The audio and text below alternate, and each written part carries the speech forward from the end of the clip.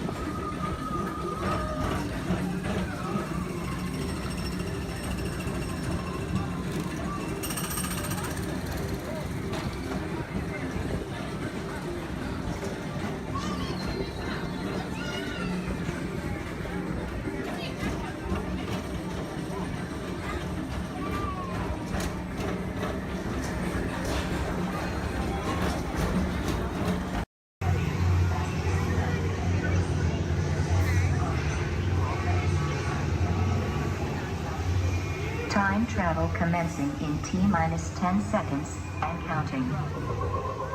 This is Seeker. Listen up. We've got to get in, grab the iguanodon, and get out before that asteroid hits. Let's roll!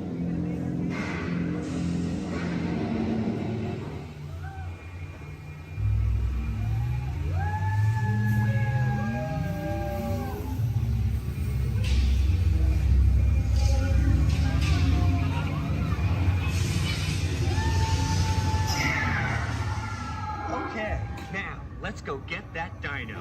Computer, what are you tracking? Styracosaurus. Not our dino. Warning, meteor shower in range. Just little one. Oleoramus. Hadrosaur. Raptor. Time to get serious. Locking autopilot on homing signal now! Hang on! I'm tracking a big dino on the scope. Could be ours. Computer, full stop. Identified. Carnotaurus. Definitely not our dino. Go, go, go!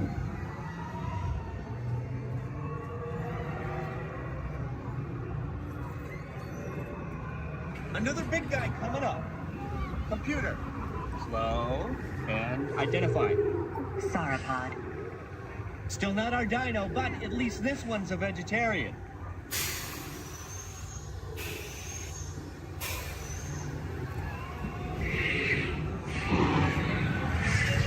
Asteroid impact in 90 seconds. We better move it. Pterodactyl. Incoming! Asteroid impact in 60 seconds. We can't stop now. Keep going, keep going. Compsognathus. Computer, what's happening? Loss of traction. Four-wheel drive, move it! Warning, meteor strike. Evasive maneuver! Left! Right! Left! Right! That was close. Computer, now what? Carnotaurus. That's it! Abort mission! Abort! Abort! Iguanodon. Forget it! Get them out now! Asteroid impact. Brace yourself! This is it! They're not gonna make it! They're not gonna make it! Mission accomplished. You made it! I knew you would, and guess who made it back with you? I better find him before security does. Thanks for everything!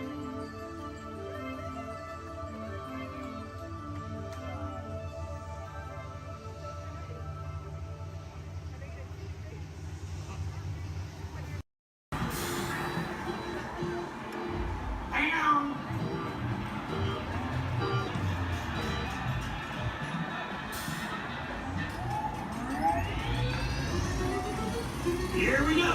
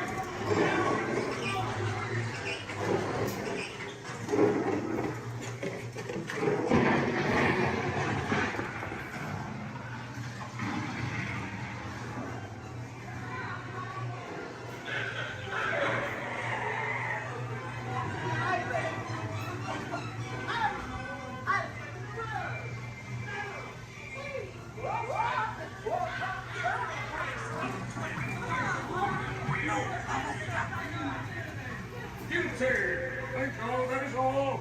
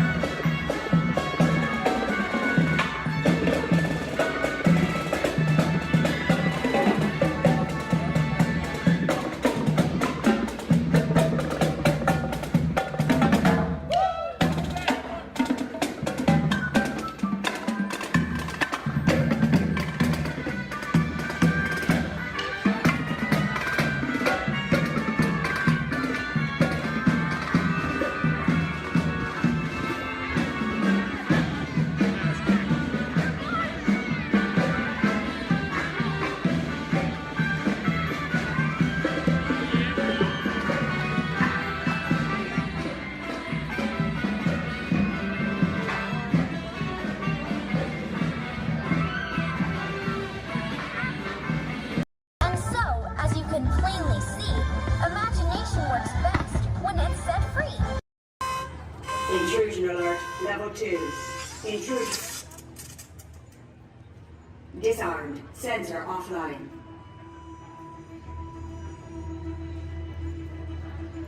Nothing to see here. Move along.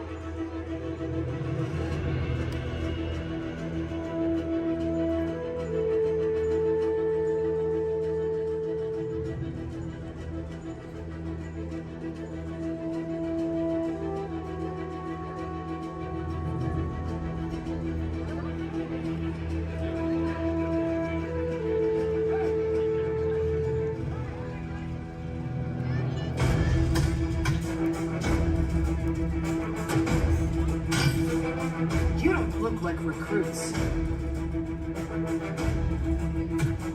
I've got this. Intrusion alarm level 2. All units alerted. My turn.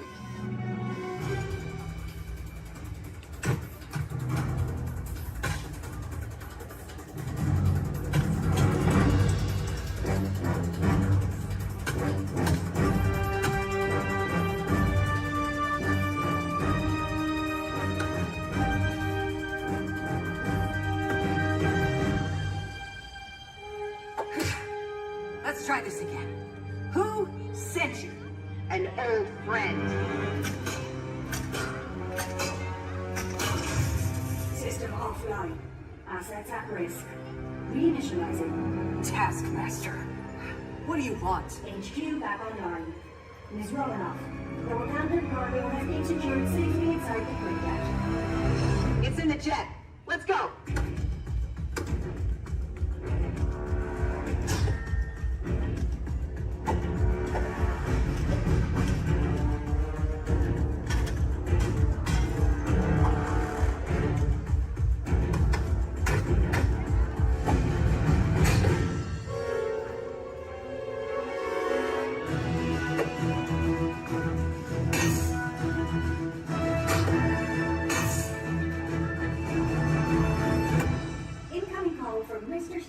Friday, don't put him through! Yeah, she put me through. Hi, Nat. Everything okay? You need help? I don't need help! Yeah, I said help. Intruders, step aside. I won't ask a second time.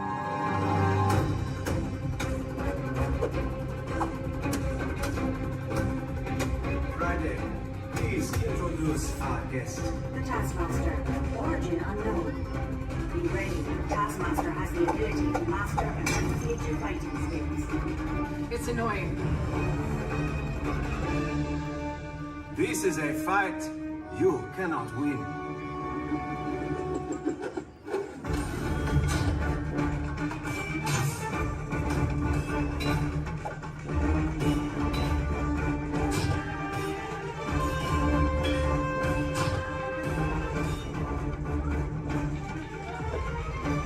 T'Challa, the vibranium! Leave it to me.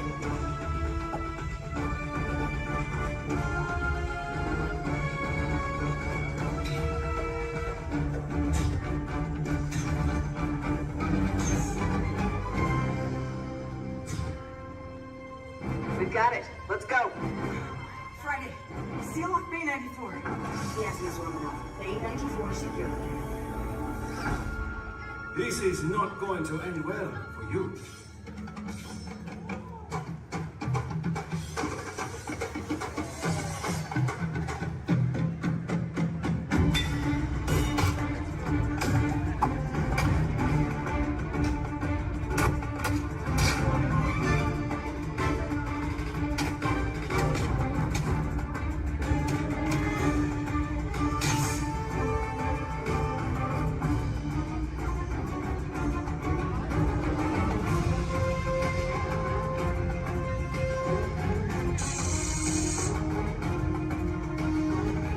Looking for this? Not today. You know how this ends.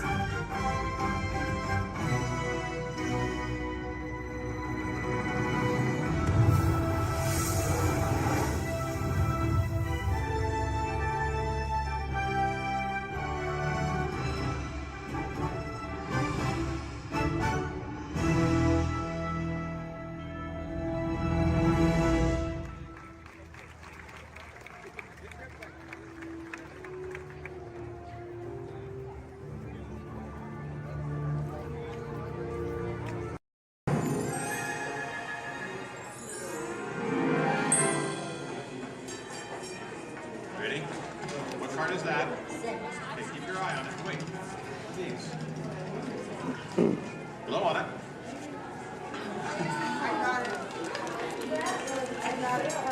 Hello and welcome to Disneyland's 50th anniversary celebration. For this truly historic event, no ordinary host would do. No, the Disney folks wanted someone who's been here from the beginning. They wanted a household name. A name that means family entertainment. Donald, calm down. You're just too animated. I'm referring, of course, to me, Steve Martin. I was Walt's friend, what? Oh, really? Well, I don't remember him calling that show the Donald Duck Club. Now just waddle along. As I was saying, the Disney folks came to me because I began my career right here at the Magic Shop at Disneyland. That's me, Disneyland class of 1960. Magician, prestidigitator, and seller of fake vomit.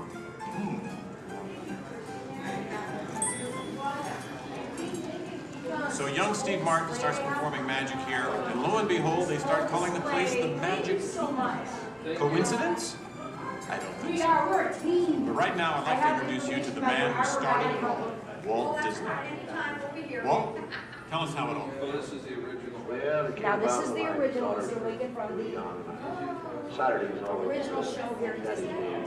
And then, So we start out yes, it was Walt planning him, and then taking the merry-go-round, we went to different places.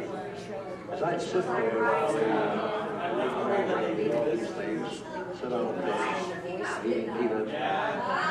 I felt that this subject parents and the children could have fun together. Great idea. So that's how Disneyland started. I'll take it from here. oh yeah, and I did not. This work priceless Disney artwork show, shows but the I did first work design for the Disneyland. Gettysburg show A small park that would with have the been near the headset Disney show. Studios in So the Burbank. headset show. It's sweet, They isn't can it? simulate a hair But he couldn't stop there. Not Walt. He wanted a world of the future, an exotic jungle, a wilderness frontier. What do you mean, thinking about cutting your hair? This is just the most rare and valuable piece of art in the Disney archives. That's the painting that sold the concept of Disneyland to the bakers. was a painting. You got us really. Thank you, and we just got this lobby just open this morning, so you were here day one. It's just open today. Then Walt heard about an orange grove in Anaheim. Thank you. Thank you, you're welcome. An hour away from any major city, at the end of a dirt road. Talk about impossible dreams.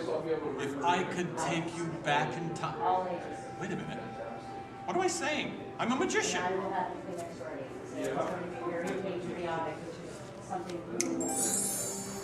Here is the actual orange grove 1 year from opening.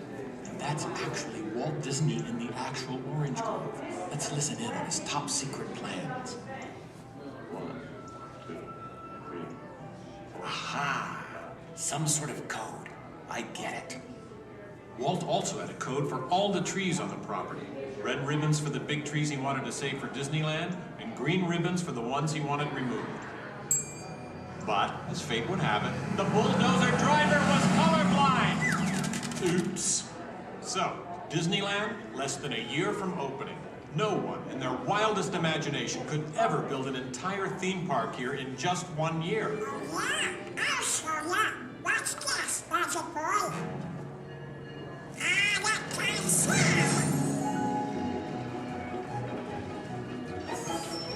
Keep going, boys. Faster, faster. That's it, good. That's it, good. Opening day. Take it away, Walt. To all who come to this happy place, welcome. Walt's dream had finally come true.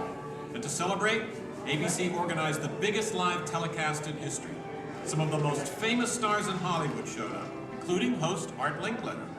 Frank Sinatra. Hello, Franco. Who's driving? Sammy Davis Jr. Hello, Sammy. Bob Cummings, Ronnie Reagan. Come on in. Davy Crockett. Buddy Epson's there, too. But right now, it's my pleasure to introduce the famous star whom Mr. Disney has asked to christen the Mark Twain. Ladies and gentlemen, Mr. Disney. I'll take it from here, Mr. Linkletter. Hey,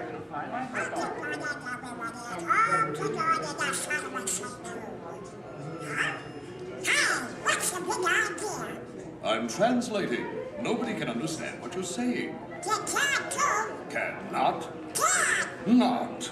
I'll show you. Ignore the duck.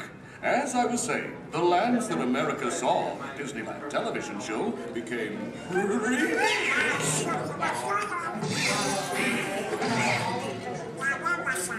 Oh, yeah. On opening day, we had Frontierland, Tomorrowland, Fantasyland, and Adventureland. It was a perfect day. Oh, really? I wouldn't say perfect. It was 100 degrees in the shade, and the freshly poured asphalt was still wet. 11,000 people were invited, but 28,000 showed up. Newspapers predicted the worst for Walt and his park, and only 90 days later, 1 millionth guest walked through the gate.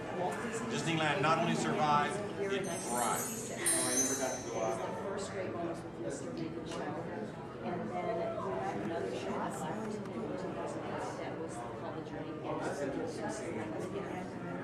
We've been down since 2005, where we've been doing the Steve Martin show. This is honoring Disneyland's 50th year. So this film is what's left. It's going to continue.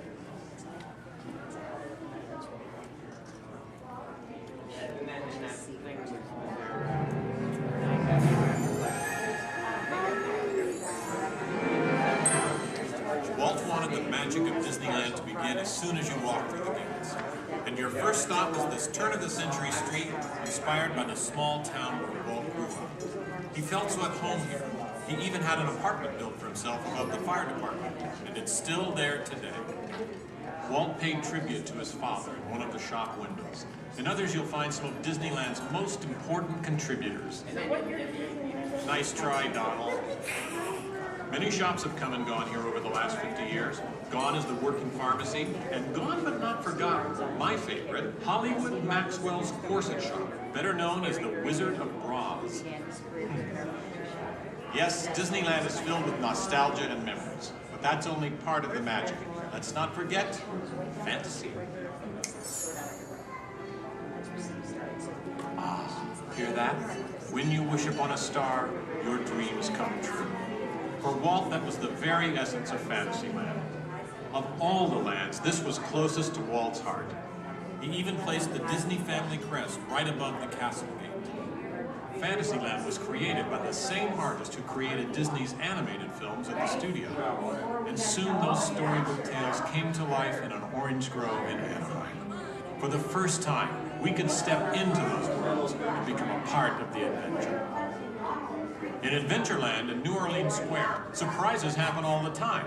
In fact, Disneyland is the only place I can think of where you can be attacked by pirates, frightened by ghosts, and nearly crushed by a giant boulder, while keeping your arms, legs, and feet inside the vehicle at all times. And here's the adventure that started them all. Remote rivers through a treacherous jungle. Could something go horribly wrong? Only a punchline. Over the years, the Jungle Cruise has become a showcase for handsome and witty river guides. Oh no! That big elephant is coming up to us and it looks like he's going to squirt us! Everyone in the back, get down!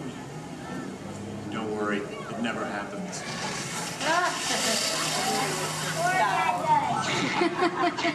Donald. It was the duck, right? The duck? You know, every time I get all dressed up in my cowboy hat and pearl-handled pistols, I think about the heroes of Frontier.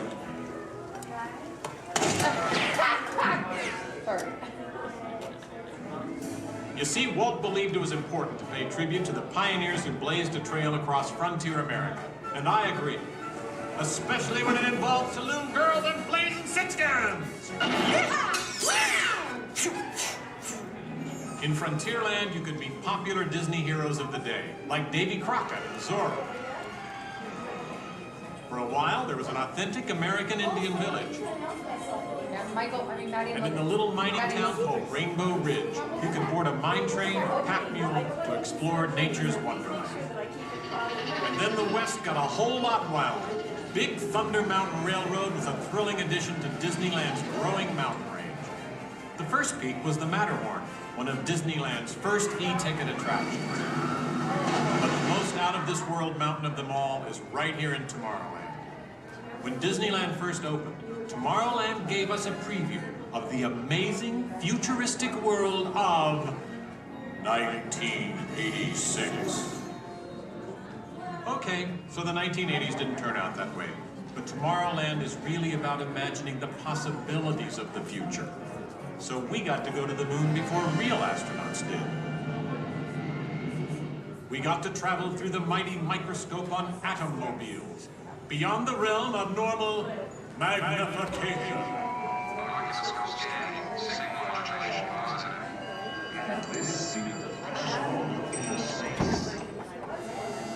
Tomorrowland has always been a showcase for new ideas and new inventions, including one of Walt's most famous. Audio animatronics? Right, audio animatronics. And this technology wasn't just for the birds. Walt's idea got better and, as always, bigger. Boys are ready! With my new wash day marvel, it takes only 5 hours. Not only could these robotic performers talk and act, they could jam. Hit it, boys!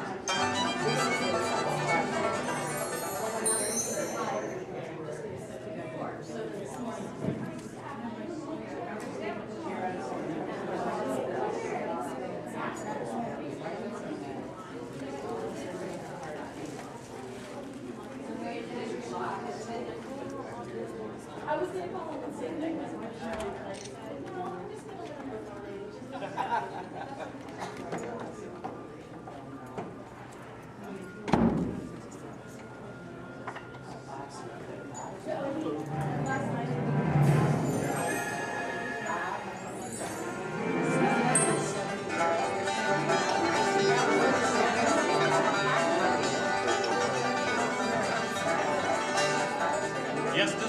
had thousands of great entertainers over the years, and not all of them have had servos and circuit boards. I learned a lot about comedy by watching Wally Bogue, star of over 47,000 shows at the Golden Horseshoe Revue. And he was only one of the great homegrown acts that brought their unique magic to Disneyland over the years.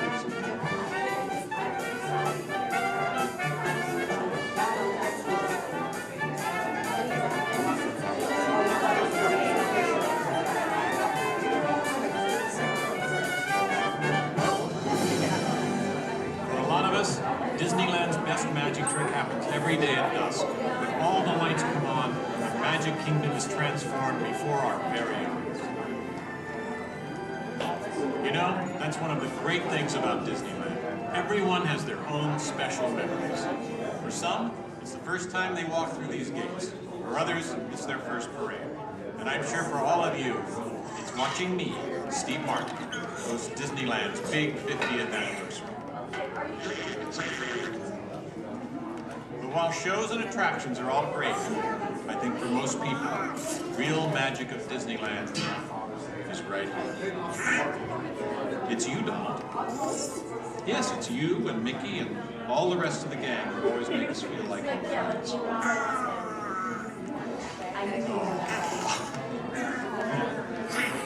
Shall we? Let's do it! Goodbye, everybody. You know, I have to admit, you would have made a perfect host. Sit up next to me.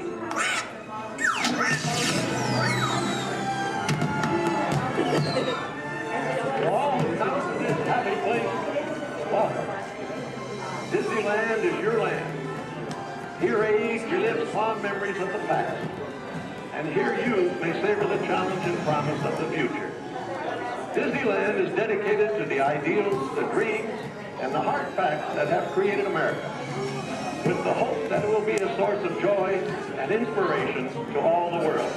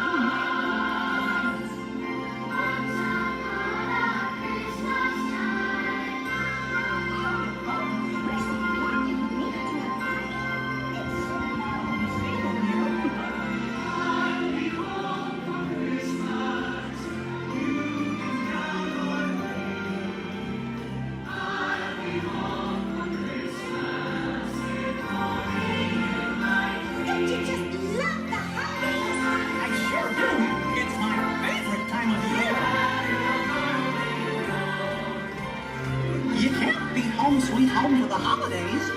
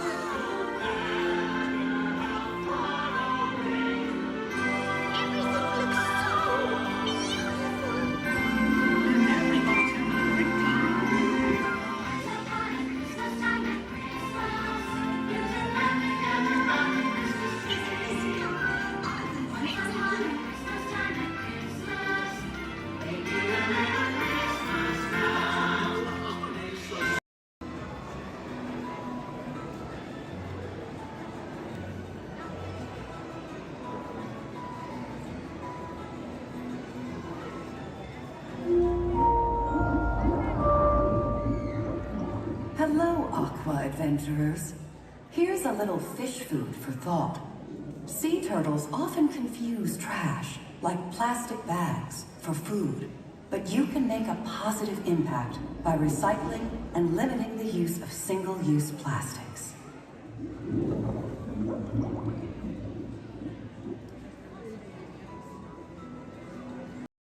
Good luck to you all. You might need it. Today's flight takes you to the planet Corellia. You will be intercepting a first-order trading shipment of coaxium. Gunners, you clear the path. Pilots, line up behind the train. And engineers, you harpoon that precious cargo. Now get a move on and know that I have complete faith in you. But I am coming along with you just in case.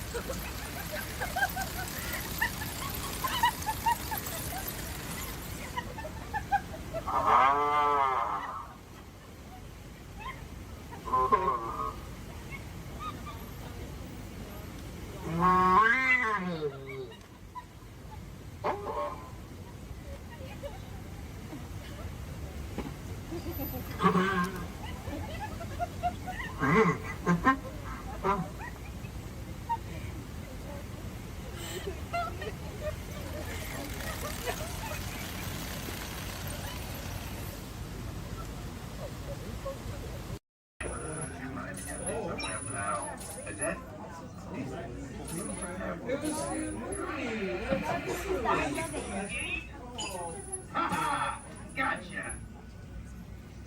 Oh, what are you guys still doing here? Tour's over. The cages are open and the creatures are loose. You gotta get out of here. Wait. Don't get out of here. I could use a hand. My little pal Groot is lost in the fortress somewhere, and I need to find him before he gets ate. I found his tiny little heat signature, see?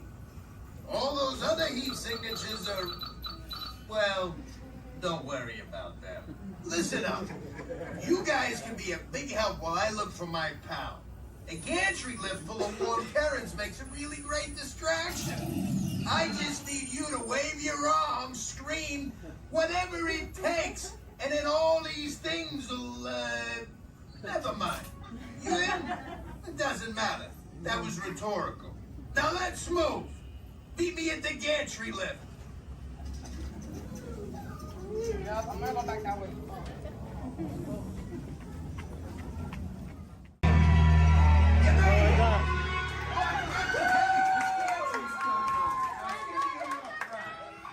Remember, if you see a scary creature, scream real loud and look delicious.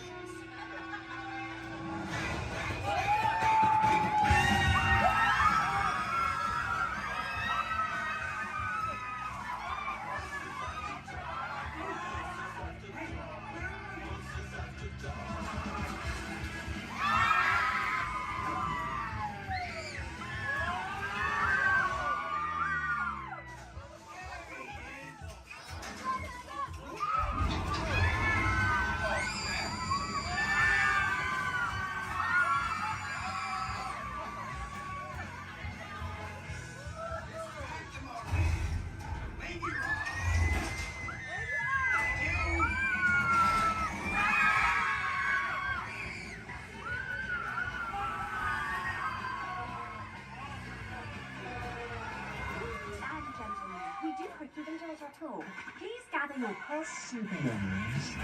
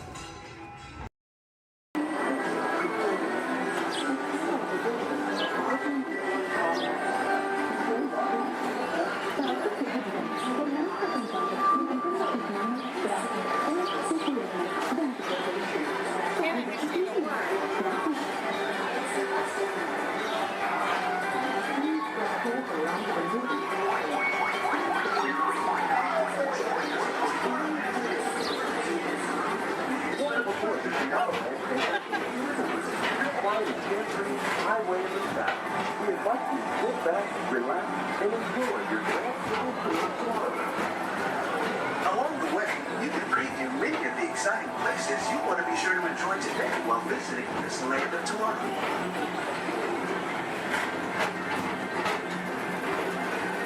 The People Mover is the perfect vehicle for people watching, so keep your eyes peeled.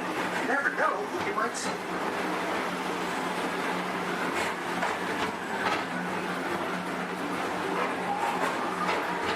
Coming up, Station's Great Escape, where you can report for duty as a security agent for the Galactic Federation.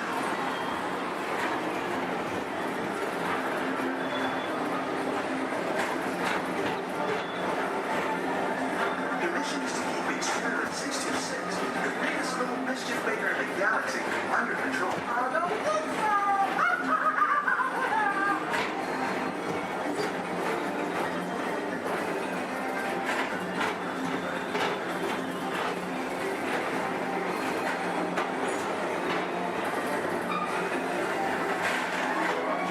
And now, tomorrow, Transit Authority proudly presents Progress City, Walt Disney's dream for an experimental prototype community of tomorrow. Progress City was the inspiration for Epcot, and many of its forward-thinking ideas have been realized throughout Walt Disney.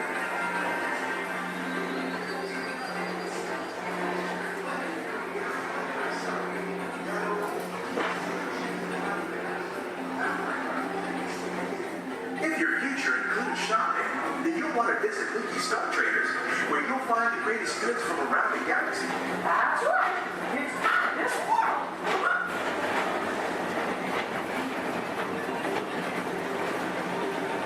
At the Disneyland Speedway, put the pedal to the metal and speed towards the checkered flag in your very own race car. Young or old, this is your chance to drive in the fast lane without worrying about getting a speeding ticket.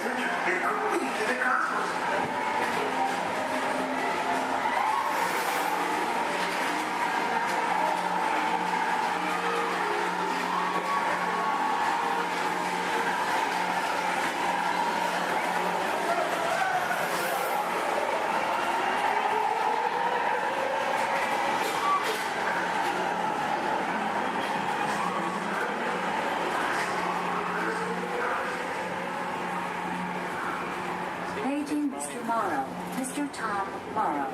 Please contact Mr. Johnson in the control tower to confirm your flight to the moon.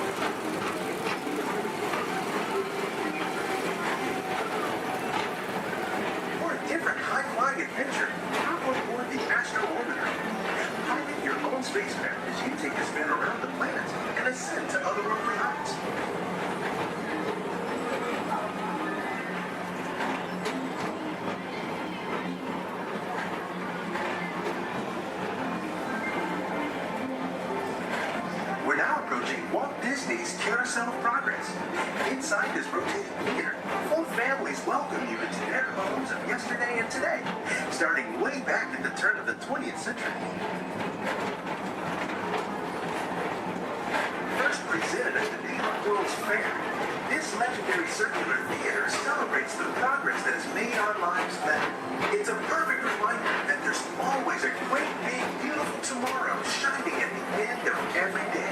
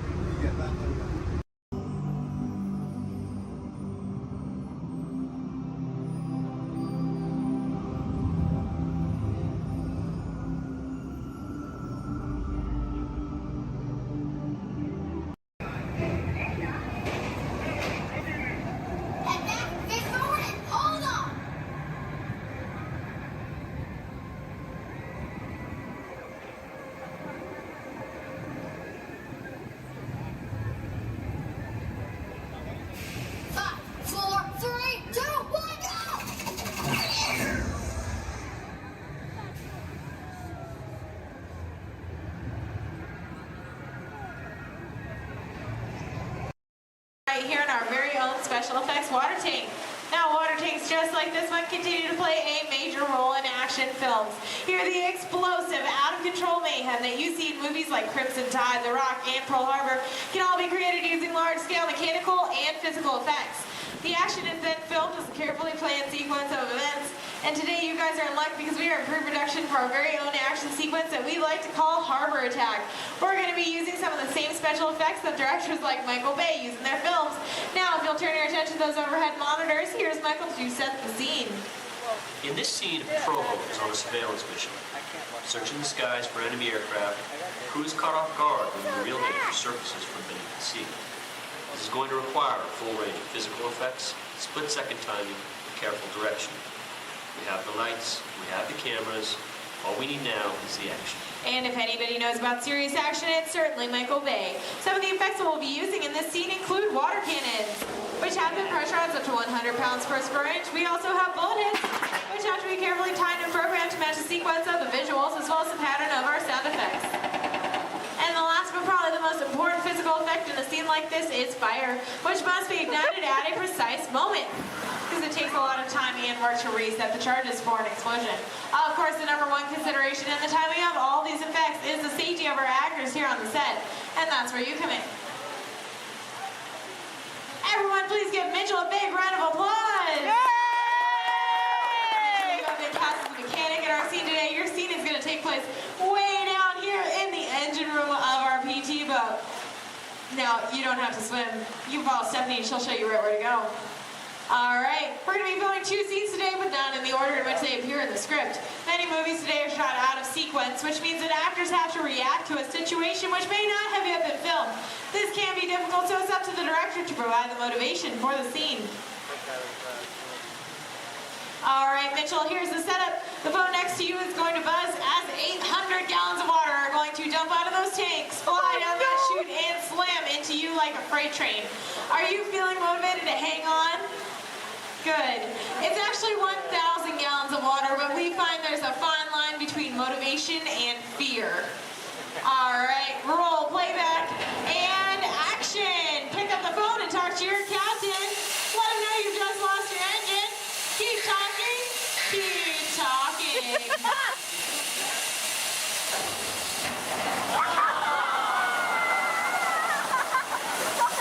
And cut! Everybody give Mitchell a big round of applause. Alright, Mitchell, you were fantastic in that last scene. Now I have one more acting task for you to do. I need you to sit there in that blue chair, stare dramatically out at the audience, and act dry. We're going to give you a couple minutes to work on that. We'll insert that shot into our next scene, see how it all ties together in the final sequence. Our next scene takes place on the deck of our PT boat, and here's Stephanie to introduce the rest of our brave crew. Hello, ladies and gentlemen. Can I get a big round of applause for our Captain Jeffrey and his wild and wacky deck crew, Julie and Brandon, the cast on set and crew of 75. Well, thank you so much, Stephanie. All right, roll playback. Remember, you guys are on a surveillance mission. And action. All right, Captain, pick up those binoculars. Start scanning the skies for enemy fighters. Crew, I want to see that deck nice and clean. You're going to see an enemy fighter coming in from the clock. You're surprised. You're stunned. You're terrified. You're running around screaming because you see that plane is coming in for another round. Captain, spin the wheel. Try to get the PT boat out of there. Now, it's too late. They just shot out your engine, so Captain, you're going to pick up the phone, call your mechanic. What's that, crew? You see something coming in fast off the starboard side of the boat? Give it a look. Oh no, it's an enemy torpedo. Now, Justin, you think it's all over and you can start to relax. You hear more enemy planes approaching. You point to the sky because you see bombers coming in from 12 o'clock. Bombs away, everybody. Head your deck.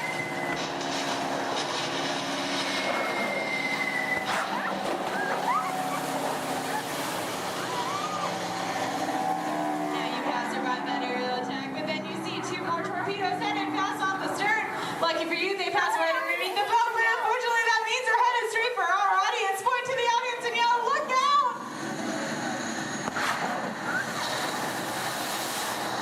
And that's a wrap. What'd you guys think?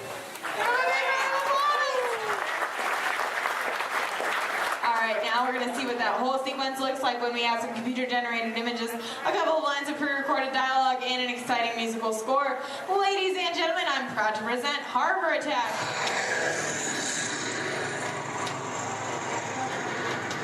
It's not one of ours.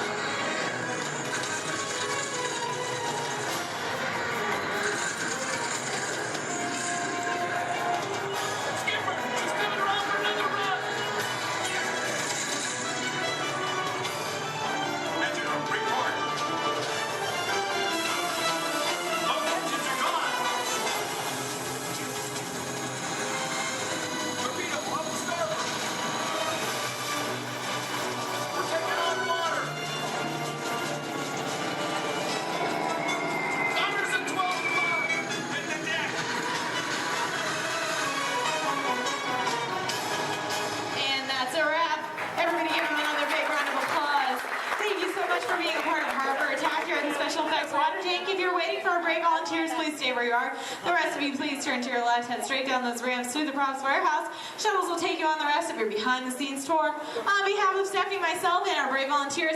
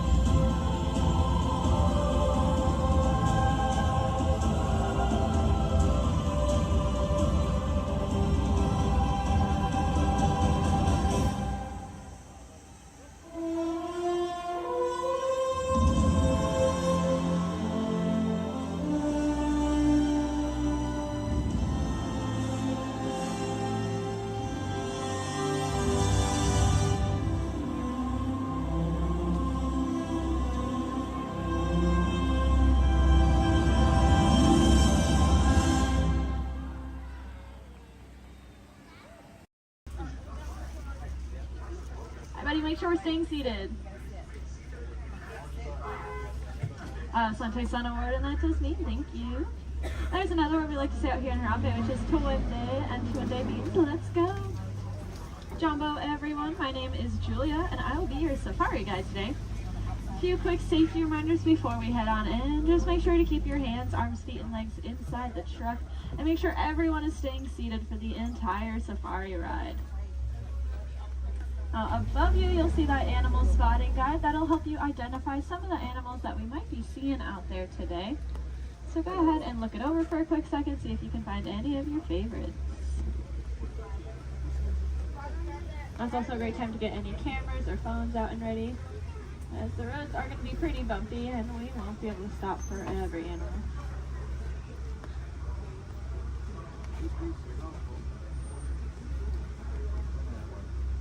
We are going to be starting our journey here in the Little Aturi Rainforest. Animals that live out here are going to be more shy and reclusive, so keep your eyes open for any stripes or camouflage.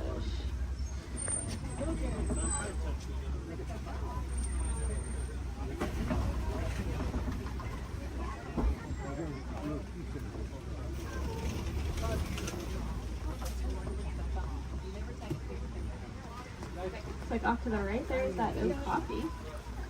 That reddish brown animal with the zebra party pants. However, they are not related to the zebra. They are the only living relatives of the giraffe. Just like a giraffe, they have a very long tongue. Theirs are so long they can lick their own eyes. And if you look down to the left, you'll see a bird standing on a nest. There's actually a couple eggs, I believe, in there, maybe. That is a saddle-billed stork. They're about 5 feet tall, and their wingspan is about 9 feet long. And if you look up at that canopy above your head, that is also just about 9 feet long. Put that in perspective for you. Now, if we look back at the okapi over there, I said they're related to the giraffe. Just like a giraffe, they have ossicones, which are those stubby horn things on their heads. But that one that we're seeing doesn't have any ossicones. That's because she's a female. Only male okapi will have them, whereas all giraffes will have them. Up on the hill to the right are the greater kudu. And we can tell they are female, that's because they don't have any horns on them. The males will have horns that can spiral backwards up to 6 feet long. If you look off to the left against this cave wall here, you'll see a black rhinoceros. Kind of looks like one of those boulders, just a lot smoother. Now these black rhinos are unfortunately critically endangered. There are less than 10,000 individuals left in the whole world, and that's including the one we are looking at. They don't have any natural predators though. That is all due to the poaching of their horns. Their horns are thought to have medicinal value to them, so they'll be rounded up and used in medicines. However, those horns are made entirely out of keratin, which is the exact same thing that our hair and our fingernails are made out of.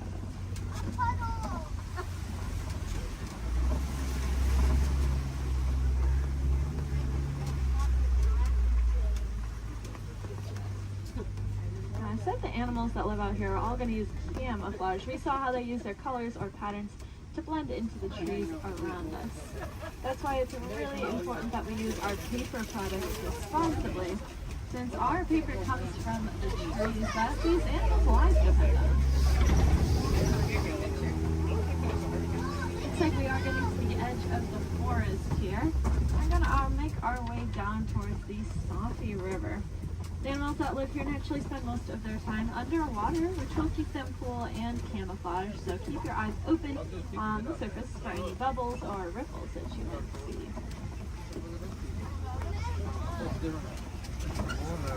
Looks like off to the right there are some pink-backed pelicans.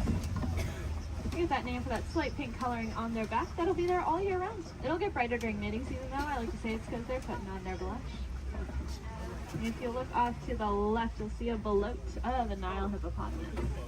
Make sure we're staying seated, friends. Make sure we're all staying seated. These hippos can hold their breath anywhere from 5 to 8 minutes at a time, which is going to allow them to sleep underwater. They'll float up to the surface every couple minutes, take a big breath of air, and then sink back down and fall completely asleep. They are herbivores, meaning they only eat plants. They'll come out towards nighttime and graze on about 80 pounds worth of grasses.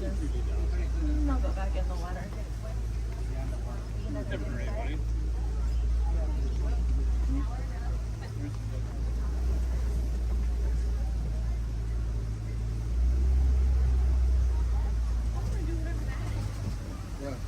Keep your eyes to the left, especially as we cross over this bridge up ahead here, and you'll see the Nile crocodiles.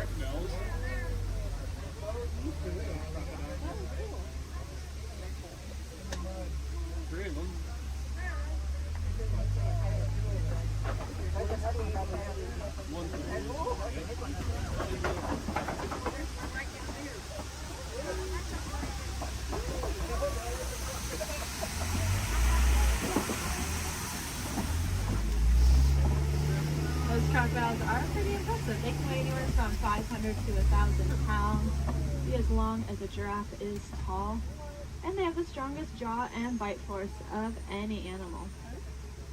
Being said, they are really amazing parents. They're going to take their eggs, put them in their mouth, and roll them around very, very gently. That'll help break up the shell, making it a lot easier for those babies to hatch. Oh, it sounds like there is an animal in the road up ahead, so I think we're going to hang tight here for just a second. This is their home, and they can go wherever they want, and sometimes they choose the middle of the road. But we'll just wait for them.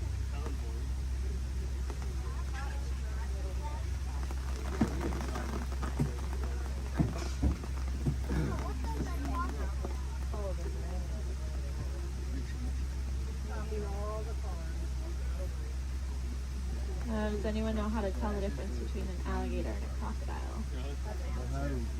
Yeah, a lot of people say the shape of their snout, which is true. That personally confuses me though, because it's the opposite of what you think it would be. So what I do is I look at their teeth. When their mouths are closed, if you see teeth sticking up and out, then it's a crocodile. And if you don't see any teeth when their mouth is closed, it's an alligator.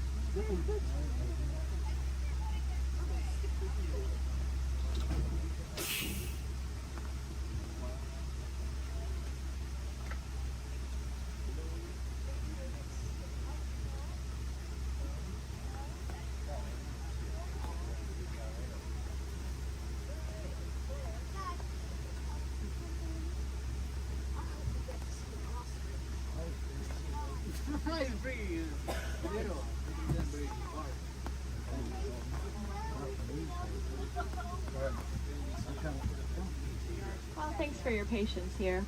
Hopefully the animals will soon.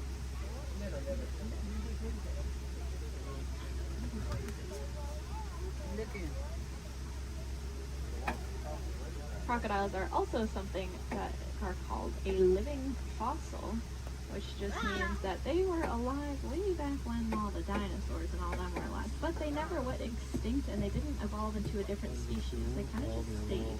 There's a lot of other animals like that, like horseshoe crabs, cockroaches. They're all living fossils, but so are those crocodiles and alligators.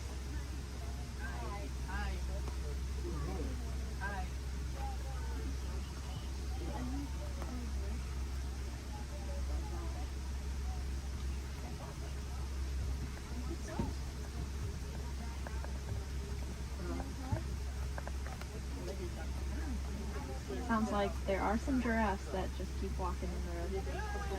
This is just what we call a giraffic jam. Now you can say you went to Disney World and got stuck behind a giraffe.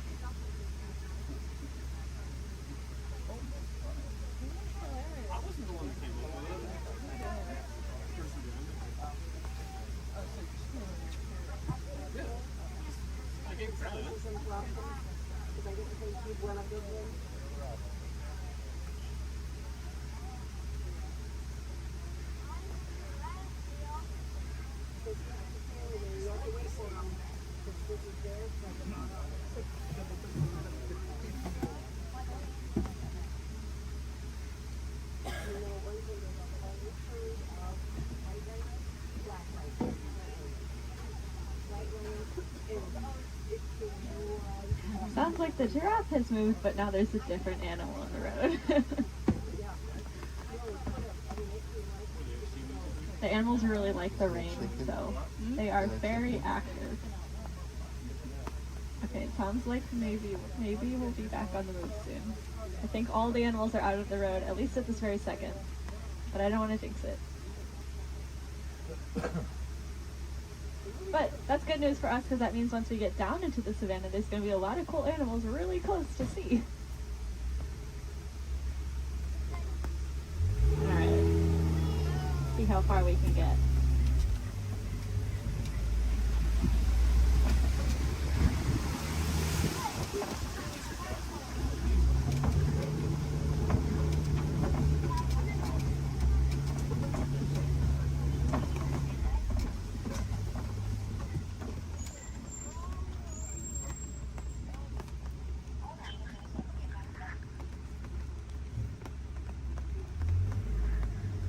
Now this might sound really ironic considering that it is raining, but we are leaving the river and heading towards a much drier area where it really does not rain as much.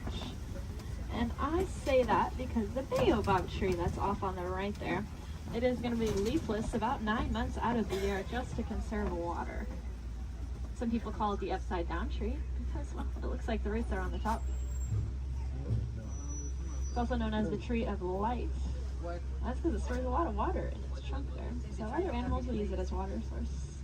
We can even use the bark as medicine. One of my favorite things about the baobab tree is that it does have flowers, but they only bloom at night because they're pollinated by bats.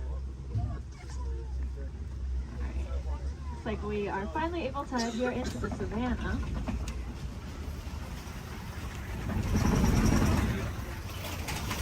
Now you may notice the trees are starting to thin out quite a bit, and that's because it doesn't rain as much out here, like I said.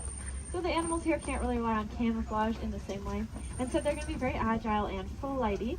Most of them can run within an hour or two of being born. That is something I personally cannot even fathom, being able to run within an hour or two of being born. Crazy.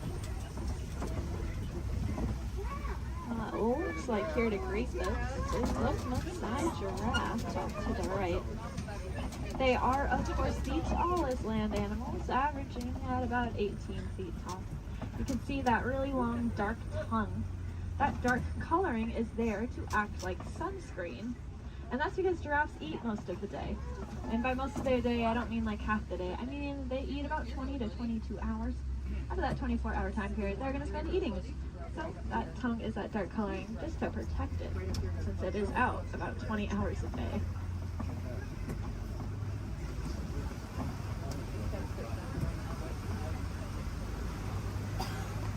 Off to the left here in this den, you'll see some African painted dogs.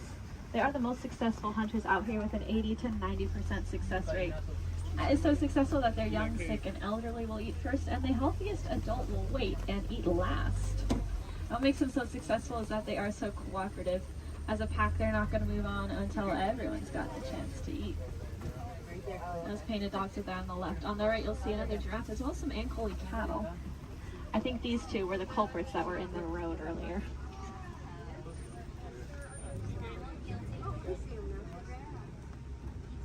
Those cattle have those really large horns on them that look pretty heavy, but they are hollow with a honeycomb-like structure on the inside. That'll help blood flow to keep them nice and cool. If you look to the left, you'll see the sable antelope, those 3 brown antelope back there. You'll also see some Hartman's Mountain zebra. Now take a really good look at the zebra here, because one of them is a little bit smaller than the other one, and that's because she's about 7 months old. That's her and her mom there. And if you look at her legs, though, her legs are just as long as her mother's, and that's because zebras are born with their legs fully developed. Running, as I said, is very important out here, so those zebra babies are born with long, lanky legs, ready to run within half an hour of being born. Their stripe patterns are going to be unique to them in the same way that our fingerprints are unique to us. This is actually true for a lot of animals, not just those zebra. It's true for those painted dogs we saw, and it's also true for these giraffes up here.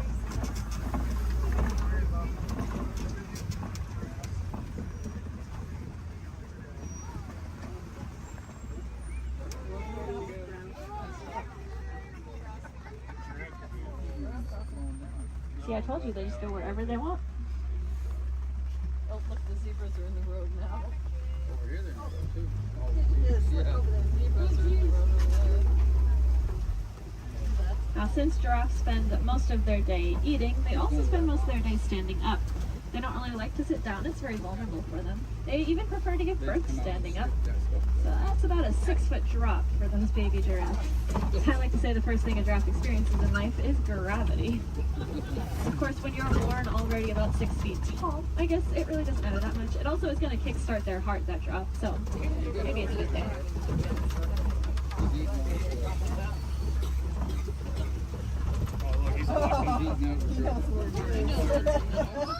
Gotta steal some more goodies. If you look to the left here, you'll see these really large tan antelope. These are the eland. Elands are the heaviest just antelope species. They're about 6 feet just at their shoulders, and they can jump straight up from that standstill position up to 10 feet in the air. My favorite thing about those eland, though, is that they make flower crowns to attract each other, and I think it's adorable.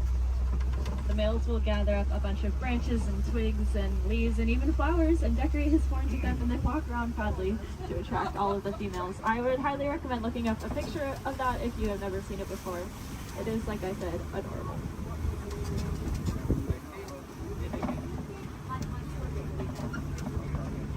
Now off to the right, there's going to be a path. We're not going down that path, but if you look down it, you'll see some little tiny antelope called the springbok. They get that name because they can jump about 6 feet up and 13 feet across. When they do that, it kind of looks like ping pong balls hopping across the savannah. It makes it really confusing for those predators out there. Now, all the animals that live out here have a very important job to do. They're going to be the landscapers. So those antelope will be the lawnmowers, giraffes will prune back the trees, and then larger animals will be the bulldozers. They'll knock over trees. And if you look around us, looks like there have been a whole bunch of trees knocked over. There's really only one animal I can think of, though, that is large enough to act as a bulldozer and knock over an entire tree. Let's see if we can find them. There's also a really large watering hole. There they are. Like off to the right is an African elephant. We are going to get a really good look in a second, though, so I don't mind looking over to the left because there are some mandrills walking around. Mandrills are the largest world monkeys, and they have that distinctive blue coloring on them. Might remind you a little bit of Rafiki. Let's see, I promised a good view of this elephant here. And I know the road up ahead has been closed, so I think we're going to get a really, really good view. Yeah.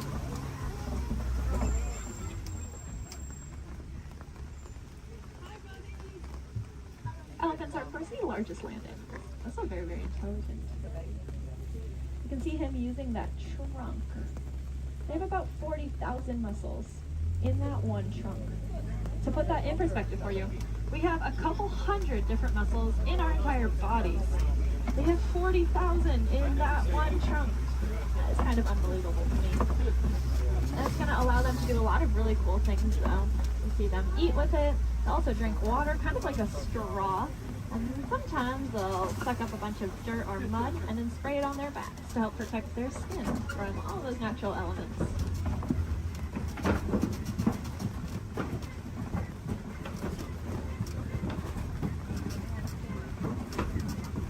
Lucky for us, I think we are headed deeper into elephant country here. And I say that because elephants love to eat red clay. If you look around us, it looks like we are surrounded here by this red clay. It's very nutritious, so they'll eat it as an extra form of nutrition, just like how we might take a vitamin or a supplement every day. And there are some tusk marks over to the right and some footprints down to the left. So the herd must be nearby. I think I see them off to the left there. Elephants are matriarchal, and that means the oldest or wisest female is going to be the dominant one in charge. Males are going to leave the herd at about 15 years old, and if they don't do it willingly, they will be forced out by those females. They're going to go hang out in bachelor herds, which can consist of up to 140 individuals that come and go as they please.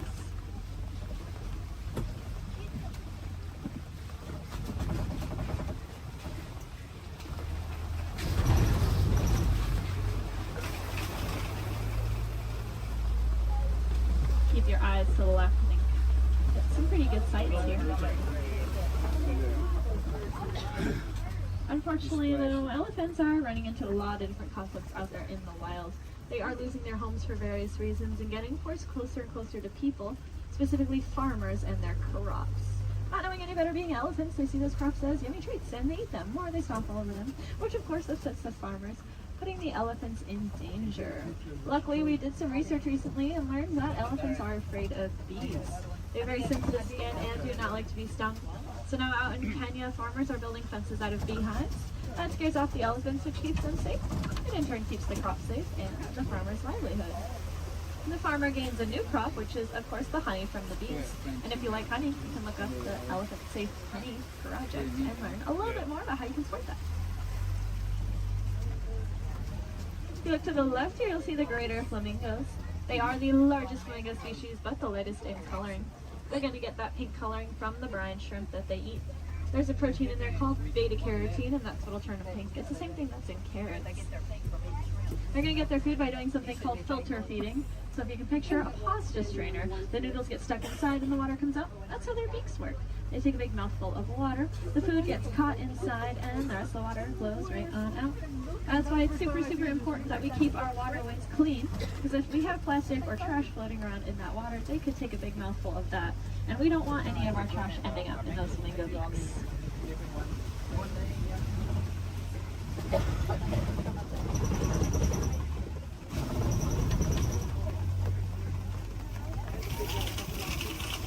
Looks like this side of the savanna's getting a little bit more tree coverage here, which leads me to believe there might be some cats nearby.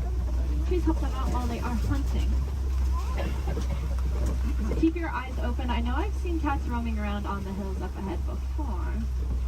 Look down that path though on the right, you see a white rhinoceros.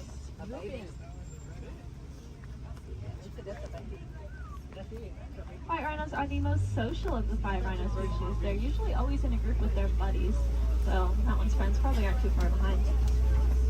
They have a really, really good hearing too. Their ears will wiggle independently of each other, and they look like funnels, which helps them pinpoint the exact location a sound is coming from.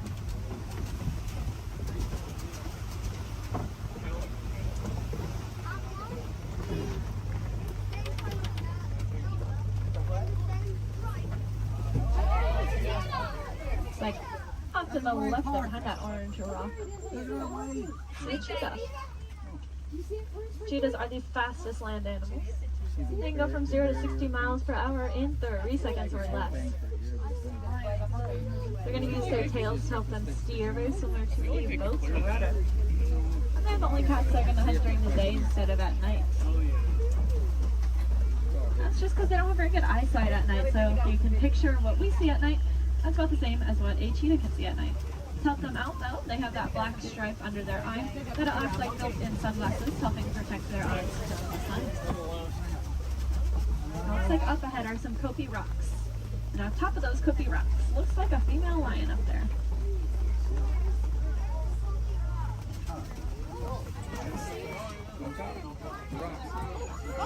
The second tallest rock on the top of it. She's laying up there. Females are going to be the ones that go out and hunt. The males are going to stay behind to protect their territory and any cubs they may have. Males have a mane on them, which is about 20 pounds of hair, just protecting his neck in case of illnesses. Male lions also have the loudest roar of any animal. It can be heard up to 6 miles away.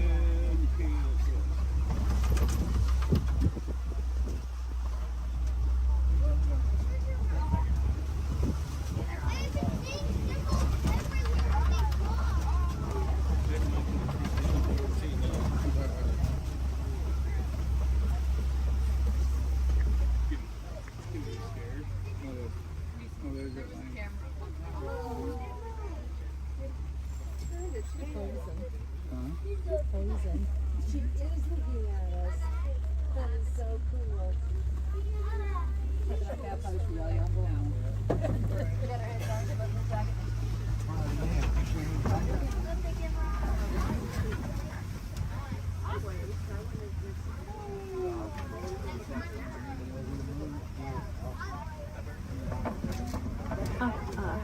Looks like there are a couple ostriches walking around. They are the largest and fastest birds in the world, but they cannot fly. They have really big wings to help them steer because they can run upwards of 40 miles an hour. Impressively, they have the largest eyes of any land animal. And they also have really large eggs. If you look down on the right here in the grass, you'll see a couple of those ostrich eggs. They can weigh up to 30 pounds each and are so strong that an adult human could stand on one without it breaking. You could fit about 2 dozen chicken eggs into one singular ostrich egg.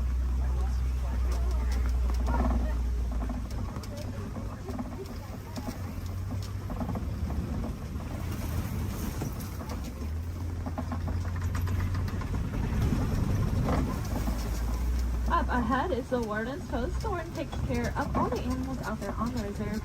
There's the special ones up here with them. I bet they're all hiding under this porch from the rain though. These are the Nigerian dwarf goats. They look like cute little babies, but this is them full grown adults.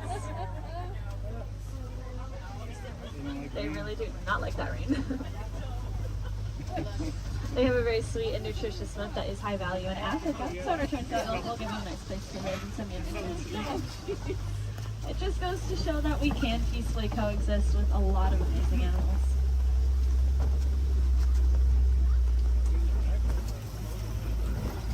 Unfortunately, those gates do signify the end of the reserve and our return back to the village. I really hope you enjoyed that safari. More than that though, I hope you learned something new. If you did, maybe you can tell your family and friends those fun facts that you'll learn when you get home. That's pretty important because the more we learn about these animals, the more we'll care about them, and the more likely it is we're actually going to do something to help protect and save them, so that then the generations after us get to enjoy all those really cool animals that we saw today. If you want to take it a step further in doing your part, you can go ahead and recycle your old electronics. Our electronics are made with a mineral called coltan that comes from the forests out in Africa. So when we mine for it, we are making things away from many, many animals. That's why I challenge each and every one of you when you go home. See if you have any old electronics that you're not using anymore. Go ahead and recycle them. We'll take out that coltan and reuse it, and then we can just keep reusing what we already have instead of mining for more. That way we get to use our cool technology, and those animals, well, they get to keep their homes. I think that's kind of a win-win for everyone. Now up ahead, it looks like a bunch of docks where people would get off, but that is not us. I'm going to hang on to you a little bit longer and bring it right back to where I got you from. Just hang tight here for a couple more minutes.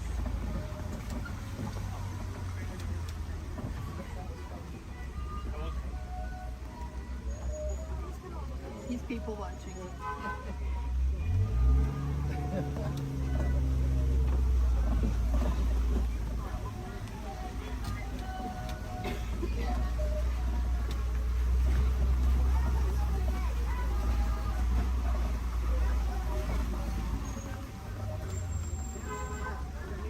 if you want to learn a little bit more about the animals that we saw today, but maybe from the comfort of your own home, and you happen to have Disney Plus, there is a show I highly recommend. It's called The Magic of Disney's Animal Kingdom. It's really, really cool. It gives you a behind-the-scenes look at how we take care of all the animals that call this park home.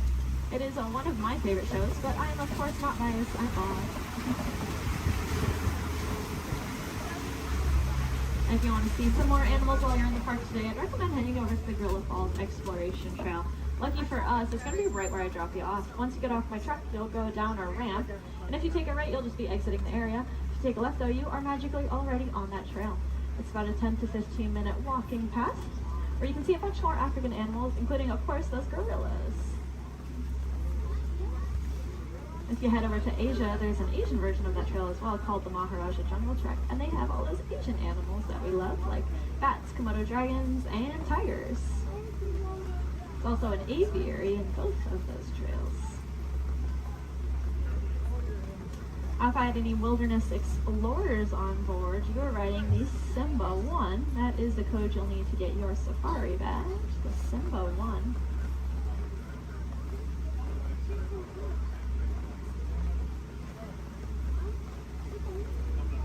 You might have also heard a train. That would be Rafiki's Planet Watch. That train is about 5 minutes long, and it takes you up to another little area. There's a petting zoo up there, so you can cuddle some of your favorite animals.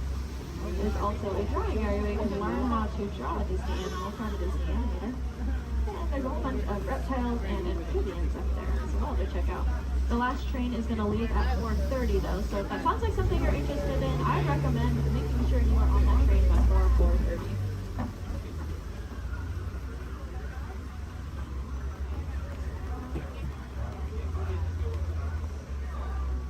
Looks like we are almost there. Thank you for your patience. I know that was a little bit longer than expected.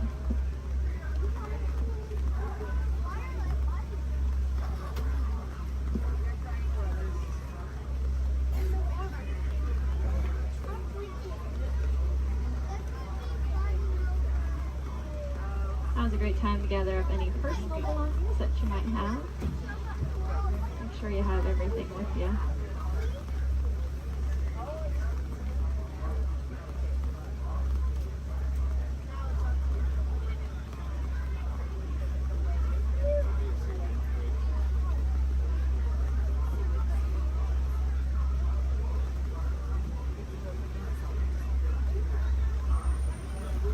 Here in Harambe, we do not like to say goodbye because it is far too sad and final. Instead, we say Kwaherini, which means to go well. So Kwaherini, my friends. Again, my name was Julia from Fort Collins, Colorado. I really hope that y'all had just as much fun out there as I did.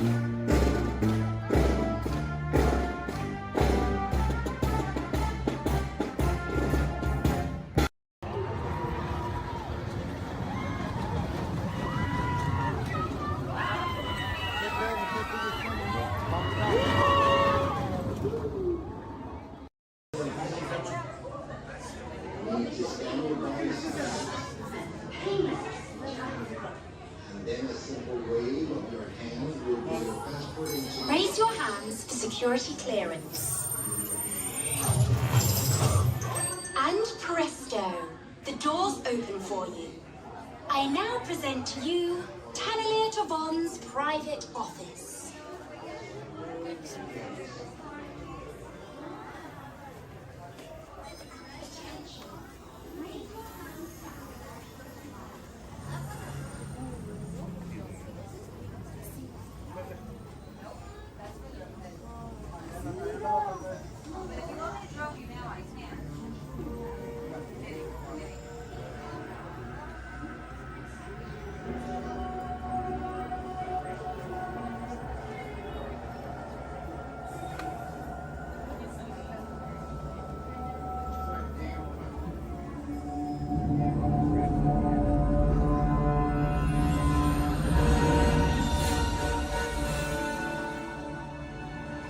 friends.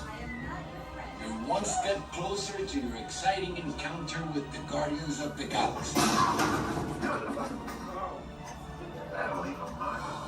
You're now standing in my private office. I know. Where I Carefully scrutinize each and every piece that comes to me from different parts of the galaxy let's mute this guy.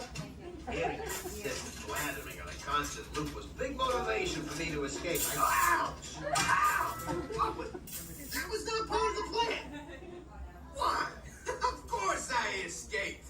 For those of you who have not been paying attention, the name's Rocket, one of the Guardians of the Galaxy. The smart one. Listen up. He's gonna put you on a gantry lift for your tour. I'm gonna sneak on top of your lift and take us all the way to the big old generator control room. I'm gonna blast that thing and destroy all the control systems, which will open up every cage in this freak show and free my friends. Our buddy Mantis is in the getaway ship waiting for my signal, and then we'll be on our merry way. But this plan won't work unless you help. I don't have clearance. My hands don't scan. Yours do. If you raise your hands, I get the clearance and the chaos begins. It's a foolproof plan. 35% of the time. Oh. I'm gonna take this. Now move it.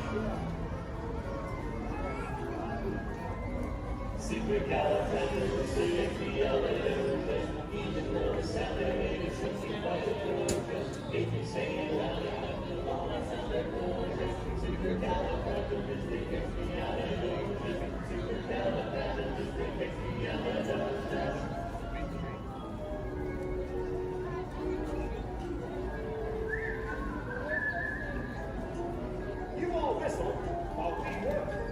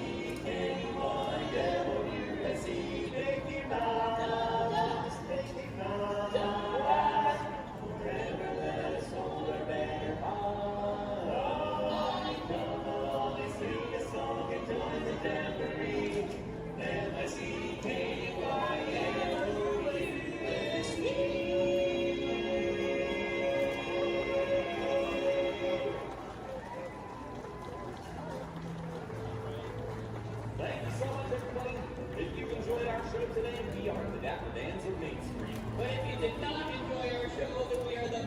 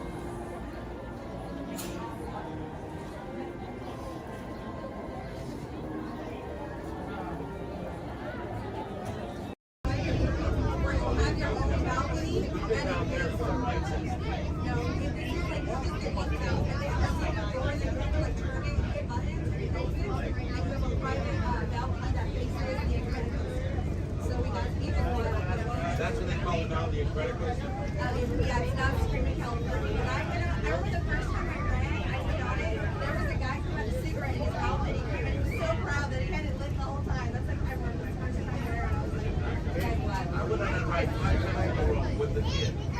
He was at the time. My shoulder. Yeah, it's fun. That's a good one. It is. I grew up in Santa Clara and then Marriott's in America. California after that. He's from Redondo, and I am so we're like 30 feet. I grew up at Grass.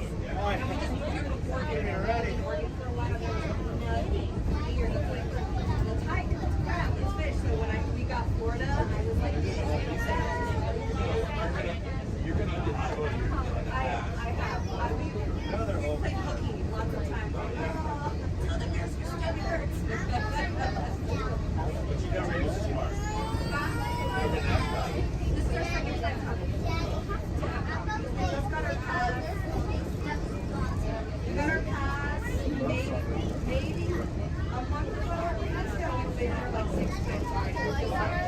But it's hard.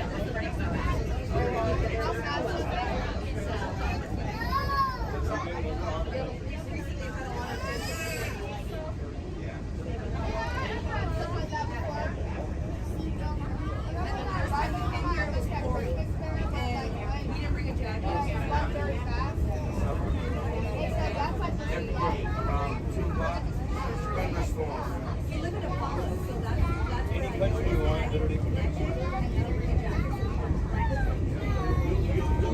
You'll have to.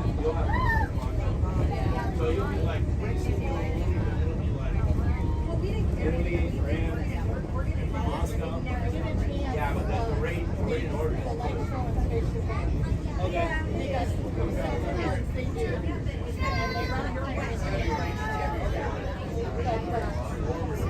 I might be better than I must pay you for it too.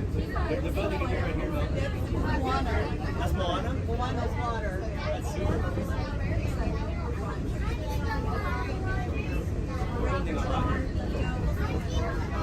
They're building Moana, baby.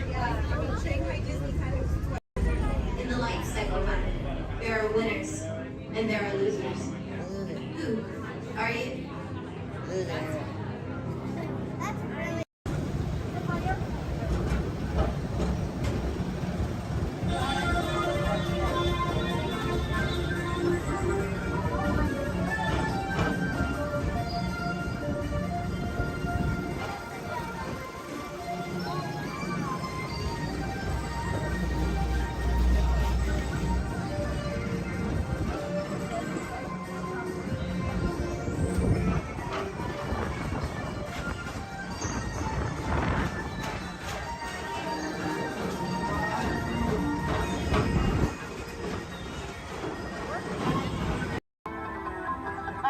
Get ready for takeoff in 3, 2, 1, blast off.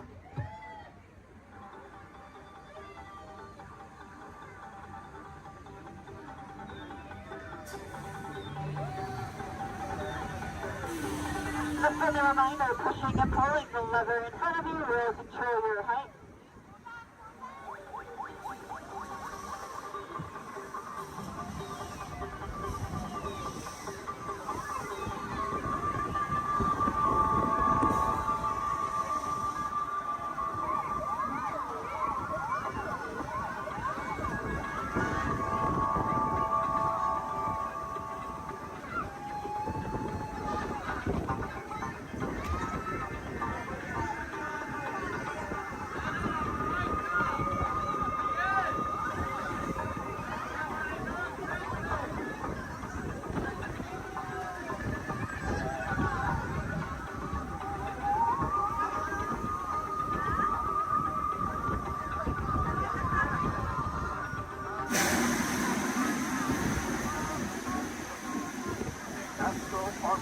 now beginning its descent.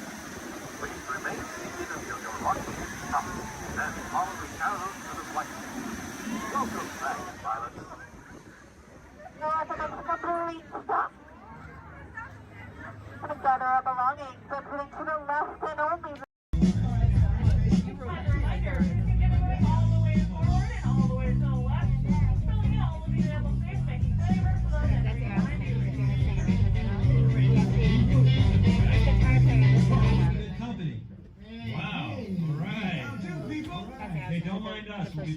just a minute.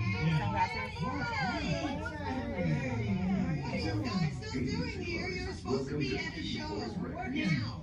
I'd like to introduce our local manager. Roller Coaster is a loud, thrilling, high-speed roller coaster test ride that includes sharp turns, upside-down maneuvers, Okay, come on, guys. Please, get in the car.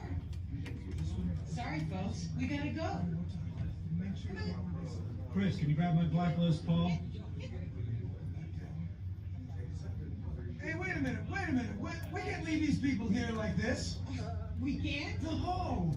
Come on, you know how we feel about our fans. Yeah, that's right. Well, guys, what do you expect me to do? Send them all with you? Yeah. Wait a minute. I love that idea. How about some backstage passes? Yeah. Come on. Make it happen. Okay. I'll make it happen. Now get out of here. I hate all of you. Have a nice ride. Hi, Sal, it's me. Listen, I'm gonna need a bigger car. Make it a stretch. In fact, make it a super stretch. Right. Okay, folks, the show is all the way across town, but I got you a really fast car. Okay, wait, it's out in the alley. Congratulations on those backstage passes. Now please, walk this way out of the alley, keeping up with that party in front of you. As a reminder, masks must fully cover your nose and mouth and be worn as you exit the building after our kickoff.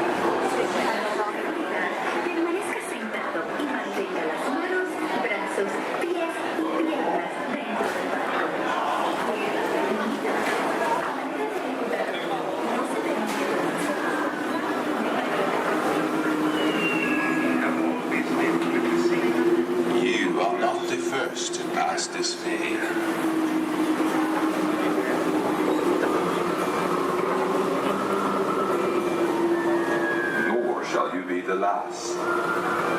Those who seek the spirit of Norway face peril and adventure, but more often find beauty and charm.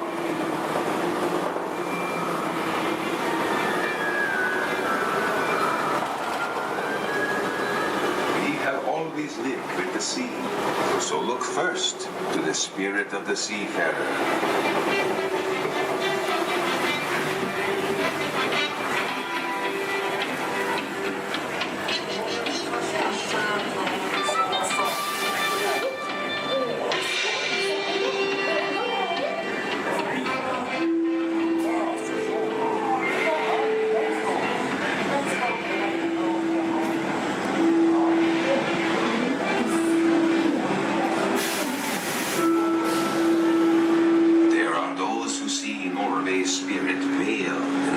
Forests and mystery, where trolls still prowl the water's edge. What is? How dare you come here? Invaders! Stop! This is troll country! Get away! Be gone! I'll cast a spell. Yes! Yes! You disappear! Disappear! Disappear! Back! Back! Over the farm!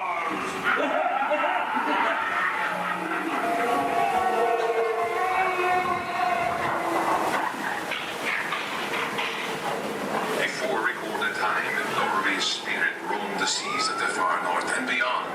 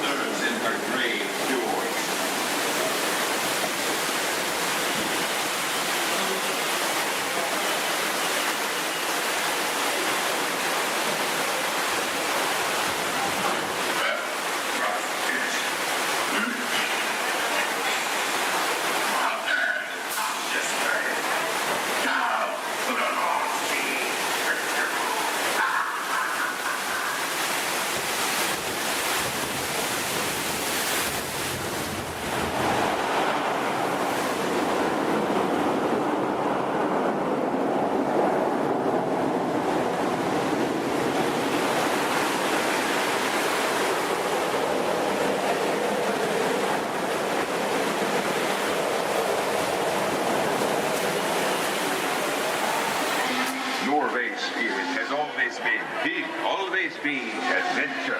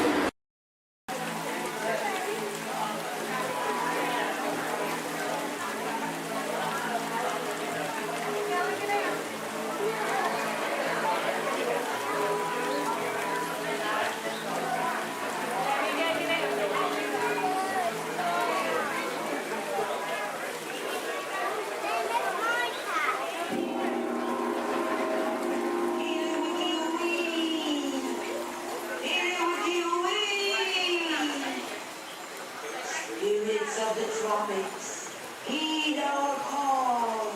Descend with your rhythms for one and for all.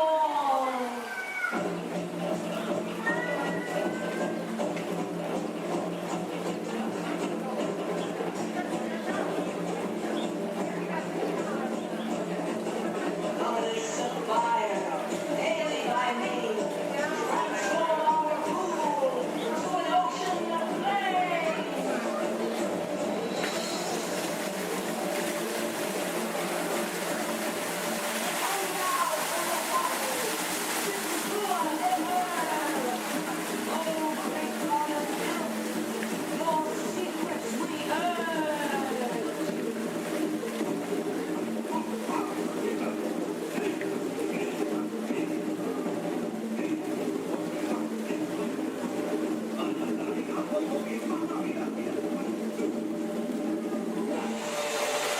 Wowee!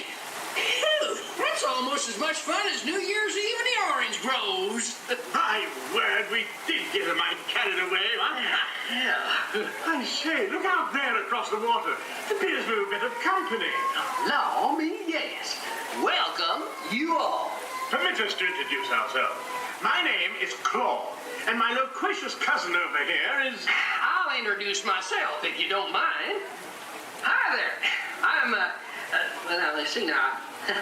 It's right on the tip of my beak. Clyde Birdbrain. Oh, yeah. I'm Clyde Birdbrain. Oh, I say, perhaps you good people have never conversed with toucan birds before. Well, neither did we, till one day we discovered this magic sunshine pavilion. By Jove, yes. I remember just how it happened, many, many bird baths ago. There we were in an explorer's launch on a mysterious river in deepest Adventureland. Off in the distance comes the fierce roar of an African lion. And as we round a bend in the river, a huge bull elephant bellows forth in protest of our intrusion. Suddenly, the treetops explode in a frenzy of outraged birds. Oh, come, you can jolly well do better than that. I can jolly well do one at a time.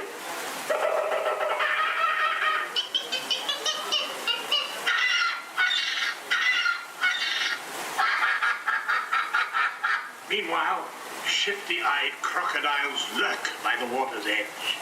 Lurk, lurk, lurk. And the giant python slithers down from an overhanging limb. What's happened? What's wrong? I can't stand snakes. Don't be ridiculous. I'm only relating a story. All right, Clyde, enough is enough. That wasn't me. I never even opened my beak. Huh? Excuse me, I hate to interrupt with an exciting story, but they're calling us to the show. Land sakes, it's already showtime? Land sakes, yes, it's already time for the show. And Claude, I do believe it's your turn to make the announcement. Righto. Ladies and gentlemen, boys and girls, gather up all your cameras, purses, and other articles, and now turn to your left towards the tall doors. When the drums begin, they'll open magically to lead you right into the Sunshine Pavilion. Is everybody ready?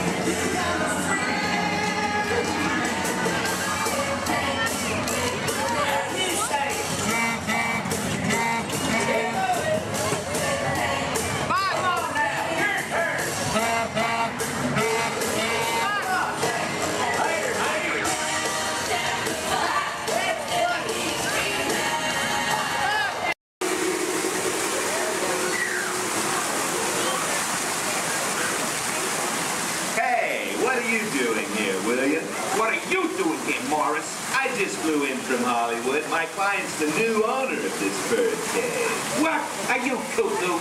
My client's the new owner. Disney gave me an exclusive. Co-exclusive. Didn't read your contract. I gave it a bird's-eye glance. And you call yourself a talent agent?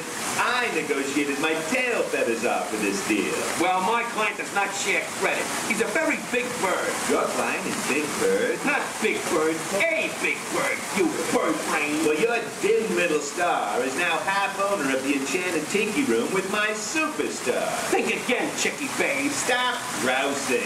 Just look at these paying customers waiting to get in. Did you say paying? As in money. As in 10%?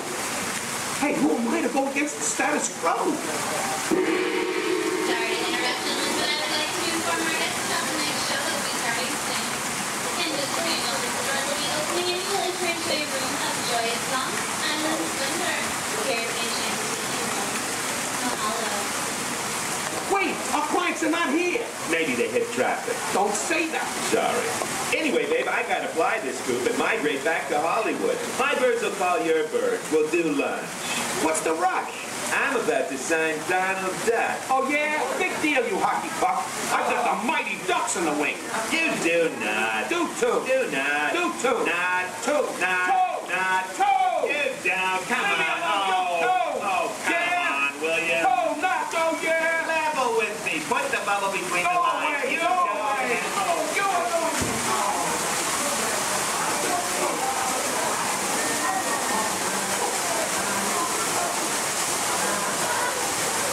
How'd you know my name anyways? Well, the eat's on. See, and your fancy car was about to get out of here, so beat it. You're making a big mistake there, Monkey. I said grammatically, you gonna get what you... I can't just walk down the middle of a movie. Go on, bitch, just Here they come, Bust.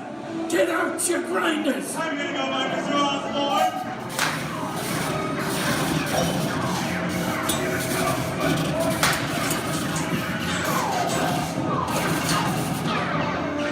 I'm hit. Hey, I'm hit. Foxy, they got it. Foxy. Foxy, please hit the bag. Real bag.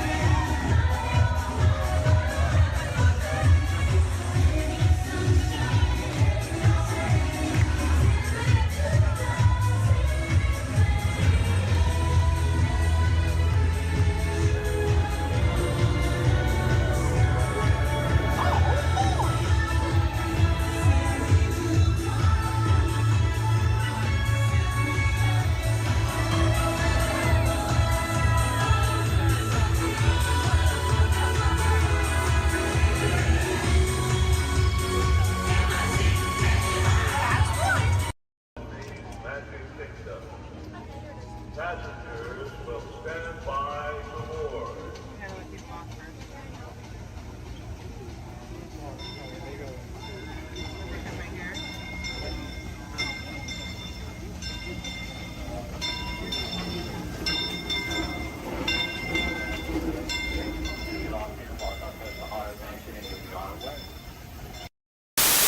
All the way down and not sitting on feet or anything else. All right. Well, here we go. Everyone say bye. Bye. Bye. Bye. Everyone say hi. Hi. Hi. Now say bye. Bye. Bye. Now say hi. Hi. Don't say bye. We're stuck together. 3 months. Yes, 3 months together. Yes, my name is Erin. I'm going to be your skipper, your guide, your social director, and your dance instructor for all 3 of these months. Now, make sure you stay seated, keep your hands and arms inside, and be sure you watch your kids, because the crocodiles, be sure they will. Now, we begin our adventure here in the Amazon rainforest. On the left and on the right, you see those beautiful butterflies. Now, they can grow to have a wingspan anywhere from 12 inches all the way up to a whopping 1 foot. Yes, we call them the rulers of the jungle. Over here, we have Inspiration Falls. If you're wondering why it's called Inspiration Falls, it's because if you stare into it long enough, it'll inspire you. Yeah, watch this. Everybody say, ooh. Everybody say, ah. Congratulations, you have now been inspired. Now, if you look right over here on the left, then you'll see nothing on the right. Yep, made you look. We are now in the Congo River in the deepest, darkest part of Africa. Guys, I have a very special treat for you. A pygmy welcoming party to welcome us here to the jungle. Take a look right over here on this beach, and they're gone. Okay, something must have scared them off. So keep your eyes open, guys. Whatever it is could still be around. Yeah, something scary. Something probably like a, it's right behind me, isn't it? Uh-oh, okay. Just a 30-foot python. Nothing to be afraid of, guys. They are actually very, very friendly creatures. Yeah, but they can develop a crush on you. So we're going to stop here by my camp and pick, oh no. Uninvited house guests. That is the worst. But you know what? On the flip side, couldn't get that Jeep started this morning. Looks like they got it to turn over. Oh. Yeah. Well, we are now on the longest river in the world, the Nile River. It is over 4,000 miles long. Yes, if you don't believe me, well, then you are obviously in denial. Up ahead on the left, we have a beautiful African elephant. You can tell that he's an African elephant because his ears are shaped like Africa. Yeah. He actually knows a, oh, he's not going to show off? What about this one over here? Do you feel like showing off? This one over here knows a great trick. We'll see if he decides to take attention. Speak. There we go. Louder. Stay. Good elephant. I want to point out this sandstone here. You know, many people just take it for granted. Yeah. But I definitely think it's one of our bolder attractions. This is the belt, yes, the African belt where all the animals come down for water. They won't all return to their herd, yeah, thanks to that pride of lions. Now, up here, this demonstrates a basic law of the jungle. Never ever be a zebra. Now, another basic jungle law states that a safari on foot cannot outrun a charging rhinoceros. Yeah, I tried to warn them, but they didn't listen. But you know what? I feel like they got the point. In the end, you know, when you hate to be the low man on that totem pole. Now, danger lurks around every bend in the jungle. As we come around this next corner, we are entering crocodile country. The big croc on the left, that's Old Smiley. Old Smiley is 75 years old. He just lays there all day looking for a handout. Yeah, I had an English teacher on my boat, try to give him one time. Now she's teaching shorthand. Up ahead is Schweitzer Falls. Now Schweitzer Falls is named for Dr. Albert Falls. Those of you in the back, you might want to lean in. Lean in, guys. Lean in, lean in. It's going to be close. Lean in. Or don't move a single muscle. That works too. Paralyzes fear, sir, I understand.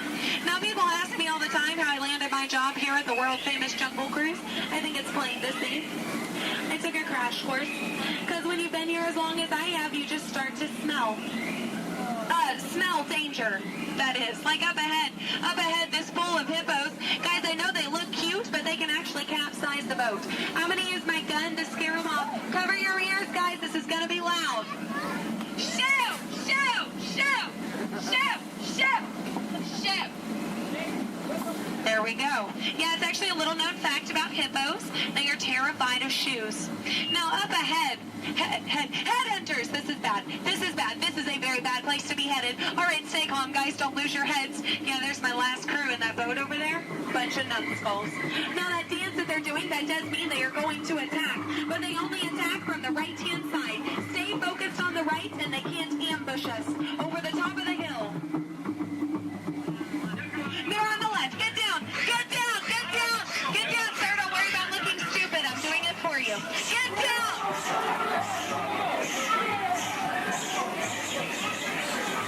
All right, we're safe. We made it. Now this is it, folks. The 8th wonder of the world. The reason you rode the Jungle Cruise today. The backside of water.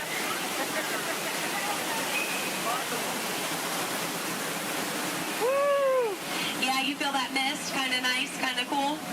That is the largest concentration of bacteria in the jungle. You're welcome. Well, we are now in Southeast Asia, deep in the heart of Cambodia. Up ahead, we have a temple. Uh-oh. Guys, I was going to take you in this temple. I think there's been an earthquake or something. This is a new entrance. I don't know where it leads. It could lead to danger. It could lead to treasure. Should we go in? Yes? Good. I do not know how to reverse.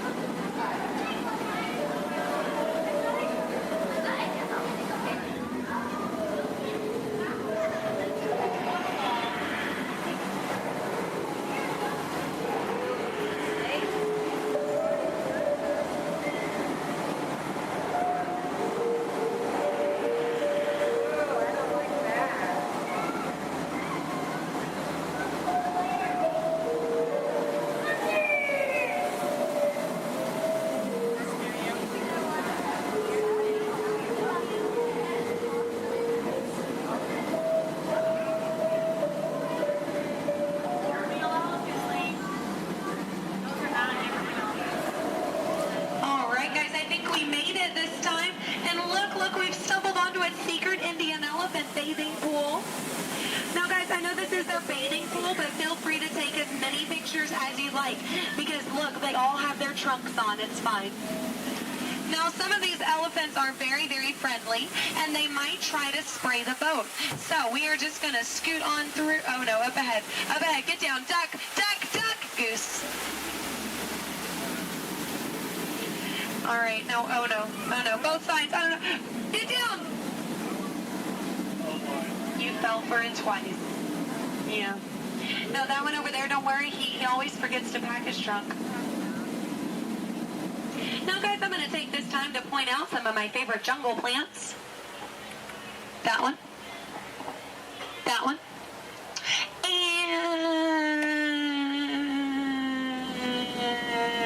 that one. There we go. Those are my favorites. Any questions? No? Good. Over here on the left, you'll see our dear friend Trader Sam. Trader Sam is actually our resident head salesman here in the jungle. Yeah, due to the economy lately, sales have been shrinking. But he is offering a special 2 of his heads for just 1 of yours. Yeah, think about it, because, you know, any way you slice it or dice it, you're going to come out ahead. Yeah. All joking aside, Sam is a really lucky guy. He was the only man from his entire tribe to go to college. Yeah, he actually got kicked out, though, before getting his degree. He got caught trying to butter up one of his professors. Yeah. But he's a nice guy. He actually threw a dinner party last night. Yeah, he invited all the skippers.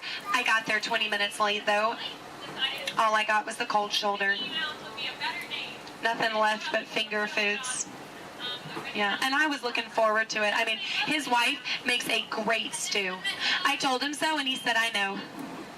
I'm going to miss her. Yeah. You know what Sam's favorite Disney song is? You Got a Friend in Me. Yeah. I'm not making these up, guys. They're actually written in the script. Yeah. Yeah. Now we are approaching the dock, yes, which means it's the most dangerous part of our journey. my attempt to dock the boat. So make sure you stay seated. Watch your elbows over here on this side. We don't want unnecessary peer pressure up ahead. Now, when the boat and the dock reach the same speed, you'll exit out the same way you came in. Everybody over here will use the back door. Everybody over here and in the center will use the front door. Just remember not to cross the crates. Yes, don't cross over the boxes. I don't want you to trip and fall. You'll have 2 bad trips on the same boat. I thought one was enough. Now, guys, we've really been through a lot. I have to tell you, out of all the crews I've had today, you guys have been the most recent. There we go. No, really, that is an honor only a few thousand people get a day. So you should feel very, very special. No, really, guys, if you find yourself passing by the Jungle Cruise later, I understand. Yeah. But if you want to stop and say hi, I'll be around. And around. And around. Stay in school. No, I'm kidding, guys, I'm kidding. 4 years of college. Yeah. My mom is so proud of my brother. He's a doctor. I tried to be a doctor, I really did, but I don't have the patience. Yeah, no, is that... Those are raindrops I hear hitting the top of the boat. So, yeah, it looks like we're going to get a little wet. Just a reminder, our dock is made out of pure hickory. Yes, so as you exit, you will be stepping out onto a slippery hickory dock. Make sure that you watch your step on the way out. Yes, watch your step, but don't step on your watch. That is just a waste of time. Yeah. Now, guys, if you did enjoy your cruise today, my name is Skipper Aaron. If you did not, the name's not important. No, it's not. Now we are, here we go. Oh, here we don't go. But I'm out of jokes. Ooh, why is Cinderella so bad at soccer? She keeps running away from the ball. Yeah, but I mean, can you blame her? She had a pumpkin for a coach. Yeah. Oh, why does Peter Pan fly everywhere he goes? Because he can never land. Yeah. Why does Tigger bounce everywhere? He would really hate to step in poo. Yeah. What was Aladdin doing in the Haunted Mansion? He was looking for a boo. Yes. Well, I guess if we're still here, I could leave you with a few words from our sponsors. Yes, today's cruise has been brought to you by the Miracle Boat Engine Company. Yes, if this boat made it all the way around the river, well, it must have been a miracle. Yes, and Animal Crackers of the World, teaching children everywhere that all animals taste exactly the same. Delicious. And, the Cannibal Cafe, finding new and interesting ways to serve you every day. Now serving shish kebabs, shish freds, and shish teds. Yes. Now, guys, if you are planning on catching the fireworks tonight, just make sure you let them go. Okay? They're going to be very hot. They can explode in your hands. Yes. All right, here we go. Now, guys, there's a dock on the left and a dock on the right. It is a paradox. Don't let it confuse you. Yeah, but the skipper on the left and the skipper on the right, we just call that a paradorx. Look, they can't even deny it. It's true. Guys, I really don't want to say goodbye to you today, so I won't say goodbye, but I will say this. I mean it from the very bottom of my heart. Get out. My name is Christina, and here at Seabase, I do have a few reminders. There's no eating, no drinking, no smoking, and absolutely no flash photography. Thanks, guys. The equipment you see here hanging in the water is called a hydrophone. Hydrophones help us to hear things beneath the sea. Today this is going to help us hear a very special guest. Does everybody know who that guest may be? Shout it out. That's right. Crush is going to come out and ask us a few questions about the human world, and we may have a few questions for him about the turtle world. So please think about the questions you may want to ask Crush. I do know Crush is out catching a wave, and he asks, on the count of 3, as part of a year of a million dreams, we are going to have Joseph count out from South Carolina. 1, 2, 3, and everybody else, scream out, "Hey, Crush." Ready? Joseph? Hey, Chris.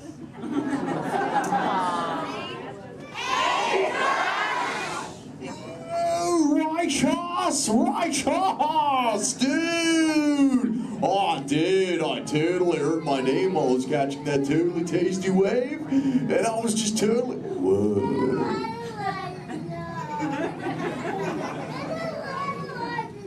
Check out all of you human dudes in the human tank. Hello, dudes! Oh, they live. Hey, dudes! Whoa, there's a little Brahmin sub-level. Awesome! You know, where there's little dudes and dudettes, I bet there's some fellow moms and pops. Let's hear it from all the moms and pops! Yeah! Awesome! Let's meet some humans up close. Hey, there's a dude here with a light lid and a gray shell. Hey, dude. What's your name, man? Mitchell. Mitchell. Mighty Mitchell, dude. Where are you from, dude? Kansas. Whoa. Never heard of it. That's cool, though, Mitchell. Do you think any of your friends back home knew you would be talking to a turtle? Not really, no. Yeah. Well, dude, if you told me earlier I'd be talking to a human, I'd have been like, no way. Hey, Mitchell, dude, it's really nice to meet you. I'll just assume the feeling is mutual, dude. Totally, dude. Hey, there's more humans on this side. There's someone with a blue lid and an orange shell, I think, right in the front here. What's your name, dude? Michaela. Minnie Michaela, who brought you here today? Your mom. Where's the mom to Michaela, dude? Oh, way in the back. Sorry to get stuck with the cheap seat. Standing room only, dude. Sorry. Hi, name's Crush. What's your name? Shelly. Shelly. Oh, that's the name of my wife. Shelly. Yes. That's your little offspring, Michaela. Do you have multiple offspring? Yes, I have 3. Awesome, dude. Do they ever ask you questions? Yes, I do. They never stop, do they? No. I bet some days you're like, am I right, dudette? You are very right. Sure. You know what, Shelly? What? From one parent to another, we just shared a moment. Totally did do that, Jaw. Because my offspring Squirt, he always asks me questions about all of you humans. So if you dudes can answer some of his questions, everybody here really loud say Chaw! Awesome, dudes! Now, dudes, before we can answer any of his questions, we gotta make sure we're all on the same page, lingo-wise. Do you dudes know what the most important word, dude, in the turtle language is, dudes?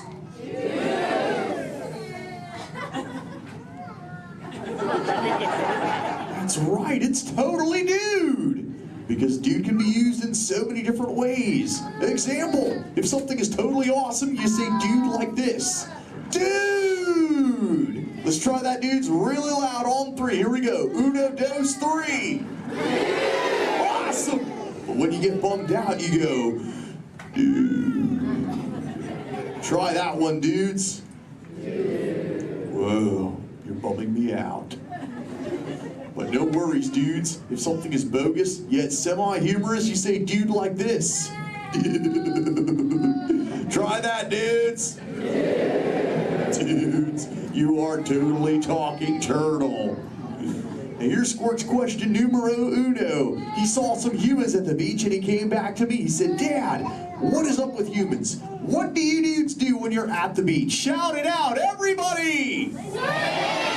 Oh, you swim, dudes! How many humans here swim? Raise your fin if you're a human that swims, dudes. Lots of human swimmers here today, dudes. Most excellent. There's even a dude sitting on the front row bench on the corner of this side. He's wearing a white shell. Where are you going? There he is. What's your name, dude? Brian. Brian, dude, you swim? Yes. Awesome. Brian, when you swim, do you prefer to swim real fast or to take it easy and take the turtle's pace? The turtle's pace. Turtle's pace. No shame in the turtle's pace, right, Brian? No shame. Awesome, dude. Hey, Brian, I've got a question for you, dude. All right. Does this look familiar? Yes. I'm Brian. Yes. Awesome, Brian. Thanks for your help, dude. Hey, dudes. I just realized I am the only one here asking questions. Does anyone have a question for me, dudes? Raise your fins, and I shall try to find you. Who's got questions, dudes? Let's go up front near the center. There's a dudette wearing a white shell. Right up front here. Hey there, dudette. What's your name? Madison. Mindy Madison. What is your question? How do turtles swim? How do we swim? Well, we got these awesome flippers that push us through the water, Madison. It's totally awesome. In fact, a sea turtle like me can swim up to about 20, 25 miles an hour. And that's like, whoa. Totally, dude, chaw. Hey, if you dudes want to see how fast that is, say chaw! Awesome, dudes. I'm going to swim so fast, you'll be like, no way. And I'll be like, oh, way.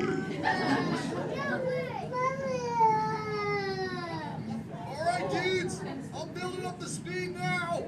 Here we go, dudes. Check it out. Right. Whoa, dudes, that was bogus.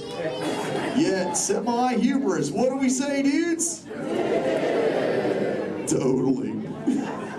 But you know what, dudes? I've got other questions. Who else wants to ask me a question, dudes? Oh, let's go back to the center. Right in that second row, she's got the red shell here. She's got a question for me. Right there in the center with the red shell. What's your name, dudette? Cameron, what is your question? What do you like to eat? Oh, I love to eat green seagrass and green sea kelp. Cameron, what do you like to eat? Chicken. Chicken. Does chicken ever give you bubbles, Cameron? Sometimes green seagrass gives me bubbles, dude. It's kind of bogus.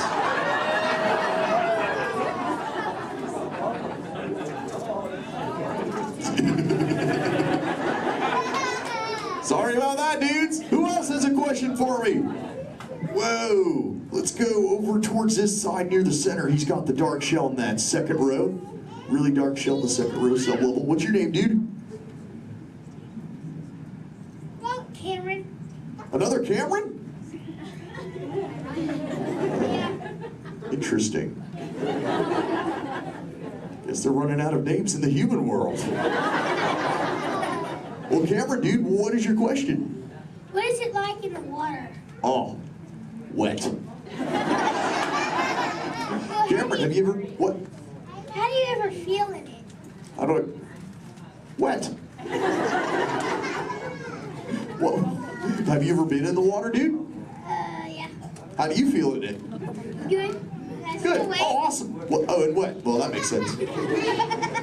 Cameron, dude, what do you wear in the water? What you're wearing now? No, I wear a swimsuit. Oh, a swimsuit, Cameron, dude. Check it out, dude. Squirt said this is called a swimsuit right here. Check it out, dude. This is what Cameron wears. Awesome, dude. That's what you wear, right, Cam?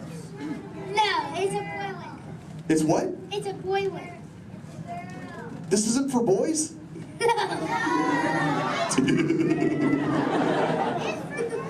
I didn't know that, dude. Cameron, dude, can I ask you a personal question, dude?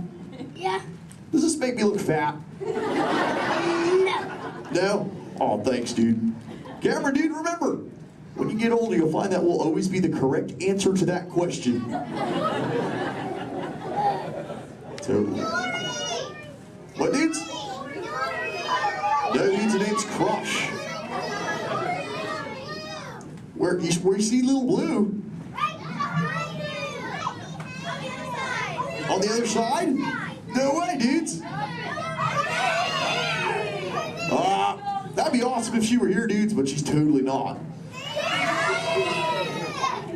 Hey. Whoa, Little Blue. I know you. Chaw. Hi, I'm Dory. Totally. I remember you. You're Mush.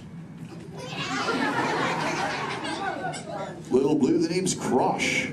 Well, what brings you here on this fine day? What brings me here? Chaw. My fin, silly. Watch. Woo ha, chee ha, woo. Ow. Ow, ow, yeah. Ow, ow, ow. Wow, that really clocked me there. Am I bleeding? Little Blue, I hope not, but... Look. It's a people tank. Hi. Hola. Bonjour. Welcome. Ni hao. Ohio. Hi. You're like a little linguist, Little Blue. You know, I just taught these human dudes how to talk turtle. It'd be so awesome if someone could teach us all how to speak whale. I can speak whale. Awesome. Okay, everyone, repeat after me. Hello.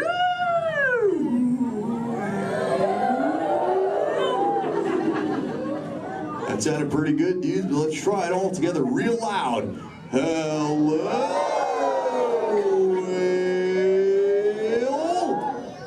Awesome. You know, sometimes you speak whale and there are like 80 whales swimming around you. Sure. Not today. What do you mean, dude? No whale. Where? You see one behind me?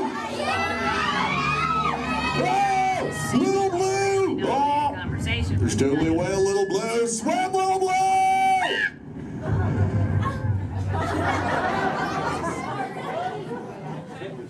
Tell the whale to go away. Help her out, dudes, and say, go away, whale.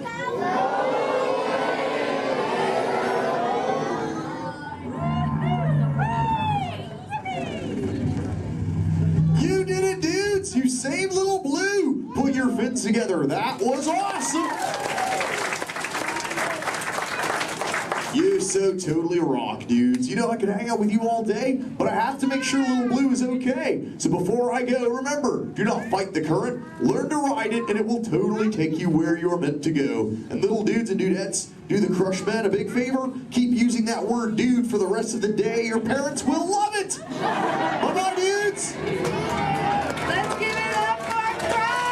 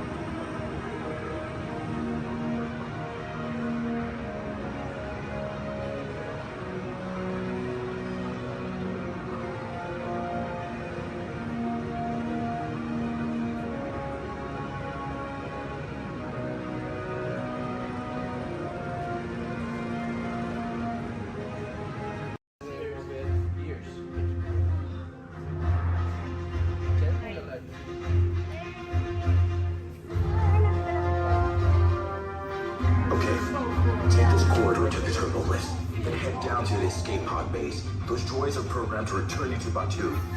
Hurry and don't get caught. Lieutenant Beck will guide you. Recruits, for your safety, stay seated with seatbelts securely fastened. Keep hands, arms, feet, and legs inside the transport and supervise your children. Tell them it's a prisoner transfer. Did it work? Good. Now get a move on. There's a clear path to the turbo lifts at the end of the hallway. Turn right.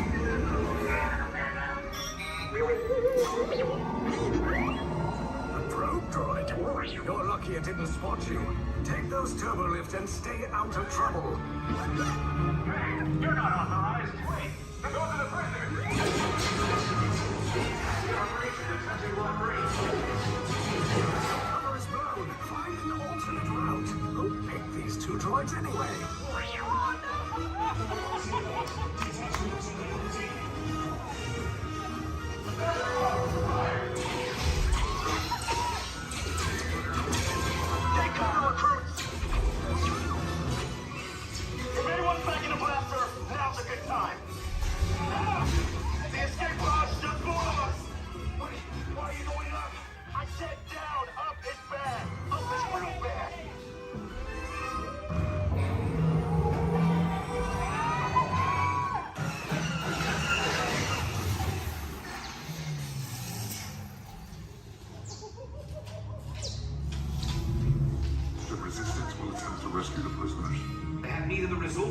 courage to engage us. You underestimate their conviction. Raise the shields. Shields?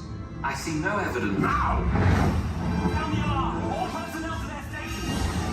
Sir, the prisoners have escaped. How brave, but ultimately hopeless. There's nowhere to run.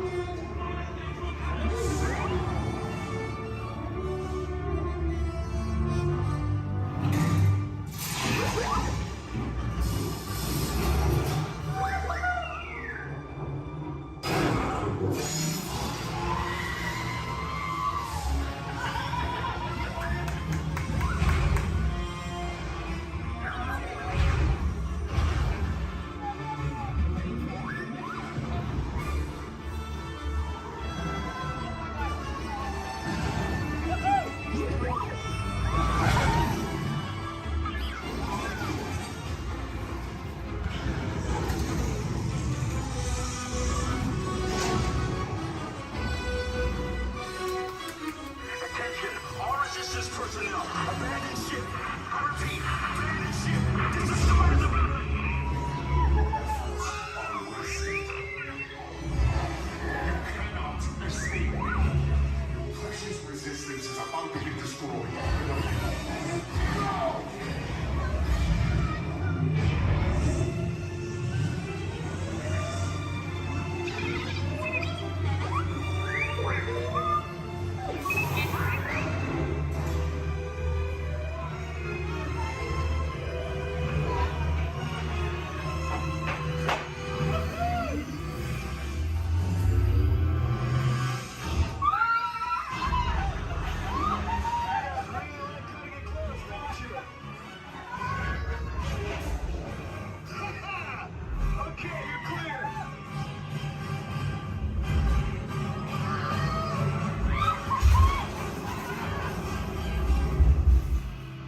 Your escape pods came in a little off target. Ground crews will meet you outside the wreck. All right, nice job, recruits. Not what you signed on for, but hey, you're resistance now. I think you have that authority. Right, Beck? Where's the lieutenant? I need eyes on Beck. Rhino, scout for his pod beacon. 4 escape pods down in Sector 4. Verification pending from Key Command personnel. Where's the lieutenant? Lieutenant Beck here. Beck! You're alive! I should hope so. Great job, recruits. Thanks to your heroism, the location of the resistance base is secure. Bravo! Yes, R5, you too.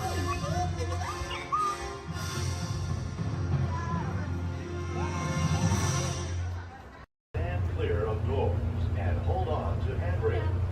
The shuttle will be departing momentarily for gates 100 through 129.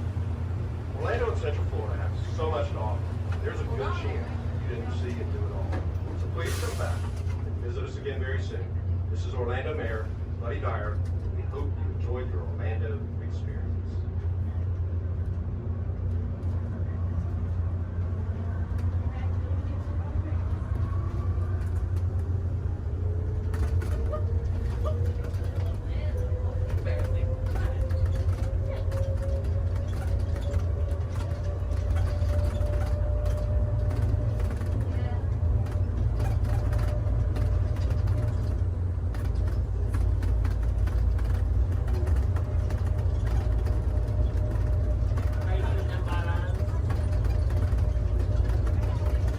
Please hold on to the handrail.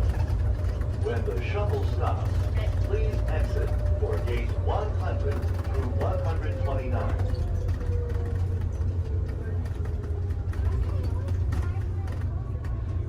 Unless you want to take a picture of your ticket. Why would I do that? I'm taking this here again. Oh, I just went to 7. I told you about 7 times, but Yeah, so Brian went to Orlando, and I'm going to be your guide today.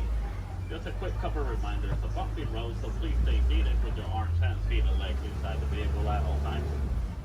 With that in mind, please keep a hold tight to those phones, cameras, hats, and sunglasses. If one of them falls, sadly, we won't be able to stop.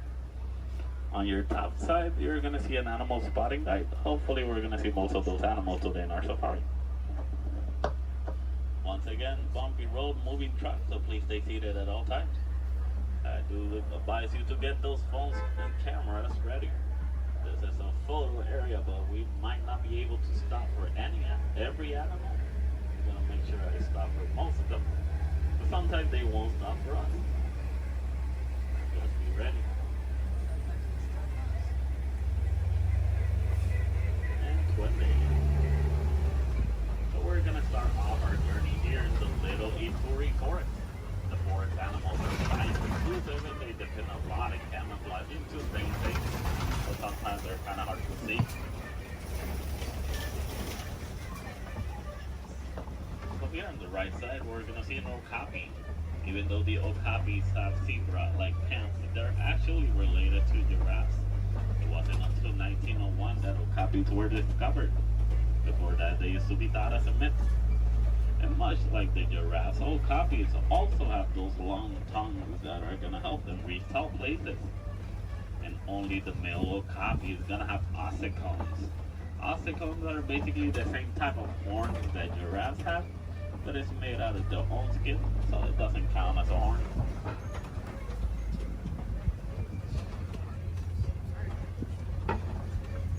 So coming up on our left side, we're gonna see some black rhinos.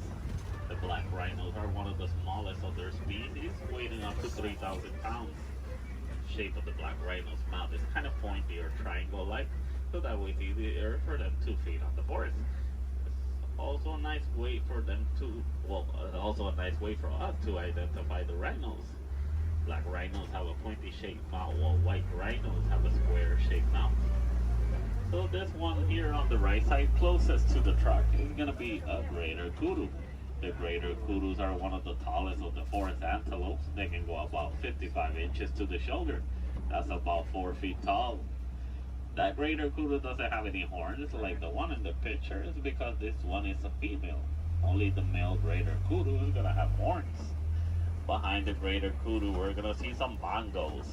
Bongos are also known as the ghosts of the forest because they're rarely seen. The shape of the bongo's horn is twisted and it goes all the way towards their backs. So that way it's easier for them to travel around the forest without getting stuck. So as we start exiting the Little Ituri Forest, we're going to head all the way towards our Safi River. Rivers and water spots are great areas to see some of the wildlife that live near the water.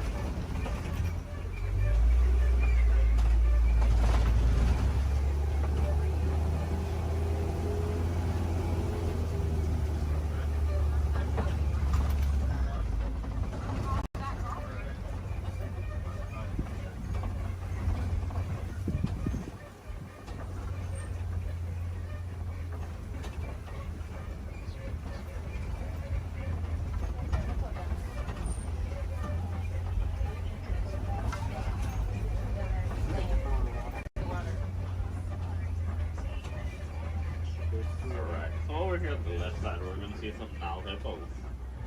The male Nile hippo can weigh up to 5,500 pounds. They're nocturnal animals, so they're going to be more active during the nighttime. Most of their daytime they're going to spend underneath the water, but they do need to come back for air every 8 minutes. Also, baby Nile hippo right there. A group of hippos is also going to be known as a bloat. Bloats of hippos. So here on the left side, we also see some pigbat pelicans. The pigbat pelicans get the coloration in their feathers during mating season. They're colonial nesters, so most of the time we're going to see them in large groups. They can go between 50 to 500. As we head around this curve, we're going to approach a bridge. And once again, they're really jumpy, so we stay seated at all times. And to the left side, we're going to see some Nile crocodiles. Crocodiles are one of the largest crocodiles in Africa. They can go between 16 to 20 feet long and they can weigh up to 500 pounds. They're endothermic, that means they're cold-blooded, but they're going to be dedicated their body to the environment. So they're going to spend most of their daytime underneath the sun. If they need to cool off, they'll just open their mouth or they'll dive in the water. They're great parents. They will roll around the eggs in their teeth so that way they can help them emerge.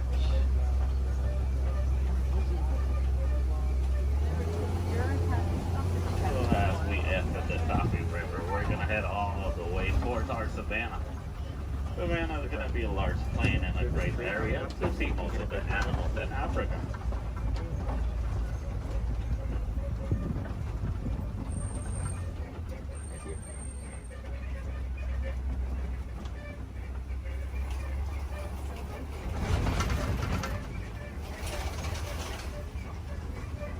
Brian.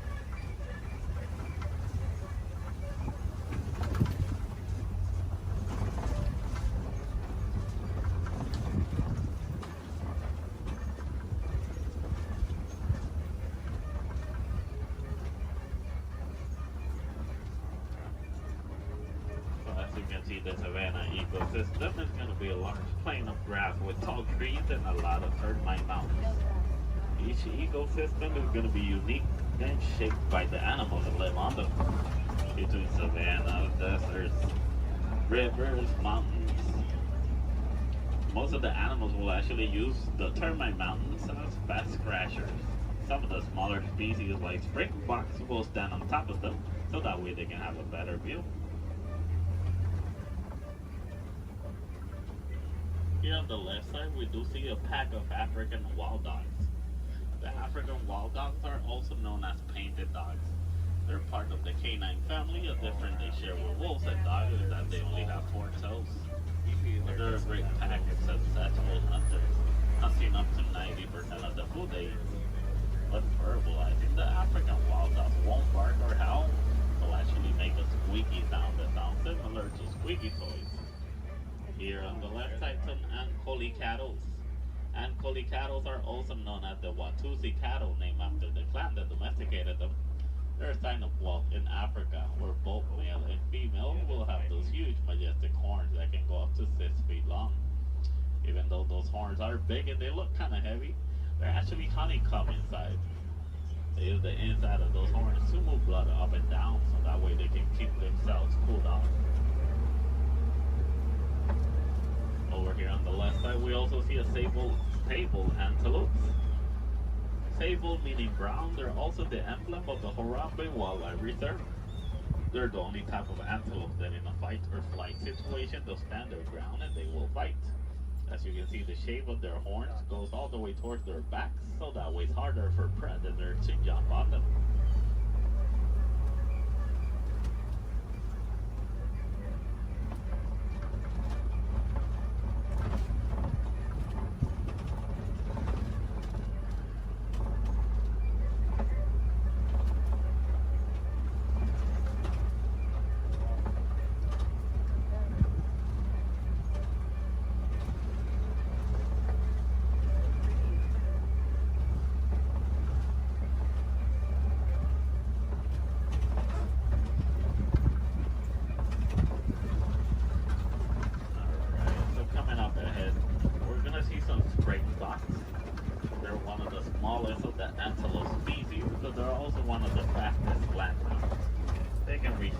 Between 50 to 60 miles per hour.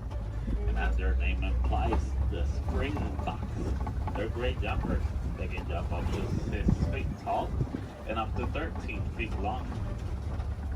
Behind the springboks, we do see some wildebeest. The wildebeest are the second largest grouping of mammals, second only to us humans.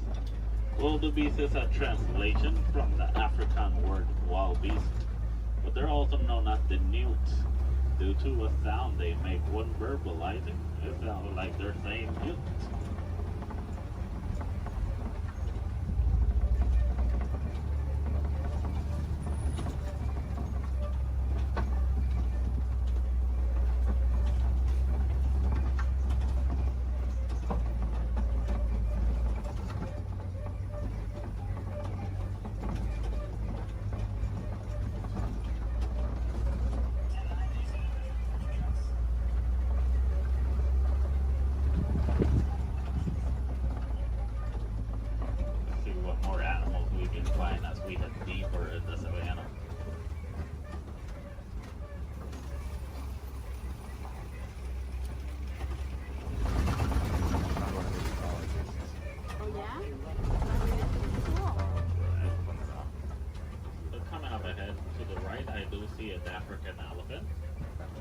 to spot due to their huge size. Also, the shape of their ears look like the continent of Africa. They like to flap around those huge ears back and forth so that way they can keep themselves cooled off, basically like a giant pair of fans. Also to the left side, mandrills, and the mandrills are one of the largest species of monkeys. Male mandrill can weigh up to 100 pounds, while the female can weigh up to 35 pounds. They also have a special pocket in their mouths where they can store food and snacks for later, just like squirrels. So the elephants will also throw dirt on top of their backs so that way the dirt will block them from the sun and also from bugs. They're huge animals with a huge appetite, eating up to 300 pounds in just a day. So a nice easy way to identify a male elephant is because male elephants, whenever they reach adulthood, they like to go on their own. And sometimes they'll join other elephants and they'll form a group known as a bachelor.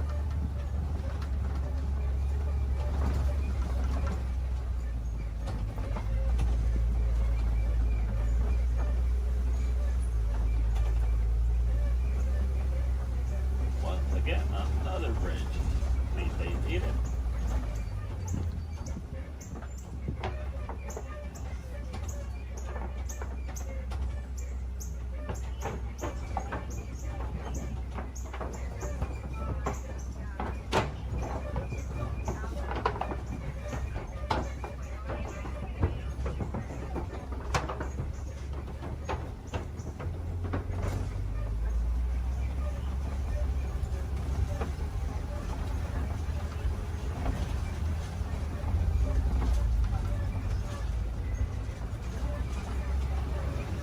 Here on the right side, we're going to see some markings on those red places.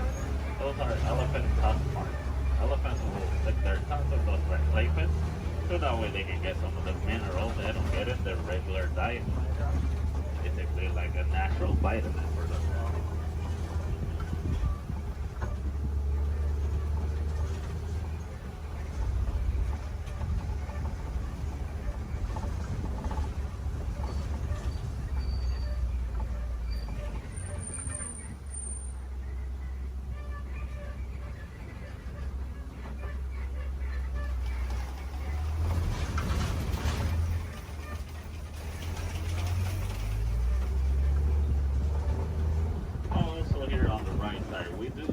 Trees that look like they're upside down. They're known as upside down trees, but they're also known as the tree of life. The real name is the baobab trees. And baobab trees can go leafless up to 9 months of the year, so that way they can store inside of them thousands of gallons of water. Some of the animals will actually try and reach that water, like elephants will stick their tongues on them.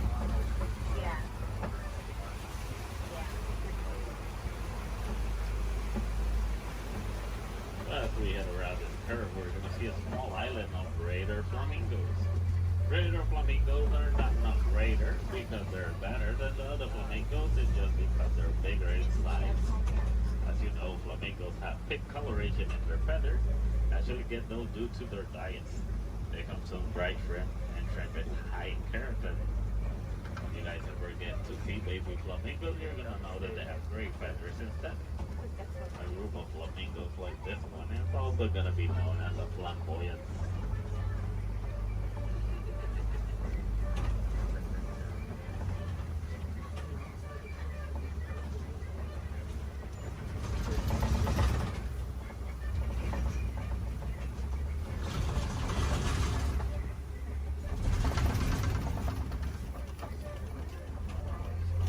Coming up ahead, we do see some white rhinos. And the white rhinos are one of the largest of their species, weighing up to 5,000 pounds. That doesn't make them slow because they can actually run up to 30 miles per hour. As you can see, the shape of their mouth is kind of squared, so that way it's easier for them to feed on the grass on the floor. And you'll usually find them in the savannah around mud pits. They like to roll around those mud pits so that way the mud will help them against the sun and also against bugs. It's a nice way for them to stay cooled off. Basically, white rhinos are a different type shade of gray from the black rhinos. The reason they get the name white rhinos is not because of their colors. It's actually a mistranslation from the Afrikaans word white. wide as it's bigger.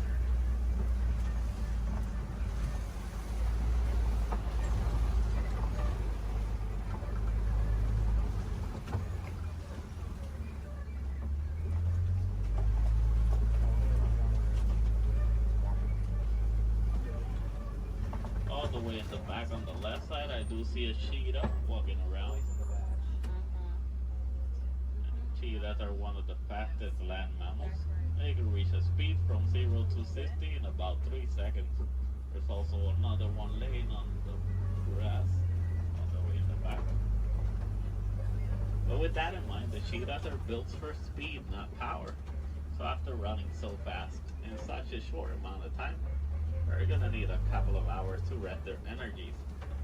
The cheetahs are also diurnal big cat predators, so that means they're more active during the daytime.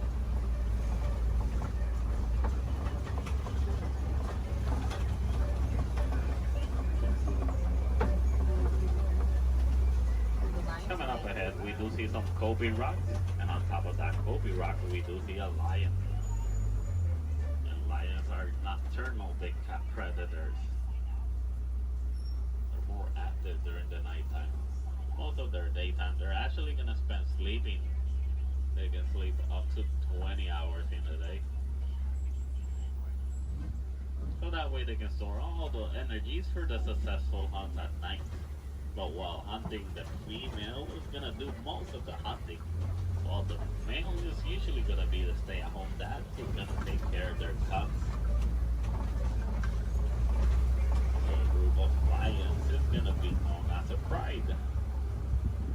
In the morning, the lion's eyesight is technically as good as ours, but at nighttime, their eyesight are 6 times stronger. That's why they're successful hunters at night.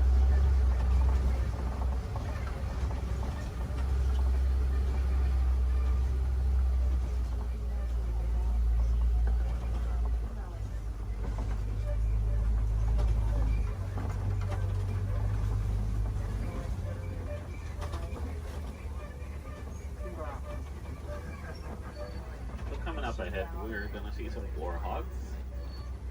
One behind that tree, there it is. And warhogs are one of the largest burrowing mammals.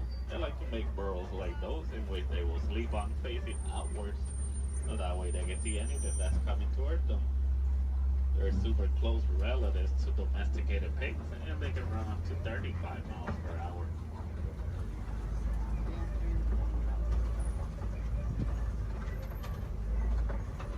Another white rhino on the right side.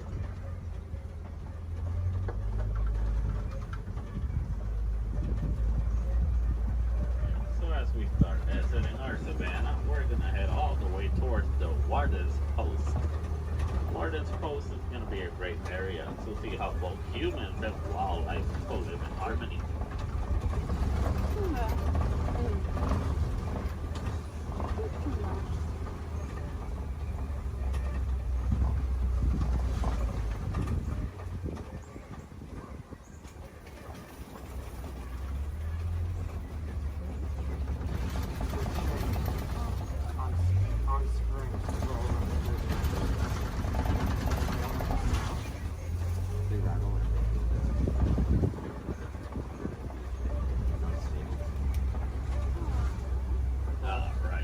Here in the Warden's Post, we're gonna see some Nigerian dwarf goats. These goats are super cute, but they're also really friendly. They're a great source of milk and cheese, and they're really agile with a great sense of balance. They're also one of the few domesticated wildlife that we have here in our reserve. So next to that yellow barrel, there is a yellow box. The farmers found out that elephants are afraid of bee sounds. Most farmers are gonna have a box like that filled with bees, so that way whenever the elephants get near the farms and they hear the bee sounds, they're gonna steer clear away from them, and that way they won't eat the farmer's harvest. It's a nice way for both humans and elephants to co-live in harmony, but it's also a great source of honey. Also, the farmers will actually sell that honey for an extra income. because sadly, due to a mining of a mineral called coltan, large, most elephants are losing their habitats and homes, causing them to migrate into human farms and villages more commonly so than it used to. So having bees in a box is going to be a nice technique for both keeping elephants safe, but also staying safe.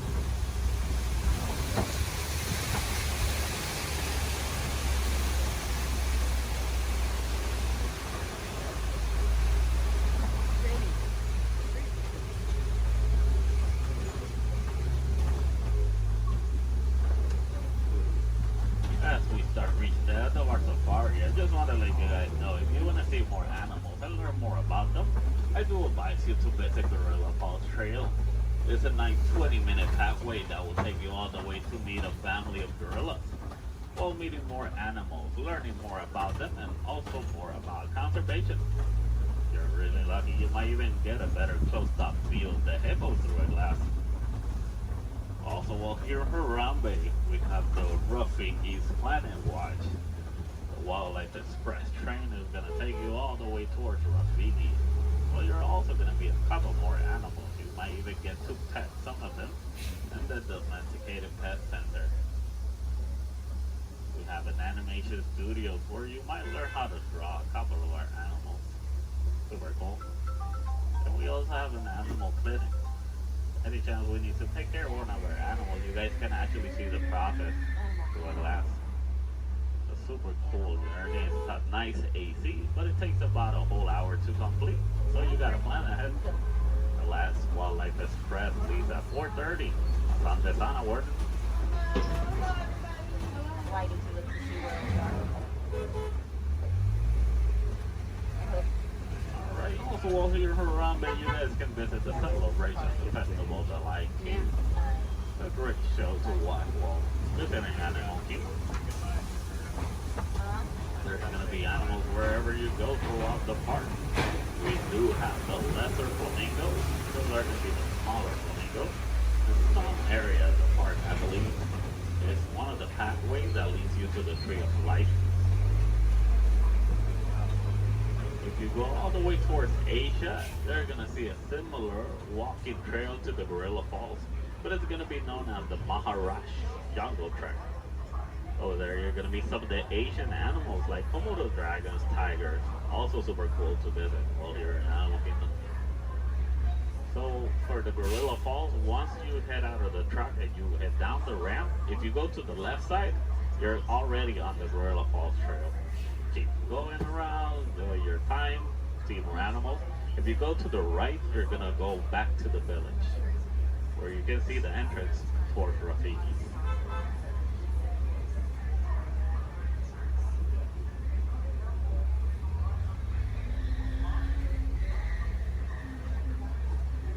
Almost to our destination. Just a little bit.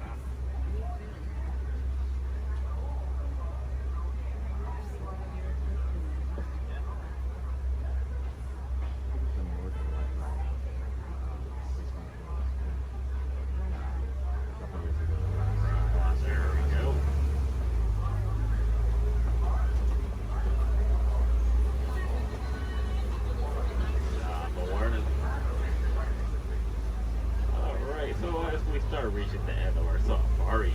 So here in Harambe, we don't like to say goodbye because goodbyes are always sad and final. We instead say Kwaherini. And Kwaherini does mean to go well. So Kwaherini guys, go well, go wild, go make a difference out there.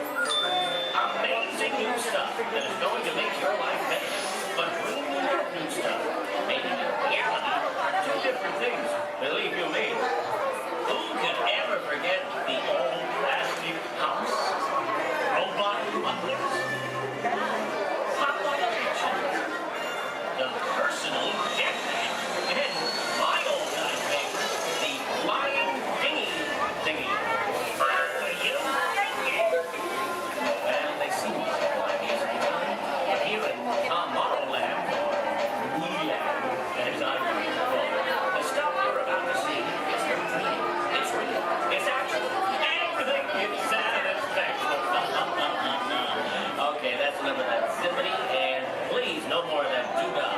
We've got a new cast of entertaining interventions waiting in the wings, ready to be discovered by you. Ain't tomorrow grand? And now, a bright new world of innovations for your daily living. And it's coming to your doorstep in 3, 2, 1. There's a great big world of innovations shining in our lives in every way. And a great big beautiful tomorrow. Tomorrow's happening today. And through the door of your home, robotic.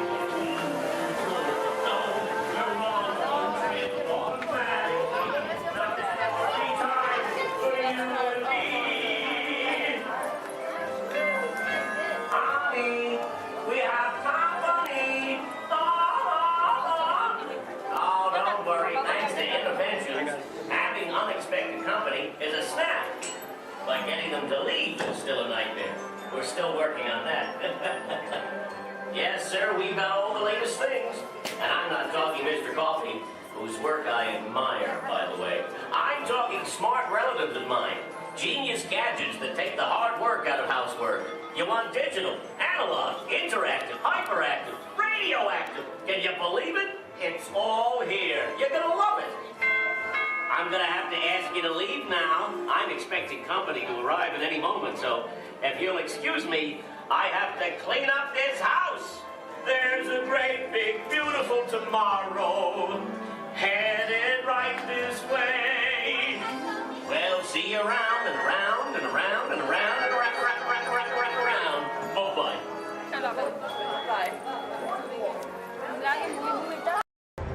Speaking of glass, would you hand me that last window pane over there?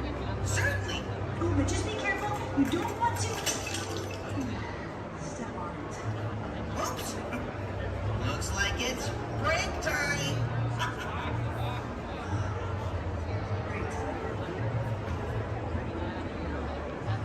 Come in. I have an opportunity for you all that is bad, dangerous. I was going to say profitable. You think I'm so heartless I would send my friends into danger? You insult my honor. And believe me, I have very little honor to insult. We'll talk later. I have to do everything around here. Hello, my friends. I am Hondo Onaka, and this is Onaka Transport Solutions. Today, I am offering the opportunity of a lifetime. I need flight crews to transport this valuable merchandise across the galaxy. Pilots to navigate, engineers to operate the ship, and gunners to defend the shipments. And that is where you come in.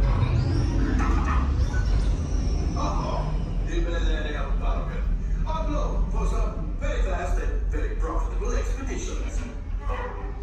Chewbacca, my fine furry friend! Yes, as we agreed, you let us use the ship, we'll give you the supplies you need. It's a win-win. You help the resistance, and I get all the profits. The first order will never know we were there. Okay, time to go, so, bye-bye. We better go before he changes his mind. Move along, my friends. Listen carefully and remember, the better you work together, the more you earn. Your lives and my profit depend on it. Now go.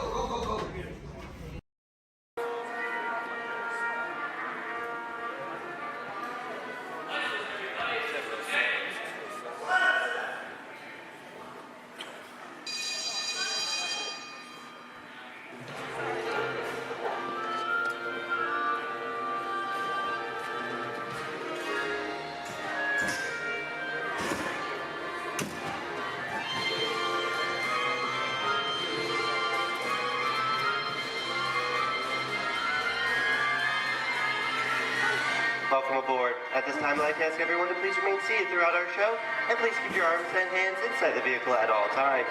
For the safety of our cast, we ask you please refrain from the use of flash photography and external video lighting. Now that we've taken care of business, let's talk about me. My name is Patrick, and I'll be your guide on this magical journey into the movies. It's the perfect job for me because I love movies. Is everybody ready? Yeah! Great, because it's showtime. Ready when you are, CB?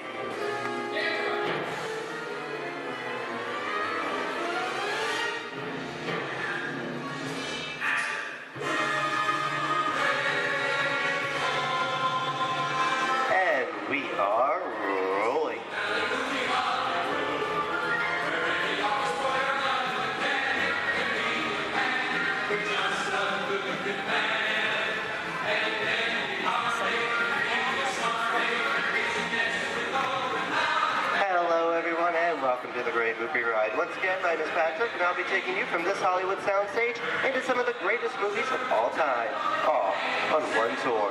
But between you and me, this is no ordinary tour, because the Great Movie Ride brings these movies to life and puts you right in the middle of the action.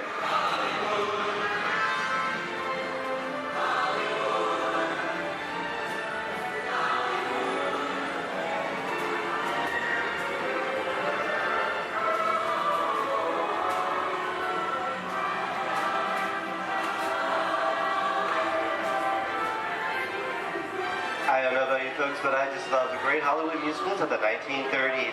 This is a scene from one of my favorites, the Busby Berkeley musical extravaganza, Footlight Parade, starring James Cagney, Ruby Keeler, and Dick Powell.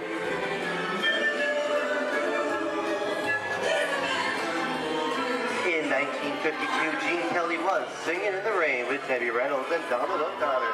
Did you know that Gene Kelly co-directed this movie? Who can tell me what movie this is? That's right, it's Walt Disney's Academy Award-winning film from 1964, Mary Poppins, starring Julie Andrews and Dick Van Dyke. Julie Andrews won an Oscar for her portrayal of the nanny, who is practically perfect in every way.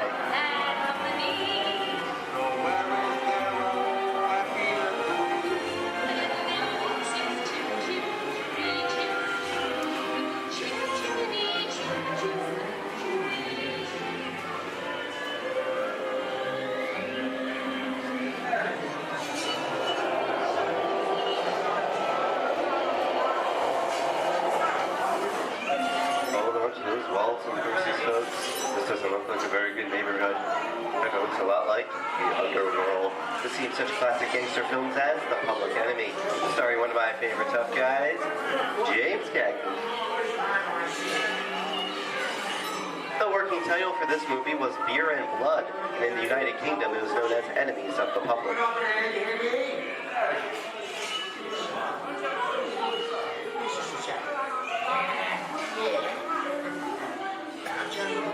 Very nice time. Judge comes around, he's going to leave you some beer. You're going to check it. And you're going to kick in with the dog. If you don't, somebody's going to drop by here and kick the teeth out one at a time. You see? I get you.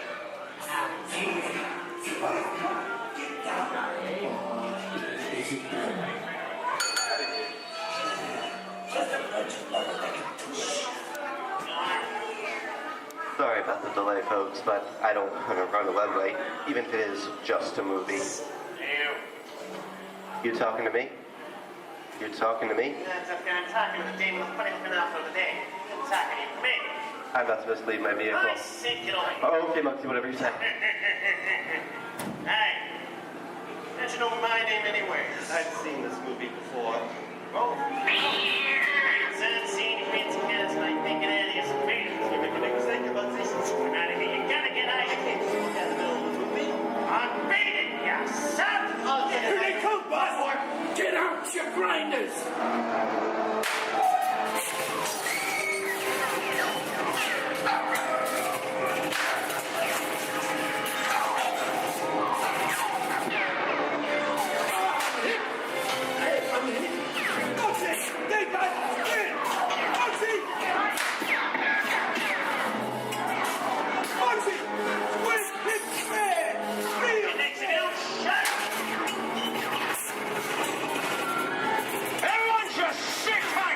Running a red light against the law night. Never break the law. Lady, watch this. No more red light.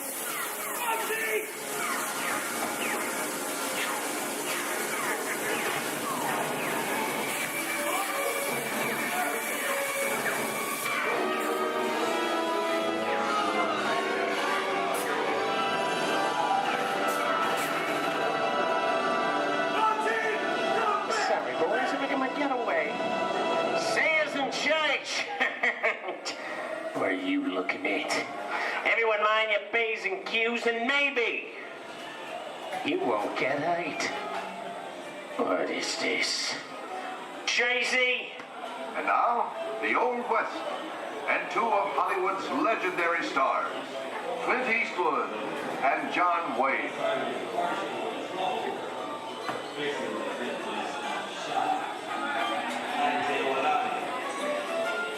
right ahead if that's what you're going to do. A long time ago, I made me a rule. Let people do what they want. Sleepy little bird. Well, that's some mighty tough territory you're heading into, Pilgrim. I'd think about turning back if I was you. That is, if you want my opinion. Well, to make it clear, it's a perfect time for me to collect up all your valuables. Starting with the jewelry, going on to the cold hard cash. Perhaps work around. Hey! It's the bank robber! Don't let him get... I don't even like this neighborhood, Kappa! This is nuts. Nuts! Tell us I'm getting out of here. Go, woman! Get yourself up! Looking at this one. Can't get any worse!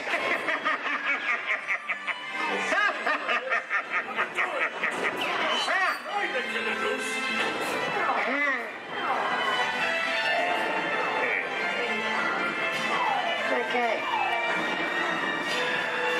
It's Weiss.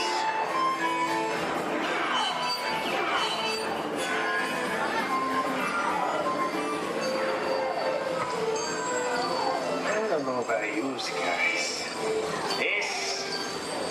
This is kind of creepy. What is this?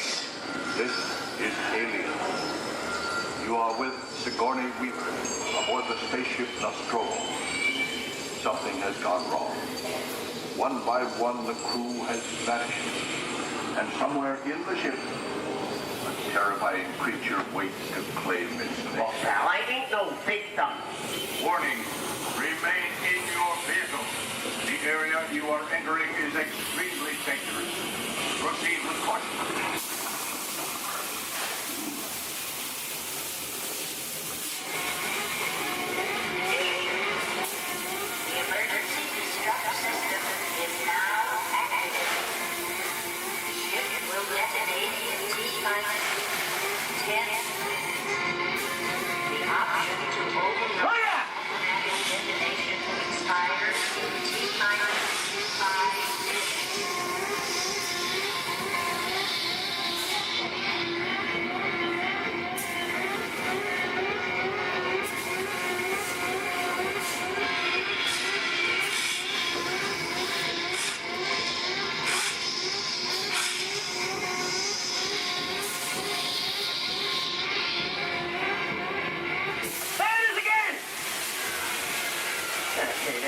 Creepy crawly things for one day, right? Hey, stop!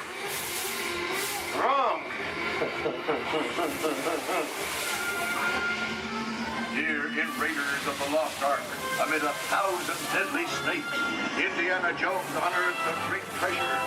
Will Harrison Ford escape with his discovery? And what will be your fate? Beware. Snakes. Why did they have to be snakes?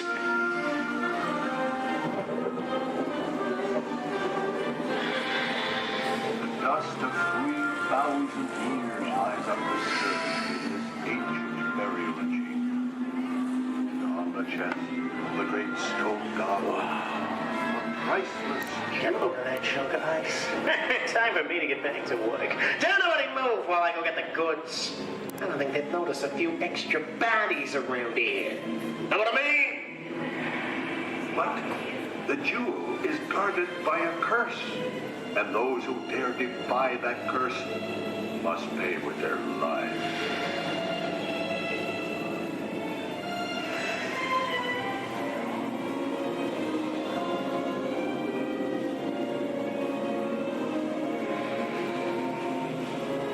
Halt, unbeliever. Disturb the treasure of the gods, and you shall all pay with your lives.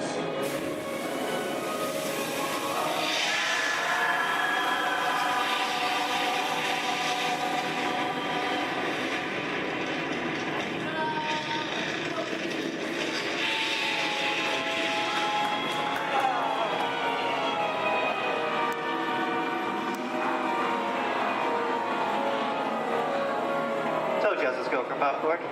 Well, that just goes to show anything can happen in the movies. Now, let's get on with the show.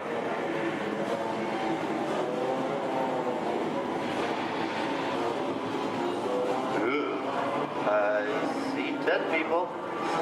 The horror movie is my all-time favorite genre.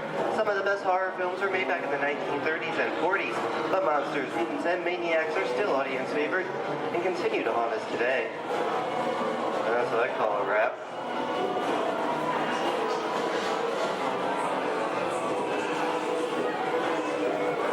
We are now entering the jungle home of one of the most beloved characters of all time. Now it's not George of the Jungle. Actually, it's Tarzan, portrayed here by Johnny Weissmuller. Over here, we have Maureen O'Sullivan as Jane, and the lovely and talented Cheetah as herself.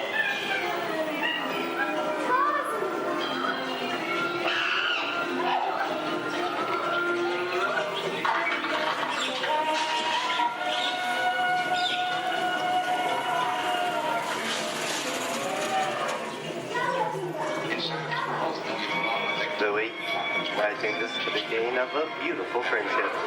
Best last line of a movie ever.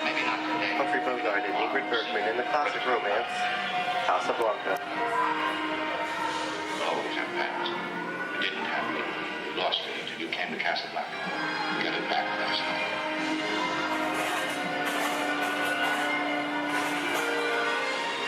I've got a job to do, too.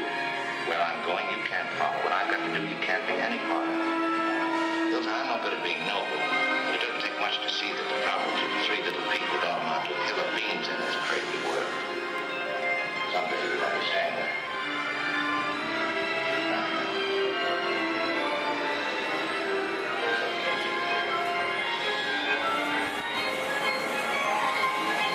And here's one of my favorite movie stars, Mickey Mouse, in one of his greatest roles, the Sorcerer's Apprentice in Fantasia. The sorcerer in the sequence is named Yen Sid, which is Disney, spelled backwards.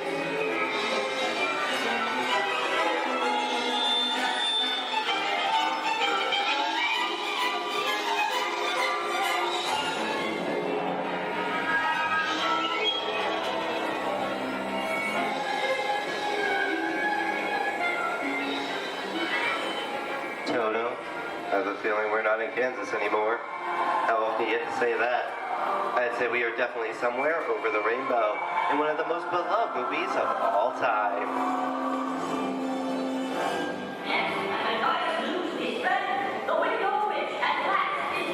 The Wizard of Oz.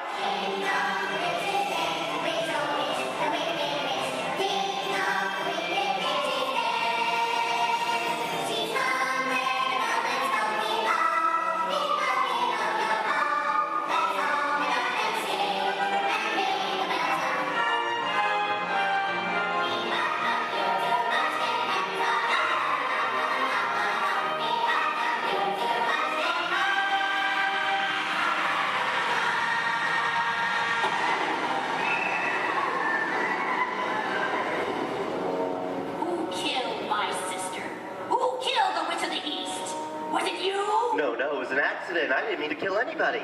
Well, my little pretty, I can cause accidents too. Oh, rubbish. You have no power here. Be gone before someone drops a house on you, too. Very well. I'll bide my time. But just try to stay out of my way. Just try. I'll get you, my pretty. And your little dog, too. I wonder how we get out of here. What do you folks think? Which way should we go? Follow the Yellow Brick Road. Follow the Yellow Brick Road? No, what do I think of that? Bring along, folks. You know the way.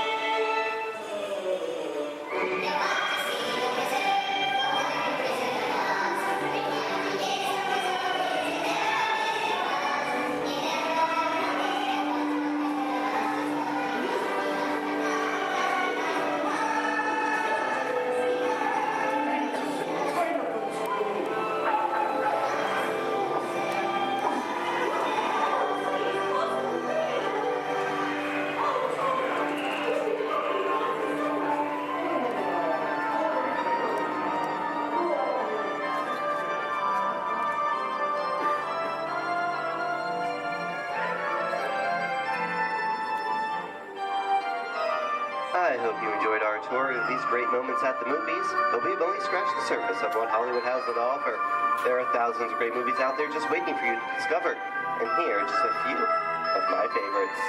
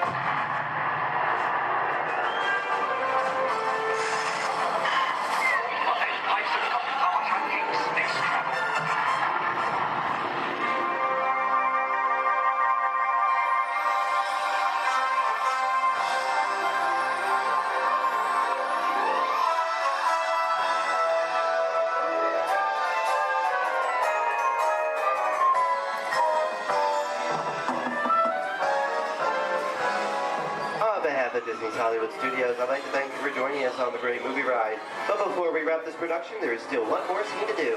It's called The Exit. The action begins with you remain seated until we come to a complete stop. Then gather all your personal belongings and take small children by the hand.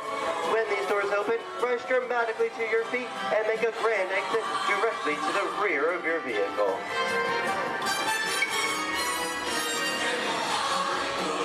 Oh, and one more thing. When I yell action, don't forget the thunderous applause for yours truly. All right, places, everybody, and action! Thank you, thank you. Have a wonderful day here at Disney Hollywood Studios, and we'll see you at the movies. The stuff movies are made of. Goodbye, everyone.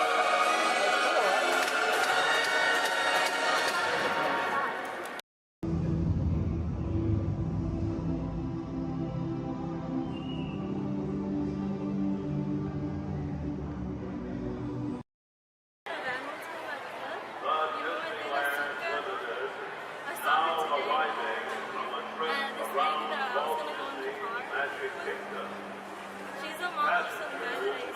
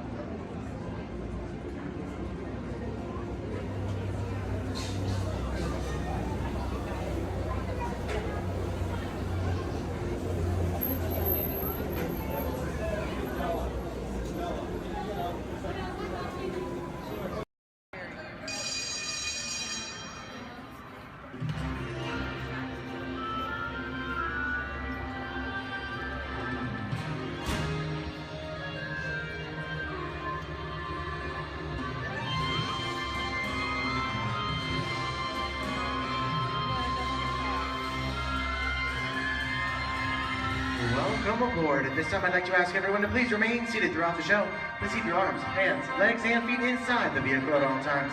Don't forget to supervise your children.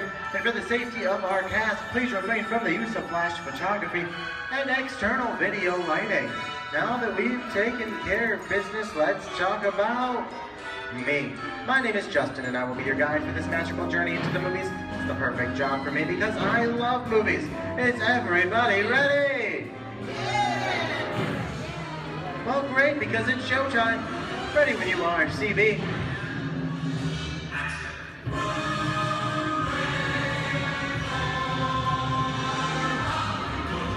And we are rolling.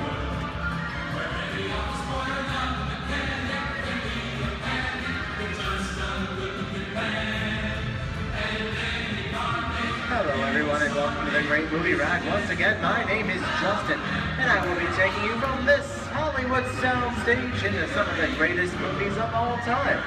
On one tour. But just between you and me, this is no ordinary tour, as the Great Movie Ride brings movies to life and puts you right in the middle of the action.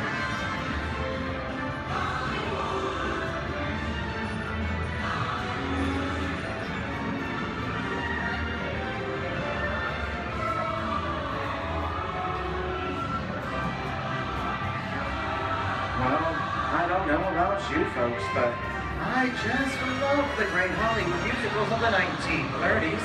This scene is from one of my favorites, the Busby Berkeley classic Footlight Parade, starring James Cagney, Ruby Keeler, and Dick Powell.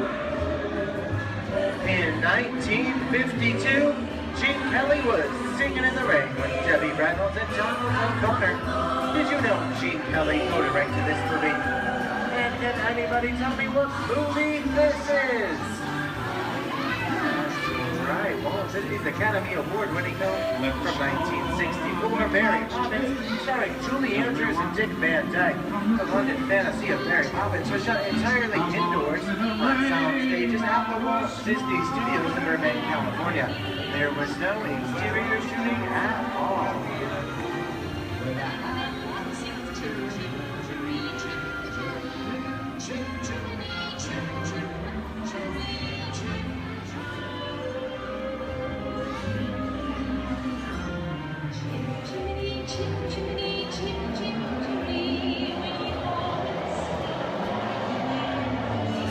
Hold on to those wallets and purses, folks. This doesn't look like a very good neighborhood. In fact, it looks a lot like the underworld, the scene of such classic gangster films as The Public Enemy, starring one of my favorite tough guys, James Cagney. The working title of the film was Beer and Blood, and in the United Kingdom it was known as Enemies of the Public.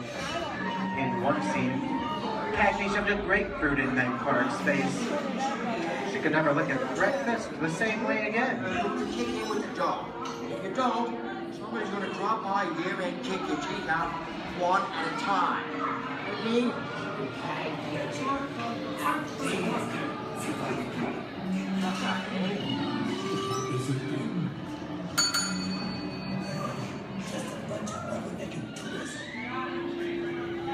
Sorry about the delay, folks, but I don't want to run a red light, even if it is just a movie. You talking to me? You talking to me?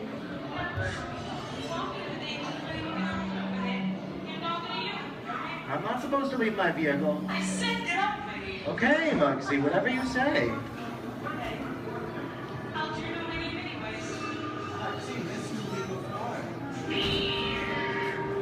Well, they need some. See, you fancy. Connor's going to get out of here, so be it.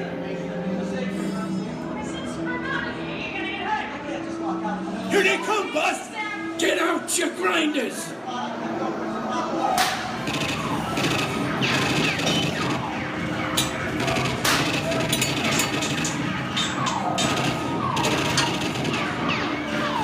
I'm hit!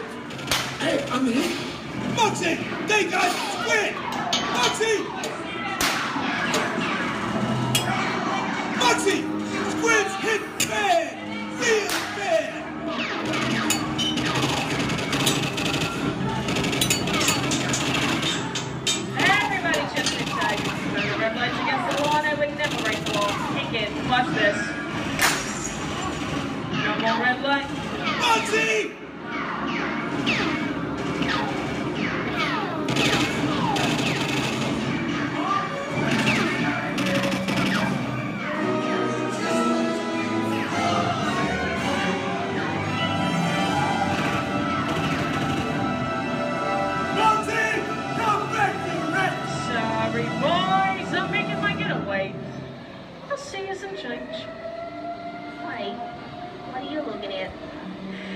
mind your P's and Q's and maybe I won't get hurt. Who's this? JC? And now, the Old West, and two of Hollywood's legendary stars, Clint Eastwood and John Wayne.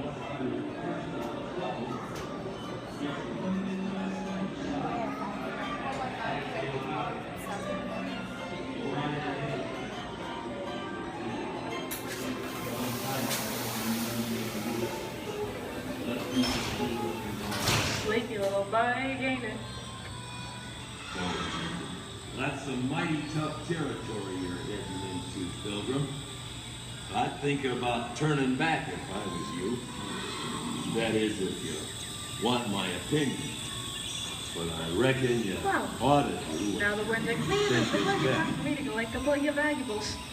We'll start with the jewels.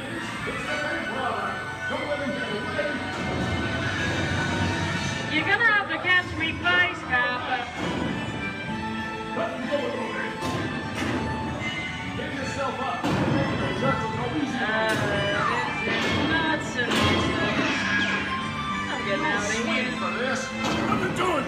Nobody's staying right, making a noose. Can't get any worse. Put a hole right in the star, yours, Okay. That's worse. I don't know about you guys. This is kind of creepy. What is this? This is Alien. You are with Sigourney Weaver aboard the spaceship Nostromo. Something has gone wrong. One by one, the crew has vanished. And somewhere in the ship, a terrifying creature waits to claim its next mate. Look now, ain't the victim. Warning, remain in your vehicle. The area you are entering is extremely dangerous. Proceed with caution.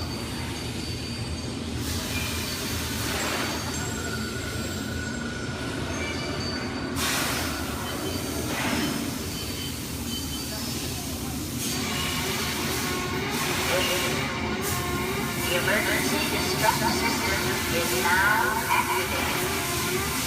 Ship will detonate silent death. The option to override automatic detonation expires in silent 5 minutes.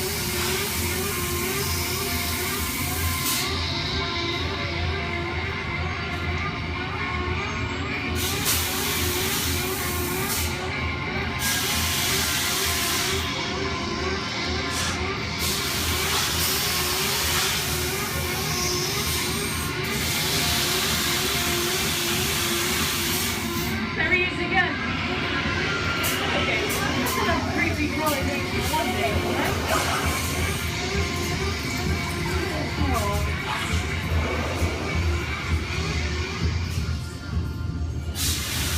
Here in Raiders of the Lost Ark, amid 1,000 deadly snakes, Indiana Jones unearths a great treasure. Will Harrison Ford escape with his discovery? And what will be your fate? Beware. Snakes. Why did it have to be snakes?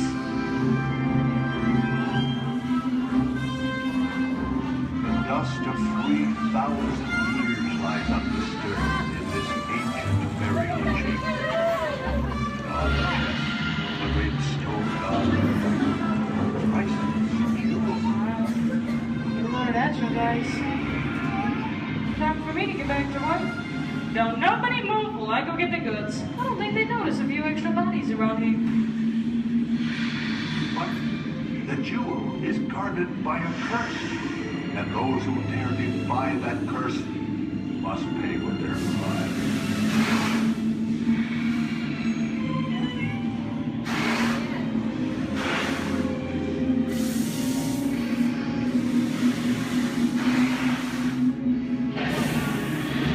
Halt, unbeliever. Disturb the treasure of the gods, and you shall all pay with your lives.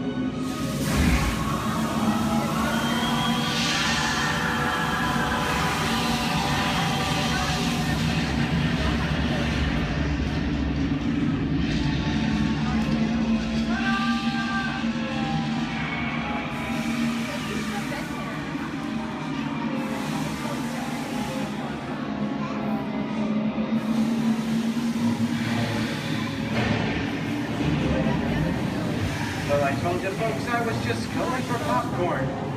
That just goes to show you anything can happen at the movies. So let's get on with the show. I see dead people. The horror movie is my all-time favorite genre. Some of the best horror films are produced in the 1930s and 40s, but monsters, mutants, and maniacs are still audience favorites and continue to haunt us today. Now that's what I call a wrap. We're now entering the jungle home of one of the most beloved characters of all time. No, it's not George of the Jungle. Actually, it's Tarzan, played there by Johnny Weissmuller. Over here we have Marino Sullivan as Jane, and the one and only Cheetah as herself. Tarzan has appeared in nearly 50 film adaptations since 1918, including Disney's 37th animated feature.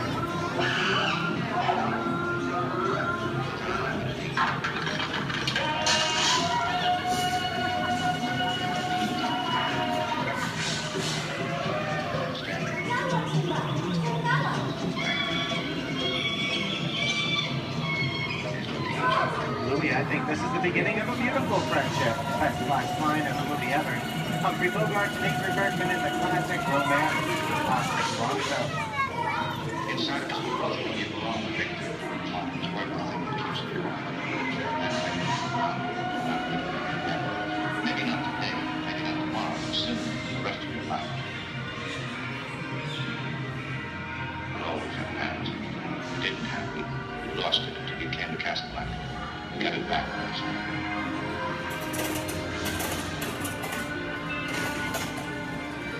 I've got a job to do, too. Where I'm going, you can't follow. What I've got to do, you can't be any part of. Listen, I'm no good at being noble. It doesn't take Here's much one of my favorite movie stars, Mickey Mouse in one of his greatest roles, The Sorcerer's Apprentice in Fantasia. When the movie came out in 1940, Walt Disney promised to add new musical sequences in the future. His nephew Roy kept that promise 60 years later with the release of Fantasia 2000. The sorcerer in the sequence was named Yensid, which is Disney spelled backwards.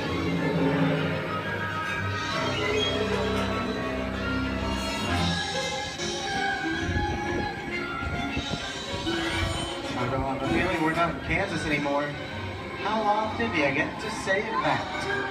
I'd say we're definitely somewhere over the rainbow in one of the most beloved movies of all time, The Wizard of Oz.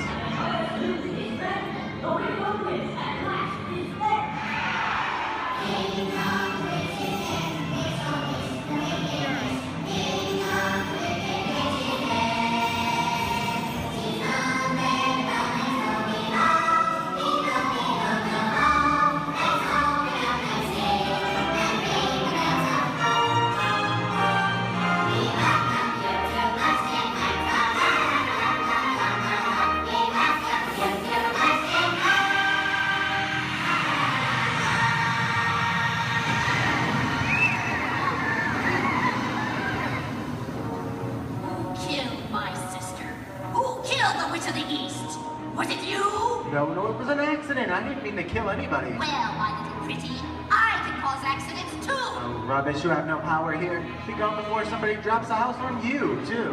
Very well. I'll bide my time. But just try to stay out of my way. Just try. I'll get you, my pretty, and your little dog, too.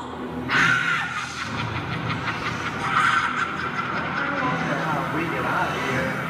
What do you folks think? Which way do we go? Follow the yellow brick road. Follow the yellow brick road? Now, why didn't I think of that? Sing along, folks. You know the words.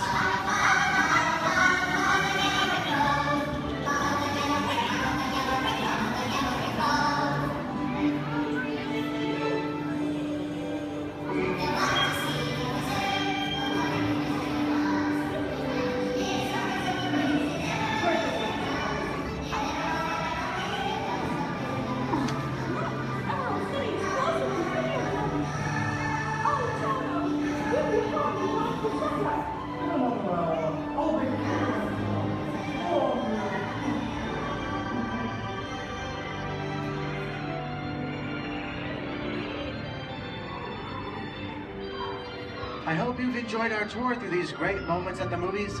but we've only scratched the surface of what Hollywood has to offer. There are thousands of other great movies out there just waiting for you to discover. And here are just a few of my favorites.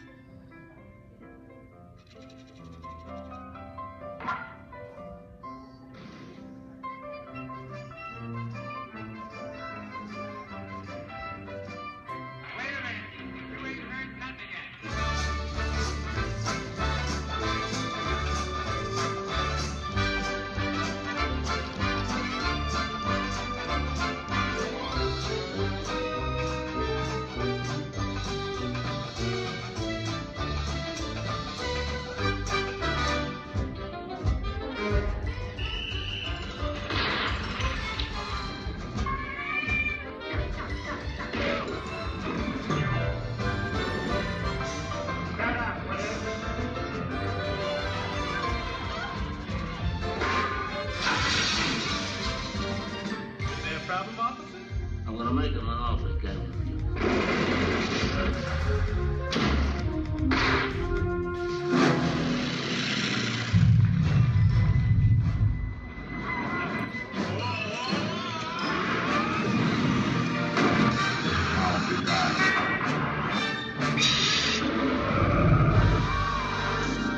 We're not in Kansas anymore.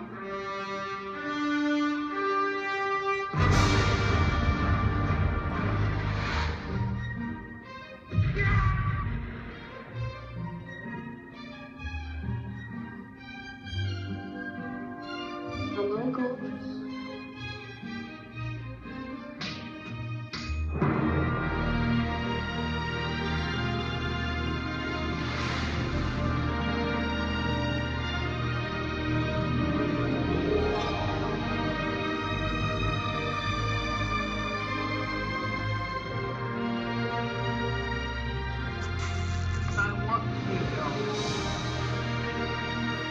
We didn't need that. We had faces.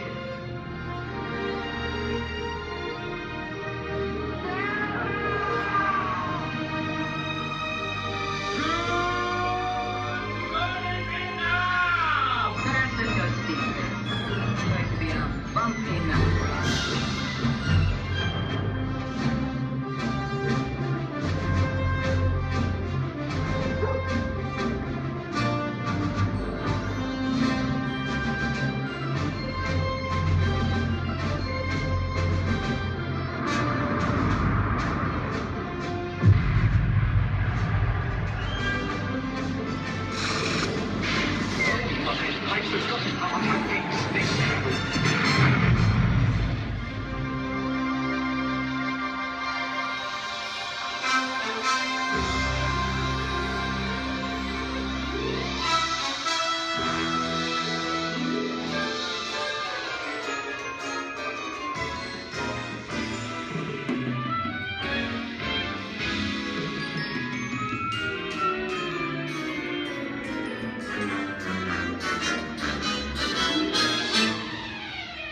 On behalf of Disney's Hollywood Studios, I'd like to thank you for joining us on the great movie ride. Now, before we wrap this production, there still is one scene left to do. It's called The Exit. The action begins with you remaining seated until the vehicle comes to a complete stop. Then gather your belongings, take small children by the hands, and when these doors open, rise dramatically to your feet and make your grand exit directly to the rear of your vehicle. Oh, and one more thing. When I yell action, don't forget the thunderous applause for yours truly.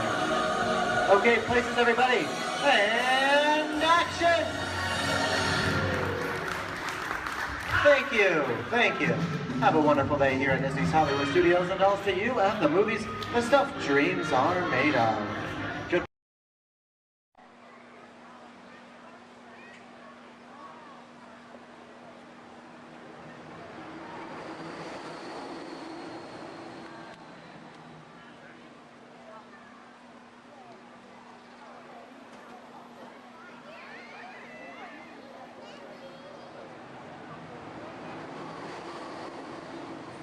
Good.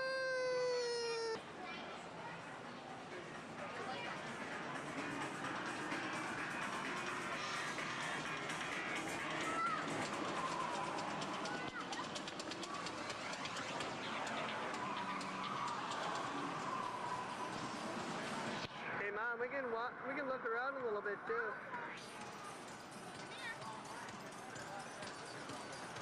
One ahead. Check them out.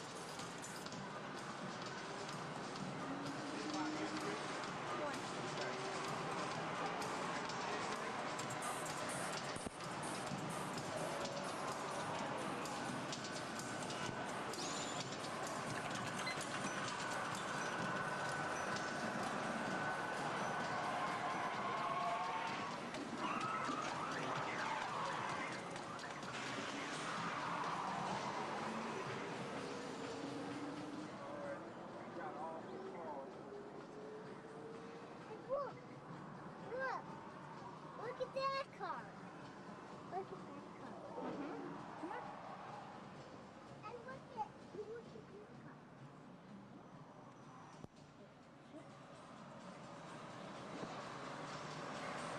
Let me go over here.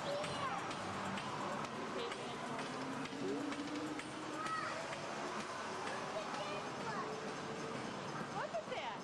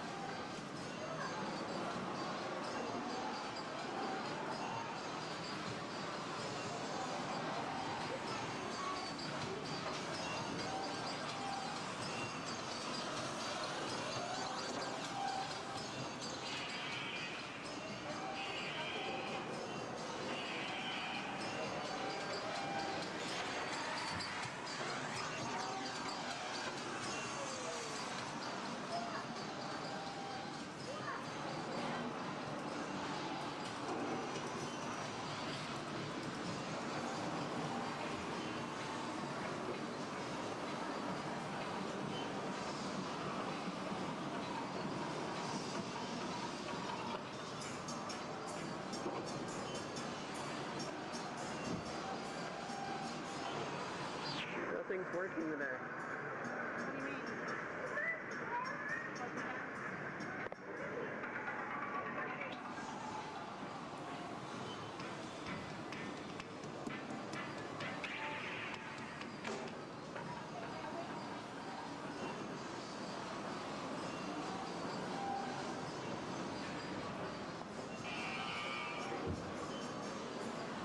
Mom. Oh, look at, watch this.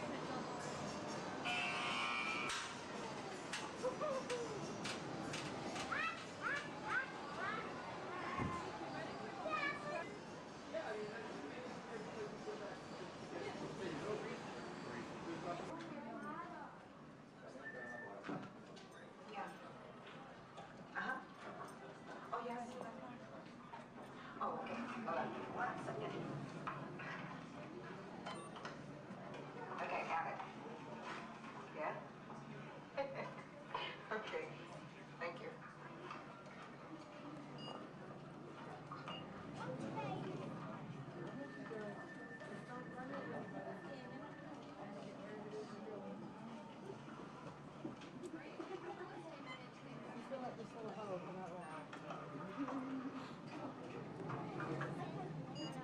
Bill. Yeah. The next group's ready. Oh.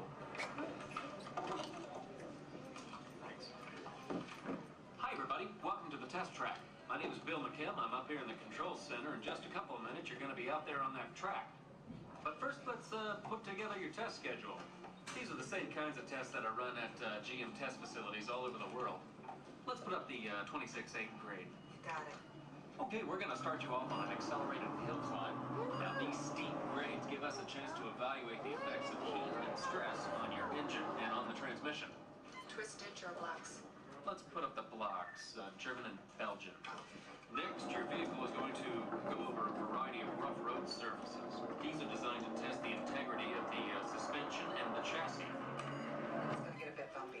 Yeah. Next, you're going to see and feel what it's like when your brakes lock up and you lose control of the steering. Not such a good feeling, but hang in there because we're going to do the test one more time, this time with the ABS or the anti-lock brakes. Okay. All right. What's next? Let's do some environmental tests. Put up 2, 5, and 7. 7. Yeah, 7. Okay. After that, we're going to subject your vehicle to some extremes in temperature, as well as corrosive conditions to see how it handles nature's worst. And finally, we'll take you out for some handling runs. Let's do the I'm going to send you through some hairpin turns, and then we'll take you out and do the high-speed loops. And depending on how your vehicle and you hold up, we'll even throw a few surprise tests in there. Surprise test? Yeah. Pick one. Jack? No. If this whole routine seems a bit extreme, you're absolutely right. That's what a test track is all about. The cars you drive at home are made up of over 15,000 different parts, and every one of them has to pass the test under very extreme conditions before we ever let it off that test track and out onto the road. Now, as you can imagine, safety is a big concern of ours, so we're going to insist that you buckle up your safety belt securely. You'll be glad you did. Oh, we're ready. Oh, great. Well, Sherry says we're ready, so we'll see you out there on the test track. So please make sure your safety belts are securely fastened, as they always should be in your vehicle. We're clear for dispatch. Okay, let's move them up to the test area.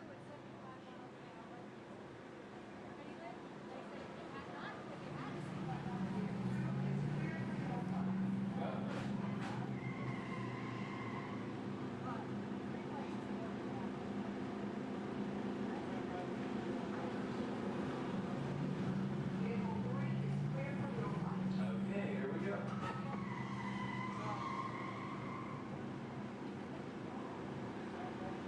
Mitchell? Vehicle 4 is clear for hill climb. Okay, here we go.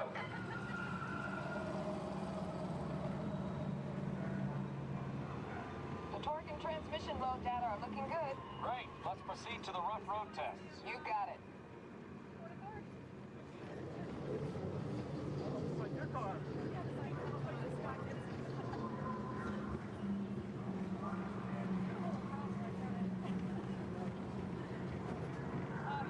Okay, I'm going to take you right up to the cones, hit the brakes, and see if I can steer you through.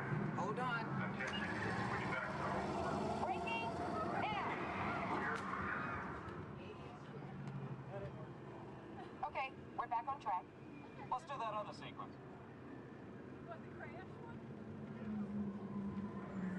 Okay, let's try it again, this time with the anti-lock brakes. ABS reactivated. Braking! All right, that's the way it ought to be. You see how ABS lets you keep control of the vehicle while braking?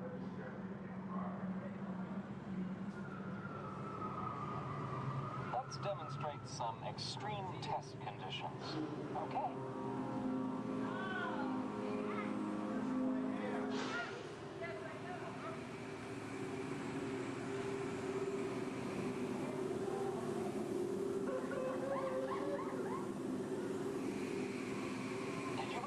Turn off those robots?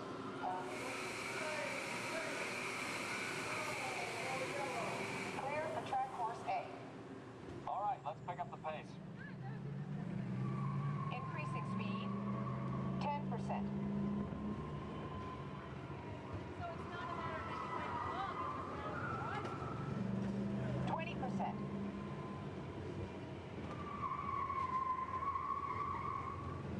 30%. Are you seeing an increase in lateral forces? Sure am.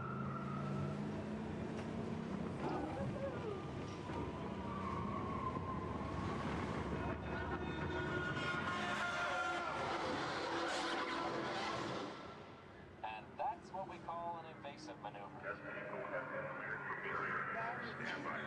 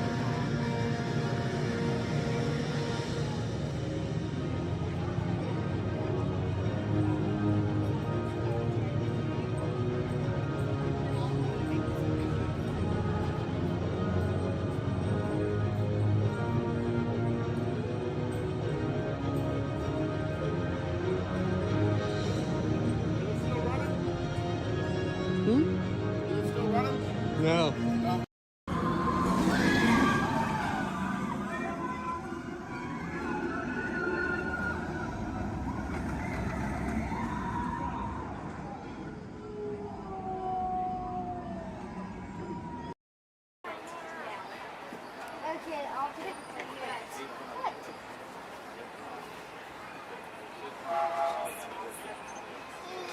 Okay, look at Mama when you say cheese.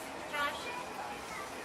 Oh my gosh, dude. This train could probably take us to the roller coasters. Hey. But it always swings up. So Scott is Scott done with his deadline? To those who just joined us, welcome aboard the Disneyland Railroad. To ensure a safe ride, remember to stay seated with your hands, arms, feet, and legs inside the train. And please, watch your kids. Para su seguridad, permanezca sentado y mantenga las manos, brazos, pies y piernas dentro del tren. Y cuide a los pequeños. Gracias. So he is doing full time. We're now entering Splash Mountain, where every day is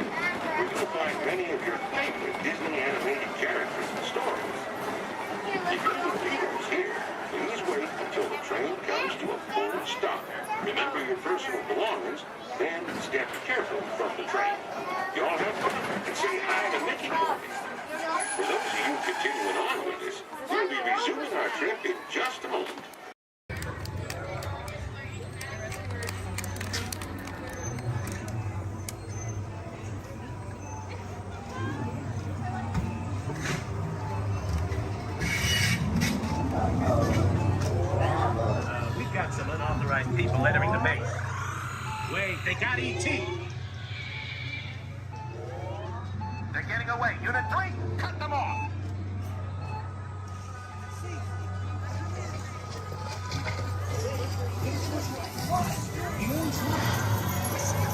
Let's go.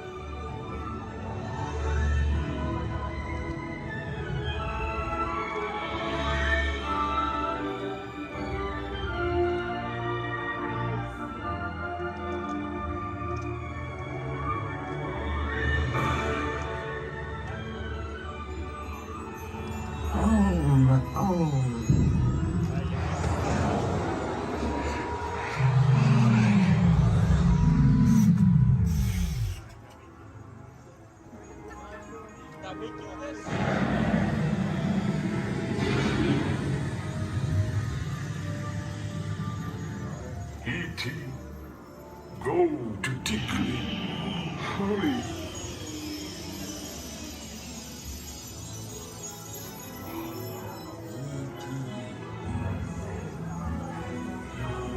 Tickly. Ouch. Welcome home. Poor God. Welcome home.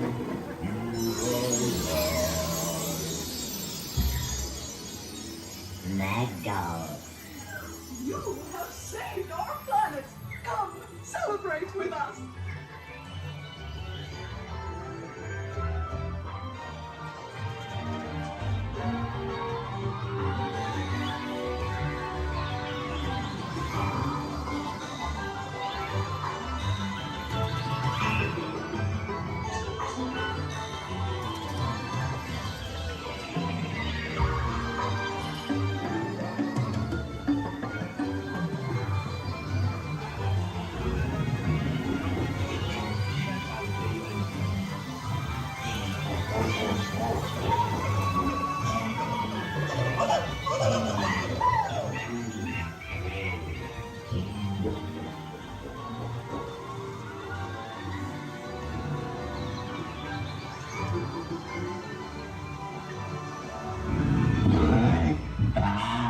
Dinosaur, Riley, Friend, Loopy, Pete, Tara, Brandon, Amanda.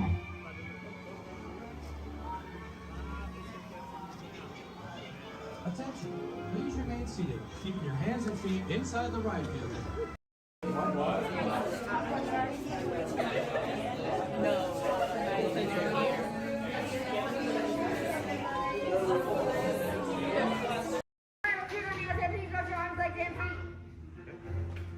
Alright, recruits, this droid up front, his name is R5. He'll get you guys back to Batu. Good luck and may the force be with you. Right, friends, it looks like we have an incoming transmission from 6. Stand by. Okay, take this corridor to the turbo lift, then head down to the escape pod base. Those droids are programmed to return you to Batu. Hurry and don't get caught. Lieutenant Beck will guide you. Recruits, for your safety, stay seated with seatbelts securely fastened. Keep hands, arms, feet, and legs inside the transport and supervise your children. Tell them it's a prisoner transfer. Did it work? Good. Now get a move on. There's a clear path to the turbo lifts at the end of the hallway. Turn right. Probe droid. You're lucky it didn't spot you. Take those turbo lifts and stay out of trouble. Hey, you're not authorized. Wait, those are the prisoners.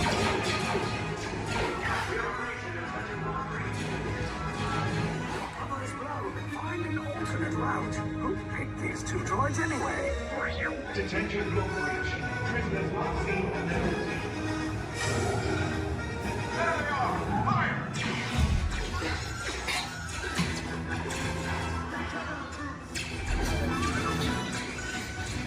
Escape box to force!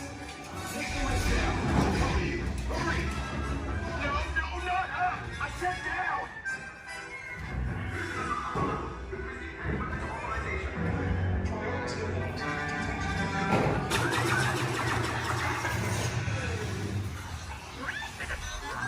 This does not look good. Try to find another way down to the escape pods. The Resistance will attempt to rescue the prisoners. They have neither the resources nor the courage to engage us. You underestimate their conviction. Raise the shields! Shields? I see no evidence. Now!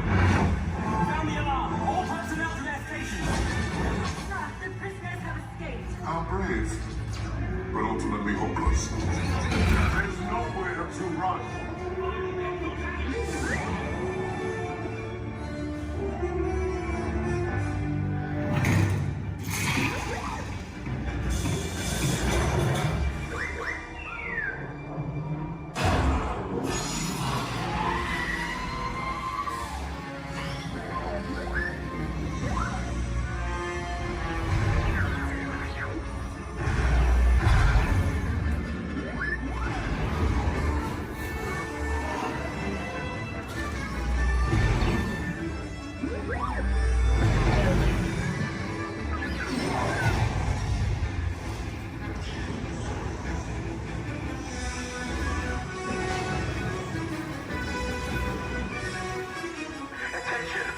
Resistance personnel, abandon ship. I repeat, abandon ship. This destroyer's about... There's no escape. You will tell me the location of the secret base, and then I will destroy you and the Resistance.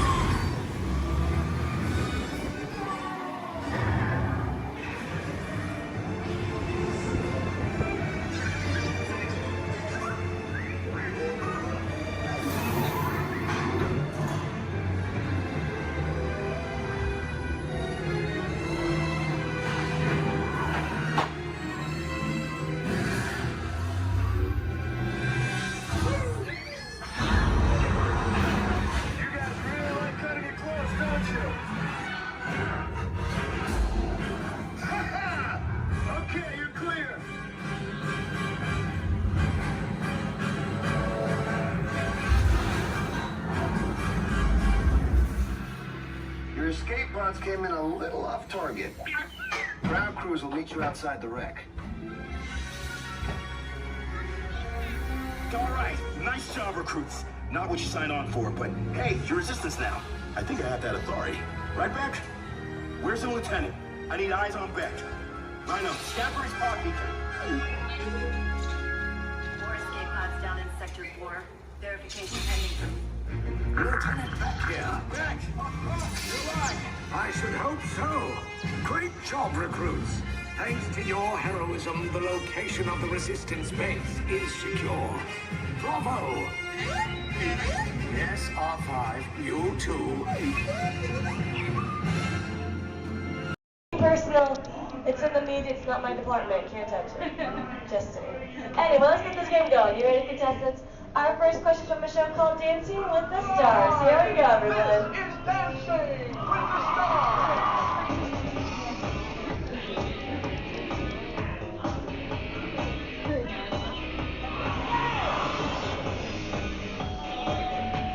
The NFL legend who danced his way to victory in Season 3 of Dancing with the Stars is A. Jerry Rice, B. Emmett Smith, or C. Apollo Antonio. All right, everyone, take it to the contestants. Contestants, what do you think the answer could possibly be? Contestant number 1.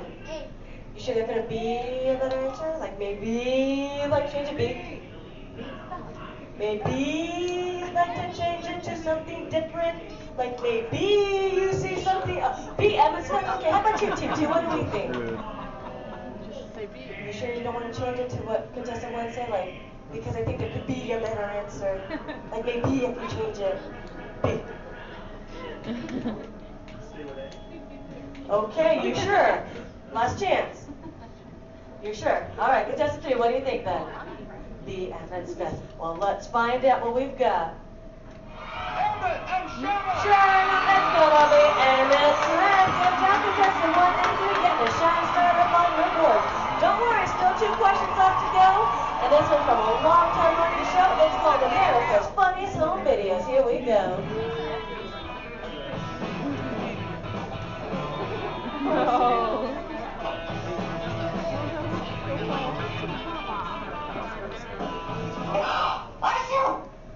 ABC's America's Funniest Home Videos often features dogs doing extraordinary things. In this last video, the dog is going to A. Imitate the woman's sneeze, B. Lick the woman's nose, or C. Fetch the woman a tissue. Alright, contestants, you might see a subtle hint up there to help you out with this answer. So who wants to answer first? Hit that button. Here we go. Team number 2. B. B? Lick the woman's nose? You don't see something up there that might that might change your answer? C. Fetch a woman a tissue. Okay, here we go. Contestant 3, what do you think? C. And contestant number 1? C as well. Let's find out, everyone. We've got a sneeze. And we got a tissue. Good job giving all of you a shining star. Anyway, folks, commercial break time. Here we go. If any of you missed your favorite ABC shows or just want to start watching new one, log on to the website. It's abc.com. Up there you can see their motto is Start Here, and that's because they're a multi-platform network, which means you can watch those shows not only on your big screen, but your computers and now even your handheld devices. Anyway, everybody, take the focus off me. I'm back up here on the screen because we're moving on to our final question. Are you ready, contestants? It's from Extreme Makeover Home Edition. We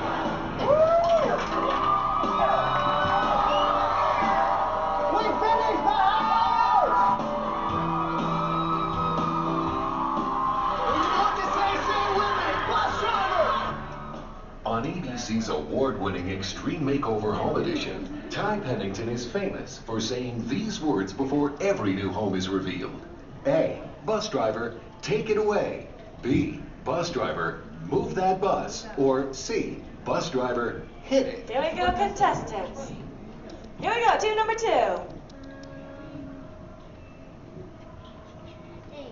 A, take it away. B, move that bus. All right, guess number 3. And guess number 1. B as well. Audience, do you know the answer? Say it with us then, bus driver. Move that bus. Yeah. Anyone want to say so?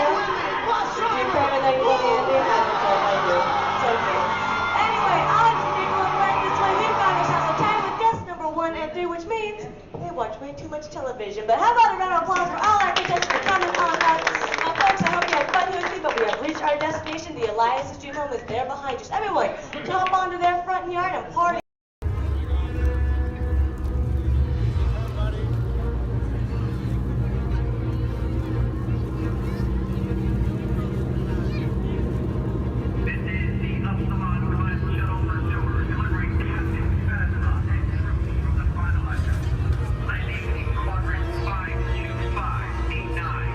Prepare to depart.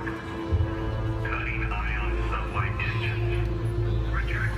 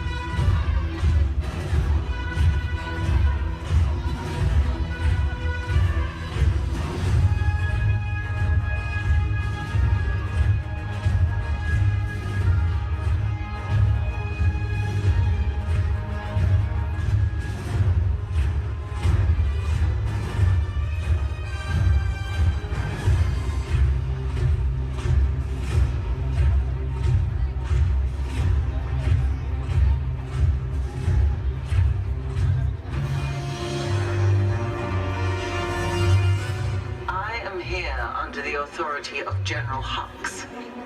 You are here under the authority of me. Stand proud.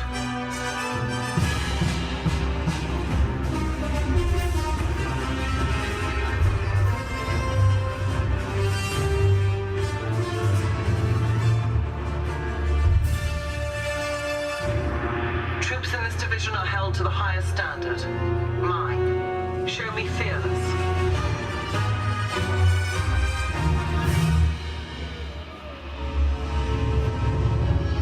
Under my command, you will be proud to wear the armor of a stormtrooper. You will learn discipline, loyalty, and what it means to be a stormtrooper. Battle stance.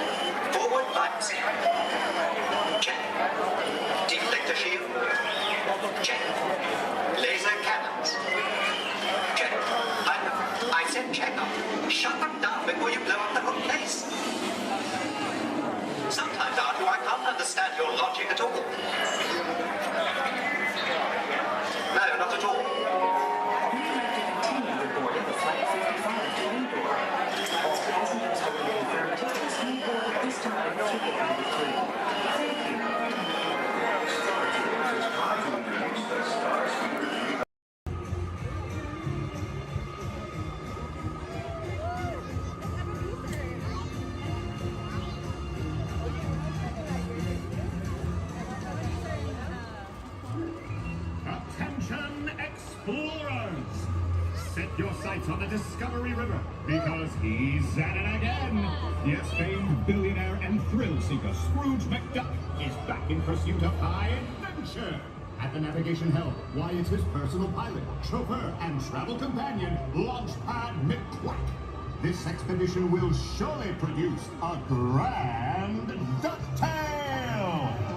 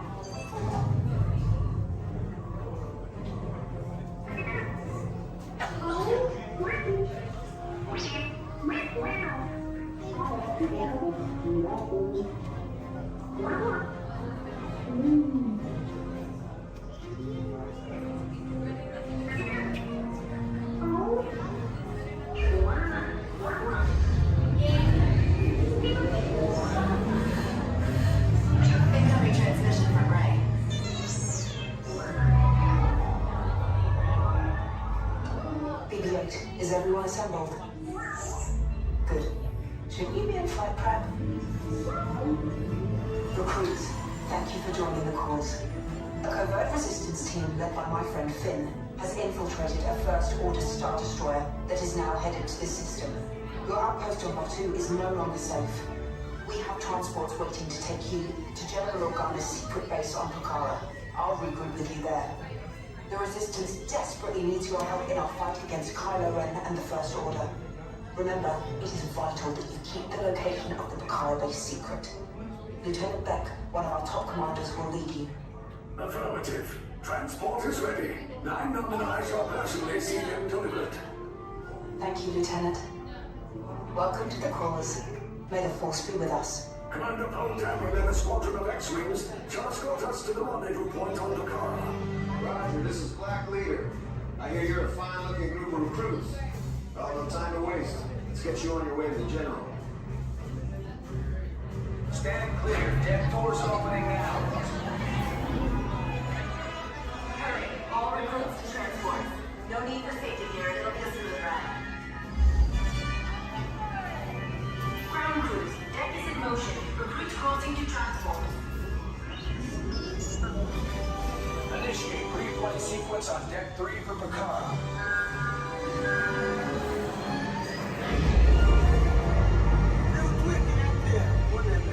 Affirmative. Deck 3, you are clear for launch.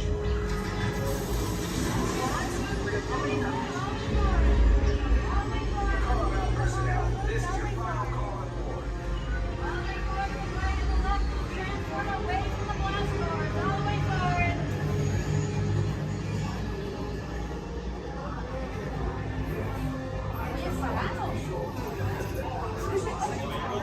Transport is away in 30 seconds.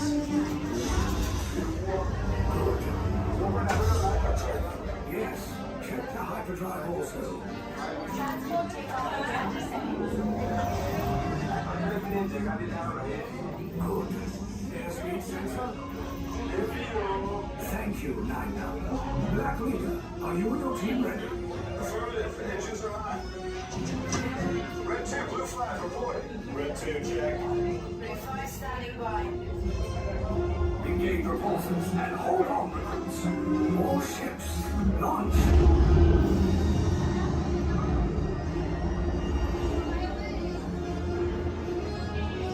I am Lieutenant Beck. As you heard from Ray, I have been tasked with getting you to Pucara. Red 2, blue 5, keep tight now. Let's get ready to make that jump to light speed on my mark. Black Leader, we're picking up an unusual signal. Are you spotting anything? Yeah, I see it. We'll check it out. BB-8, what do you got? There appear to be a number of small craft heading our way. Raise the shields. We got company. First Order TIE fighters. Reroute. Reroute. Red 2, blue 5, we got a clear path so transport can make the jump. They're all over us. I'm hit. We lost Red 2, more incoming. Blue 5 taking evasive action. Try to shake him, blue. I'm trying. We lost blue 5. I'm gonna try to draw him away. Copy that. Get us clear so we can make the jump. Be ready. You won't have much time. Where are all those TIE fighters coming from? Star Destroyers. Get out of there. We can't. We're caught in a tractor beam. It's pulling us in. Our hands are friends and make this a fair fight. Don't worry, I'll come back for you. Stay strong. Cargo vessel TR-141, identify yourselves and prepare to be boarded. This is TR-141. We are a civilian vessel. By whose authority are we being detained? By the authority of the First Order, Resistance scum. Now bring down your shields and prepare to be boarded. They'll want the location of our secret base. Tell them nothing. The future of the Resistance is at stake. I have a bad feeling about this. Stand back from those doors. Attention, passengers of the TR-141. You have been identified as enemies of the First Order. You will disembark immediately and prepare yourself for interrogation. Proceed forward, now.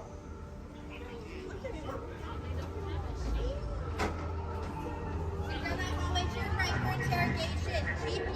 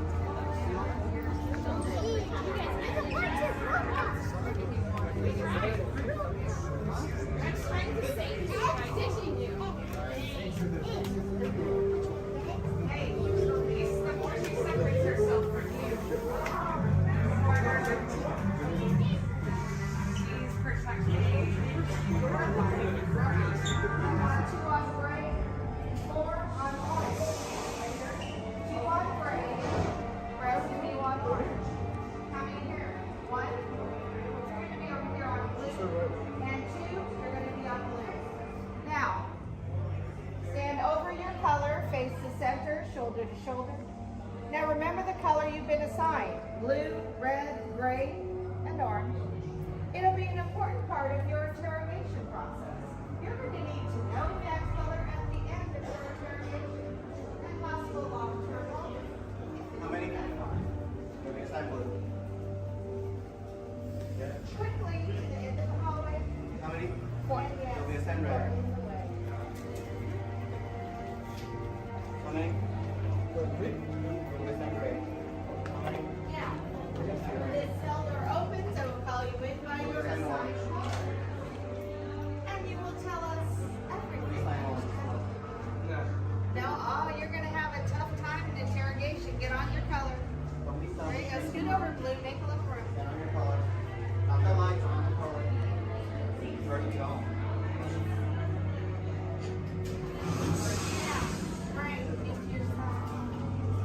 Everyone has been assigned a color. Look down and memorize it. Now forget it. This was for interrogation. Please will be trouble. Is that your only speed? Slow. Let's move it along.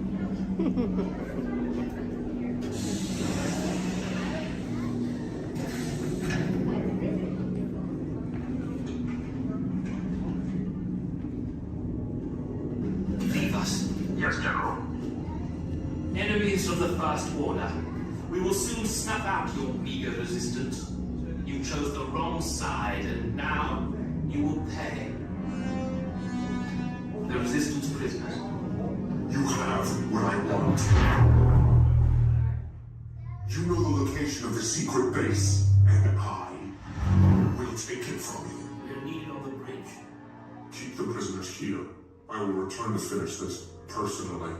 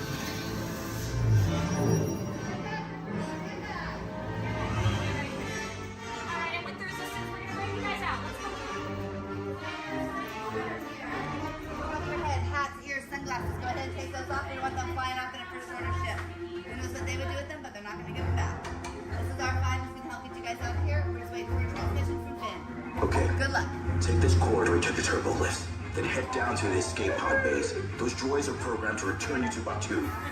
Hurry and don't get caught. Lieutenant Beck will guide you. Recruits, for your safety, stay seated with seatbelts securely fastened. Keep hands, arms, feet, and legs inside the transport and supervise your children. Tell them it's a prisoner transfer. Did it work? Good. Now get a move on. There's a clear path to the turbo lifts at the end of the hallway. Turn right. Probe droid. You're lucky it didn't spot you. Take those turbo lifts and stay out of trouble. Hey, you're not authorized. Wait, go to the prisoners.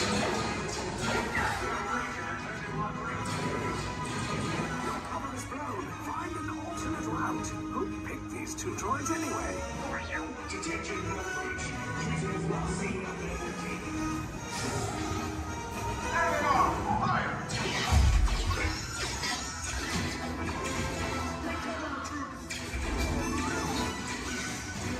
The escape pod just below us.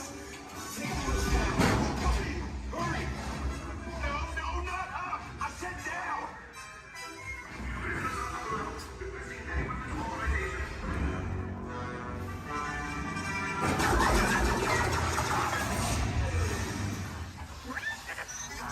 This does not look good.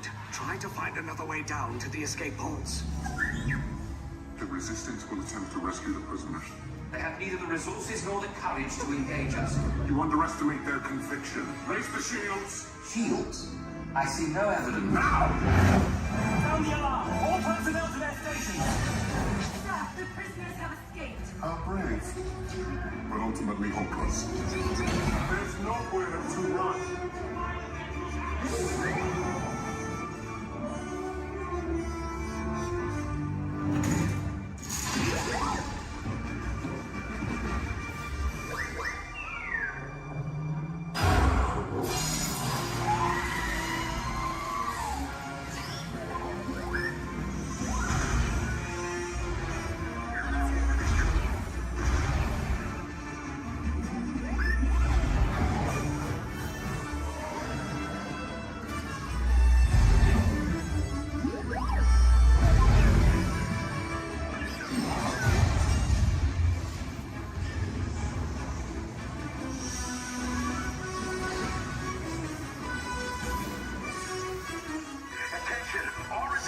personnel. Abandon ship. I repeat, abandon ship. This destroyer's about. There's no escape. You will tell me the location of the secret base, and then I will destroy you and the Resistance.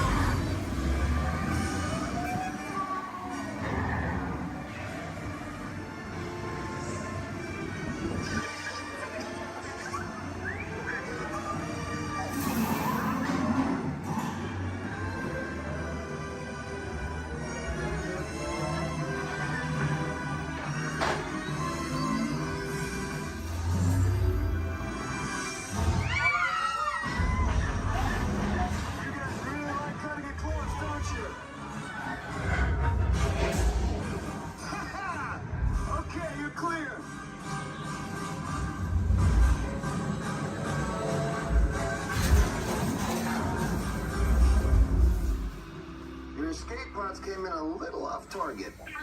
Ground crews will meet you outside the wreck. All right, nice job, recruits. Not what you signed on for, but hey, you're Resistance now. I think I have that authority. Right, Beck? Where's the lieutenant? I need eyes on Beck. I know, scout for his clock beacon. More escape pods down in Sector 4. Verification pending from key command personnel. Where's the lieutenant? I need eyes on Beck. Lieutenant back here. Beck! You're alive! I should hope so. Great job, recruits. Thanks to your heroism, the location of the Resistance base is secure. Bravo! Yes, R5, you too.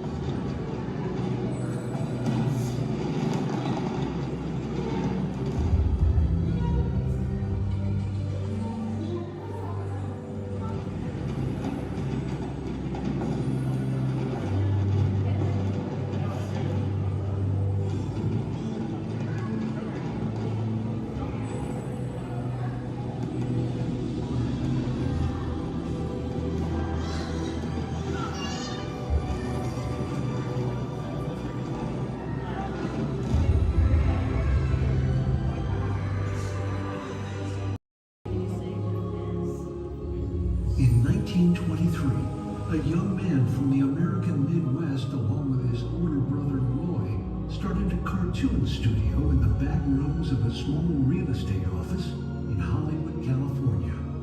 This was the small beginning of a family entertainment company that would create unforgettable stories, characters that become beloved friends, wondrous experiences, and music that has become the soundtrack of our lives. That young man was Walt Disney, a master storyteller whose imagination knew no bounds and who delighted in making the impossible possible.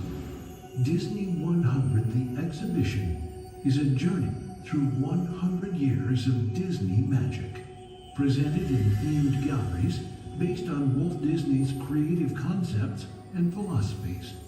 These include storytelling, creating believable characters, the spirit of adventure and discovery, the magic of sound and music, the world around us, real and imagined, curiosity, imagination, and technological innovation, the worldwide wonder of the Disney parks, and an everlasting sense of optimism about the future. Walt Disney famously said that it was all started by a mouse, but it really was all started by Walt himself. His philosophies became the foundation of the Walt Disney Company.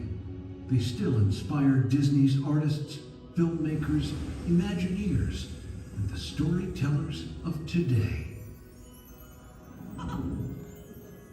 Oh boy! Oh, steady! Whoa! Hi, Musketeers! Well, here we go again, so hang on. Anything goes. You ready? And let the show begin! Here's my pal Walt to tell you how the magic is made. There's a lot of satisfaction in developing ideas into reality when we consider a new project we really studied. Not just the surface idea, but everything about it. And when we go into that new project, we believe in it all the way. We have confidence in our ability to do it right, and we work hard to do the best possible job. There's really no secret about our approach. We keep moving forward, opening up new doors, doing new things, because we're curious. And curiosity keeps leading us down new paths. We're always exploring and experimenting. Everybody ready? Then on with the show!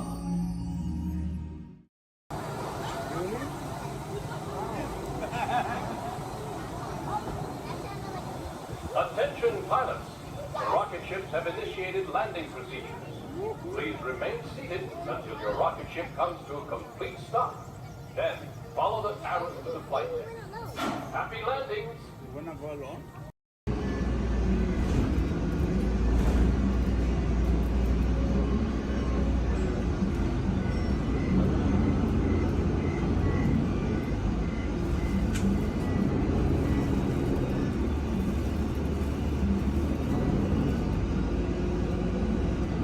This is Disney's Port Orleans French Quarter Resort. Please collect your belongings, watch your head and step as you disembark, and take small children by the hand. Thanks for riding with us, and welcome home.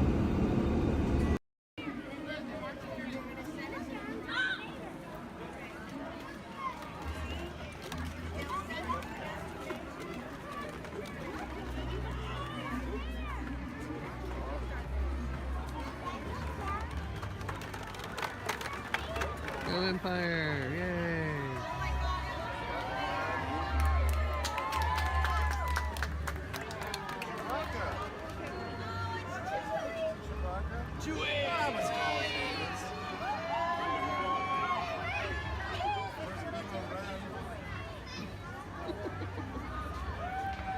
Hello, what's up?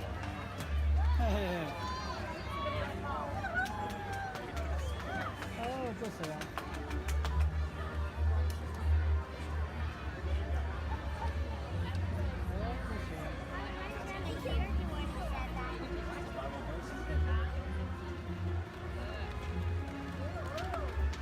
Ha ha ha ha.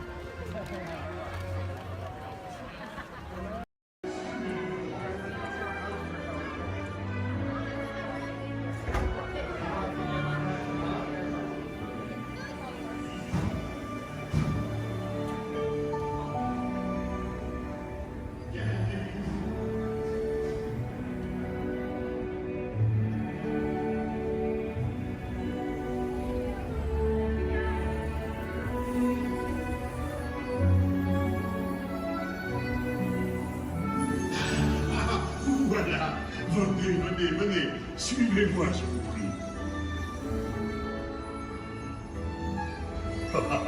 Le chef Rami is waiting for you. This way.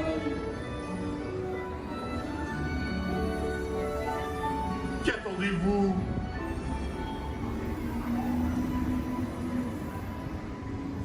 Oh, bien les invités pour le dîner. Yes, but what to prepare? Hein? Pour le repas idéal? Coq au vin? Non. A simple omelet? Too simple. What? Mais oui, that's it!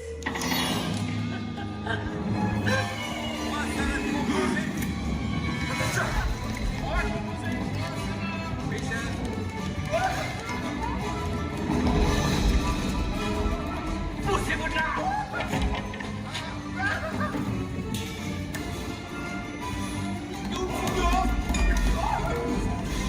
Vite, par ici!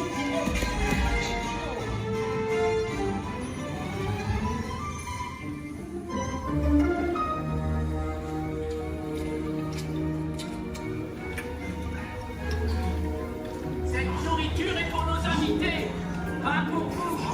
Hey guys, the food is for them, not you. Meal?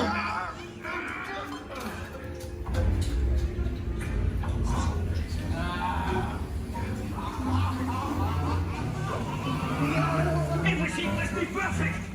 Et tout est en salle. Oui, what are you doing? Que manigancez-vous?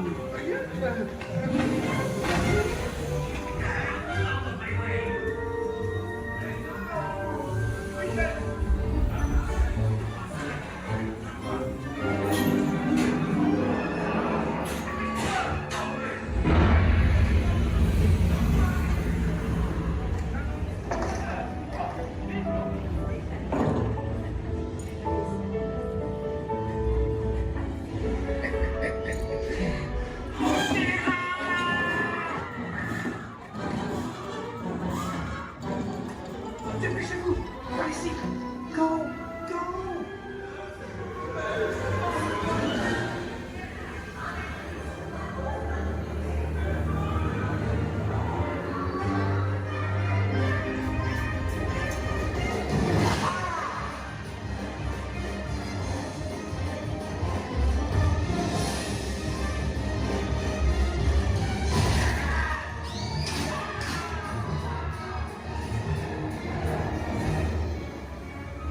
Come on! Remy's kitchen is just around the corner!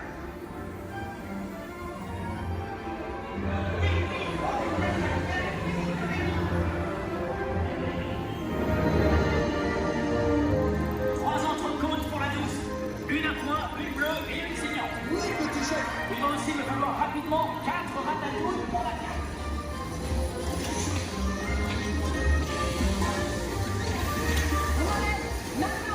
Oui, ma chérie.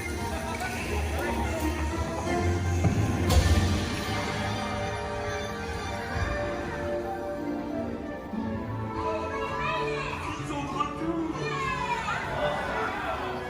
Hey, thanks for coming, everyone. Vous serez toujours les bienvenus chez Rémi. À bientôt et bon appétit. Emilio? Non.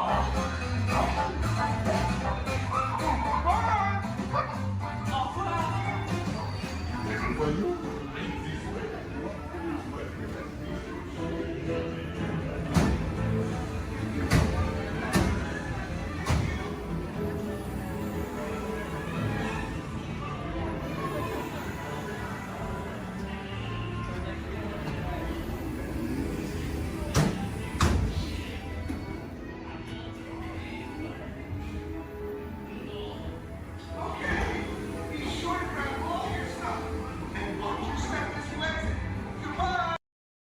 We recently learned that your Terran visionary, Walt Disney, had a similar goal in mind with his early concepts for the experimental prototype Community of Tomorrow.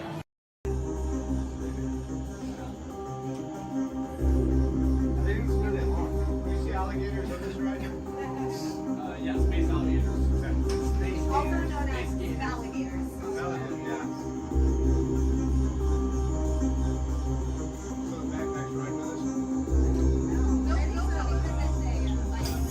Users, prepare to be digitized into the world of Tron.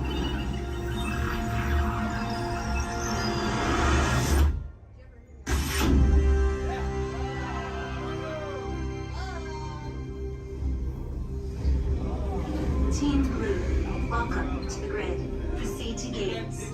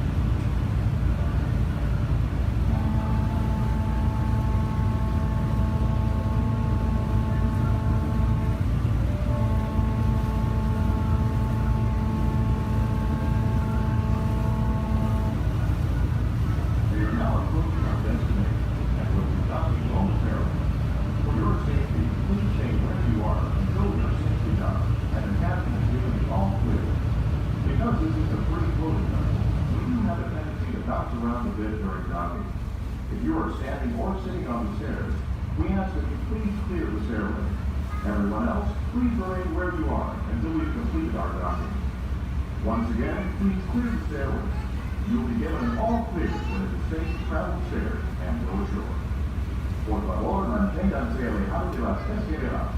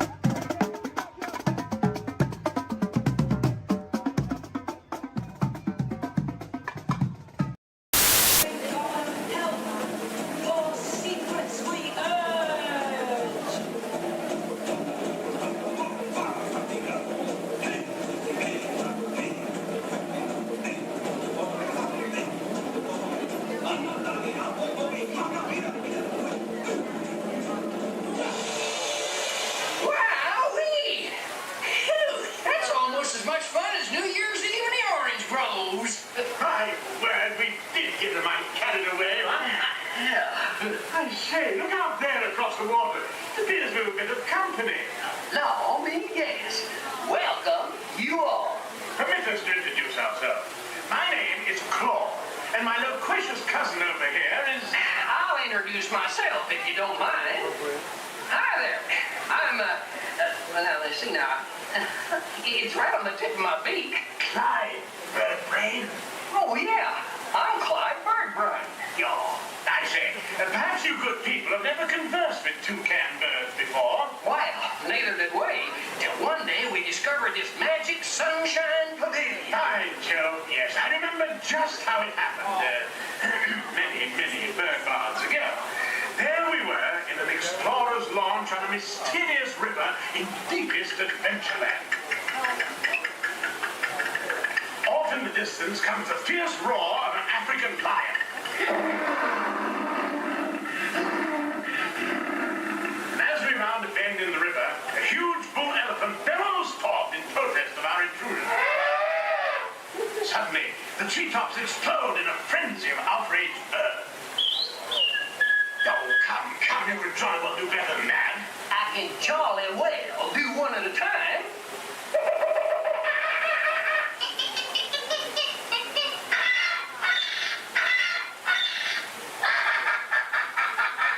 Meanwhile, shifty-eyed crocodiles lurk by the water's edge. Lurk, lurk, lurk. And the giant python slithers down from an overhanging limb. What's happened? What's wrong? I can't stand snakes. Don't be ridiculous. I'm only relating a story. Oh, all right, Clyde. Enough is enough.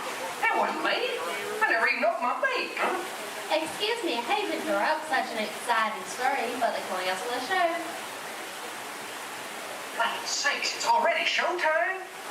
Land's sakes, yes, it's already showtime. But I believe it's your turn to make the announcement. Righto. Ladies and gentlemen, boys and girls, gather up all your cameras, purses, and other articles, and now turn to your left towards the tall door. When the drums begin, they'll open open magically to lead you right into the Sunshine Pavilion. Is everybody ready? I say, have a good show. A real tropical serenade.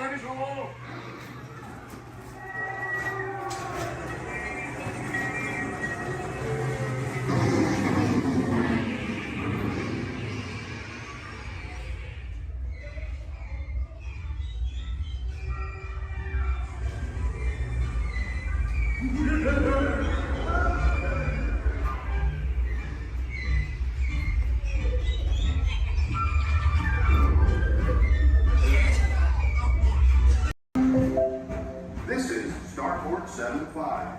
Or as we locals call it, Space Mountain. Our high-speed rocket port to distant deep space destinations.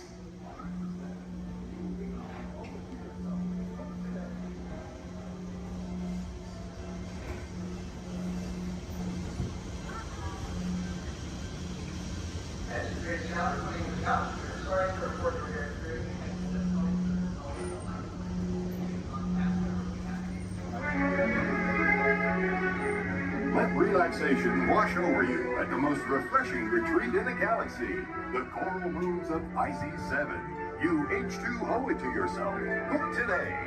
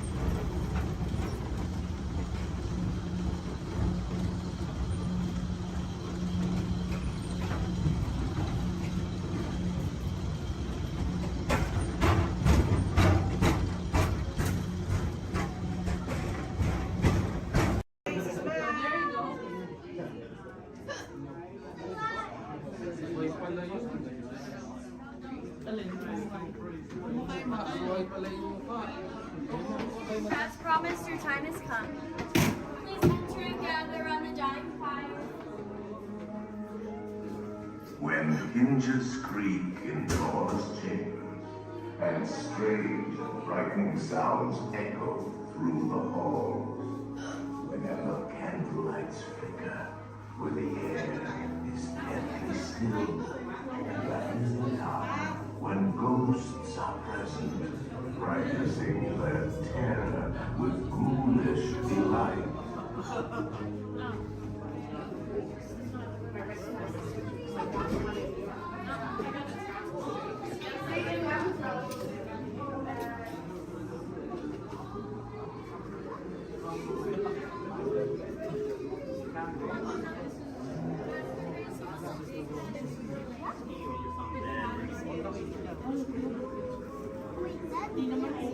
Welcome, foolish mortals, to the Haunted Mansion.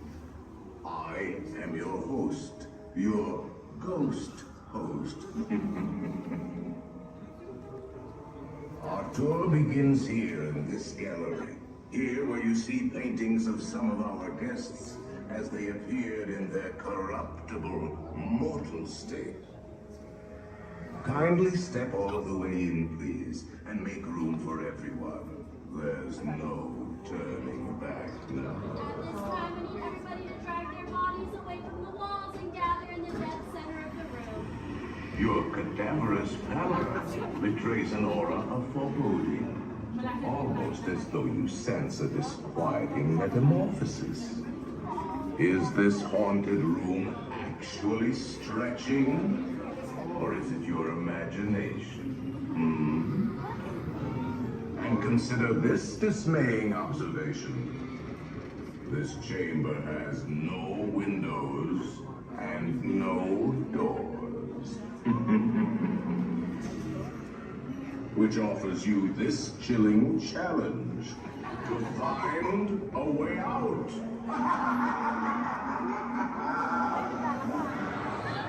Of course, there's always my way.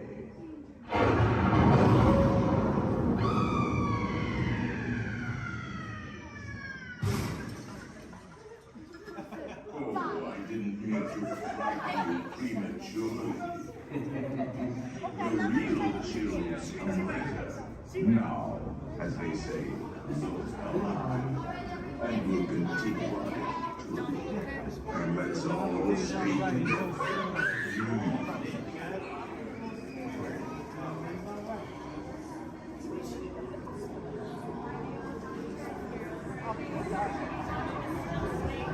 didn't say a word about it. I'm just going to go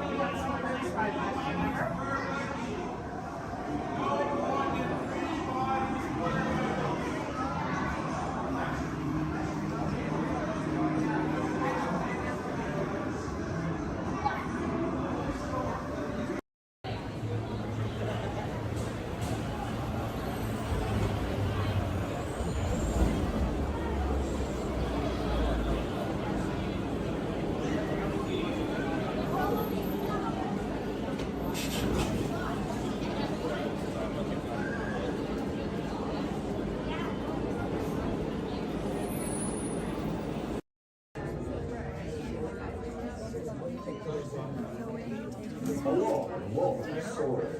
My name is Patrick, and I'll be your chief flight attendant today. We'll begin boarding in a few minutes, but first I'd like to acquaint you with some important safety information.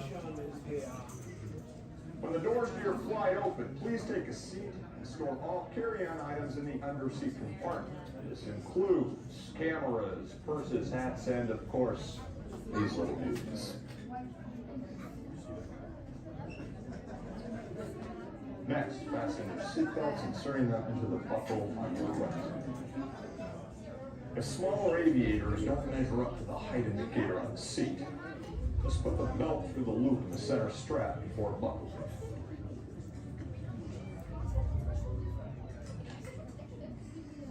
Nice work, pal.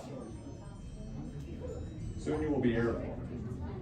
So if you or your little aviators have a fear of flying or of heights, you might want to wait for your party to arrive. Okay, let's review. That is seatbelt, carrying on, safety strap, fear of heights, keep your hands and arms inside at all times. Anything else? Yeah. Have a nice one.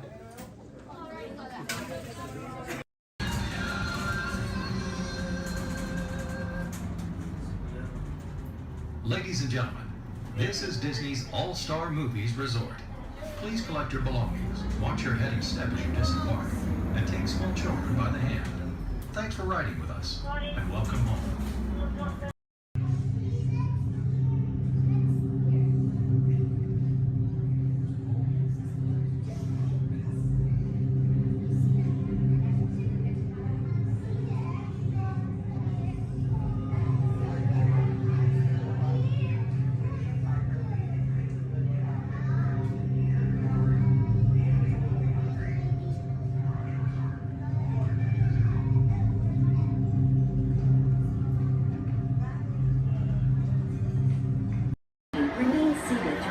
journey, keeping your hands, arms, feet, and legs inside your car.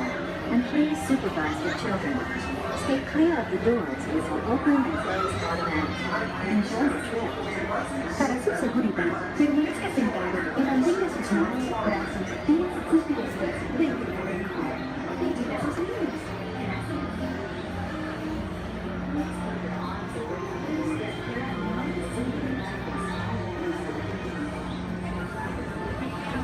Welcome aboard the Tomorrowland Transit Authority People Mover. You're quiet and carefree, highway in the sky. We invite you to sit back, relax, and enjoy your next several days. Along the way, you can preview many of the exciting places you'll want to be sure to enjoy today while visiting this land of tomorrow.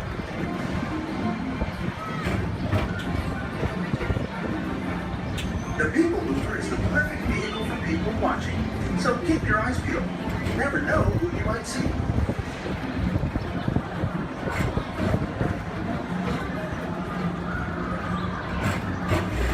Coming up, Stitch's Great Escape, where you can report for duty as a security agent for the Galactic Federation.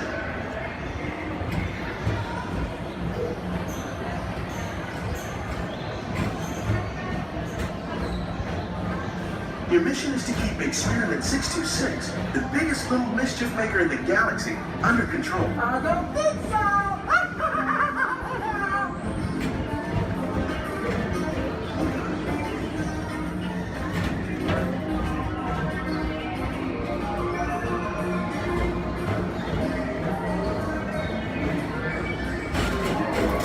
And now, Tomorrowland Transit Authority presents Progress City, Walt Disney's dream for an experimental prototype creating of tomorrow. Progress City was the inspiration for everything, leading us forward with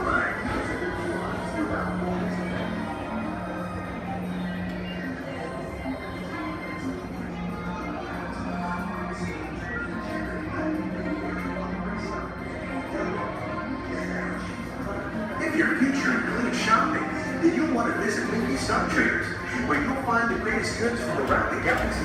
That's right! It's out as well!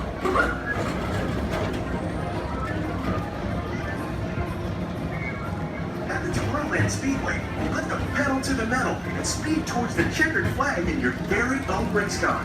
Young or old, this is your chance to drive in the fast lane without worrying about getting a speeding ticket.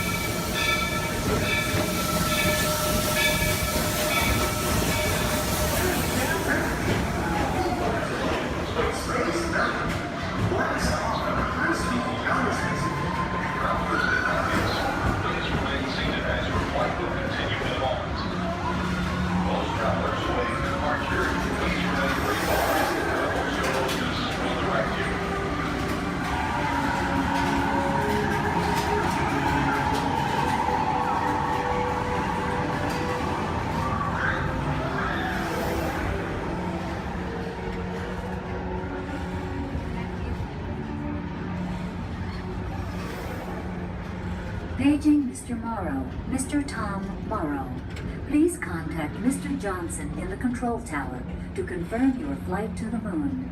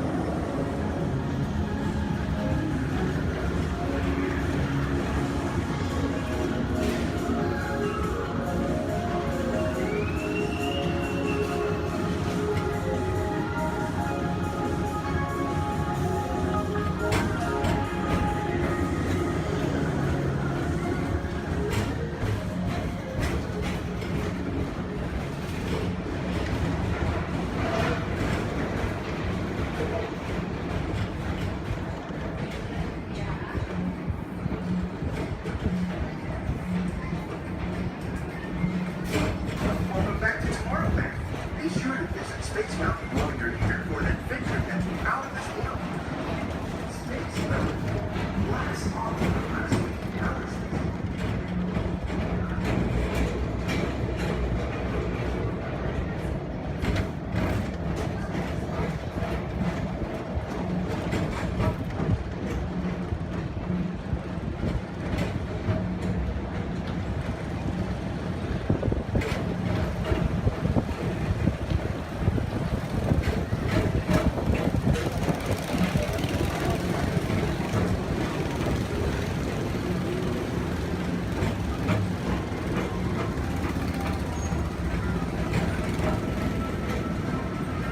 Different high-flying adventure. Hop on board the Astro Orbiter. Pilot your own spacecraft as you take a spin around the planet and ascend to otherworldly heights.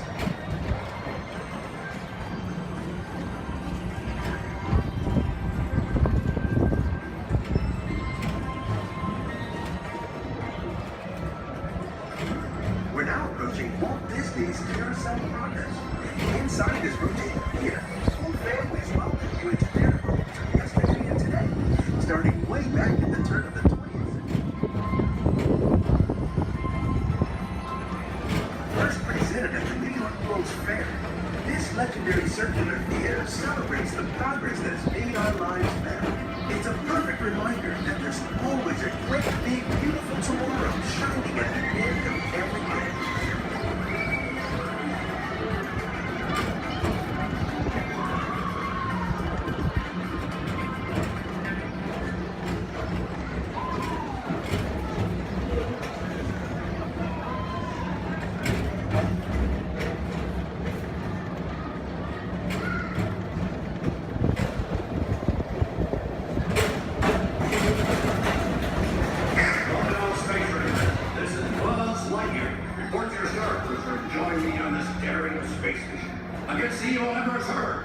As an honorary space ranger, you'll use your own personal laser cannon to save the entire galaxy.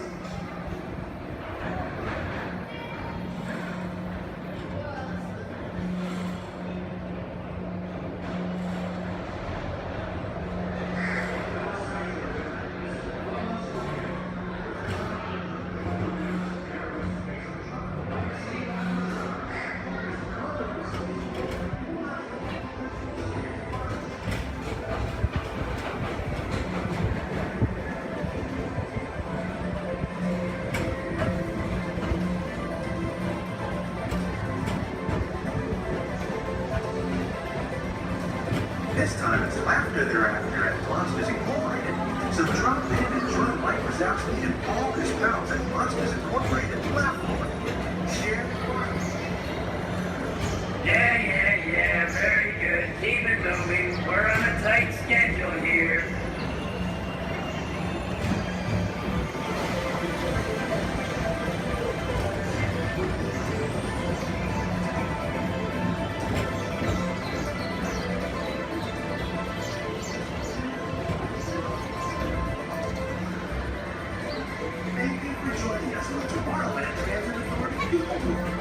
It's been a pleasure to have you aboard. Enjoy the rest of your day and have a great, big, beautiful tomorrow. Welcome aboard to Tomorrowland. Your flight is right for now, Scott. Step onto the moving platform with caution and exit by stepping away from the car. Thank you. Welcome to Turtle Talk. My name's Andrew. Before we get started, there are a few things that I would like to go over with everyone. Now, here at Seabase, there is absolutely no eating, no drinking, no smoking or vaping, and no flash photography. Thanks, guys. Now, this piece of equipment here is known as a hydrophone. It allows us to hear sounds from beneath the sea, and it's also going to allow us to hear from our very special guest today. Does everybody know who our special guest is? Please shout it out. Crush is coming to talk to us to learn more about the human world, and we're going to get the chance to ask him a couple questions about the turtle world. So, little ones, be thinking of questions that you may get to ask Crush, okay? Now, it does seem like Crush is off surfing at the moment. In order to call him out, we need to yell, "Hey, Crush!" on the count of 3, all right? 1, 2, 3. Hey, Crush! Well, righteous, dude.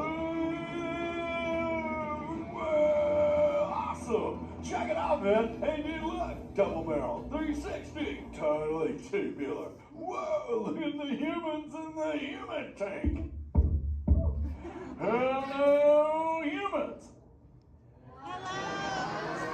Righteous, man. Oh, dude, speaking of most righteous, look at this, bro. Hatchlings, grommets, offspring, totally chillin' sub-level. Look at this, right next to you, you got a little dudette, blue shell, brown noggin, goggles, and extra ears. Yeah, right there on the coral. Hey, bud, what's your name down there, dudette? Bella? Hey, what's up, bud? Are you having a good day, man? Yeah. Awesome. Can you talk like a turtle?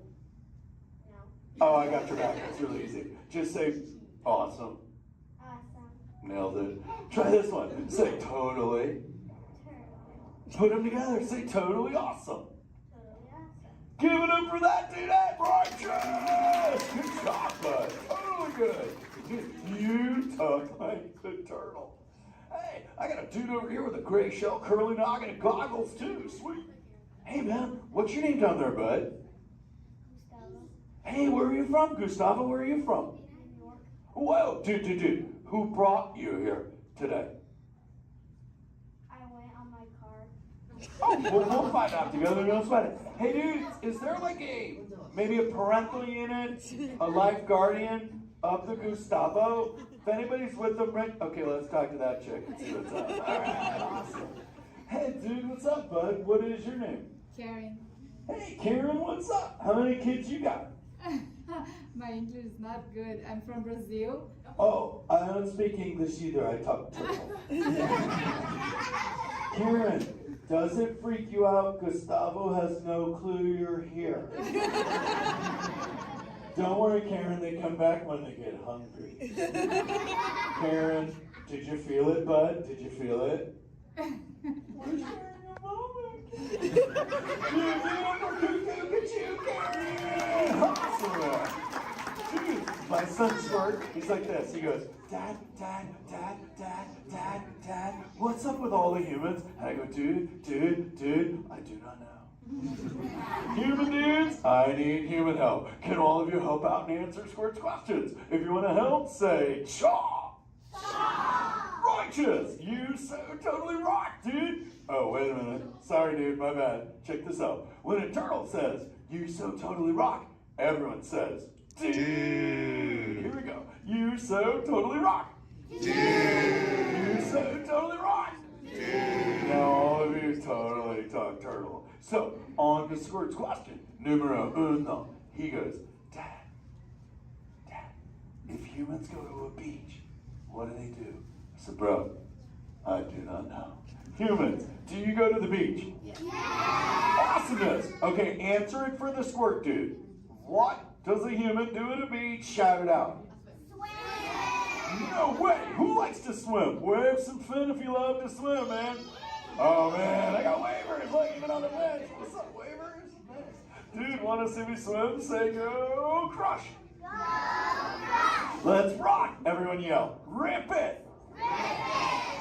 Roll it. Roll it. Punch it. Punch it. Rip it.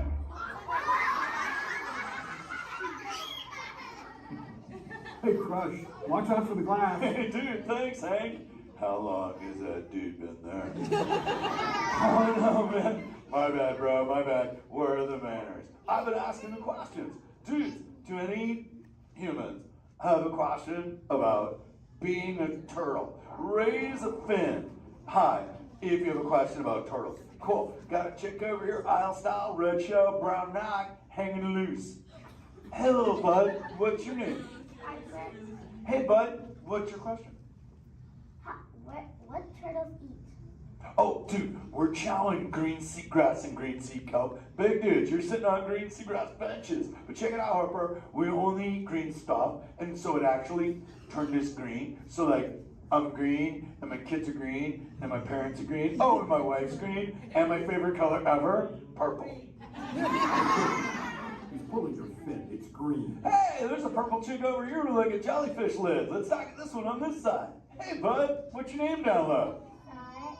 Hey, cool name, Scarlet. What's your question? My name is not Scarlet. Oh, wait, what's your name? It's Charlotte.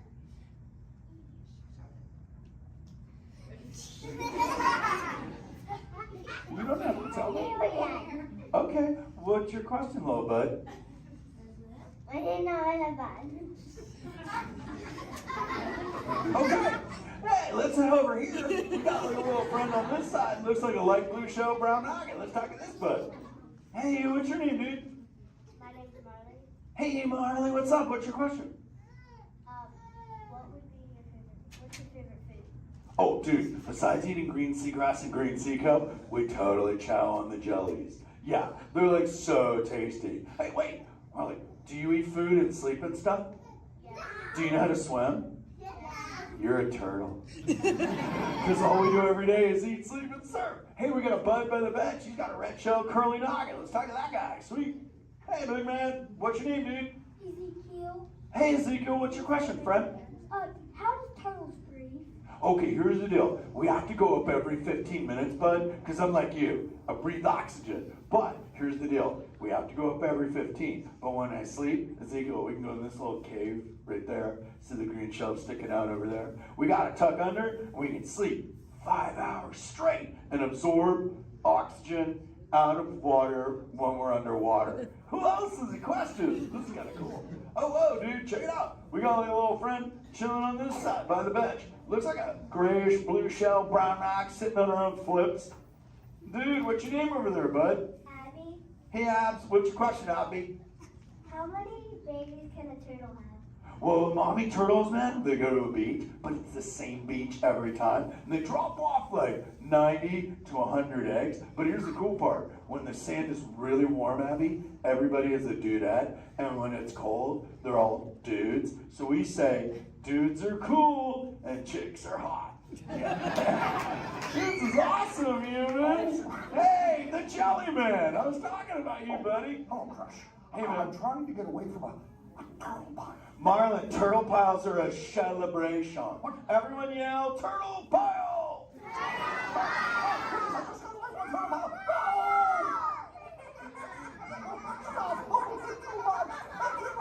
Oh, cool. Hey, boys, surf's up, dudes. Thanks a lot, Crush. For what? The turtle pile? Shout it out, humans! That dude has serious thrill issues. Humans, you rocked it! You so totally rock! Okay, like 4 kids remembered. The rest of you dudes pulled a hard dory. Dudes, don't space out! Remember, Turtle says you so totally rock. Everyone screams! You so totally rock! There you go, you're back again. Oh, bummer. Hey, bro, the frequency thing is not working. Whoa, it's Bailey. Call him back with your fins. Put your both fins up. Yeah, put your both fins up. Go.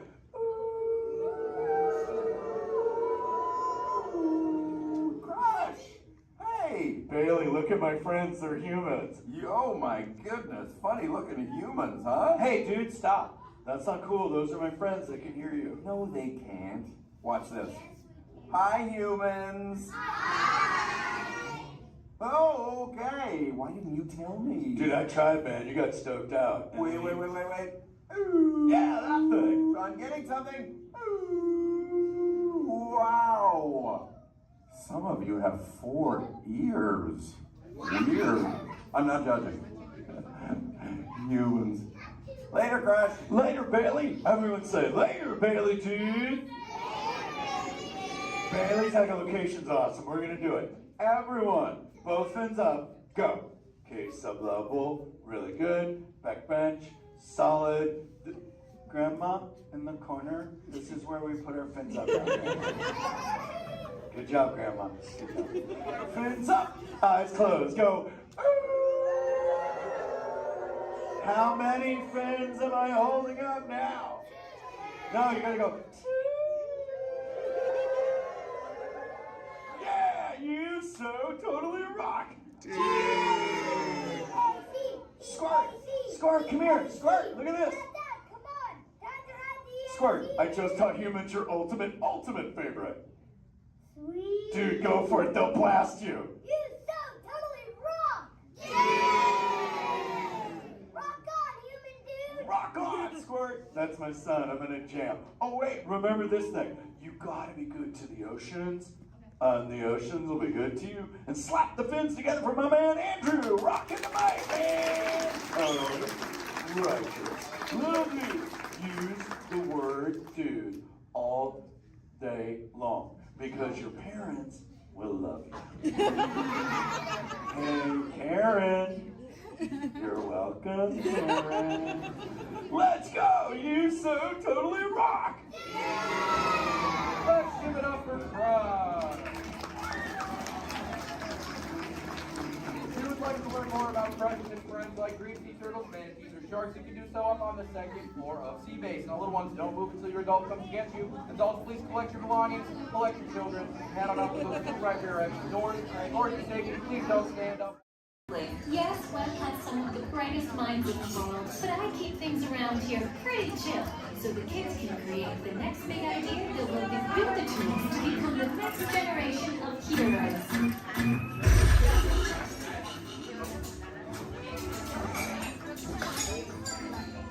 We hope you have a great time on your visit to the Worldwide Engineering Brigade Open House.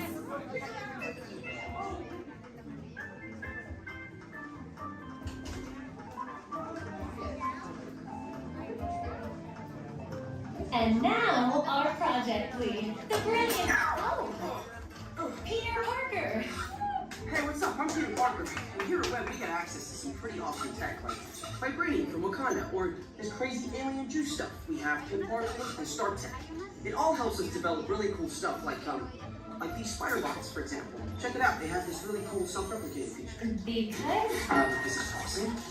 Buddy, you can stop doing that now.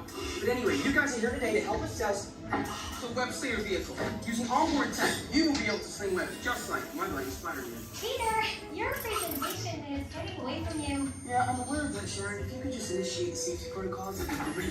Problem with that, So Peter. anyway, if you want to sling a web, all you gotta do is sling your arm in the direction you want to shoot the web, and that's it. It's awesome. Peter, your spider bots are continuing to replicate and are consuming everything in their path. They seem to be stuck in self-recognition mode. If you could just handle that for me, please. On it. Contacting Mr. Stark. Don't call Mr. Stark! Don't call Mr. Stark. Sorry, shout. Could you just call someone else? Ask them to it. Okay. Contacting Spider-Man. Here. I'm gonna go find Spider-Man for us all, because he's around here somewhere. Okay, goodbye. Spider-Man! As you may have noticed, the spider bots are locked in that awesome self-replication mode. In spite of what you see, they were created to be robotic helpers that can break down raw material and create all kinds of useful tech. But because they are stuck in self-replication mode, the spider bots are currently consuming everything in sight and multiplying at an alarming rate. If left unchecked, my calculations predict this will lead to the devastation of the entire Avengers campus. That should be safe until Spider-Man gets here, as long as they don't get into the alien fluid. This is now a bigger problem. Activating threat level protocols. Hey guys, what's up? I hear you have no problem. I'm here to help. You made it. Great. Threat level is at exponential danger. You might need some help. Perhaps I'll call the Avengers? Don't worry, everyone. I got this. Okay, everybody. Open house is canceled. Wise idea. And I could use some help. Yes, you could. Sharon, prep the Slinger vehicle. Already on. Everyone head to the Slingers and we'll team up to stop the spider bots before they destroy the campus. It's easy. Okay, we have a plan. Please move quickly through the doors and down the hall to the Slinger vehicle bay. Your open house demo has been upgraded to a high-stakes mission to save the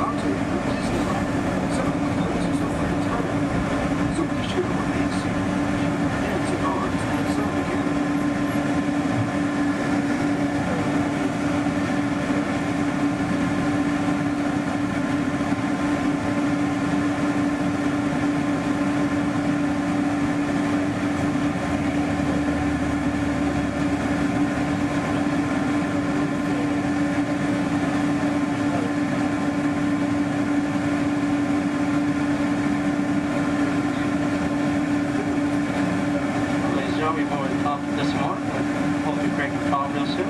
Anytime you're sitting, please raise it. Give it our tips and trade all times.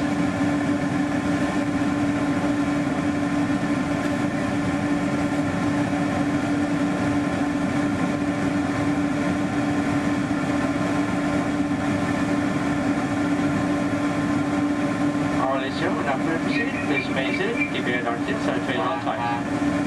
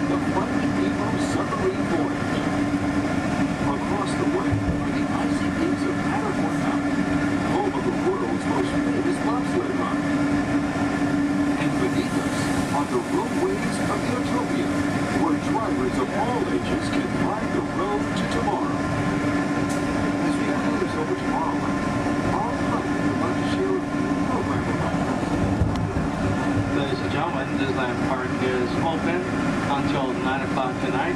Meantime, a monorail train is departing every 5 minutes from the Tomorrowland station back to downtown Disney. If you would like to leave the park and return later today, please make sure you have with you your valid Disneyland passport ticket and a hand stamp so you can re-enter the park anytime up to 1/2 hour prior to Disney Park's closing. You can get your hand stamp whenever you depart today.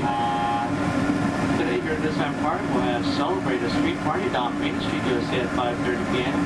And also tonight, as part of Halloween time at the Disneyland Resort, we'll have Halloween Scream, a bonus surprise in the sky at 8 p.m. Thank you, and have a pleasant day here at the Disneyland Resort.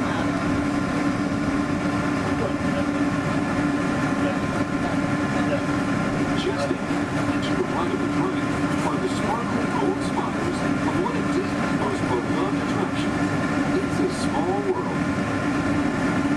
Beyond it is the wacky world of Disney's classic cartoon characters, Mickey's Toontown.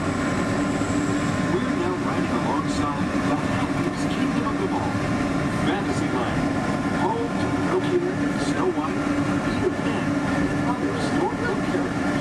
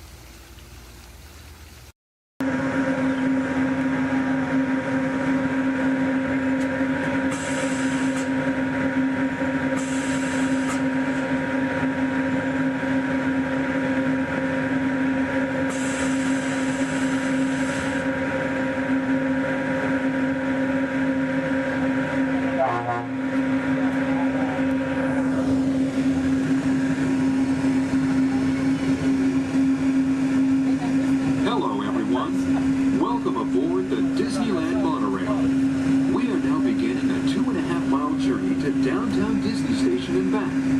For a safe trip, remain seated, keeping your hands, arms, feet, and legs inside the cabin. Be sure to watch your children, and no smoking, please. Bienvenidos. Para su seguridad, permanezca sentado y mantenga las manos, brazos, pies y piernas dentro del tren y cuide a los niños. Por favor, se ruega no fumar. You're riding aboard a Mark 7 monorail, the latest generation of Disneyland monorails. When Walt Disney introduced this attraction in 1959, it was the first daily operating monorail system in the Western Hemisphere. Just ahead is Disney's California Adventure, where you can live the ultimate California dream through attractions and live shows that are as diverse as the Golden State itself. The Towering Hotel is home to the Twilight Zone Tower of Terror, where you can literally take a thrilling drop into Hollywood history. The bear-shaped rock formation is part of the Grizzly Peak Recreation Area, a haven for outdoor adventures. Beyond it, you'll find the high-energy fun of Paradise Pier. Coming into view on the left are the villas at Disney's Grand Californian Hotel and Spa. It's the first Disney Vacation Club resort on the West Coast and shares the same arts and crafts style as the famous hotel, which we are now entering.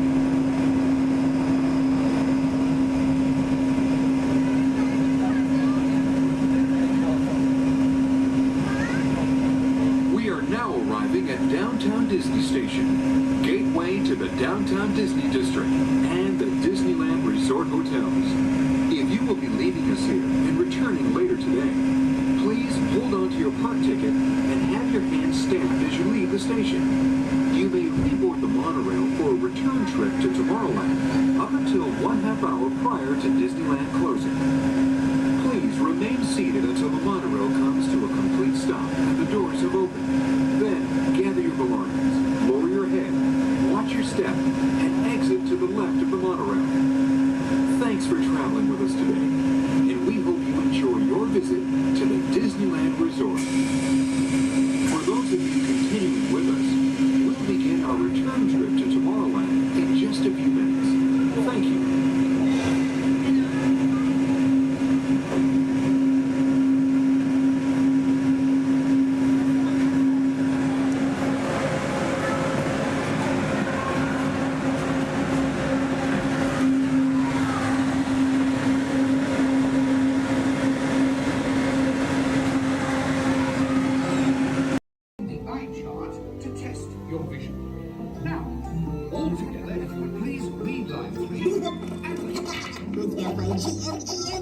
You can see things differently.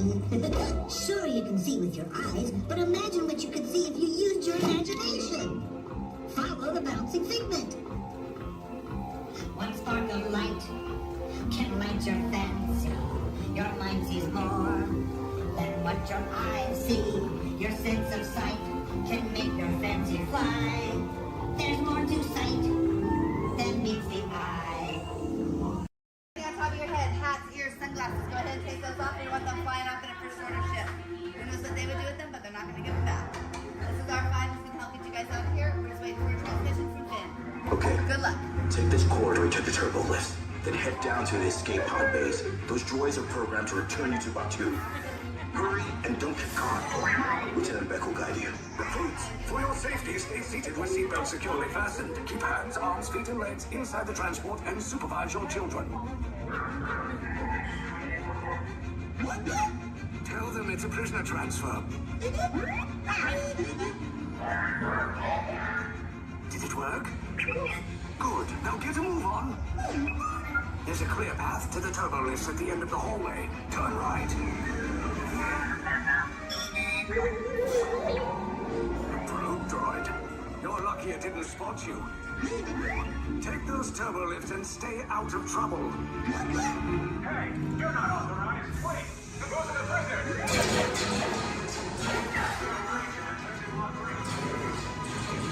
Cover is blown. Find an alternate route. Who picked these these two droids anyway? Detention approach. Prisoners not seen on the fire!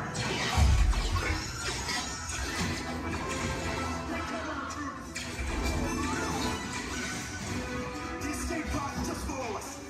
Take those down. Copy. Hurry! No, not up! I said down!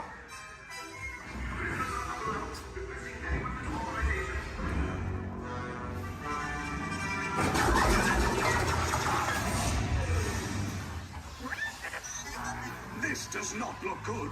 Try to find another way down to the escape pods. The Resistance will attempt to rescue the prisoners. They have neither the resources nor the courage to engage us. You underestimate their conviction. Raise the shields! Shields? I see no evidence. Now! Sound the alarm! All personnel to their stations! Sir, the prisoners have escaped. How brave, but ultimately hopeless. There's nowhere to run.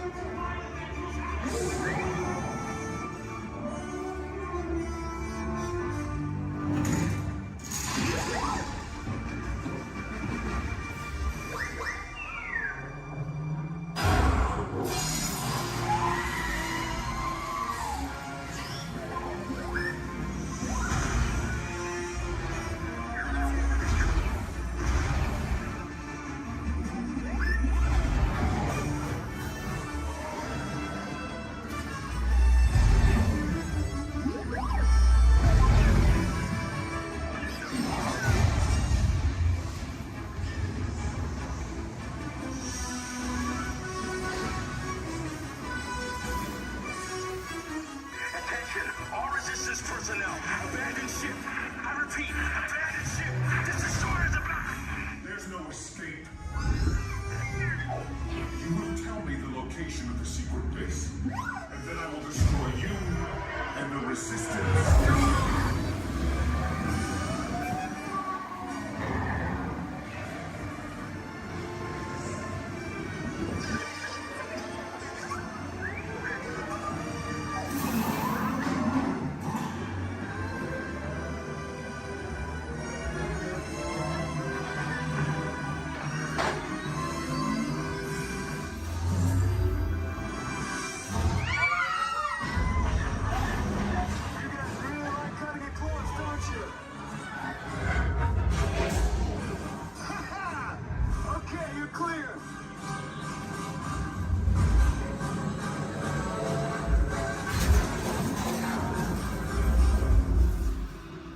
Escape pods came in a little off target.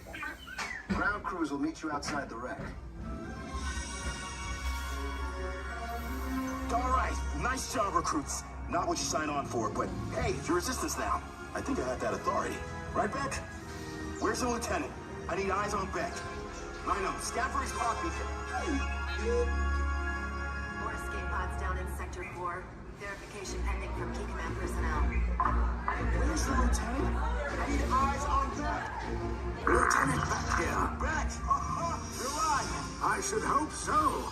Great job, recruits.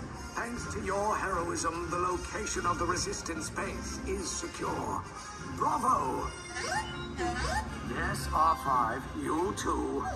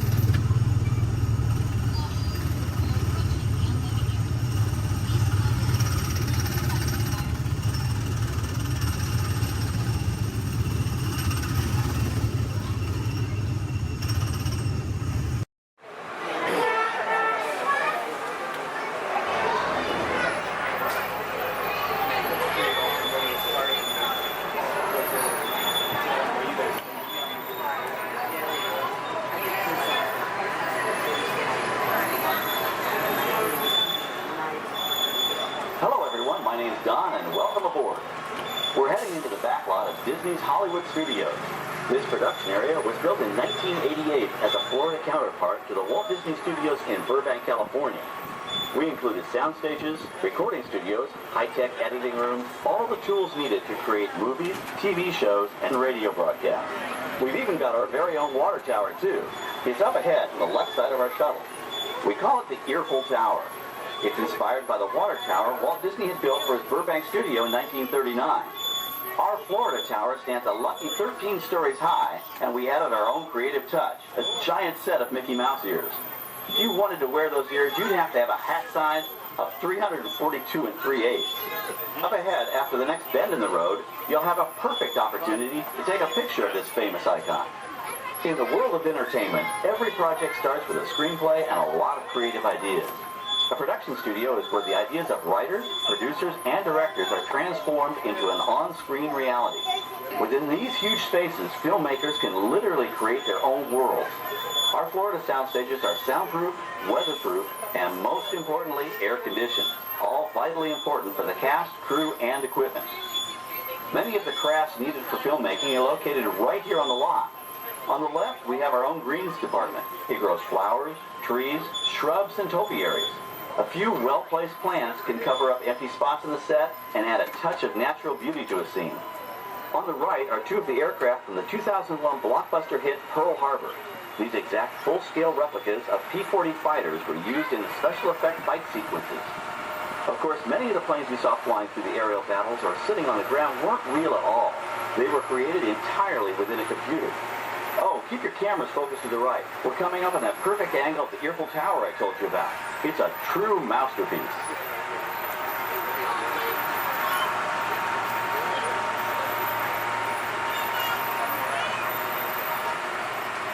We're entering one of our most glamorous and colorful departments, creative costuming. Every star has to have just the right wardrobe, and it all begins here with a designer's sketch. Our team of designers, seamstresses, and tailors can turn 1.5 million yards of fabric into over 25,000 costumes every year. Many of these costumes will become part of the shows and attractions of the Walt Disney World Resort. In fact, here in Florida, we have the largest working wardrobe department in the world. Why, Mickey Mouse alone has over 175 different outfits to choose from, while Minnie Mouse keeps more than 200 unique costumes in her wardrobe. On the left are costumes worn by the stars in recent studio productions. You'll probably recognize some of those costumes from the big screen. Every story needs a setting, and our design staff can create just about any place a script calls for, from an urban city street to a remote desert canyon. On the left is our scenic shop where large-scale sets and props are built. Our team of set designers, carpenters, artists, and engineers has created caves and caverns, game show sets, even replicas of the U.S. Supreme Court and NASA's Mission Control, all on our sound stages. The shop also provides sets and props for our shows and parades here at Walt Disney World. The same skill and craftsmanship that goes into a movie set can also be used to create magic for our parks. Either way, it's all about making dreams come true.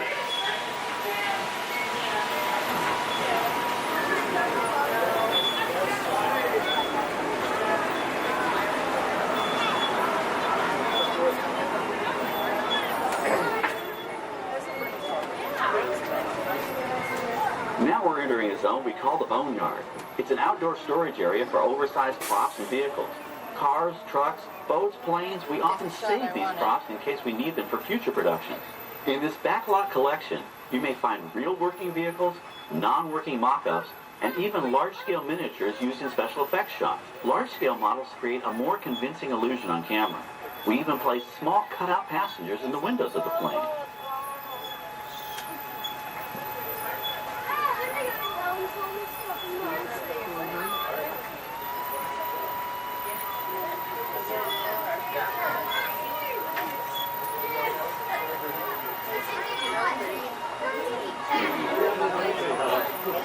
We're now passing by the sets for our Lights, Motors, Action Extreme Stunt Show. On the left, you may catch a glimpse of the Mediterranean fishing village that sets the stage for this thrilling attraction. We'll get a closer look at it soon, but for now, we're approaching one of the largest standing sets on our back lot. It's over on the right. It may not look like much from this angle, but it's pretty spectacular on the other side.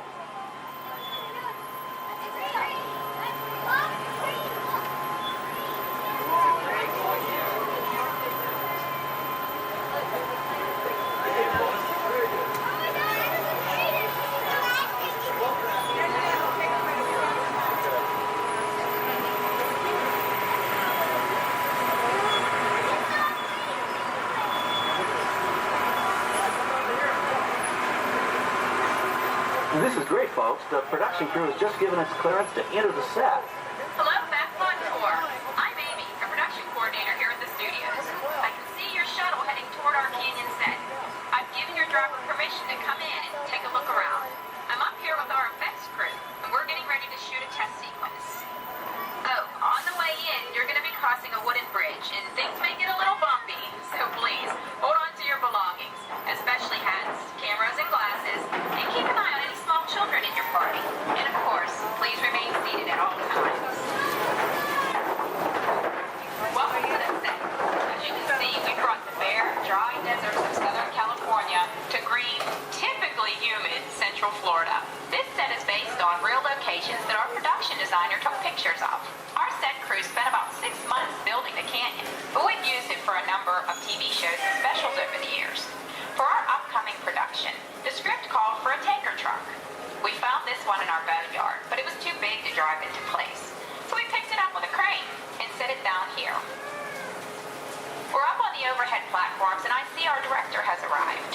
As soon as the rain effect is ready, we'll begin the sequence. This set and shower is really just a special effect.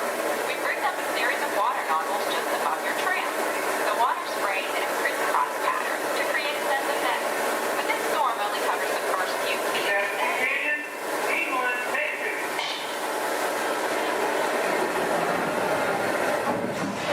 Okay, it's showtime. Everybody stay seated. Hang on to your belongings and watch your children.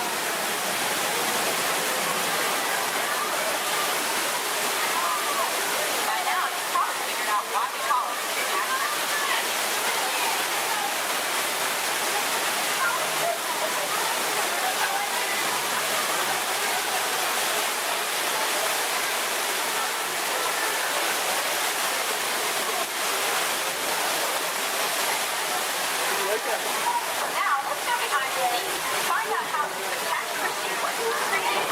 The canyon itself is a facade, a steel structure covered with wire mesh and layers of concrete, sculpted and painted to look like natural rock formations.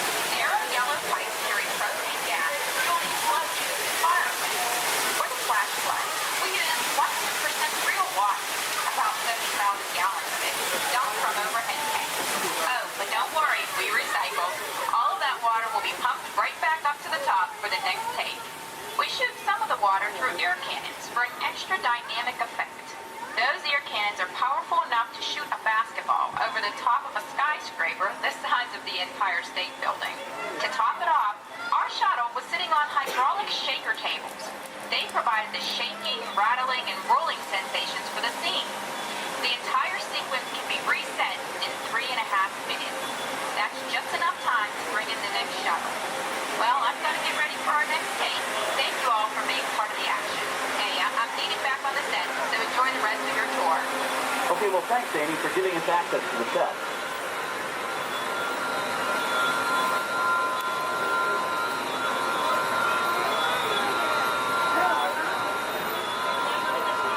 On the right, we have an authentic piece of Disney history.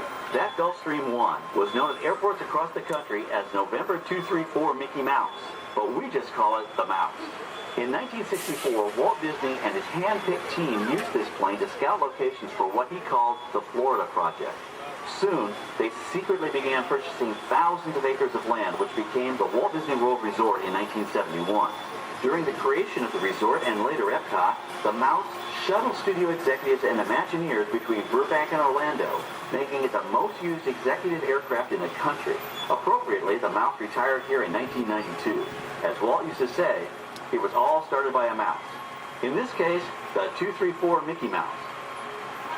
On our right, we once again sweep past the magnificent Mediterranean village of our lights, motors, action extreme stunt show. This high-octane attraction is based on the hit show from the Walt Disney Studios Park in France. In this action-packed production, you'll feel like you're right there on the set during the filming of a spy thriller, complete with custom-built cars, motorcycles, even jet skis. You'll experience the split-second timing, coordinated driving, and fiery special effects that make action movies a real blast.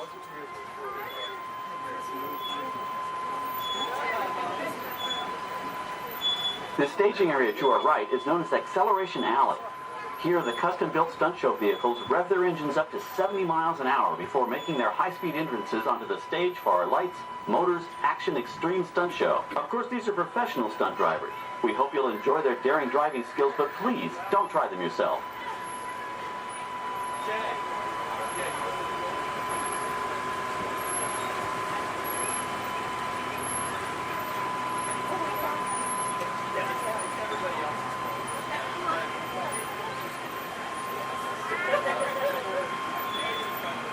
On the left, we've reached our second boneyard with more historic props and vehicles. When we reuse older props in a new production, they're often refitted with custom parts and given a whole new color scheme. You might not even recognize them the next time you see them on screen. For instance, coming up is our friend Herbie the Love Bug. He went through a special demolition derby makeover. Those dents and dings were added on purpose, but he can be polished up as good as new for his next starring role.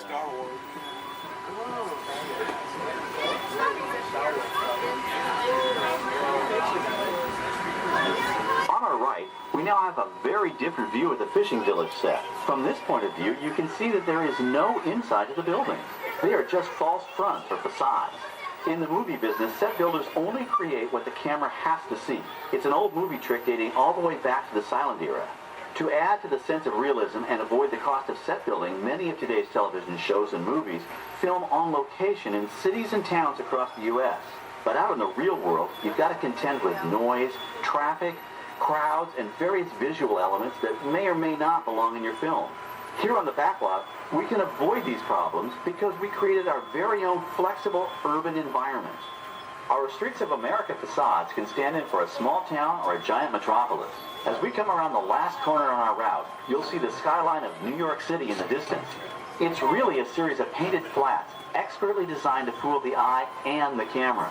We can dress and decorate these streets to look like any city we want, from Chicago to San Francisco. Depending on the choice of vehicles, props, and costumes, we can even turn back the clock and set our story in a different time. And what's more, these sets are built with Florida weather in mind. They're made to withstand 100-mile-an-hour winds. You're welcome to visit our Streets of America anytime during your visit today and get an up-close look at the skills of our set designers and builders. We've just about reached the end of our tour. Our final stop is the American Film Institute Showcase, where you can see the actual costumes and movie props used in some of Hollywood's most famous films. There are some pretty amazing items in there, so feel free to take all the time you like. Please stay seated until our tram comes to a complete stop and check around you for any personal items that may have fallen during our trip. Well, as they say in Hollywood, that's a wrap. Thanks for joining our backlot tour, and we hope you'll come back to visit us again soon. Alright, we're going to stop up here in just a moment. I'll open these doors. I'm going to exit out through those blue automatic doors into the Amplified Showcase for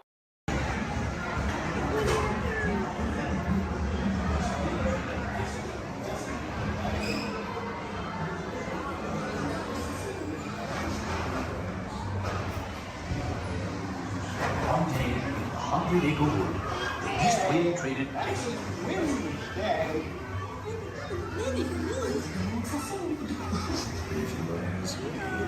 He'll never reach there. Bonnie! Bonnie! Oh dear! Can't even talk to them,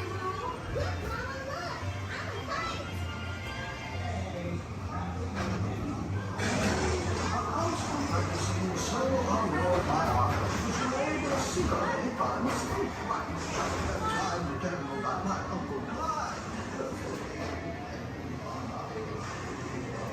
Hunter! Come bounce with me!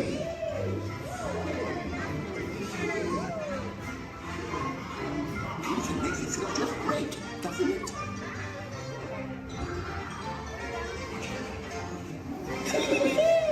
Follow me! I almost bounced right out of the ride. Watch out for everyone in the water. They steal honey. Steal honey?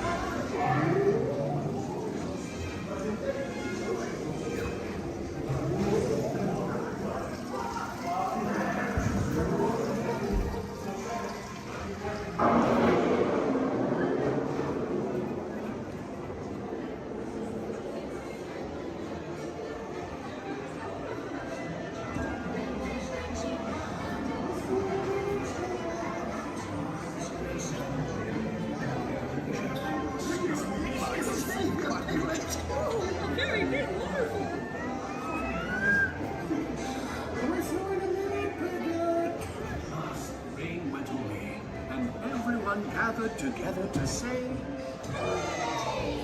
Hooray for Boo, too!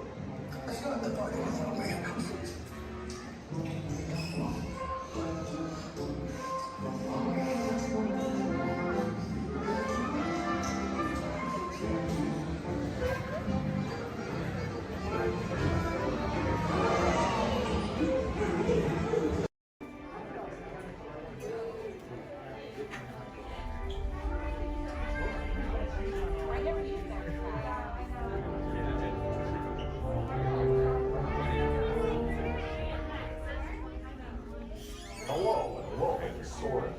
My name is Patrick and I'll be your chief flight attendant today. We'll begin boarding in a few minutes, but first I'd like to acquaint you with some important safety information. When the doors to your flight open, please take a seat and store all carry-on items in the under-seat compartment. This includes cameras, purses, hats, and of course, these little dudes. Next, fasten your seatbelts, inserting them into the buckle on your right. If smaller aviators don't measure up to the height indicator on the seat, just put the belt through the loop in the center strap before buckling it.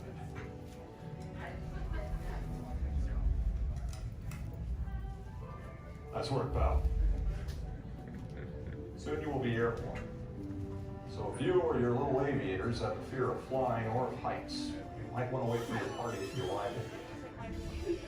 Okay, let's review. That is seatbelt, carry-on item, safety strap, fear of heights, keep your hands and arms inside at all times. Anything else? Yeah. Have a nice flight. Alright, my friends, we're going to load row 3, followed by 2, then 1. Row 3, please follow me. 2, you're going to follow 3. 1, you're going to follow 2.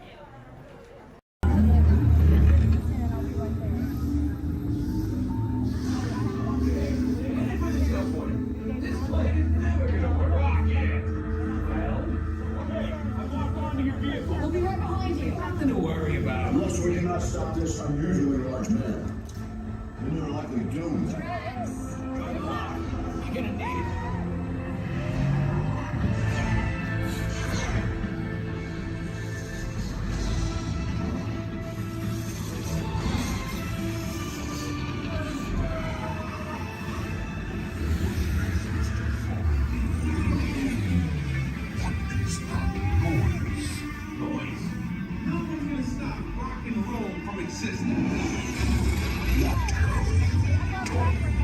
What have we done?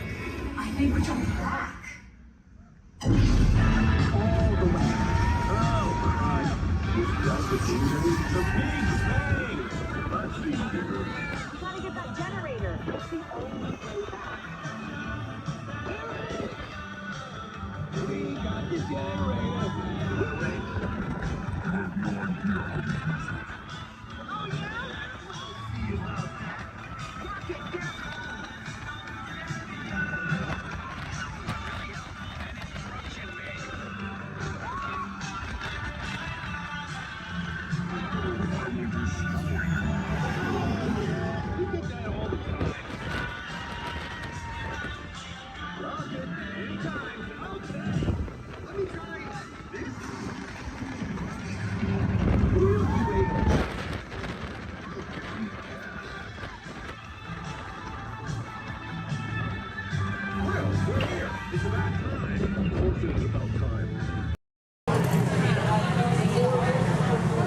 Hello.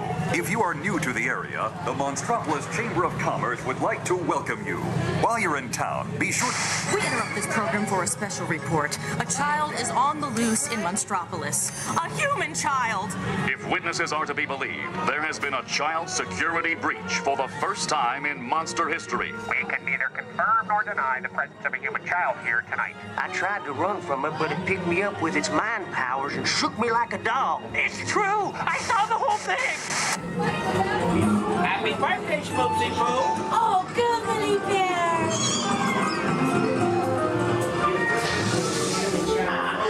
It's telepathic control. Lazy dance like a chicken. I lost word of my own. Then it grabbed me with its giant forked tongue and rolled me up and down like a sheep. Oh, we gotta get you home.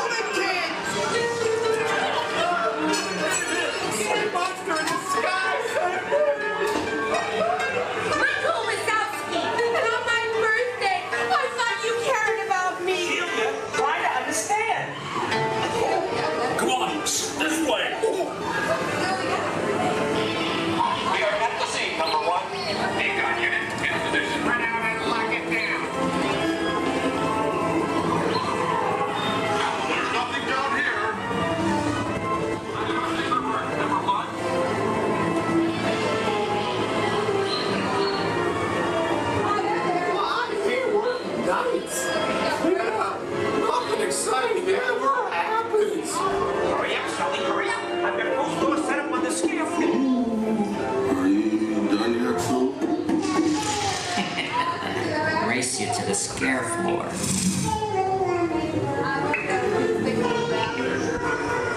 Almost there.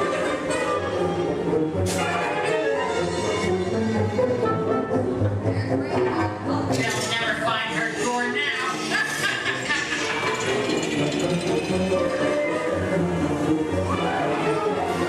Oh, there's your door.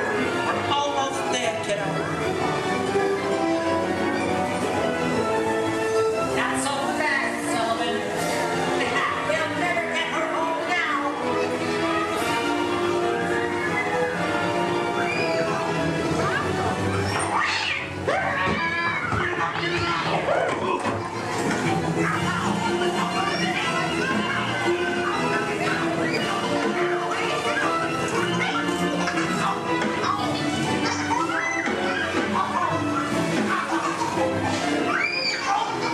It's been the most terrifying day of my life.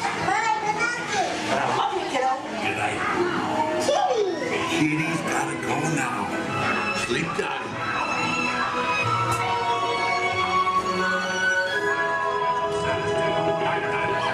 Get ready, folks. We have to decontaminate you. Sorry, Eddie. We have to do this for your own good.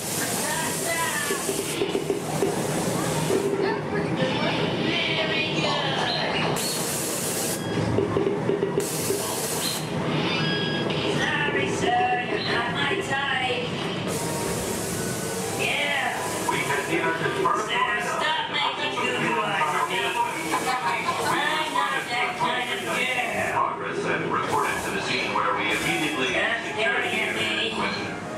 we spread out and locked it down. Hey, you left the lens cap on. Just kidding. The situation status to You're stunned silent.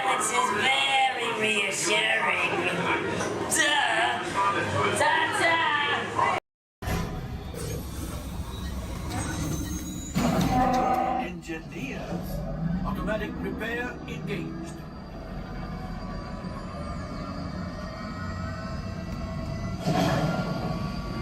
Right, pilot. Push the flashing button to take off. Pilot on the left. Move your stick to fly right and left. I was just about to say that. Pilot on the right. Pull back on the stick to fly out. And push forward to fly down. Oh, watch it. Chewie is flying this thing looking in the air. Weapons are online. Left pilot. Hit the booster. Now let's go get that coaxial. Right pilot. Make the jump to light speed.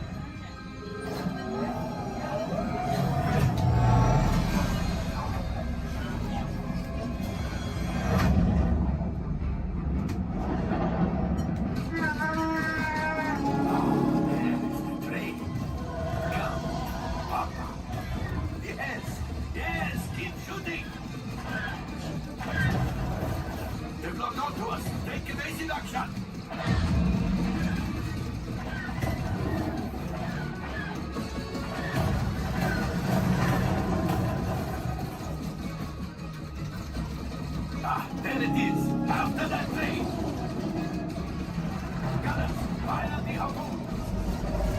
Excellent! Now, gunners, shoot the cargo free! Left pilot, brakes! Well, my friends, that could have been much worse. Okay, it's much worse.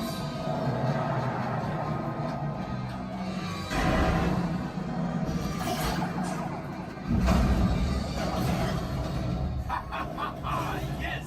You got one! Excellent, my friends! Now power up the ship! Well, I grab the coaxial! You see, just as I promised, my friend, now that the resistance has what they need, maybe a little something for Hondo. Pilots, line up behind the train so we can harpoon that last car. Gunners, fire the harpoon. Gunners, shoot the train. The cargo is breaking free. Keep shooting. Good job, my friend. Yes, yes, yes. We got the coaxial. I will grab it. You keep up to the train.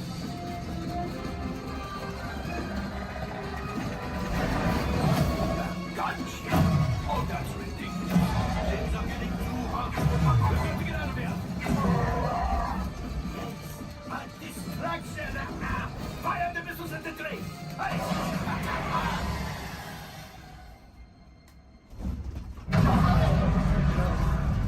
Watch out! The Star Destroyer is collapsing! Left pilot, hit the boosters! Boost! Boost! Boost! We made it! I don't believe it, but we made it! Now, let's get out of here!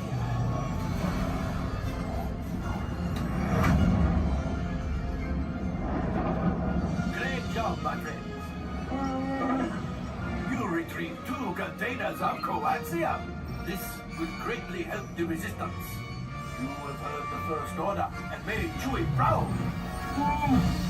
Now, after my modest profit, your cut minus what you owe me for damaging the Falcon is... Hey, not bad.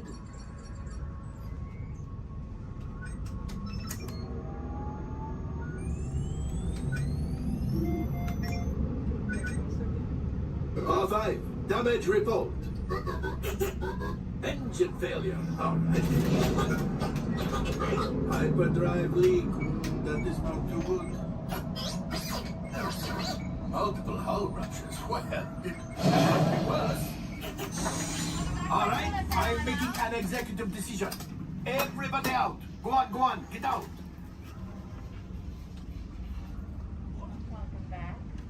All available techs, we have a Corellian freighter that needs immediate transport back to the maintenance bay. This thing has seen better days. Better fix all that before the Wookiee sees it.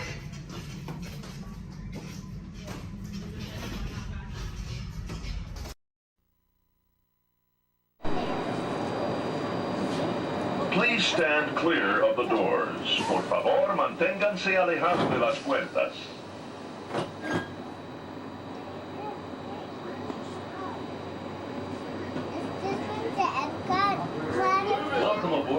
Walt Disney World monorail to Epcot. For those of you standing, please hold on to the handrails throughout our journey and stay clear of the doors. For the comfort of others, no smoking, please. Thank you.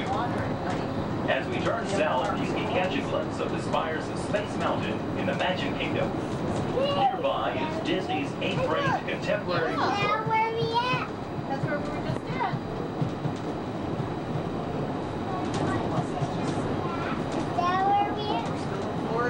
Yeah, we weren't at the Magic Kingdom today, though. What? We didn't go to the Magic Kingdom today, did we? Yeah, we did. Yeah, we did. When? We were at Animal Kingdom. Right now, we're kind of taking a little break.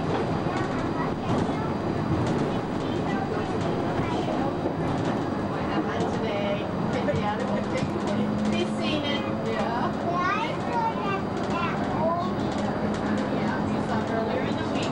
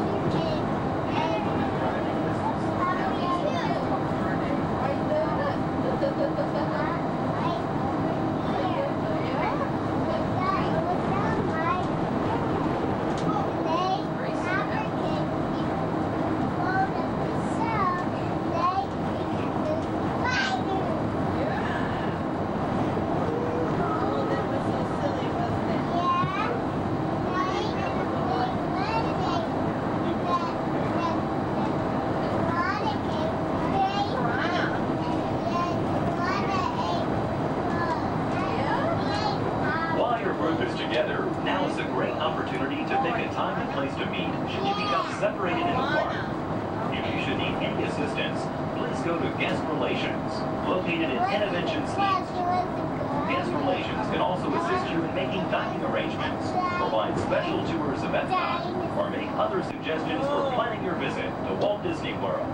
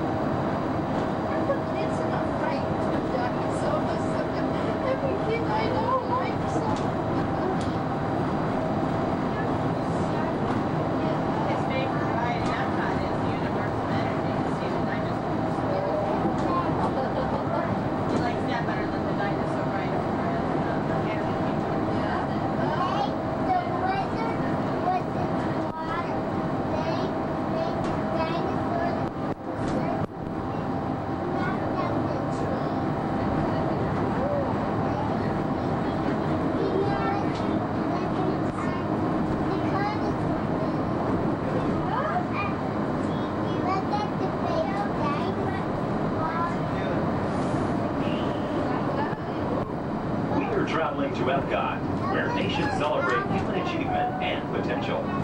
Its 300 acres are divided into two worlds, Future World and World Showcase. Future World offers fascinating explorations into realms of energy, transportation, and imagination. You'll also find adventures in communications, sea exploration, food production, and other vital topics. World Showcase is a community of nations, highlighting the accomplishments and cultures of people around the world. On the banks of the 40-acre World Showcase Lagoon are Mexico, Norway, China, Germany, Italy, the American Adventure, Japan, Morocco, France, United Kingdom, and Canada. Young adults from each nation represented in World Showcase are among your hosts, making this a true international exchange.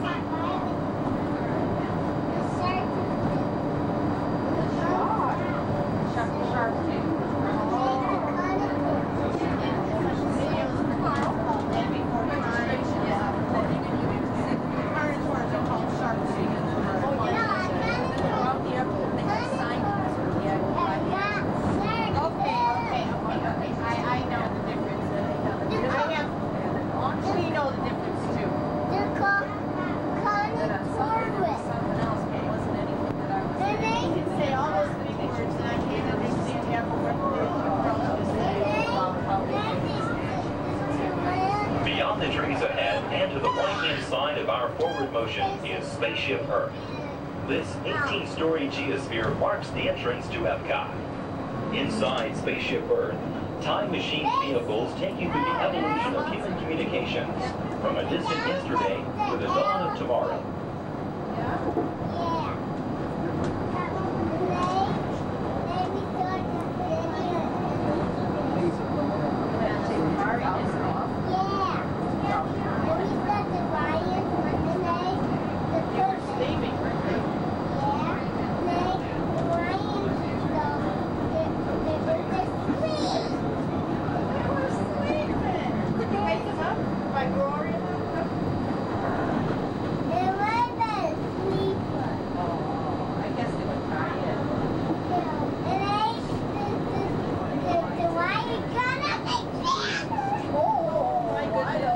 Coming up behind Spaceship Earth is Innoventions. Inside this hands-on area, you can explore and interact with the ever-changing technologies and products for everyday living in the near future. To the opposite side is the universe of energy. Inside, you'll find Ellen's Energy Adventure, hosted by Ellen DeGeneres and Bill Nye the Science Guy. Next is the Wonders of Life, where you'll discover Body Wars, which takes you on an amazing trip through the human body. In Test Track, you can experience the exhilaration of test driving a vehicle on the fastest and longest ride ever created for Walt Disney World. Coming into view is World Showcase. Directly across from us on the far shore of the World Showcase Lagoon is our host pavilion, the American Adventure.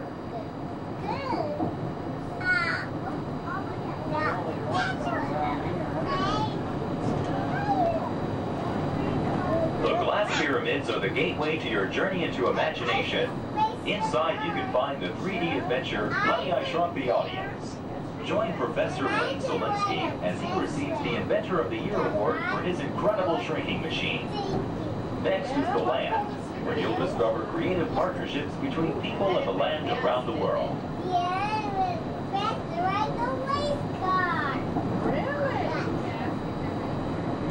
In the living seas, you can descend via hydrolator to Seabase Alpha and navigate the largest, most spectacular coral reef environment ever created by humankind.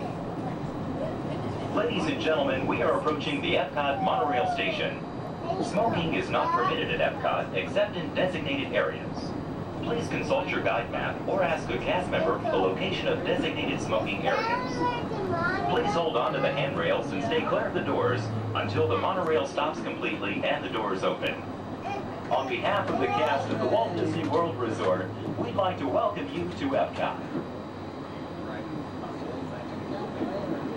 There's some of the signs there. We'll just watch and see somebody. I got one to go. Sit down. Sit down, please.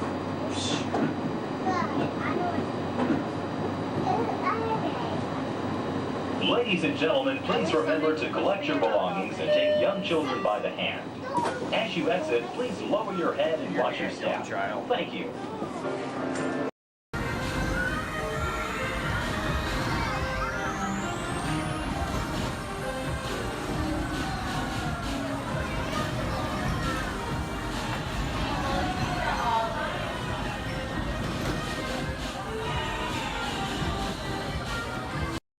Journey into the movies is the perfect job for me because I love movies. So is everybody ready? Great, because it's showtime. Ready when you are, CB.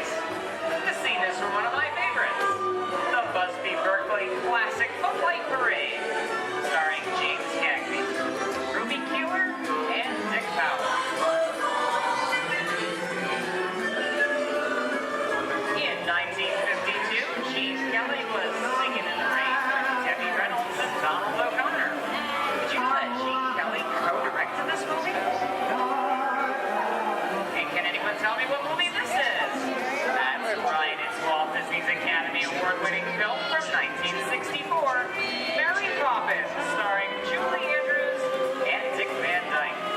Julie Andrews won an Oscar for her portrayal of the nanny who was practically perfect in every way.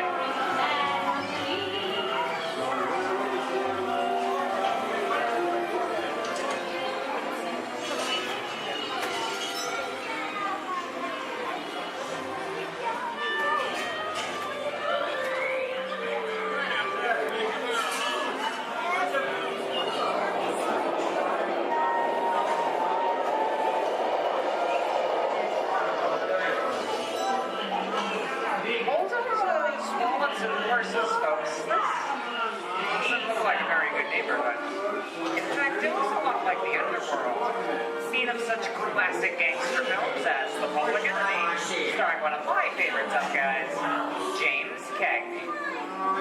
Even though Cagney is best known as one of movies' greatest gangsters, he won his only Oscar for his role as the song and dance man George M. Cohan in Yankee Doodle Dandy. I'm telling you, very nice time.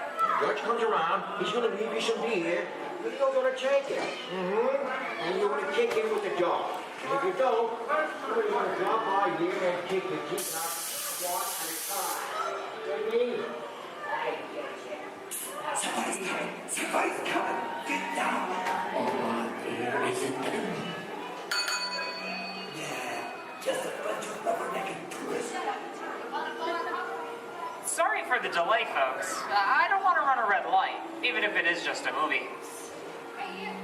You talking to me? You talking to me?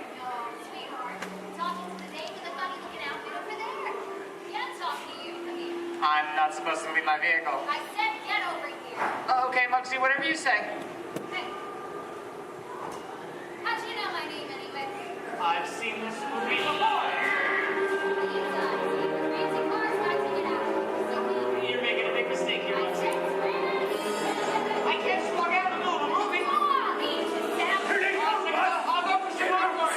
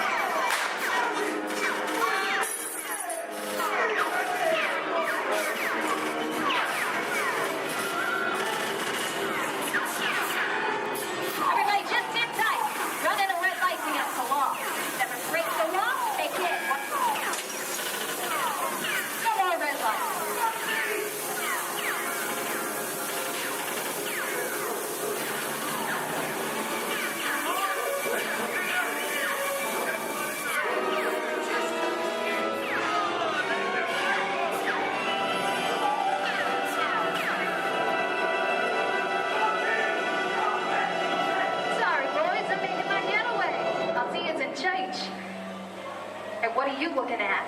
Not everybody mind if he's accused, maybe you won't get hurt. Ah, must be the west side of town. And now, the Old West, and two of Hollywood's legendary stars, Clint Eastwood and John Wayne.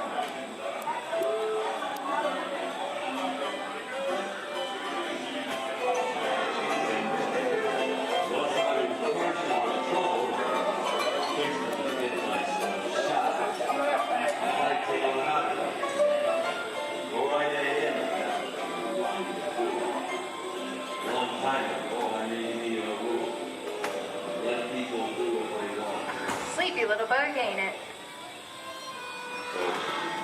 That's some mighty tough territory you're heading into, Pilgrim. I think about turning back. That is, not my opinion. I reckon Now that we're in the clear, this is the perfect time for me to collect up all your valuables. We'll start with the jewelry, then There it is. It's the bank robber. Don't let him get away. Look out, you're part of this neighborhood, copper. Drop your gun. You're under arrest. This is nuts. It's nuts to this. Get out of here.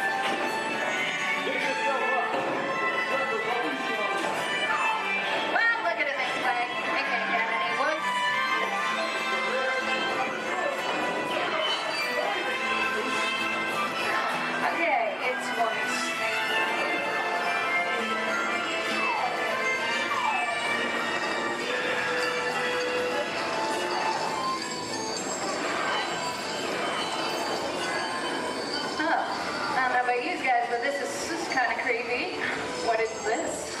This is Alien. You are with Sigourney Weaver aboard the spaceship Nostromo. Something has gone wrong. One by one, the crew has vanished. And somewhere in the ship, a terrifying creature waits to claim its next victim. Look, Val, I ain't no victim. Warning. Remain in your vehicle. The area you are entering is extremely dangerous. Proceed with caution.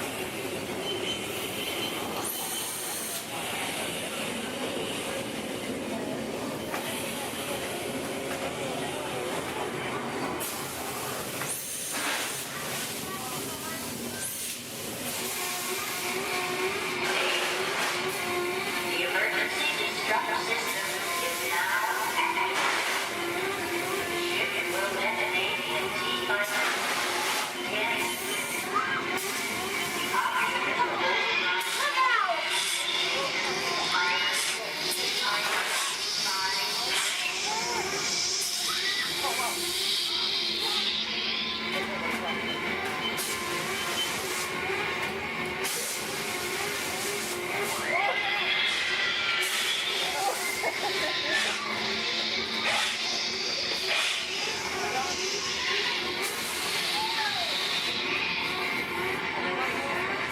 Oh, there he is again!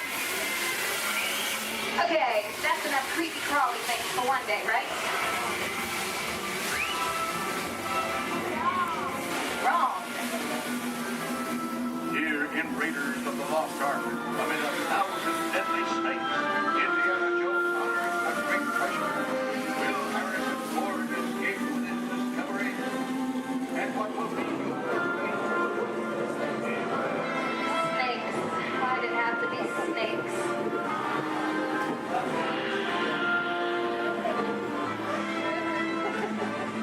dust of 3,000 years lies undisturbed in this ancient burial chamber. And on the chest, the great stone god, a priceless jewel. Wow. Got a load of that chunk of ice. Now for me to get back to work. And don't nobody move one, go get the goods. I don't think they notice a few extra bodies around here. You know what I mean? But the jewel is guarded by a curse. And those who dare defy that curse must pay with their lives.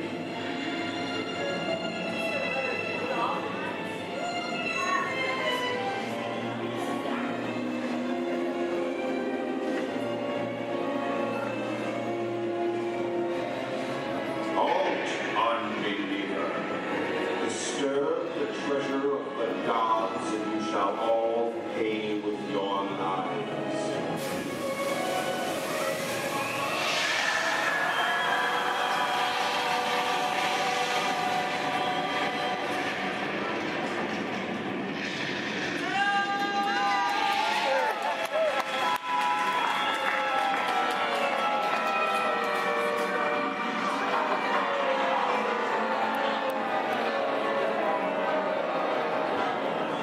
Yeah, just going for popcorn. And that just goes to show you anything can happen in the movies. Let's get on with the show. I see dead people. The horror movie is my all-time favorite genre. Some of the best horror films were produced back in the 1930s and 40s, but monsters, mutants, and maniacs are still audience favorites and continue to haunt us today. Hollywood has produced dozens of other movies over the years, beginning with the silent version back in 1912. We are now entering the jungle home of one of the most beloved characters of all time. No, it's not George of the Jungle, actually it's Tarzan. Portrayed here by Johnny Weissmuller. There we have Marina Sullivan as Jane and the lovely and talented Cheetah as herself.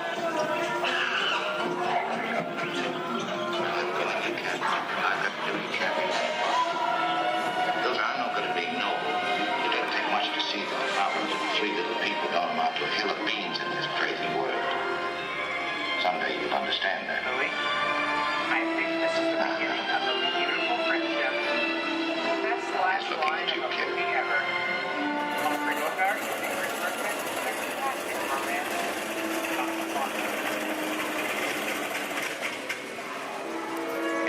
We both know you belong with Victor.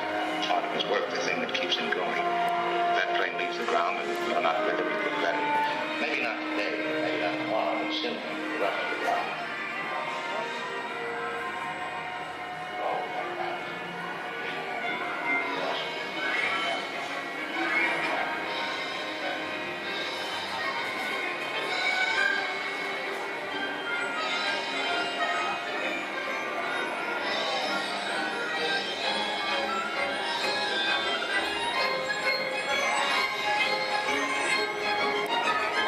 Here's one of my favorite movie stars, Mickey Mouse, in one of his greatest roles, Sorcerer's Apprentice in Fantasia. The sorcerer in this sequence is named Yen Sid. Spelled backwards.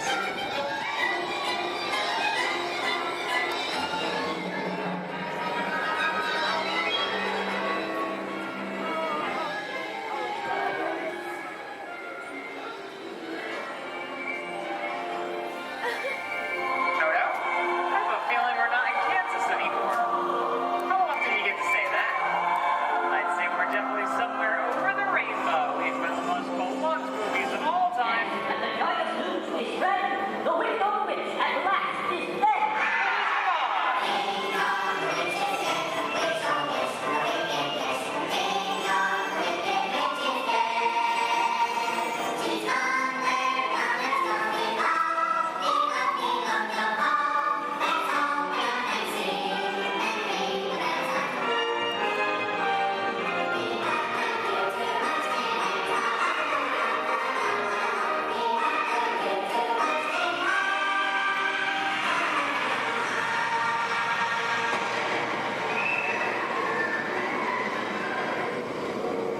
Who killed my sister? Who killed the Witch of the East? Was it you? No, it was an accident. I didn't mean to kill anybody. Well, my little pretty, I can cause accidents too. Oh, rubbish. You have no power here. Be gone before somebody drops a house on you, too. Very well. I'll bide my time. But just try to stay out of my way. Just try. I'll get you, my pretty, and your little dog, too.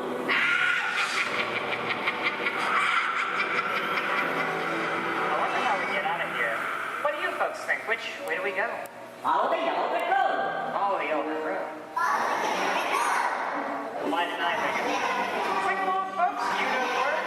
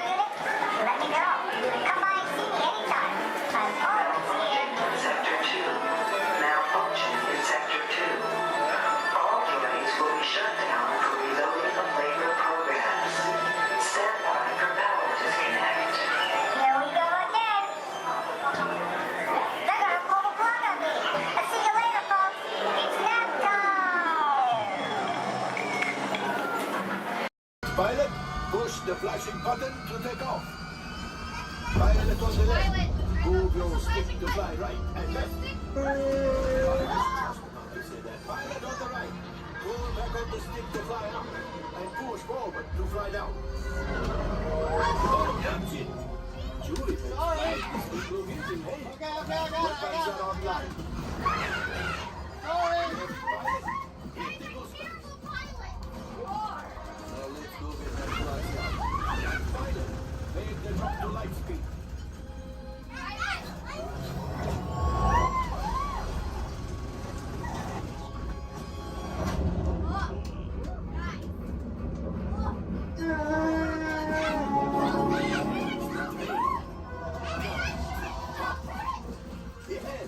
Yes, keep shooting. I'm shooting. I don't know what I'm shooting. They've locked onto us. Take evasive action.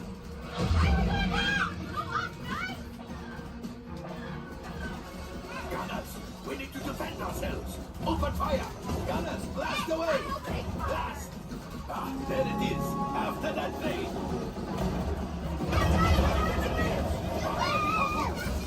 Excellent. Now, gunners, shoot the cargo free. The pilot brakes.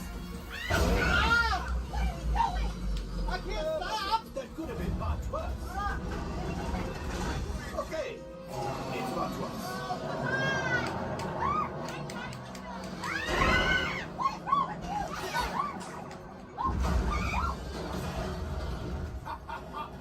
Yes, you got one. Excellent, my friends. Now power up the ship. Well, I gravity gold axiom. You see, just as I promised, my friend. Now that the resistance has what they need something from Bungo. Pilots, line up behind the train so we can harpoon that last car. Gunners, shoot the train. Engineers, realize closer. Cargo's breaking, keep shooting. Job, my friends. Yes. We got the coaxium. I will grab it. You keep up to the train.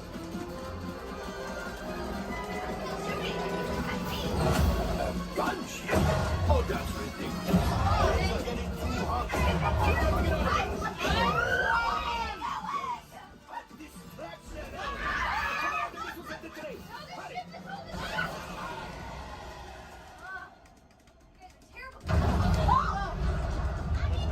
Coming down.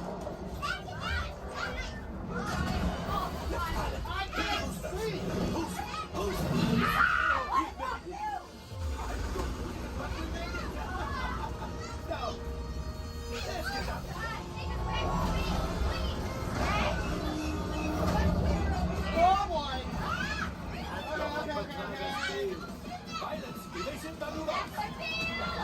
We've got company. Who is right?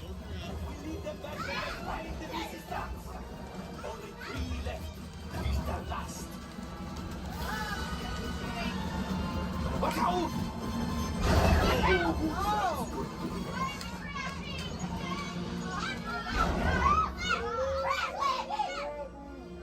Yes, Chewie will pilot us. This will greatly help the resistance. You will earn the first order and made Chewie proud.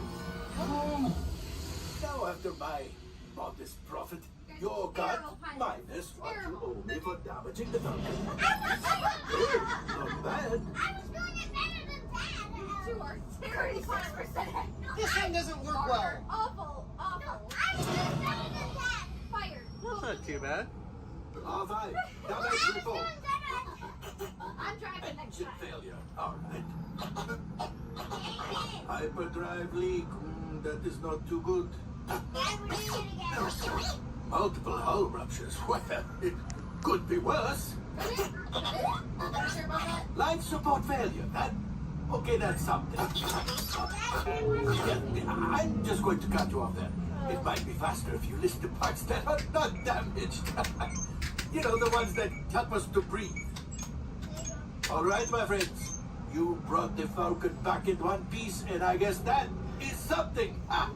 Not a lot, but something. Welcome back to Batu.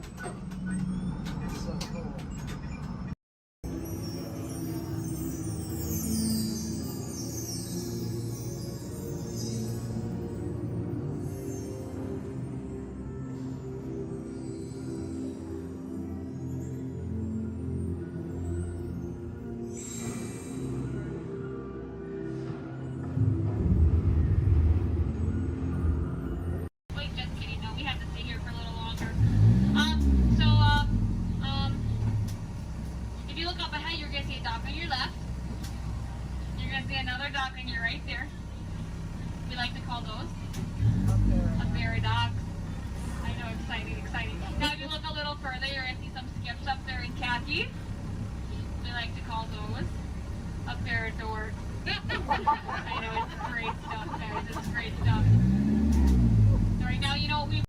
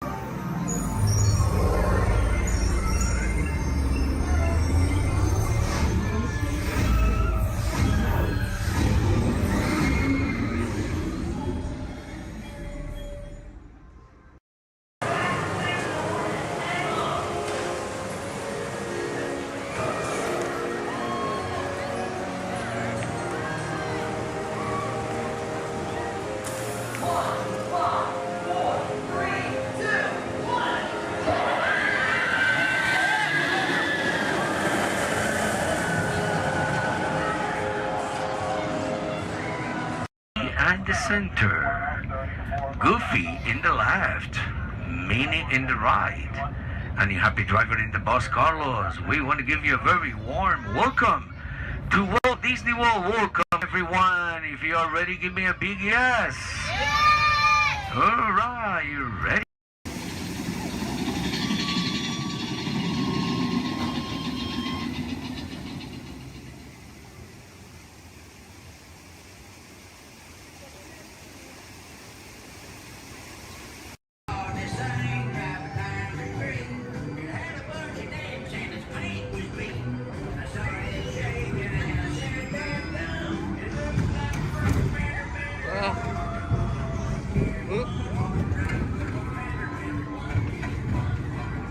Wait, what?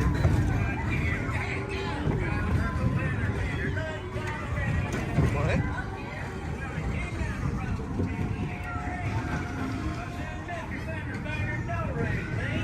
I heard him say the voice of the Lord.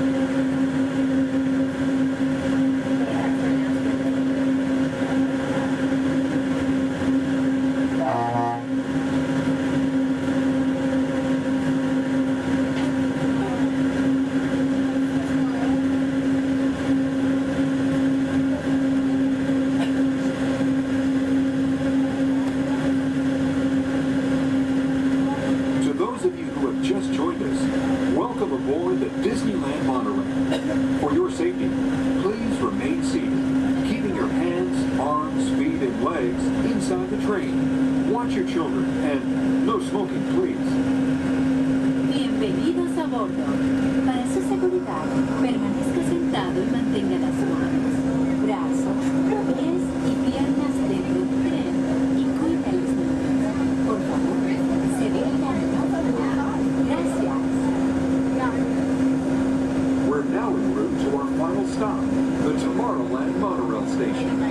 Along the way, you can get a bird's eye look at the downtown Disney district, Disney's Grand California Hotel and Spa, and Disney's California Adventure. To the left of the monorail is the main entrance of Disneyland, the happiest place on earth. Disneyland is truly an American original. Since its opening in 1955, it has hosted more than 500 million guests from around the world, including presidents, kings, and celebrities. It is the original Disney theme park, created and enjoyed by Walt Disney himself. To the right is our transportation plaza, where you'll find taxis, hotel shuttles, and public transit stops.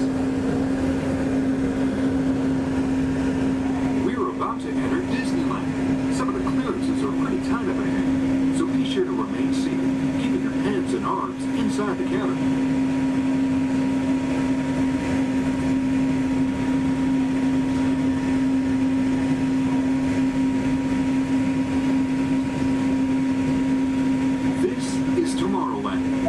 Inspired by science fact and fantasy. Directly below us is the Submarine Lagoon, where you can dive into an exciting underwater adventure aboard the Finding Nemo submarine voyage. Across the way are the icy peaks of Matterhorn Mountain, home of the world's most famous bobsled run. And beneath us are the roadways of the Utopia, where drivers of all ages can ride the road to tomorrow. As we cruise over Tomorrowland, our pilot would like to share a few program reminders. Hello everyone, welcome aboard Monorail Red. For your enjoyment, this land park will remain open until 9 p.m. tonight. The park's hours has been extended to 9 p.m. Our last monorail tonight will be at 9 p.m.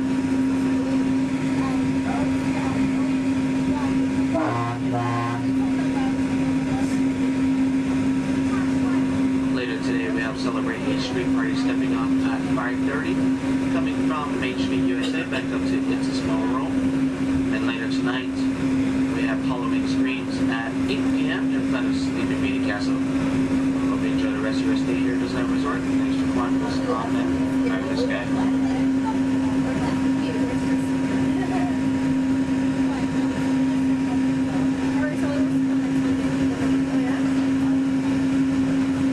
Just ahead and to the right of the train are the sparkling gold spires of one of Disney's most beloved attractions, It's a Small World.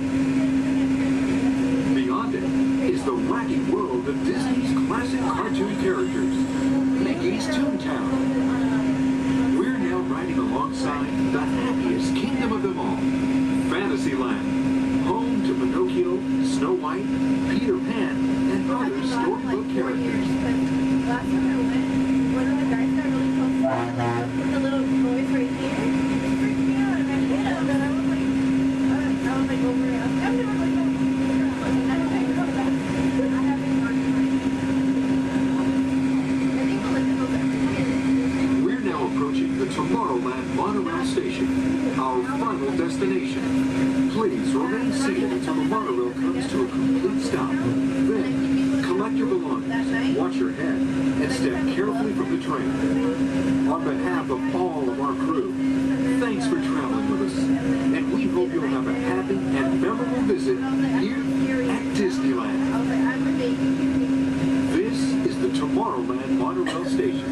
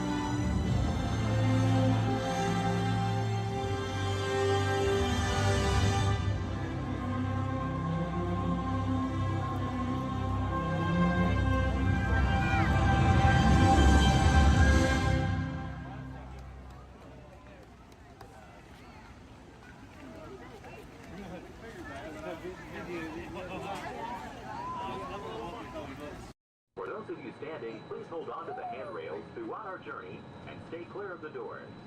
For the comfort of others, no smoking please. Thank you. As we turn south, you can catch a glimpse of the spires of Space Mountain in the Magic Kingdom. Nearby is Disney's 8th-ranked contemporary resort.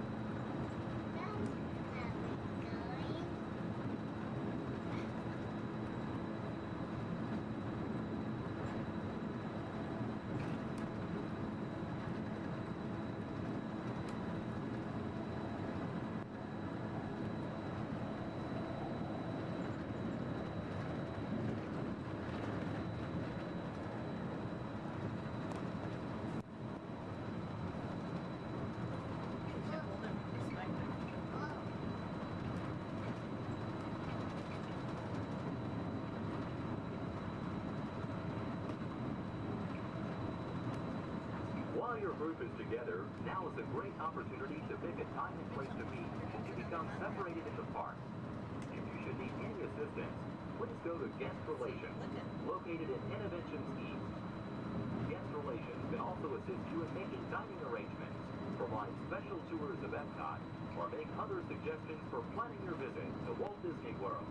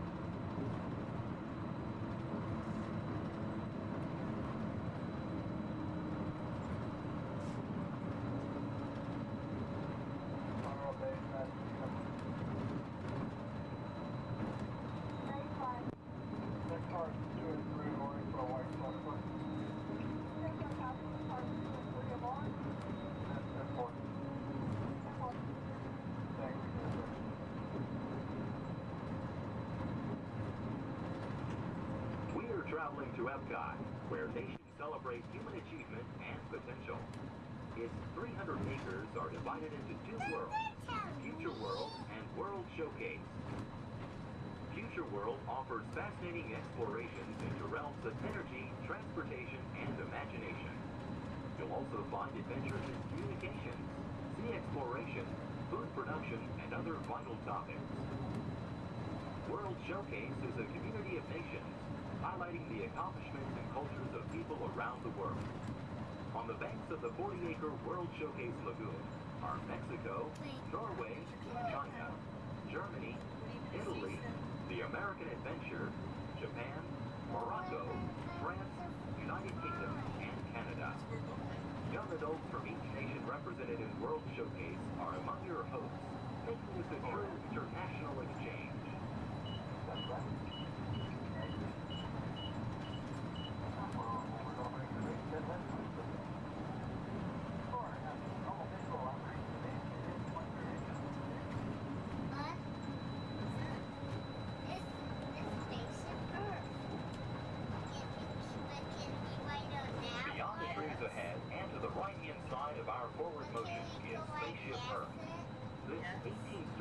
atmosphere marks the entrance to Epcot. Inside Spaceship Earth, time machine vehicles take you to the evolution of human communication, from a distant yesterday to the dawn of tomorrow.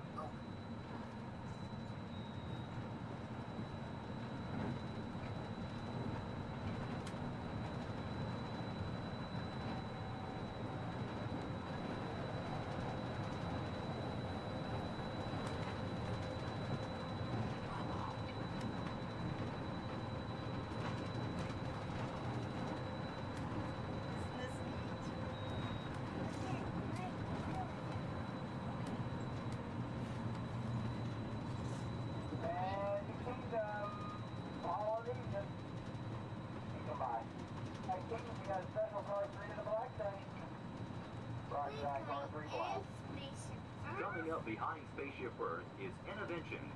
Inside this hands-on area, you can explore and interact with the ever-changing technologies and products for everyday living in the near future. To the opposite side is the Universe of Energy. Inside you'll find Ellen's Energy Adventure, hosted by Ellen DeGeneres and Bill Nye the Science Guy. Maybe. Next is the Wonders of Life, where you'll discover Body Wars, which takes you on an amazing trip through the human body. No, we are not going In to Test Track, you can experience the acceleration of test driving a vehicle on the fastest and longest ride ever created for Walt Disney World. Coming into view is World Showcase.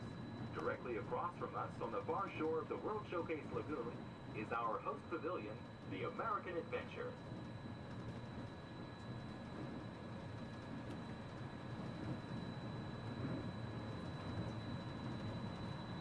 I'm still thirsty. Well, I'm sure we can find something for you to drink.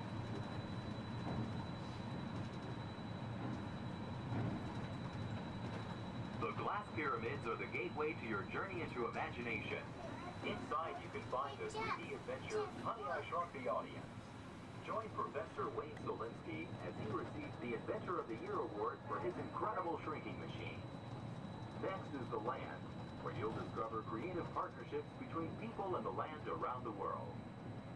In the living seas, you can descend via hydrolator to Seabase Alpha and navigate the largest, most spectacular coral reef environment ever created by humankind. Ladies and gentlemen, we are approaching the Epcot monorail station. Smoking is not permitted at Epcot except in designated areas. Please consult your guide map or ask a cast member for the location of designated smoking areas. Please hold on to the handrails and stay clear of the doors until the monorail stops completely and the doors open. On behalf of the cast of the Walt Disney World Resort, we'd like to welcome you to Epcot. And ladies and gentlemen, this is the Epcot monorail station. If I can please have everybody's attention. Once again, I do need everyone's attention. As you're walking up the platform this morning to the Transportation and Ticket Center, you might have noticed our signs, and if you did not, that is why I'm here. Epcot will be closing this evening promptly at 4 o'clock. Once again, Epcot, the entire park, will be closing this evening at 4 o'clock. Monorail transportation will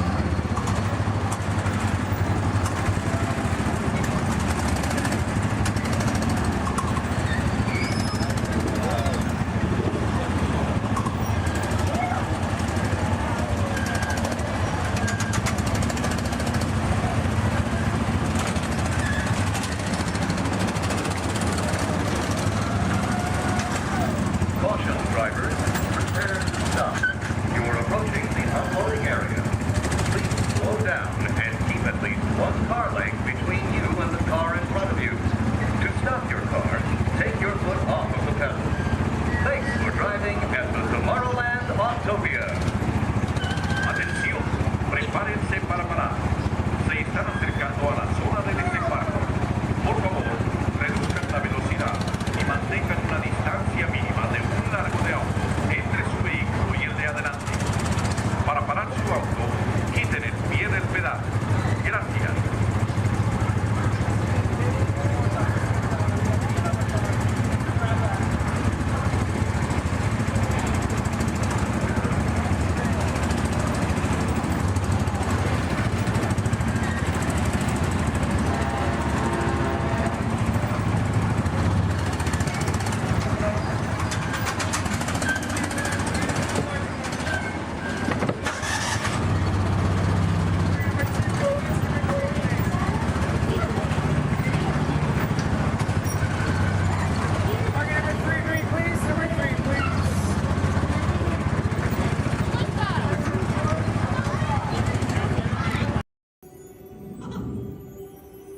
Oh boy! Oh, steady! Whoa! Hi, Mouseketeers! Well, here we go again, so hang on. Anything goes. You ready? And let the show begin!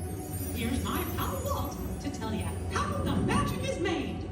There's a lot of satisfaction in developing ideas into reality. When we consider a new project, we really study it. Not just the surface idea, but everything about it. And when we go into that new project, we believe in it all the way. We have confidence in our ability to do it right, and we work hard to do the best possible job. There's really no secret about our approach. We keep moving forward, opening up new doors, doing new things, because we're curious.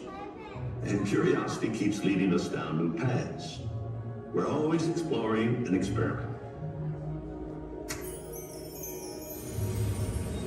Everybody ready? Then on with the show! Uno team ready. Affirmative. Engines are hot. Red 2, Blue 5, report. Red 2, check. Blue 5 standing by. Generate system scan ready. Affirmative. Let all be. Engage repulsors and hold on, recruits.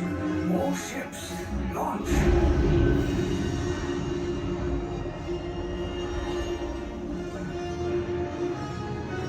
I am Lieutenant Beck. As you heard from Ray, I have been tasked with getting you to Bakara. Red 2, Blue 5, keep tight now. Let's get ready to make that jump to light speed on my mark.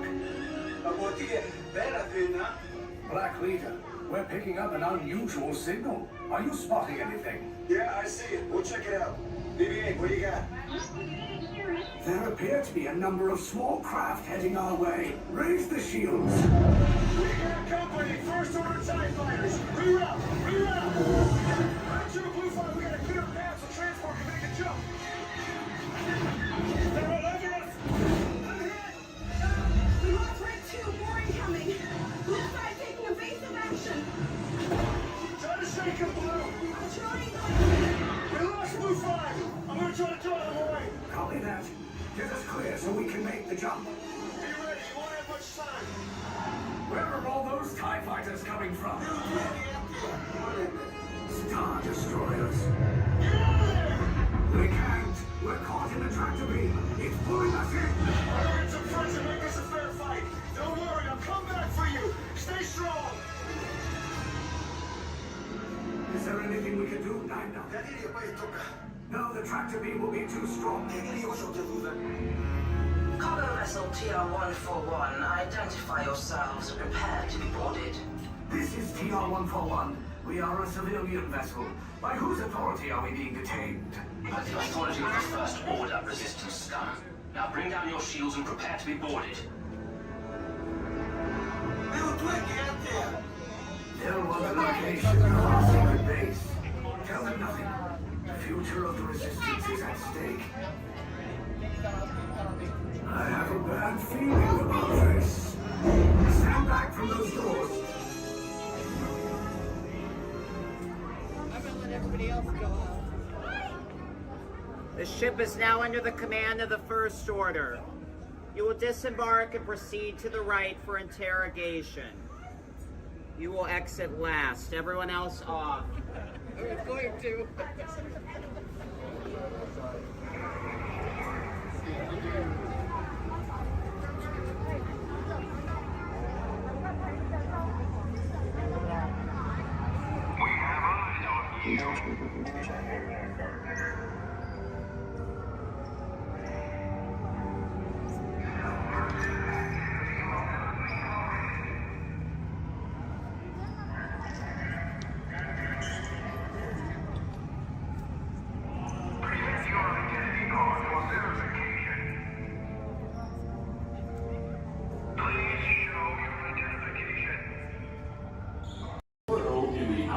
Territories.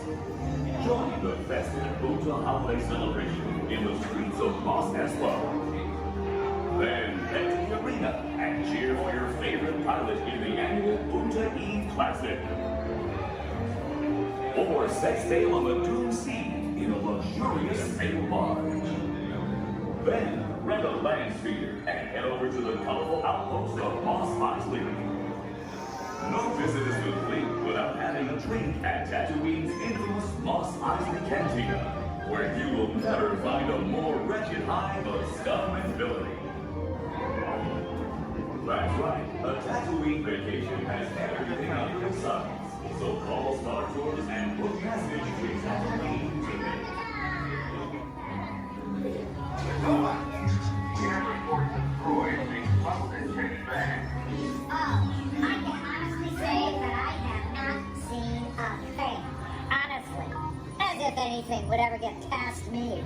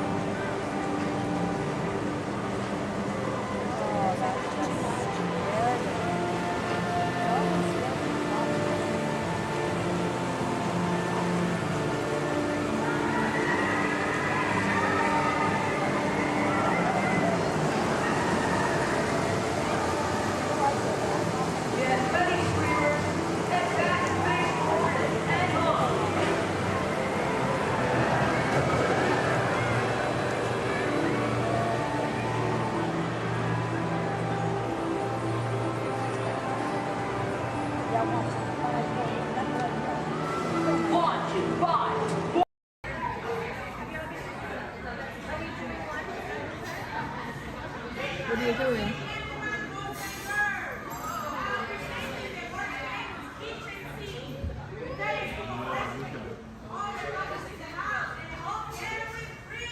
The whole can?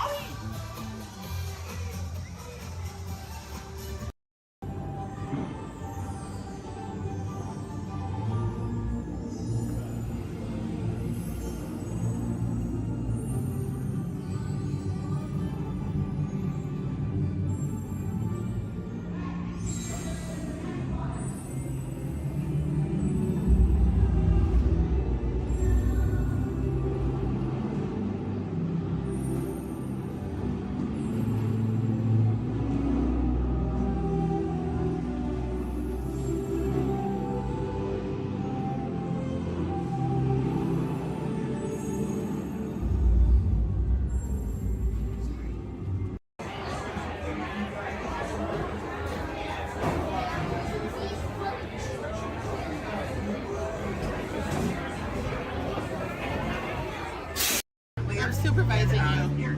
Now everyone pick up your favorite hand and wave goodbye to those people on that dock. Bye. Goodbye. Yeah, you're never gonna see them again. But you don't know them, so why would you see them again, right? Unless that was your family up there, then you know what? You're welcome. I just got you a 10-minute break from them. You probably need it. You've been at Disney World all day with them. But now let's see. Is this anyone's first time on the Jungle Cruise? Can I see a raise of hands? Perfect. Me too. Is this anyone returning to the Jungle Cruise? Can I see a raise of hands? Perfect. I can't wait to be a sore disappointment for all of you and exchange a lot of awkward eye contact has already started. How beautiful. But hello everybody, welcome in. My name is Skipper Kevin. First name Skipper, last name Kevin. I'm going to be your best friend, guidance counselor, dance instructor, tour guide, dragon slayer. And if you don't laugh at my jokes, I'm going to be your swimming instructor. I said that just for you. I said that just for you because I knew you were going to interrupt me. Yeah, thank you so much. I really do appreciate it. Wow. But now here we are in the Amazon rainforest. If you look over to your left-hand side, you're going to see what I like to call an inspiration ball. I call it that because the longer you stare into it, the more it's going to inspire you to go. Oh, deeper into the jungle, of course. Yeah, I don't know about you guys, but that certainly does look like inspiration to me. So much that I now feel inspired to take you guys into the Congo River.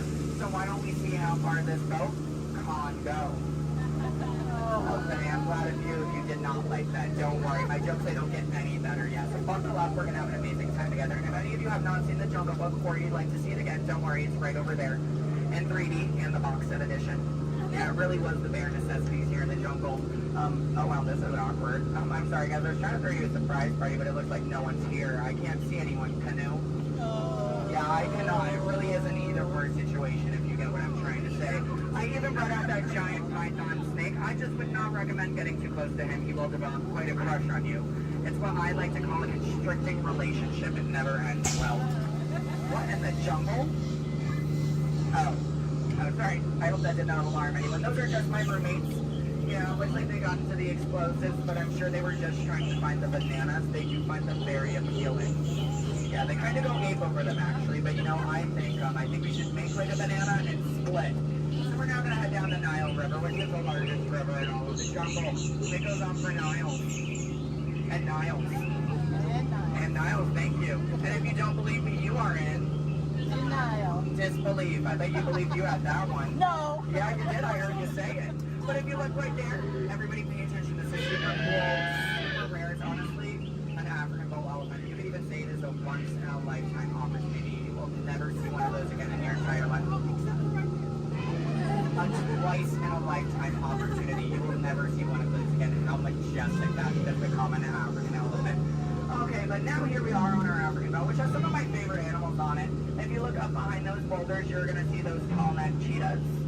Right here in the front, those are the ones that killed Mufasa. Over there, we have the scary-looking chickens. Look at all those chickens. And then we have that beautiful pride of lions protecting that sleeping zebra. Yeah, who am I kidding? I can't lie to you guys. That zebra's dead. Those lions are chowing down on some lunch right now. But kids, don't worry. I like to call that zebra plastic. There's lots of trust issues here in the jungle, I know. Wow.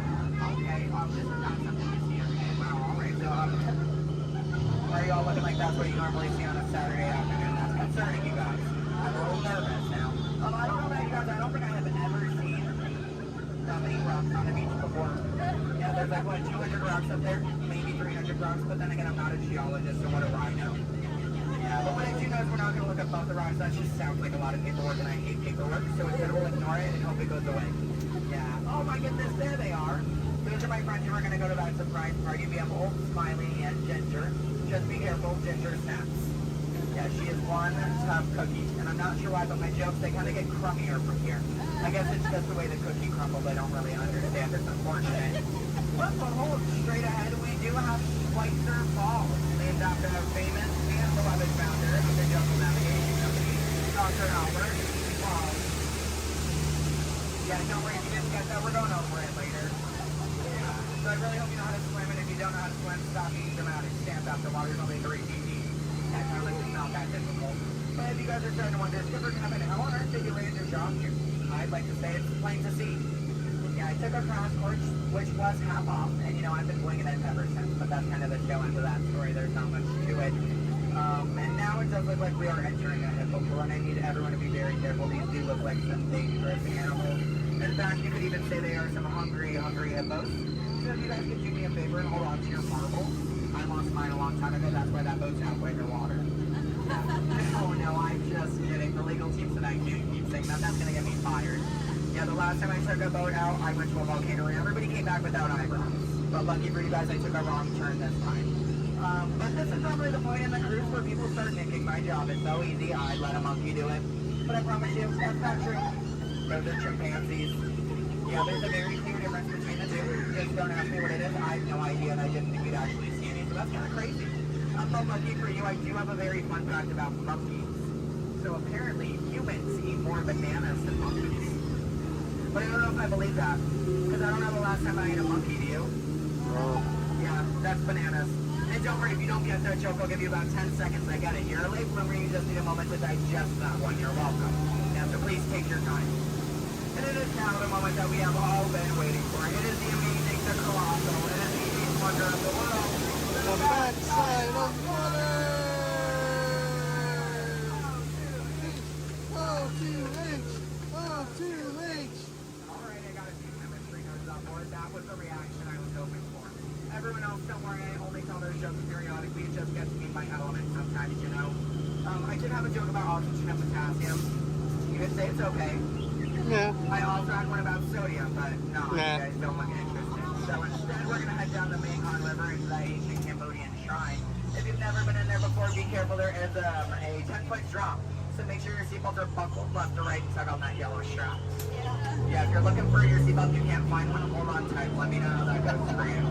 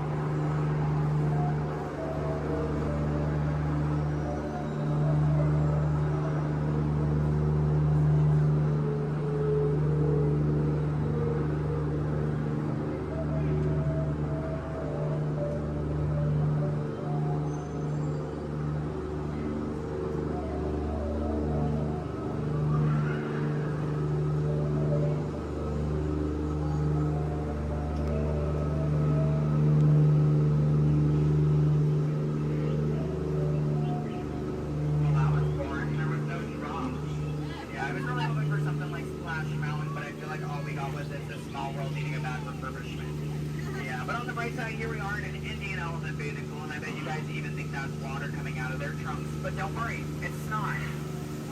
Yeah, and as a double feature, if you look up ahead to your right, you're going to see those two baby elephants playing under a full moon. Yeah, I bet you don't see that very often, do you? No, I'm just kidding. Don't answer that. If you do see that often, I don't want to know why that's weird. Please keep that to yourself, okay? But you know, since we are here in the jungle and there are plants everywhere, I'd really like to take a moment and show you guys some of my favorites. So, that one.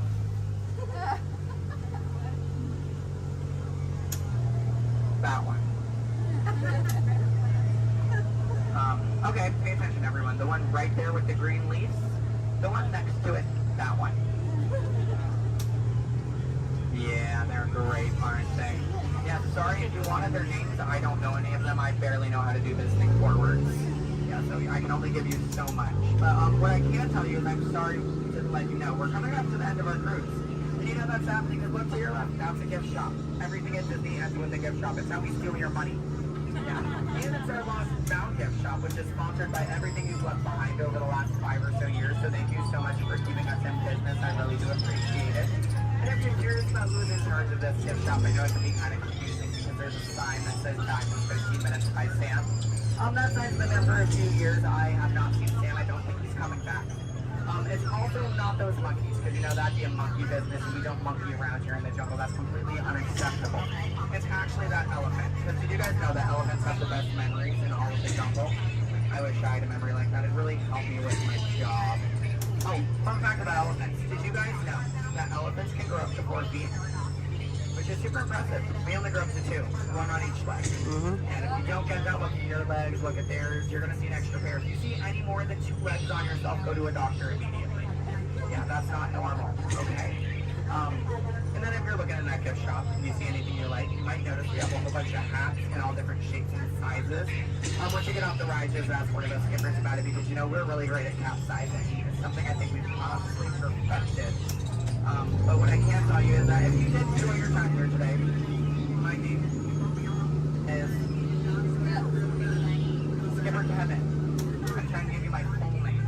And I do spell it a little weird, so I'm going to go ahead and spell it out for you. It is spelled H-E-L-P space M-E. Do it that way, you will, okay? If you did not enjoy your time here today, then you know what? That's unfortunate for you. You willingly got in my boat and wasted 10 minutes of your own time. My name is still Skipper Kevin. Thank you for leaving. And I think I would go one step farther to say that out of all of my cruises today, you've been the most recent. No, I'm just kidding. I'm just kidding. You've actually been outstanding. Especially those of you who have awkwardly stared at me for 10 minutes. It's been mutually awkward. Yeah, I'm not a robot plot twist. I'm not an animatronic. I can move my feet off the floor. And I can hear and see everything you haven't done since you sat down. And you know what? That makes us like a family. As I say to my own family after 10 minutes of quality time together, look at that. She's even giving me a heart. This is why I have attachment issues. You're going to get out of my boat in about 2 minutes and it's going to make me cry. You need to leave is what I'm going to say. So in just a moment, you're going to be outstanding on that dock. Yeah, it really is great. Oh, and while we're looking over at the dock, let's do a little bit of a dock orientation. Everybody on this side, this is where we're going to be getting out. So if any of your rebels are hanging out of the boat right now, leave them there, stay comfortable. But when we get over there, you might want to pull it in the boat because that dock is really hard to replace. Yeah, your elbow, I can send you to an urgent care lab dock. I don't have a contact card for it. I don't know how to replace it. But you're going to see those 2 docks in between the boat. I like to call them the paradox. Yeah. The 2 skippers, they're paradorks. Yeah, they really are adorkable, aren't they? And you can tell them I said that. They're going to hate it, but I love it. Yeah, and thank you for saying I'm so funny. You're really inflating my ego as we speak. Yeah. I'm getting some compliments from you. She's falling in love with me. She's stealing my jokes. He's recording me. This is like a reality TV show. I'm better than the Kardashians. Yeah. Oh my goodness. And what do you do? What's your story? Do you walk across the country? Yeah. You do? That's I have metal spreads. Do you? Yeah. What kind of metal? Golden ones, silver. Do you sell them? No, I just spread them. You just, but, so have you not won any? No. You haven't, yeah, you're not wearing any, so I kind of assumed. Yeah. When you get one, are you just going to wear it all the time? Yep. Oh, are you going to name it? Yeah. Why not? If it's going to be that important to you, I think it deserves a name. Why do you think your mother named you? I'm just saying, okay, your story's boring me now. What is your story? Talk to me, Miss Epcot Center. She's wearing a shirt that says Epcot. Is that your story? Yeah. That's it? Yeah, and I'm sticking to it. That was a pretty short story. Yeah. It's been a long life. Short story for a long life. Something about that doesn't make sense. Oh, goodness gracious. My friend in the middle with the Leia shirt. Hello. Are you a Star Wars fan? Good to know. What's your story? Alabama? My friend's from Alabama. He's bald. He normally works here, but he's not. His name's similar to mine. It's Brevin. I'm Kevin. We also have a Devin and a Heaven. If you can, yeah. How do you think we feel? You hear us on the microphone, you just hear a name, all you hear is Evan. We all come flocking too. Yeah, it's great. Okay, my friends in the back, why are you so quiet? You're so quiet. Are you having fun back there? Just making sure you're not asleep. I mean, your bucket has a little no. You're wearing sunglasses. You're wearing sunglasses. He's behind my engine. Can't see any of you. And then, what about you two over there with the extra set of ears? How you doing? You are the nicest one here. No one asked me how I'm doing. Thank you.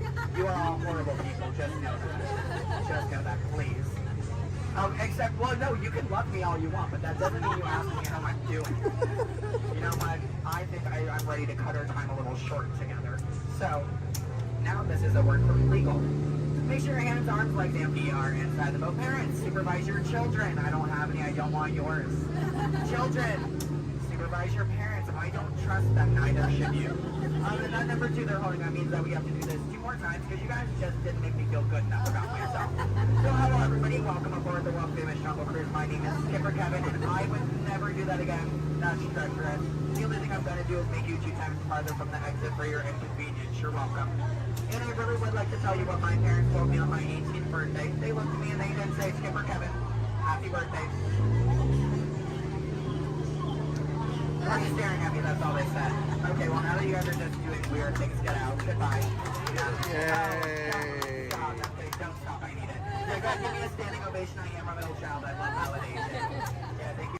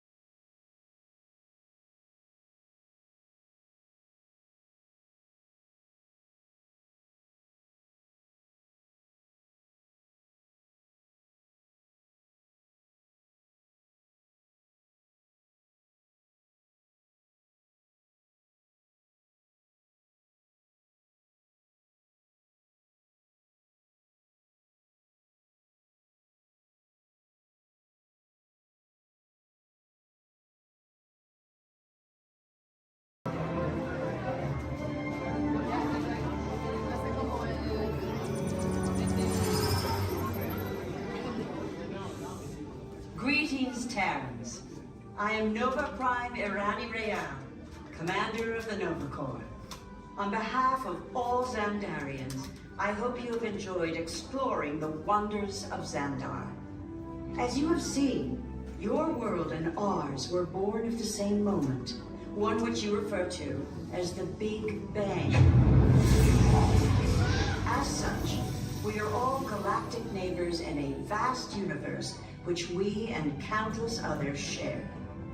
For you to travel to Xandar would take 2.5 million years, assuming you had a ship that could fly at the speed of light. So we decided to come to you. But even we could not have reached you so easily were it not for the Cosmic Generator, an advanced piece of Xandarian technology that creates jump points, artificial tunnels that act as shortcuts, linking distant points in space. It is our desire to share this wondrous technology with your people so that together we might explore new worlds and create a brighter tomorrow. And now, as the culmination of the wonders of Xandar, you will be teleported to a Nova ship above your planet for a demonstration of the Cosmic Generator. I trust you will find it an unforgettable experience.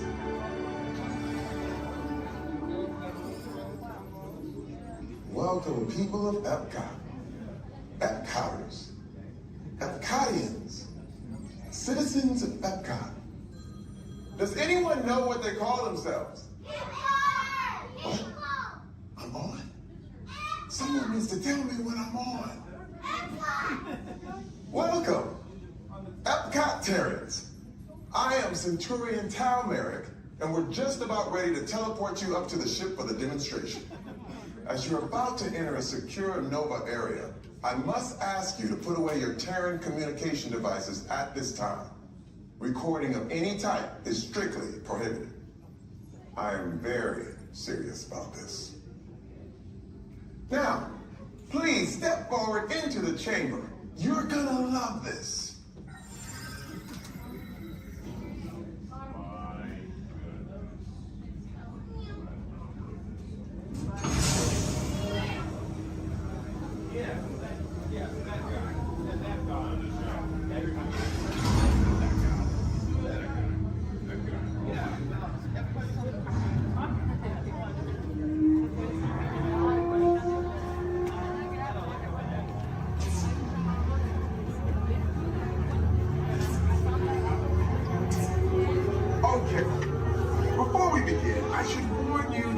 Never teleported Terrans before. But since your molecular structure is very similar to Xandarians, it should work. It'll work. So long as you are standing inside the lighted ring. You do not want to know what happened last time someone did not stand where I told them to, okay? Please make sure you're all the way inside that lighted ring on the floor. We must teleport you till you're all the way inside that lighted ring.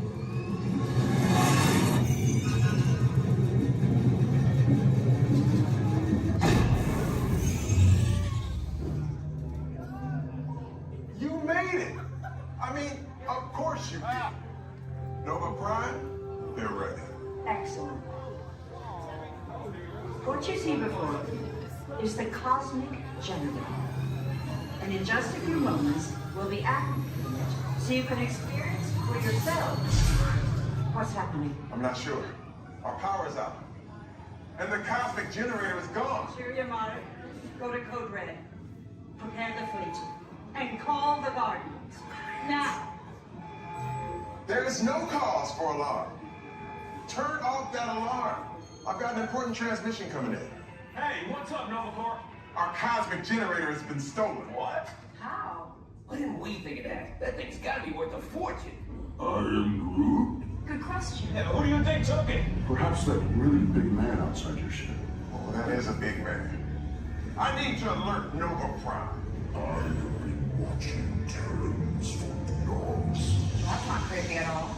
This species has failed. Wait, whoa. We didn't even know there was a test. He's got the Cosmic Generator. He's creating a new jump point. Jump point to where? Not where. some kind of mutant jump point. It's going back to the dawn of time. Dawn of time, why? To erase an error. Well, that doesn't sound good. Your time is over. Wait, what do you mean? What do you mean it's so vague? The jump point is closing. Hey, no, dude, you're not recording to follow that whatever it is until we get there. We can't.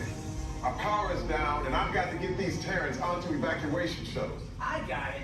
I reprogrammed the shuttles to follow them through the jump point. Wait, what? Look, they're our only chance of keeping track of that whack job until we get the cosmic generator back. Piece of cake. Wait! There's cake. Where's this cake? The odds are impossible, Yeah. but it's our only shot. Good luck.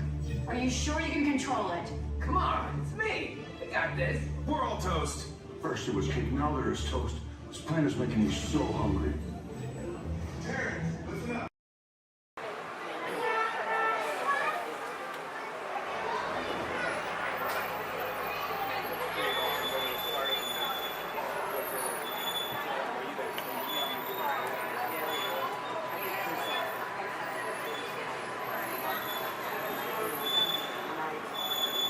Hello everyone, my name's Don and welcome aboard. We're heading into the back lot of Disney's Hollywood Studios. This production area was built in 1988 as a Florida counterpart to the Walt Disney Studios in Burbank, California. We included sound stages, recording studios, high-tech editing rooms, all the tools needed to create movies, TV shows, and radio broadcasts. We've even got our very own water tower too. It's up ahead on the left side of our shuttle. We call it the Earful Tower. It's inspired by the water tower Walt Disney had built for his Burbank studio in 1939. Our Florida tower stands a lucky 13 stories high, and we added our own creative touch, a giant set of Mickey Mouse ears. If you wanted to wear those ears, you'd have to have a hat size of 342 3/8. Up ahead, after the next bend in the road, you'll have a perfect opportunity to take a picture of this famous icon. In the world of entertainment, every project starts with a screenplay and a lot of creative ideas. A production studio is where the ideas of writers, producers, and directors are transformed into an on-screen reality. Within these huge spaces, filmmakers can literally create their own worlds. Our Florida sound stages are soundproof, weatherproof, and most importantly, air-conditioned. All vitally important for the cast, crew, and equipment. Many of the crafts needed for filmmaking are located right here on the lot. On the left, we have our own greens department. It grows flowers, trees, shrubs, and topiaries. A few well-placed plants can cover up empty spots in the set and add a touch of natural beauty to a scene. On the right are two of the aircraft from the 2001 blockbuster hit Pearl Harbor. These exact full-scale replicas of P-40 fighters were used in the special effect fight sequences. Of course, many of the planes we saw flying through the aerial battles or sitting on the ground weren't real at all. They were created entirely within a computer. Oh, keep your cameras focused to the right. We're coming up on that perfect angle of the Earful Tower I told you about. It's a true masterpiece.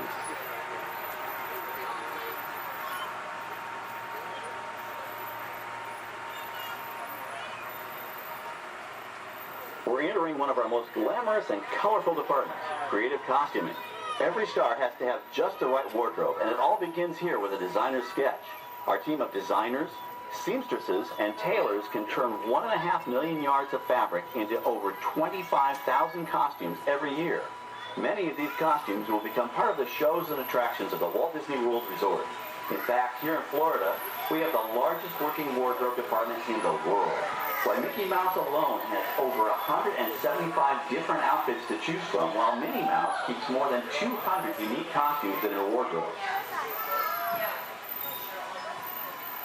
On the left are costumes worn by the stars in recent studio productions. You'll probably recognize some of those costumes from the big screen. Every story needs a setting, and our design staff can create just about any place a script calls for, from an urban city street to a remote desert canyon. On the left is our scenic shop where large-scale sets and props are built. Our team of set designers, carpenters, artists, and engineers has created caves and caverns, game show sets, even replicas of the U.S. Supreme Court and NASA's Mission Control, all on our sound stages. The shop also provides sets and props for our shows and parades here at Walt Disney World. The same skill and craftsmanship that goes into a movie set can also be used to create magic for our parks. Either way, it's all about making dreams come true.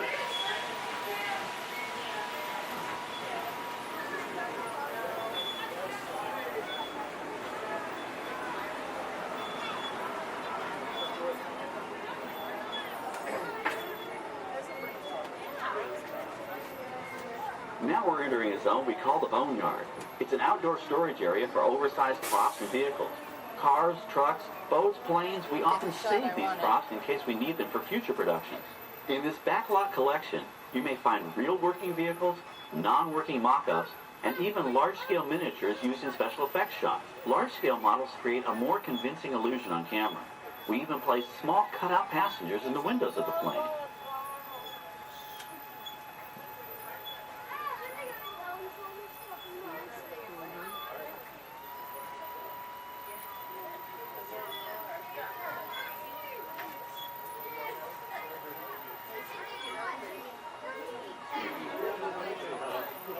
We're now passing by the sets for our Lights, Motors, Action Extreme Stunt Show. On the left, you may catch a glimpse of the Mediterranean fishing village that sets the stage for this thrilling attraction.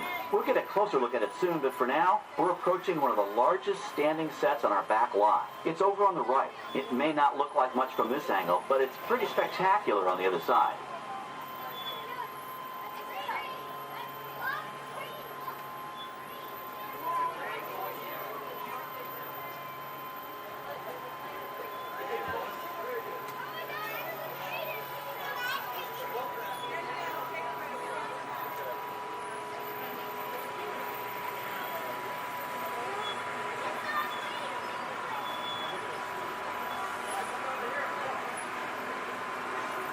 This is great, folks. The production crew has just given us clearance to enter the set. Hello, Backlot Tour. I'm Amy, a production coordinator here at the studios. I can see your shuttle heading toward our canyon set. I've given your driver permission to come in and take a look around. I'm up here with our effects crew, and we're getting ready to shoot a test sequence. Oh, on the way in, you're going to be crossing a wooden bridge, and things may get a little bumpy, so please, hold on to your belongings, especially hats, cameras, and glasses, and keep an eye on any small children in your party. And of course, please remain seated at all times. Welcome to the set. As you can see, we brought the bare, dry deserts of Southern California to green, typically humid Central Florida. This set is based on real locations that our production designer took pictures of. Our set crew spent about 6 months building the canyon, but we've used it for a number of TV shows and specials over the years. For our upcoming production, the script called for a tanker truck. We found this one in our boneyard, but it was too big to drive into place. So we picked it up with a crane and set it down here. We're up on the overhead platforms, and I see our director has arrived. As soon as the rain effect is ready, we'll begin the sequence. This set and shower is really just a special effect. We rigged up a series of water nozzles just above your tram. The water sprays in a crisscross pattern to create a sense of depth. But this storm only covers the first few feet.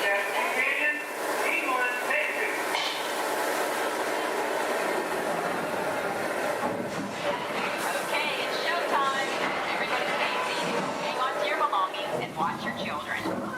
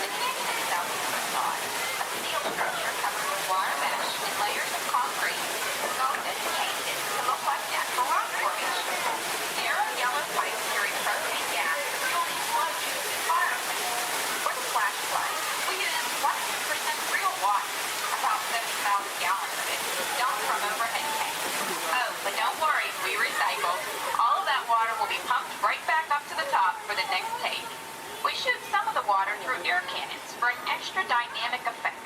Those air cannons are powerful enough to shoot a basketball over the top of a skyscraper the size of the Empire State Building.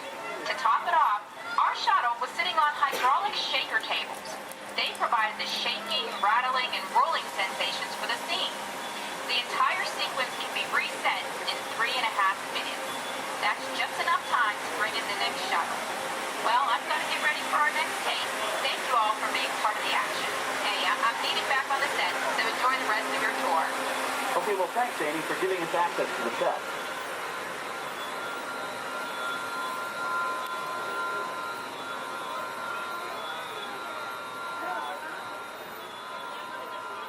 On the right, we have an authentic piece of Disney history. That Gulfstream 1 was known at airports across the country as November 234 Mickey Mouse, but we just call it the Mouse. In 1964, Walt Disney and his hand-picked team used this plane to scout locations for what he called the Florida Project. Soon, they secretly began purchasing thousands of acres of land, which became the Walt Disney World Resort in 1971. During the creation of the resort and later Epcot, the Mouse shuttled studio executives and Imagineers between Burbank and Orlando, making it the most used executive aircraft in the country. Appropriately, the Mouse retired here in 1992. As Walt used to say, it was all started by a mouse. In this case, the 234 Mickey Mouse. On our right, we once again sweep past the magnificent Mediterranean village of our lights, motors, action extreme stunt show. This high-octane attraction is based on the hit show from the Walt Disney Studios Park in France. In this action-packed production, you'll feel like you're right there on the set during the filming of a spy thriller, complete with custom-built cars, motorcycles, even jet skis. You'll experience the split-second timing, coordinated driving, and fiery special effects that make action movies a real blast.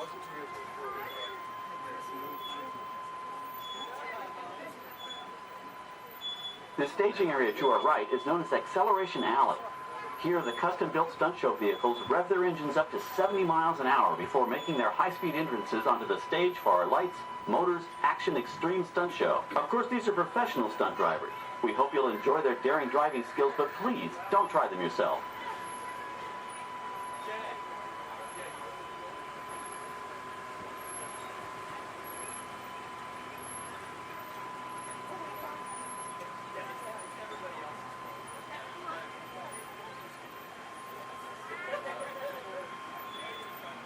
On the left, we've reached our second boneyard with more historic props and vehicles.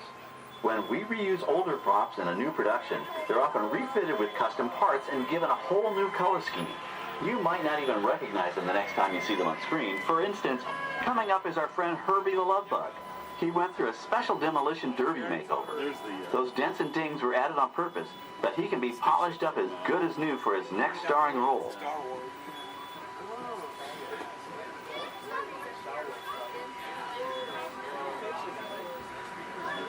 On our right, we now have a very different view of the fishing village set. From this point of view, you can see that there is no inside to the buildings.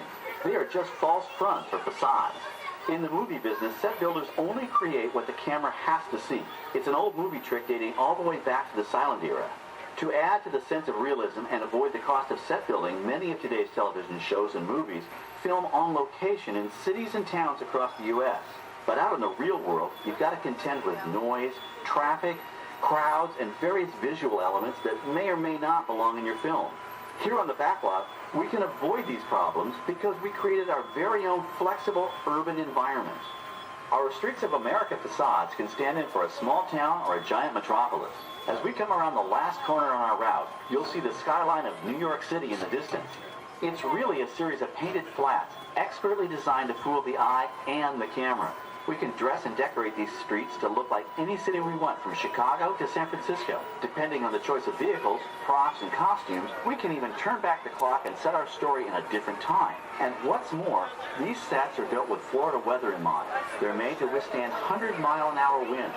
You're welcome to visit our Streets of America anytime during your visit today and get an up-close look at the skills of our set designers and builders. We've just about reached the end of our tour. Our final stop is the American Film Institute Showcase, where you can see the actual costumes and movie props used in some of Hollywood's most famous films. There are some pretty amazing items in there, so feel free to take all the time you like. Please stay seated until our tram comes to a complete stop and check around you for any personal items that may have fallen during our trip. Well, as they say in Hollywood, that's a wrap. Thanks for joining our backlot tour, and we hope you'll come back to visit us again soon. Alright, we're going to stop up here in just a moment. I'll open these doors. I'm going to exit out through those blue automatic doors into the AFI showcase for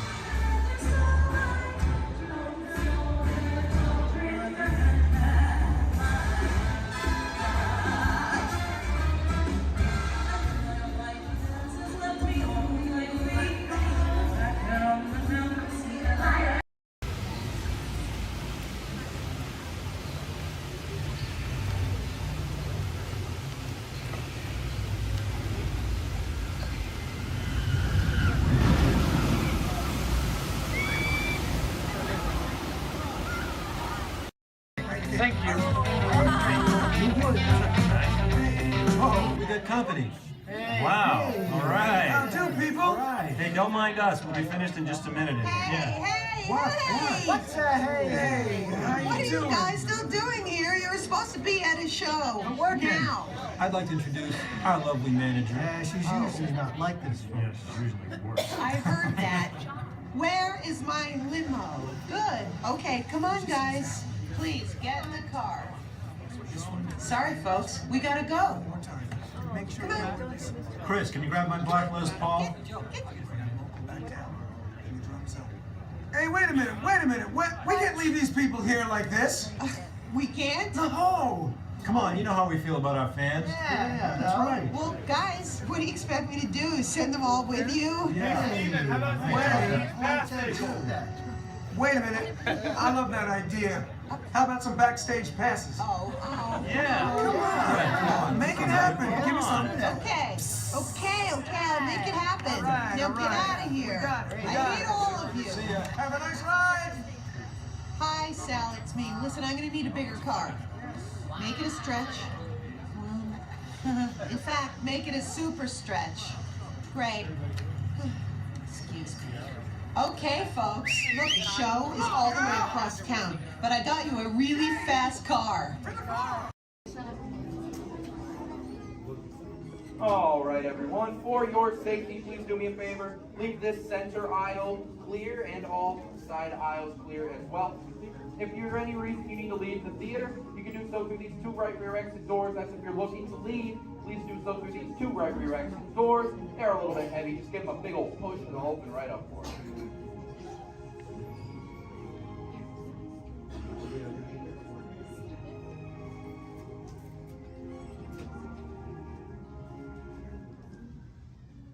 Welcome to Turtle Talk. My name's Andrew. Before we get started, there are a few things that I would like to go over with everyone.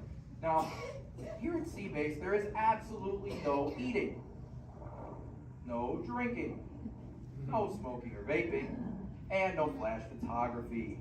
Thanks, guys. Now, this piece of equipment here is known as a hydrophone. It allows us to hear sounds from beneath the sea, and it's also going to allow us to hear from our very special guest today. Does everybody know who our special guest is? Please shout it out. Crush is coming to talk to us to learn more about the human world, and we're going to get the chance to ask him a couple questions about the turtle world. So, little ones, you're thinking of questions that you may get to ask Crush, okay? Now, it does seem like Crush is off surfing at the moment. In order to call him out, we need to yell, "Hey, Crush!" on the count of 3, all right? 1, 2, 3. Hey, Crush! Well, righteous, dude! Well, awesome! Check it out, man! Hey, dude, look! Double barrel, 360, totally tubular. Whoa, look at the humans in the human tank! Hello, humans!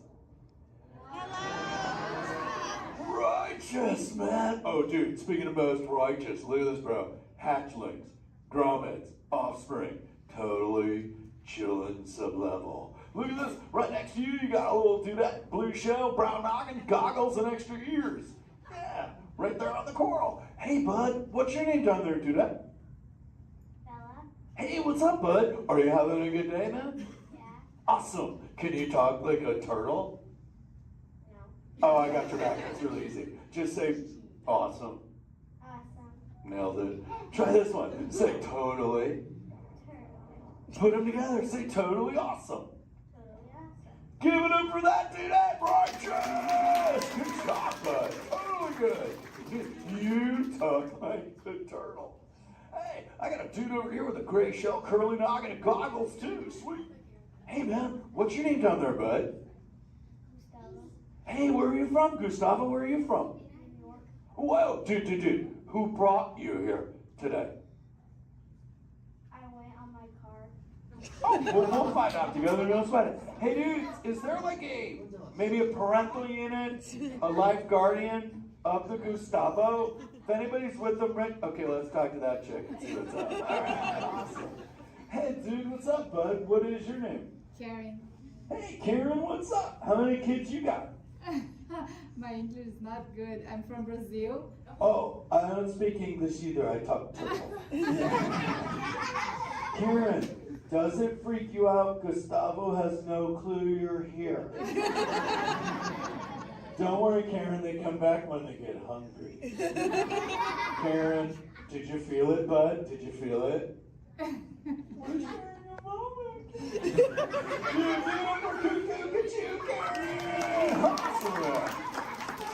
My son Squirt, he's like this. He goes, Dad, Dad, Dad, Dad, Dad, Dad, what's up with all the humans? And I go, dude, I do not know. Human dudes, I need human help. Can all of you help out and answer Squirt's questions? If you want to help, say, Chaw! Righteous! You so totally rock, dude! Oh, wait a minute. Sorry, dude, my bad. Check this out. When a turtle says, you so totally rock, everyone says, dude! Here we go. You so totally rock! Dude! You so totally rock! Dude! Now all of you totally talk turtle. So, on to Squirt's question. Numero uno. He goes, Dad, if humans go to a beach, what do they do? I said, bro, I do not know. Humans, do you go to the beach? Yeah. Awesomeness. Okay, answer it for the Squirt dude. What does a human do at a beach? Shout it out. Swim. No way. Who likes to swim? Wave some fin if you love to swim, man. Oh man, I got waivers. Look, even on the bench. What's up, waivers? Nice. Dude, want to see me swim? Say go crush. Go crush. Let's rock. Everyone yell. Rip it. Rip it. Roll it. Roll it. Punch it. Punch it. Rip it. Rip.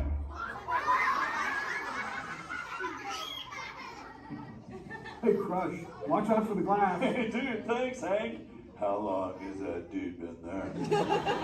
Oh, no, man. My bad, bro, my bad. Where are the manners? I've been asking the questions. Dudes, do any humans have a question about being a turtle? Raise a fin. Hi, if you have a question about turtles. Cool. Got a chick over here, aisle style, red shell, brown knock, hanging loose. Hello, bud. What's your name? Hey, bud. What's your question? What turtles eat? Oh, dude, we're chowing green seagrass and green sea kelp. Big dudes, you're sitting on green seagrass benches. But check it out, Harper. We only eat green stuff, and so it actually turned this green. So, like, I'm green, and my kids are green, and my parents are green. Oh, and my wife's green, and my favorite color ever, purple. He's pulling your fin. It's green. Hey, there's a purple chick over here with like a jellyfish lid. Let's talk this one on this side. Hey, bud, what's your name down low? Scarlet. Hey, cool name, Scarlet. What's your question? My name's not Scarlet. Oh, wait, what's your name? It's Charlotte.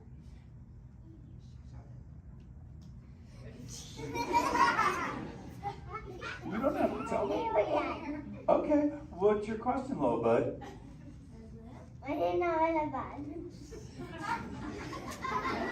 Okay. Hey, let's head over here. We got like a little friend on this side. Looks like a light blue shell, brown noggin. Let's talk to this bud. Hey, what's your name, dude? My name's Marley.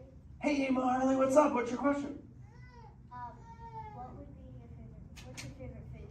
Oh, dude, besides eating green seagrass and green sea kelp, we totally chow on the jellies. Yeah, they're like so tasty. Hey, wait, Marley, do you eat food and sleep and stuff? Yeah. Do you know how to swim? Yeah. You're a turtle. Because all we do every day is eat, sleep, and surf. Hey, we got a bud by the bench. He's got a red shell curly noggin. Let's talk to that guy. Sweet. Hey, big man. What's your name, dude? Ezekiel. Hey, Ezekiel. What's your question, friend? How do turtles breathe? Okay, here's the deal. We have to go up every 15 minutes, bud, because I'm like you. I breathe oxygen. But here's the deal. We have to go up every 15. But when I sleep, Ezekiel, we can go in this little cave right there. See the green shell sticking out over there? We got to tuck under, and we can sleep 5 hours straight and absorb oxygen out of water when we're underwater. Who else has a question? This is kind of cool. Oh, whoa, dude, check it out. We got like a little friend chilling on this side by the bench. Looks like a grayish blue shell, brown knock, sitting on her own flips. Dude, what's your name over there, bud? Abby. Hey, Abs, what's your question, Abby? How many babies can a turtle have? Well, mommy turtles, man, they go to a beach, but it's the same beach every time. And they drop off like 90 to 100 eggs. But here's the cool part. When the sand is really warm, Abby, everybody is a dudette. And when it's cold, they're all dudes. So we say, dudes are cool and chicks are hot. This is awesome, humans. Hey, the Jelly Man. I was talking about you, buddy. Oh, Crush. Hey, man. I'm trying to get away from a turtle pile. Marlin, turtle piles are a celebration. Everyone yell, turtle pile!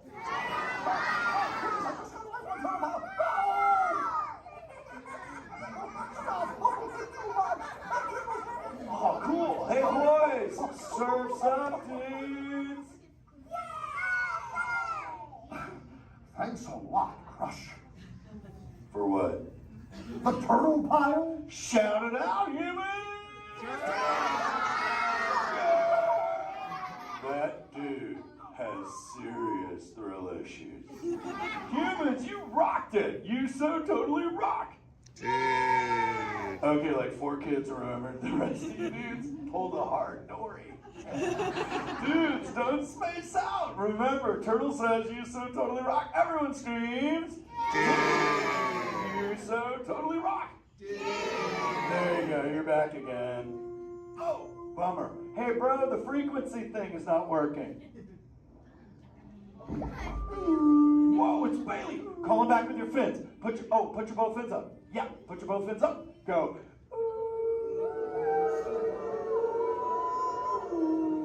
Crush! Hey! Bailey, look at my friends, they're humans. Oh my goodness, funny looking humans, huh? Hey dude, stop. That's not cool, those are my friends, they can hear you. No, they can't. Watch this. Hi, humans. Oh, okay. Why didn't you tell me? Dude, I tried, man. You got stoked out. Wait. Ooh. Yeah, that thing. I'm getting something. Ooh, wow. Some of you have 4 ears. Weird. I'm not judging. Humans. Later, Crush. Later, Bailey. Everyone say, later, Bailey, dude. Bailey's echolocation's awesome. We're going to do it. Everyone, both fins up. Go. Okay, sublevel. Really good. Back bench. Solid. Grandma, in the corner. This is where we put our fins up. Good job, Grandma. Good job. Fins up. Eyes closed. Go. How many fins am I holding up now? No, you gotta go. Yeah, you so totally rock. Squirt, come here. Squirt, look at this. Squirt, I just taught humans your ultimate favorite. Sweet. Dude, go for it. They'll blast you. You so totally rock. Rock on, human dude. Rock on, Squirt. That's my son. I'm in a jam. Oh, wait. Remember this thing. You gotta be good to the oceans. And the oceans will be good to you. And slap the fins together for my man Andrew. Rockin' the mic, man. Oh, righteous. Love you. Use the word dude all day long. Because your parents will love you. Hey, Karen. You're welcome, Karen. Let's go! You so totally rock! Let's give it up for Crush. If you would like to learn more about Crush and his friends like green sea turtles, manatees, or sharks, you can do so up on the 2nd floor of Sea Base. Now, little ones, don't move until your adult comes to get you. Adults, please collect your belongings, collect your children, head on up to the right direction. Doors, or if you're taking, please don't stand up. Every race to let us know what we need to get done back on the road. Spoiler alert, 9 times out of 10, it's either body work or a transmission. Guys, spread on over to this side, left side, left side. People on the left side, step forward, step on up, make a friend. Everybody here looks freshly laundered, okay? You'll be fine. Come on in, right this way, everybody. Keep on coming, folks in the hallway, let's go. I don't want to see anybody end up working on the transmission that doesn't know what they're doing. Come on in. Hey, oh, look at that, there's Mia. What's up, Mia? Hey, Pat, I see our party goers have arrived. Yeah, they're still coming in, but say hey, everybody. Hey, I'm Mia, Don's sister. Well, another race place just wrapped, and it looks like my brother with another car for his collection. Anybody surprised? Honestly, I don't know why anybody challenges him. Hit me in a man. Well, we're meeting up at Sullivan's Garage for the after party, and while Tej works on your rides, you guys enjoy the break room. My brother calls this the family room. Oh, here we go. Dom says he doesn't have friends, he has Family. And the faces you see on these walls are our Family. When I'm in this room, I feel like we're all Family. So, welcome to our family. There it is. It's a thing around here. Hey, Tej, how's that Matthew McConaughey impression? All right. What's up, Mia? Get better. Tej, just welcoming these good people to our family. Family. How are their rides coming along? The rides are ready to roll out and roll out inside. Perfect. Let's get the show on the road. I'll let Dom know. You guys have fun at the party. Bye, Mia. Bye. She just called. Okay. All right, Pat. Yeah. Let's get these people on their way. Send them over to the war room. Sounds like a plan. Are you sure, though, Jamie's kind of a piece of work? Great. And he hung up. Okay, so in a moment, those doors are going to open. When they do, head on into the war room with Jamie. That's Tej's new assistant. First day without Tej, so good luck. Be nice. Don't touch nothing. Too much last night, so bear with me. Tej left me alone today, so yeah, that's pretty much it, you guys. In just a moment, these doors will be closing, and okay, so yeah, you guys want a tour of the war room? Okay, so basically, got some monitors over here. My name is Jamie, by the way, you guys. Oh, and there is Tej. Jamie, the buses are here. Okay, what do you want me to do with them? They're just staring at me. Should I send them now? Dom's calling. I got this, Jamie. Okay, great. Dom, what up? Tej, just got a heads up from Hobbs. The FBI's about to raid your location. Crazy. Man, they always ruining our fun. For real. It gets worse. They're leading Owen Shaw right to your door. Shaw? That cockroach we beat down in Spain? What's he got to do with this? Everything, right? Nothing yet. And let's keep it that way. Get those people on those buses.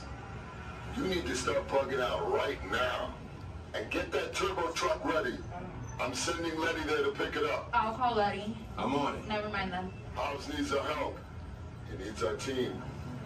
Spread the word. Spread the word, you guys. But keep it in our family. Never mind. Don't listen to me. And keep it quiet. Just keep it in the room.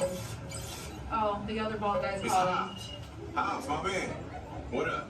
Sorry, Brother Tej, no time for chit-chat. I just sent you a brief on FBI agent Novak. Has Toretto filled you in? Yeah. He wants us to get everybody over to the party at Sullivan's. Sounds like a plan. That party is a ready-made diversion. Keep it going. We need to discuss how you're going to get all those civilians out of there without tipping off the FBI. Crazy. Okay, hold on. Let me get everybody squared away, and we'll talk offline. Copy that, Tej, and let everybody know. Shut off your cell phones. Don't listen We to don't him. want Shaw tracking your He's locations. overreacting. Just put it on silent. Okay, Jamie, Yeah. you heard the man. I heard him.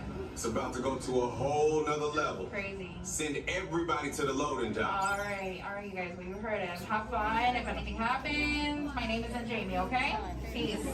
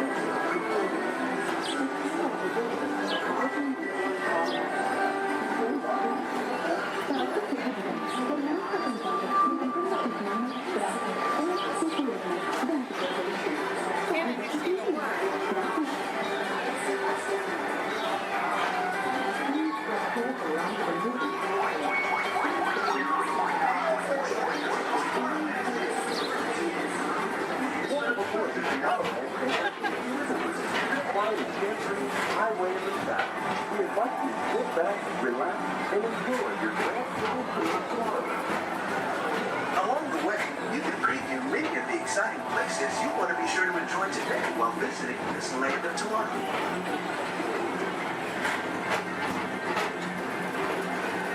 The People Mover is the perfect vehicle for people watching, so keep your eyes peeled. You never know who you might see.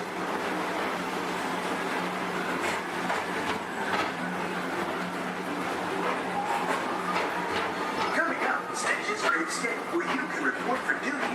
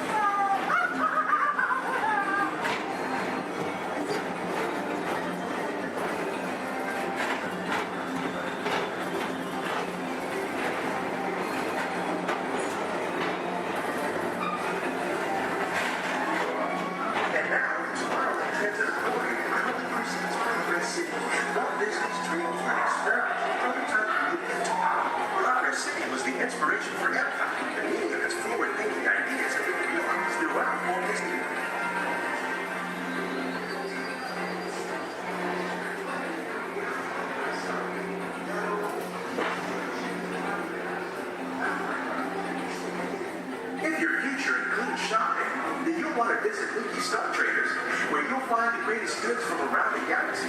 That's right. It's out of this world.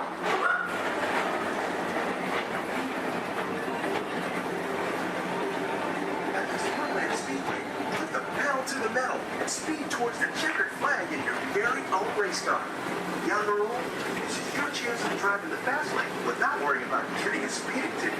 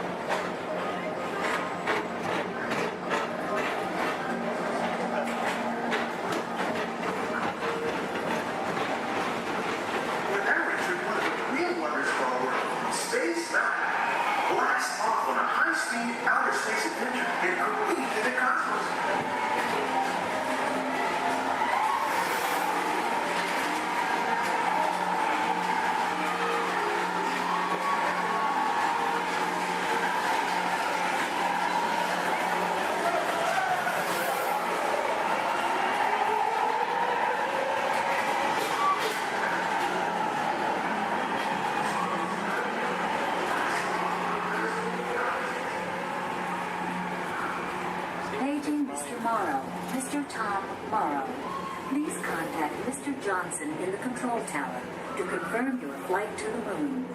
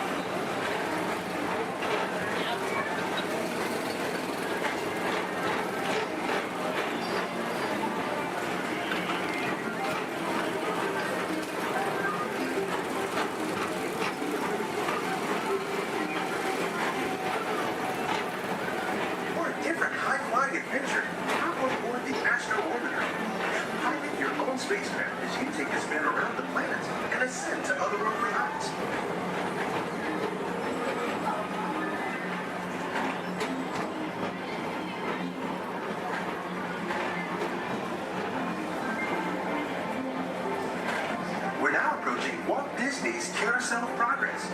Inside this rotating theater, full families welcome you into their homes of yesterday and today, starting way back at the turn of the 20th century. First presented at the New York World's Fair, this legendary circular theater celebrates the progress that has made our lives better. It's a perfect reminder that there's always a great, big, beautiful tomorrow shining at the end of every day.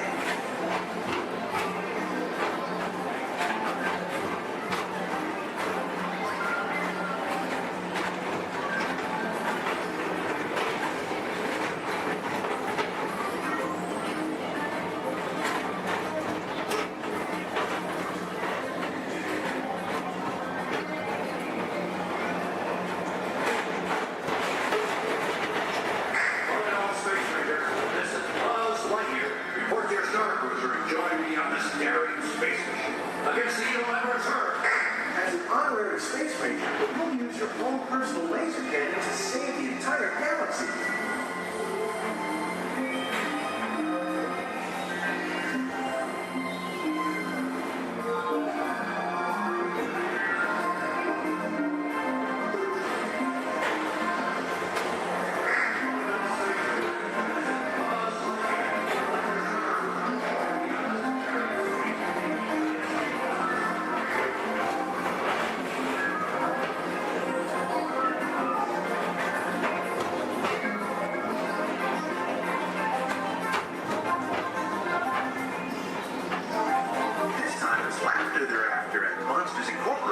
So drop in and join Mike Wazowski and all his pals at Monsters Incorporated Laugh Floor.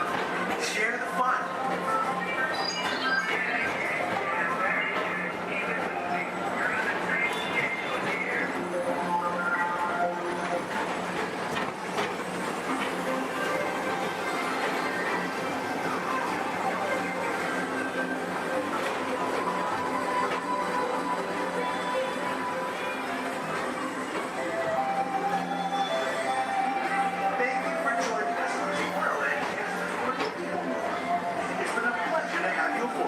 Enjoy the rest of your day and have a great, big, beautiful tomorrow.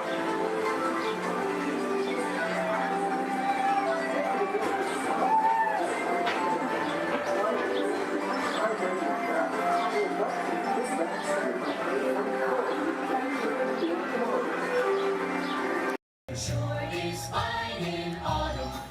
There's nothing like the breeze and the falling leaves. A blue sky above, the one that you love. I saw the scarecrow smiling, winking his eye. As we were walking by, I caught him. Then he looked my way, said enjoy your day. It's the magic that can happen when it's autumn. Changing leaves of red and gold, all is in the air. You can see it on every autumn street.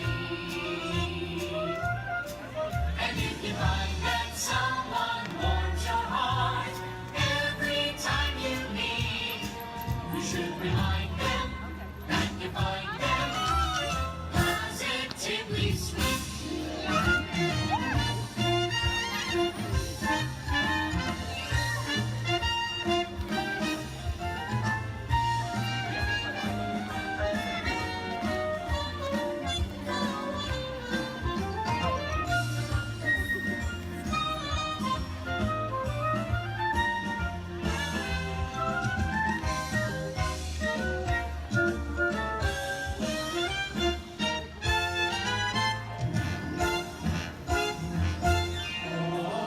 Shine on, harvest moon, up in the sky.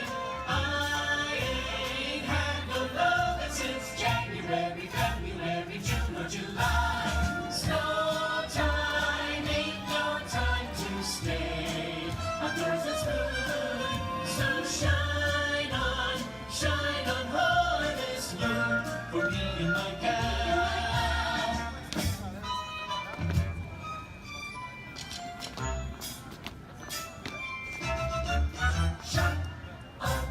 Shine on harvest moon.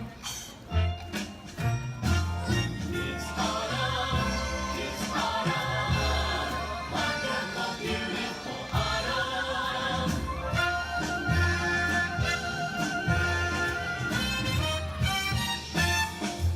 Let's take another hayride under the trees. It makes me smile from top to bottom, because that autumn chill gives me such a thrill. It's the magic that can happen when it's autumn. When it's autumn. When it's autumn. When it's autumn. It's the magic that can happen when it's autumn.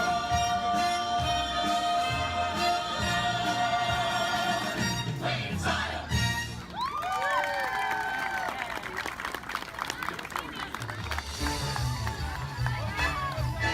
Thank you for joining us on Main Street, USA. And from all of us here in the Magic Kingdom, we hope to see you again real soon. We recently learned that your Terran visionary, Walt Disney, had a similar goal in mind with his early concepts for the experimental prototype Community of Tomorrow. Yo, a pirate's like the good boys doing this. I had a bandana complete to the look. We got the army to help. With patches of feathers, it's like that can look. We got the army to help. Yo, a pirate's like for you. He picked out a hat and he rigged it with blue. We got the army to help. Like earrings and medals and dreadlocks and boot. We got the army to help. Yo, a pirate's like for you. Hands up to you, ladies! Hands up to you!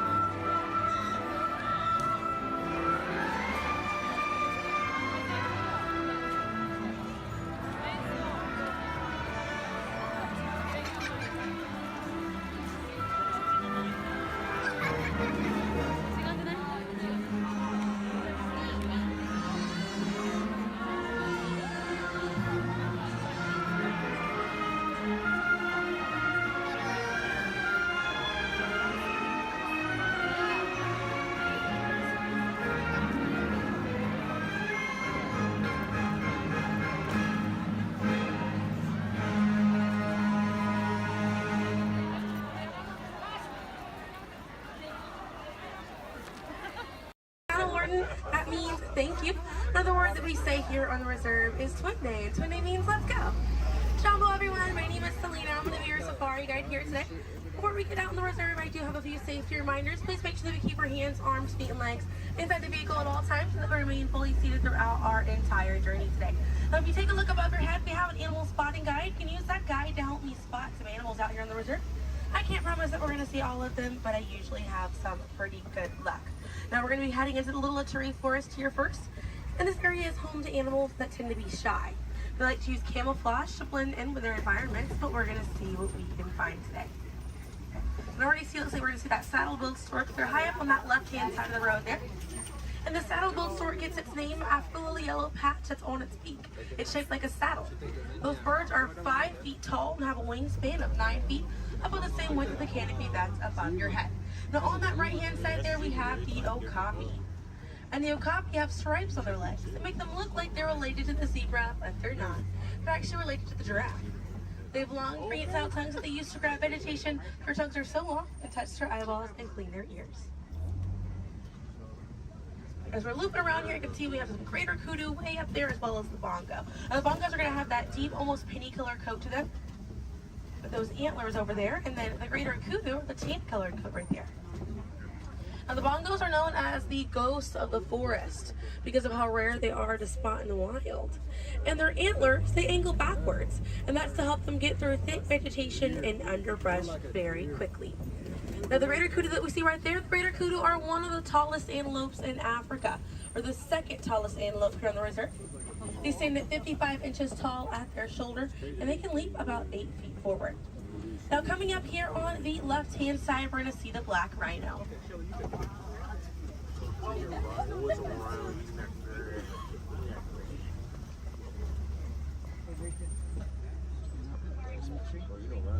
Now, black rhinos are the smallest rhino in Africa. They weigh about 3,000 pounds. Rhinos are poached or hunted for their horns. Some people believe that they have medicinal value, but they do not. Their horns are not valuable at all, made out of keratin. And that's the same thing that our fingernails are made out of. Really good view of that bongo there on the right-hand side as we're passing by here.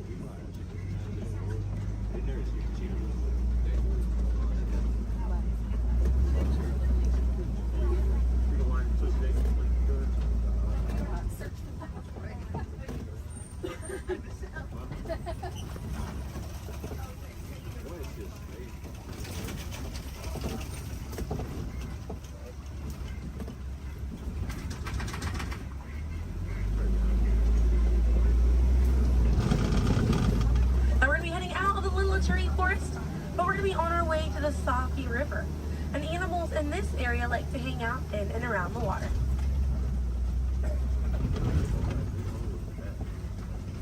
Now, coming up on the right-hand side, we're going to see some pink-back pelicans. And the pink-back pelicans get their name for the pink skin that occurs on their back during mating season. Now, those animals are colonial nesters, so they'll nest between 20 and 500 pairs. That's a group of 40 to 1,000 pink-back pelicans.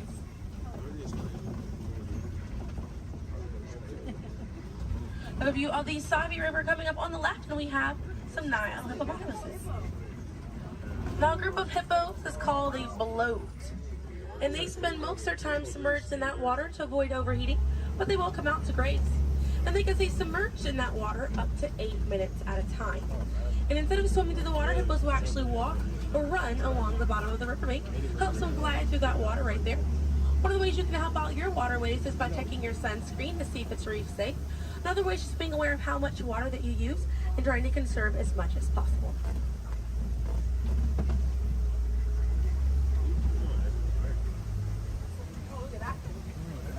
Another one there, taking a nap on that left-hand side.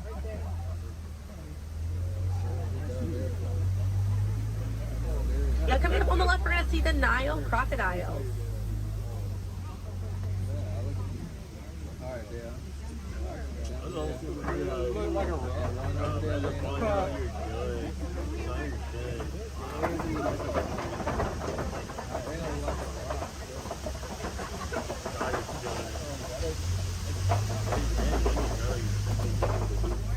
Now, the Nile crocodiles can eat half their body weight in one sitting, and they can go months without eating if food is scarce.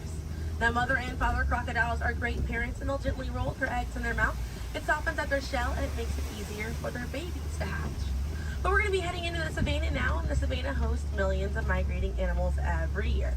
And it's home to Africa's most well-known animals, such as zebras and giraffes. I'm hoping that we'll be able to spot some today, but as we're getting out here, we have a pretty good chance to identify some animals with that animal spotting guide. We have lots of wide open spaces. Already see, looks like you can see the elands are out there. Wondering what other animals. I'm hoping it'll be a pretty busy day out there.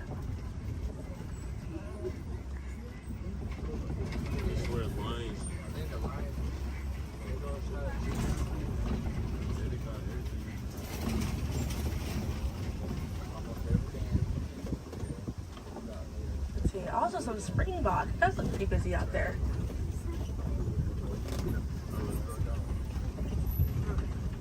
So we're still looking around here. Keep an eye on the right. They're going to be past this kind of rocky area. It's a herd of wildebeest way back there in that pathway.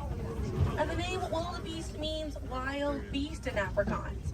And they'll travel in groups of 1.5 million, and they'll go about 500 to 1,000 miles every year. That's roughly the distance between here and New York. And during a wildebeest great migration, they can kick up so much dust that their dust cloud can sometimes be seen from space. Now, wildebeest are very impressive animals. They're able to run about 15 minutes after they're born. But this group of trees there on the right-hand side, they're all kind of pruned underneath to the same height, and that's about as far as those giraffes can reach. Looking at the vegetation on these trees all around this area here. Now that's going to be the Maasai giraffe, and the Maasai giraffes have an irregular coat pattern. They don't have those clean lines around their spots like the reticulated giraffe that's on your animal spotting guide does.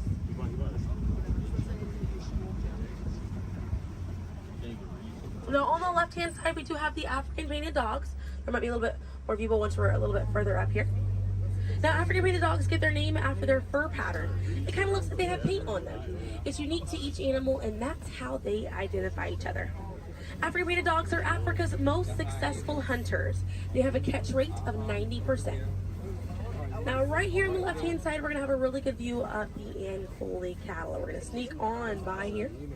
The Ankole cattle are the only domestic cattle breed that we have here on the reserve. They're in the bovine family, same family as buffalo and bison. And their horns right there, they grow about 3 to 4 feet in length, and they're filled with a honeycomb-like structure. It allows for blood circulation, and it helps keep them cool on hot days.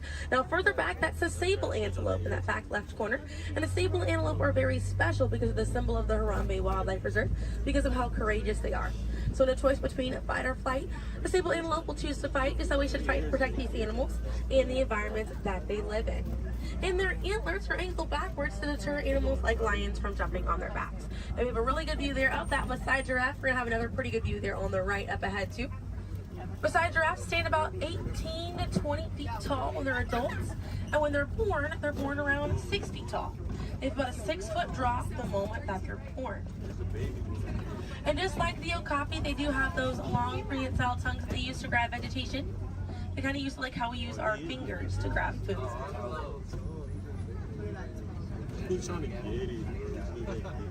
Really good view of them right there. They're actually the same number of neck bones or vertebrae in their neck as we do in ours. Theirs is just bigger.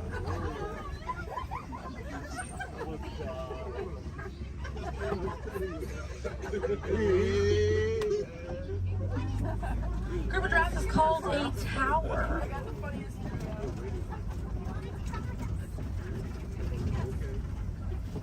Now we're going to see on the left-hand side we have the elands. Now the elands are right next to the springbok. The elands are the tallest antelope on the reserve. They stand at 6 feet tall at their shoulder. One of my favorite eland facts is they'll make a flower crown with their antlers to impress the females during mating season. Now it's not a perfect flower crown. They'll kind of root up at plants and bushes, but it's the thought that counts. Another eland right there, a couple of elands right there. And then we have the springbok, and the springbok are the smallest antelope on the reserve. They're able to jump 6 feet straight up into the air repeatedly and about 13 feet forward. And they're a symbol of a lot of sports teams over in South Africa. Now those elands right there, they can weigh up to 2,000 pounds.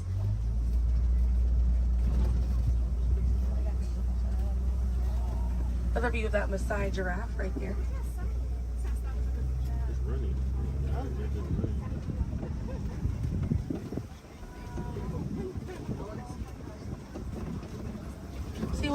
have waiting around the corner for us. Another Maasai giraffe there. But a bit big for these giraffes.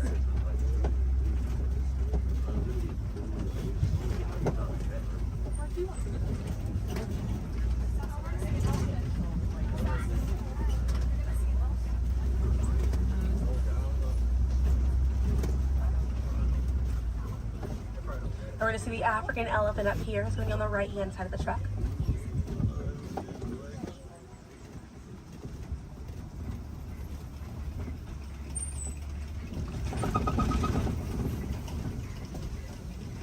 Really good view of that African elephant there on the right-hand side.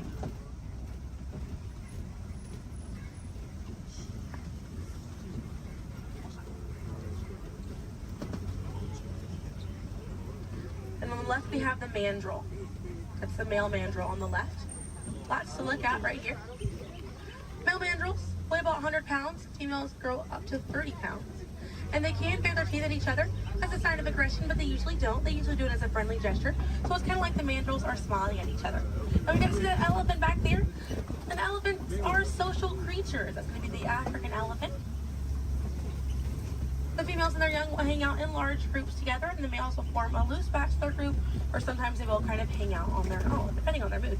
And the way that African elephants stay cool is by flapping their ears. It runs air over the blood vessels that are dispersed all throughout their ears, and it helps bring their body temperature down.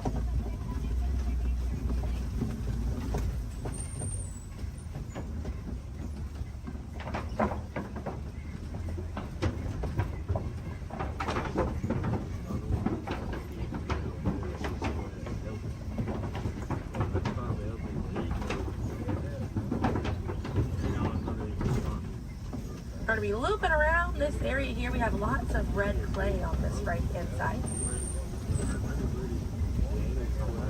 And if you keep an eye out, we'll be able to see some tusk marks right around the corner here.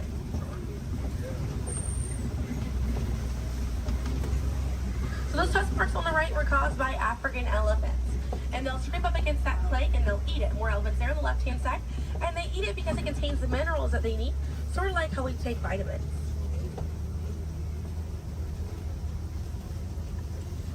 They're way out there on that left-hand side, they kind of look kind of tiny from here. We'll see if we can get another view of them a little bit further out.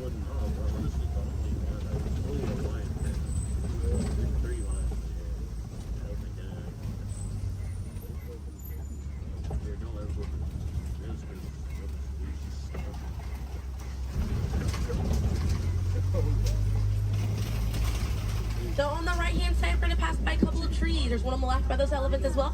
And these trees are baobab trees. And baobab trees survive by storing water in their trunk, and they stay leafless about 9 months out of the year.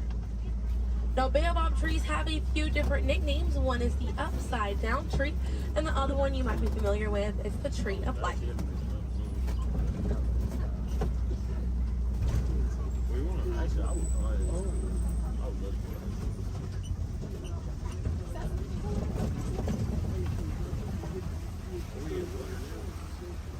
And we're coming up here on a group of flamingos.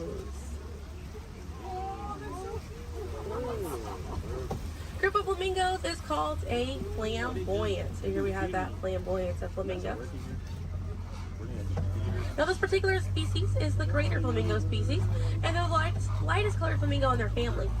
They get their color from the brine shrimp that they eat, and over time it turns their feathers pink. It takes about 1 to 2 years to get that full pink coloring right there.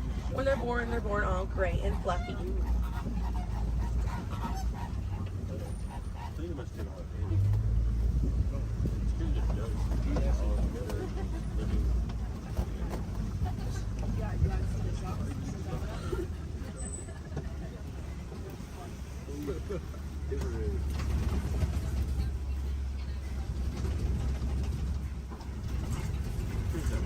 We have some white rhinos right around the corner here.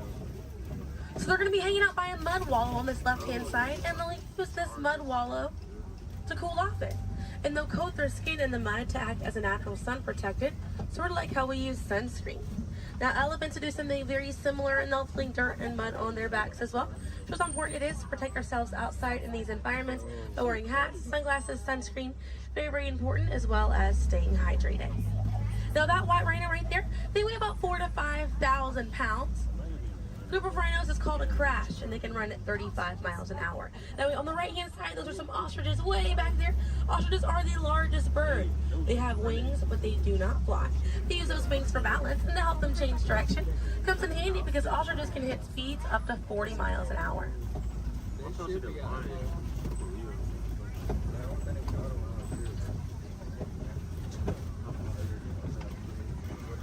You see some cheetahs right around the bend here.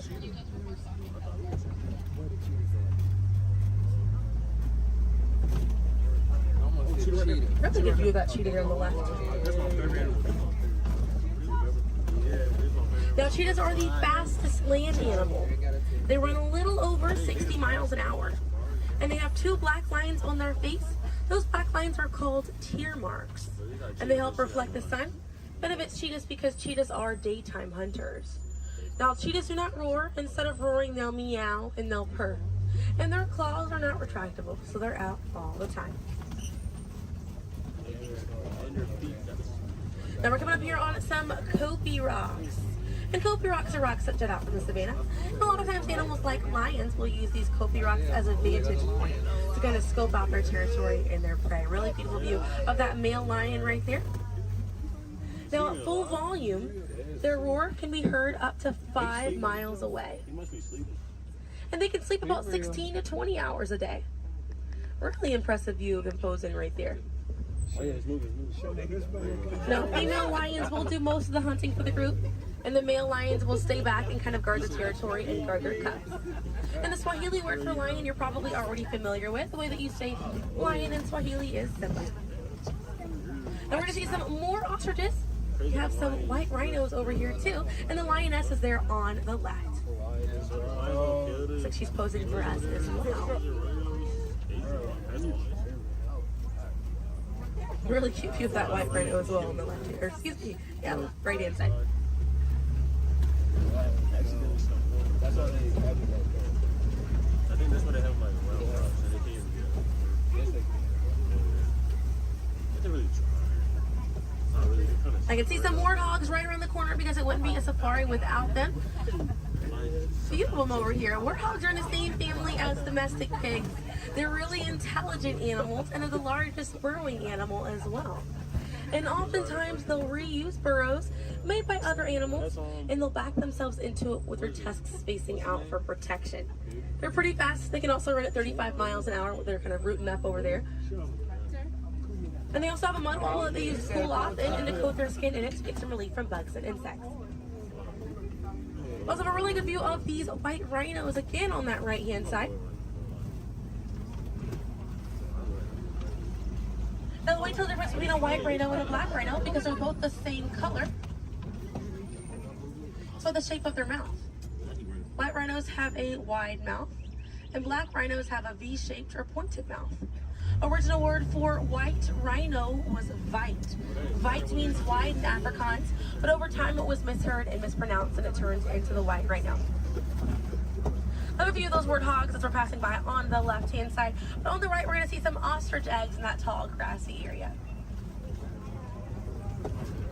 And each one of those eggs right there weigh 3 pounds, and it's the equivalent of 2 dozen chicken eggs. Now those shells are so strong that the average man can stand on them and they will not break.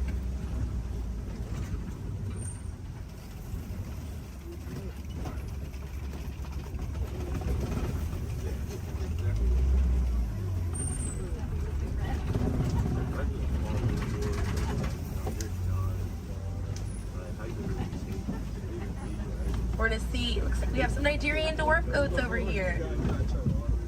And these goats are used for their dairy products, such as milk and cheese. So they take up a lot less land than cattle, so they're easier on the environment, and they're very cute. Now their milk is considered high value, so selling that milk helps take away the need to rely on wildlife. Now if you do want to see some more goats today, you can head over to Rafiki's Planet Watch. They have a petting zoo area, an animators area, and a kind of behind the scenes look at Disney's Animal Kingdom. Very, very cool. Definitely check it out if you have the time. They have a conservation station over there, and inside that they do have an animal hospital as well. Pretty cool. It's going to be a train right away through the Wildlife Express. Those trains are going to start running at 9:30. The last train leaves at 4:30 today. The petting zoo is going to close at 5 o'clock once you're over there, and the animators experience is going to close at 4:45. But we got to see a lot of really cool animals today. If you'd like to learn some more information, you can check out DisneyAnimals.com, or National Geographic is a really good resource. Some ways to help out these animals at home include volunteering at your local nature center, or a conservation organization, or even joining a local beach or river cleanup. Some more simple ways to help out at home include turning off the water while you brush your teeth, or using reusable water bottles instead of disposable ones. Now, those small changes really add up to make a big difference. And on behalf of Kilimanjaro Safaris, my name is Selena. I'm from Pensacola, Florida, and it was an honor to be your safari guide here today. I hope that you were able to see the importance of these animals and the environment that they live in. Now, here in the reserve, we don't like to say goodbye because goodbyes are far too sad and far too final. So I will leave you with the Swahili word, kwaherini. And kwaherini means to go well, with the intentions of seeing each other again one day. So kwaherini, my friends. Another word that we say here on the reserve is asante sana. And again, that means thank you. So thank you for joining me here at Kilimanjaro Safaris. I'll be dropping you off right around the bend here, right where I picked you up, so we still have a bit more of a journey together.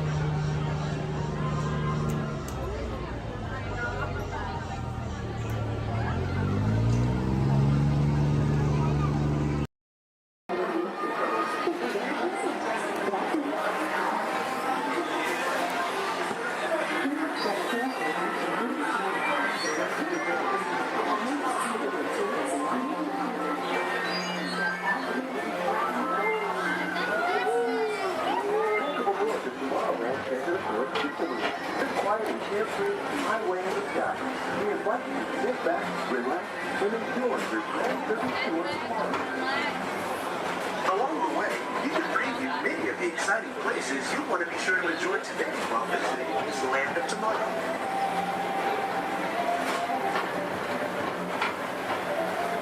The People Mover is the perfect vehicle for people watching, so keep your eyes peeled. You never know who you might see.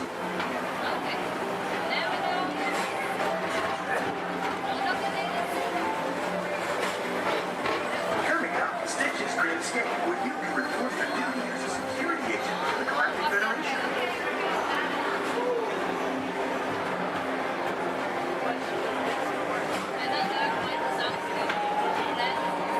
Emissions detecting 366, the biggest little mischief maker in the galaxy, under control.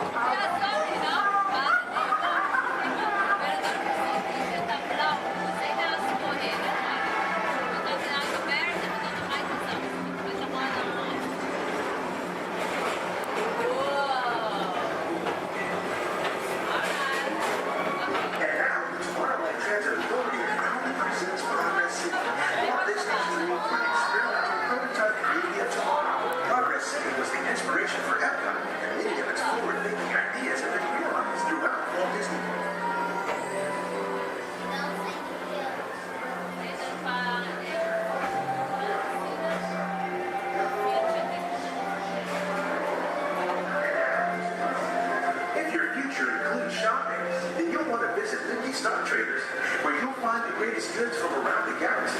That's right. It's out of this world. Come on.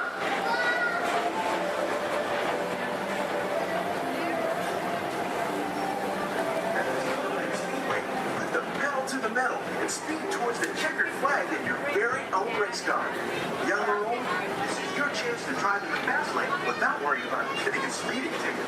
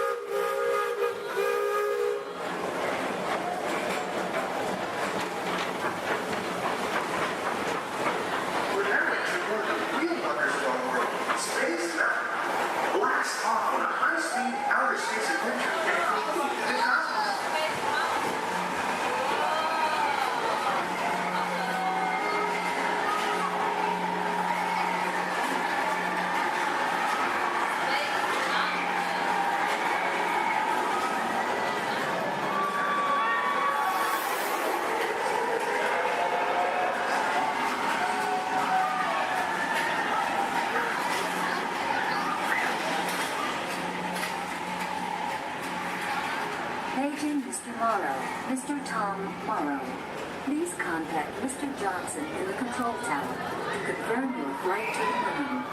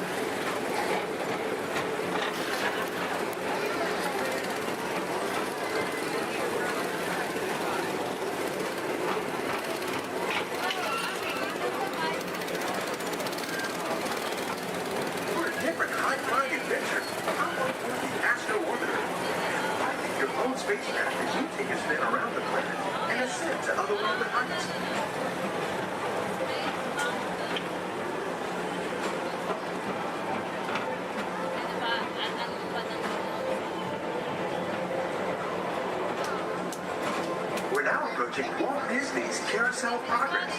Inside this rotating theater, more families welcome you into their homes of yesterday and today, starting way back at the turn of the 20th century.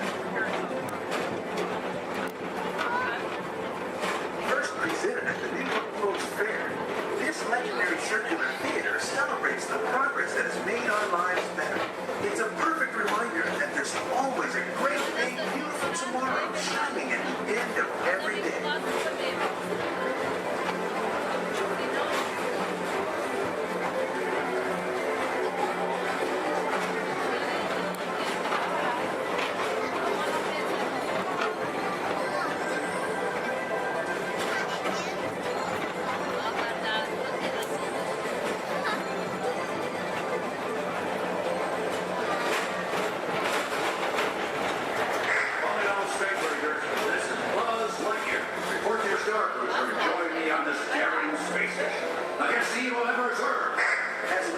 Space Ranger, you'll use your own personal laser cannon to save the entire galaxy.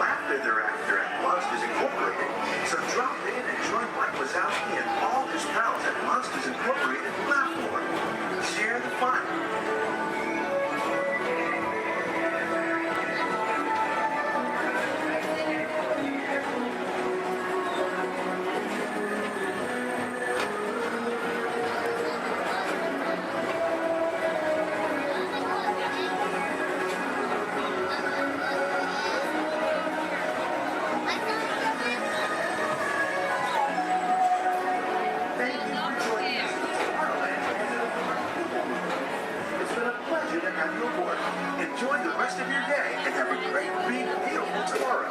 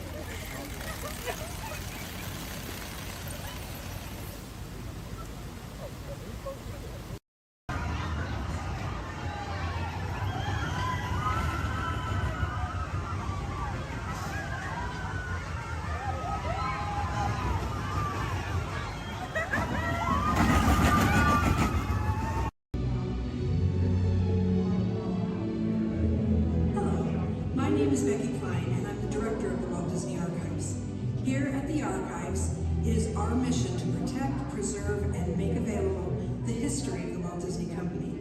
So in celebration of 100 years of Disney magic and entertainment, it's my honor to welcome you to Disney 100, the exhibition. This very special exhibition will travel the world for 5 years in 2 units, one in North America and one in international locations. Both units feature hundreds of iconic Disney artifacts from throughout its history, including props, costumes, models, attraction vehicles, and artwork, as well as our original immersive activities that are sure to please visitors of all ages. We hope you'll enjoy your visit today and look forward with us to the next 100 years of Disney magic. Please keep all hands, arms, feet, legs inside the boat and watch your children, or the crocodiles will. So who came to see some danger today? All right, we got some takers. It's right there, big white letters. Good thing I can read. You might have missed all signs of danger.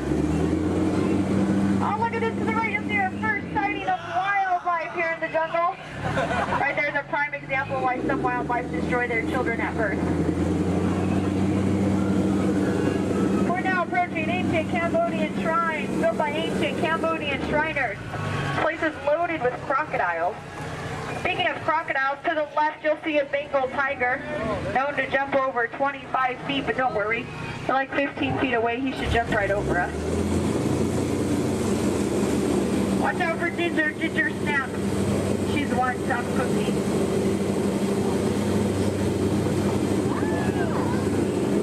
We are now entering the sacred bathing pool of the Indian elephant. Oh, looks like they all came out to play. You know, they say an elephant never forgets. I'd have to agree. Somehow they never forget to be here when my boat comes by. Feel free to take pictures. Looks like they all have their trunks on. Oh, there's Bertha. She's been in that shower so long you can tell by all her wrinkles. Oh, look at Squirt. Hi, Squirt. Uh-oh. That's why we call him Squirt. Here we go. Oh, no, get down, get down. I'm not kidding, I'm not kidding, I'm not kidding. I'm just kidding. Little dry humor. Oh, that looks dangerous. Let's get closer.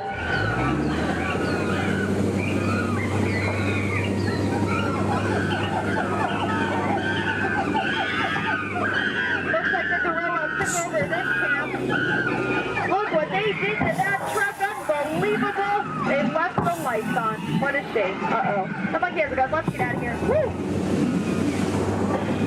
Now if you look over here to the left, real hard through the trees, through the bushes, you'll see absolutely nothing. Just ahead is beautiful Schweitzer Falls, named after the African explorer, Dr. Albert Falls. We'll be going over that later. Uh-oh. Everybody lean, lean, lean, lean, lean, lean, lean, lean, lean, lean, lean, lean. Woohoo! We are now on the Nile River, the longest river in the world. If you don't believe me, well then you're probably in the Nile. So here look, there's an African bull elephant. You can tell by his huge ears and enormous ivory tusks. Now, for those of you with a short memory, to your right, that's an African bull elephant. You can tell by his huge ears and enormous ivory tusks.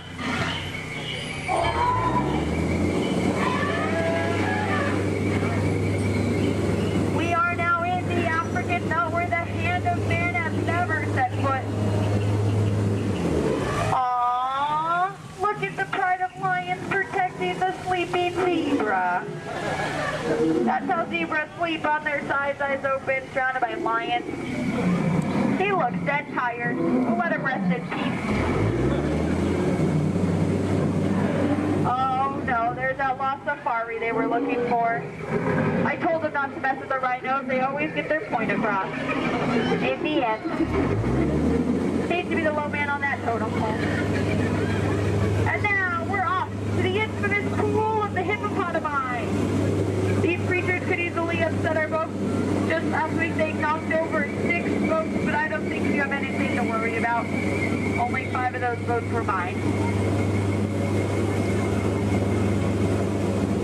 Uh-oh, this doesn't look good. Oh no, these two are charging, coming here, I'm gonna scare them away!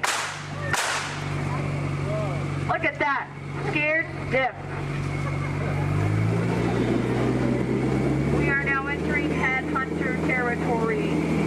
The terrible place to be headed. To your right, you'll see some native arts and crafts. Art's the one on top. Oh, looks like they're celebrating something here. I'll see if I can translate for you.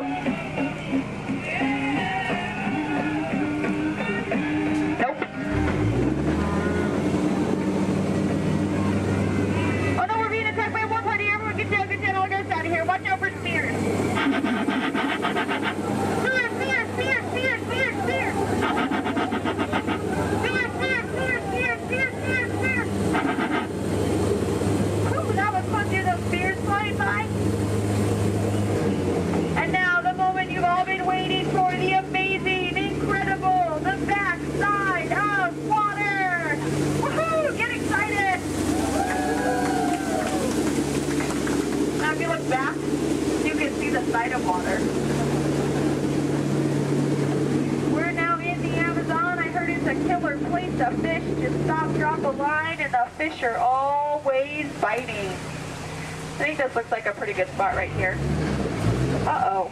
Wait a minute, what are these bubbles? This isn't good, not in the Amazon. What is going on? Woohoo! Piranhas! Man-eating piranhas! Ladies, children, you're safe. These are man-eating piranhas. Now these fish are on a strict diet.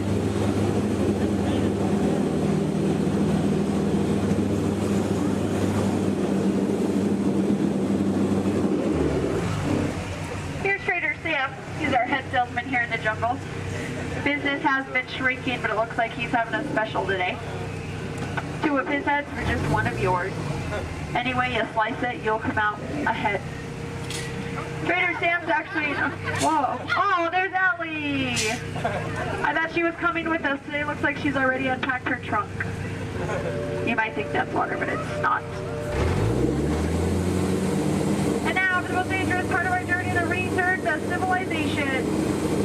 I don't know how, but you just survived the jungle cruise. Woohoo! Please keep all hands, arms, elbows, fingers inside the boat. Don't want you to get caught between the boat and the dock. That could really, really hurt my boat. Well, here we have Matt and Matt. They're going to professional elbow grabbers to help you out today. All right.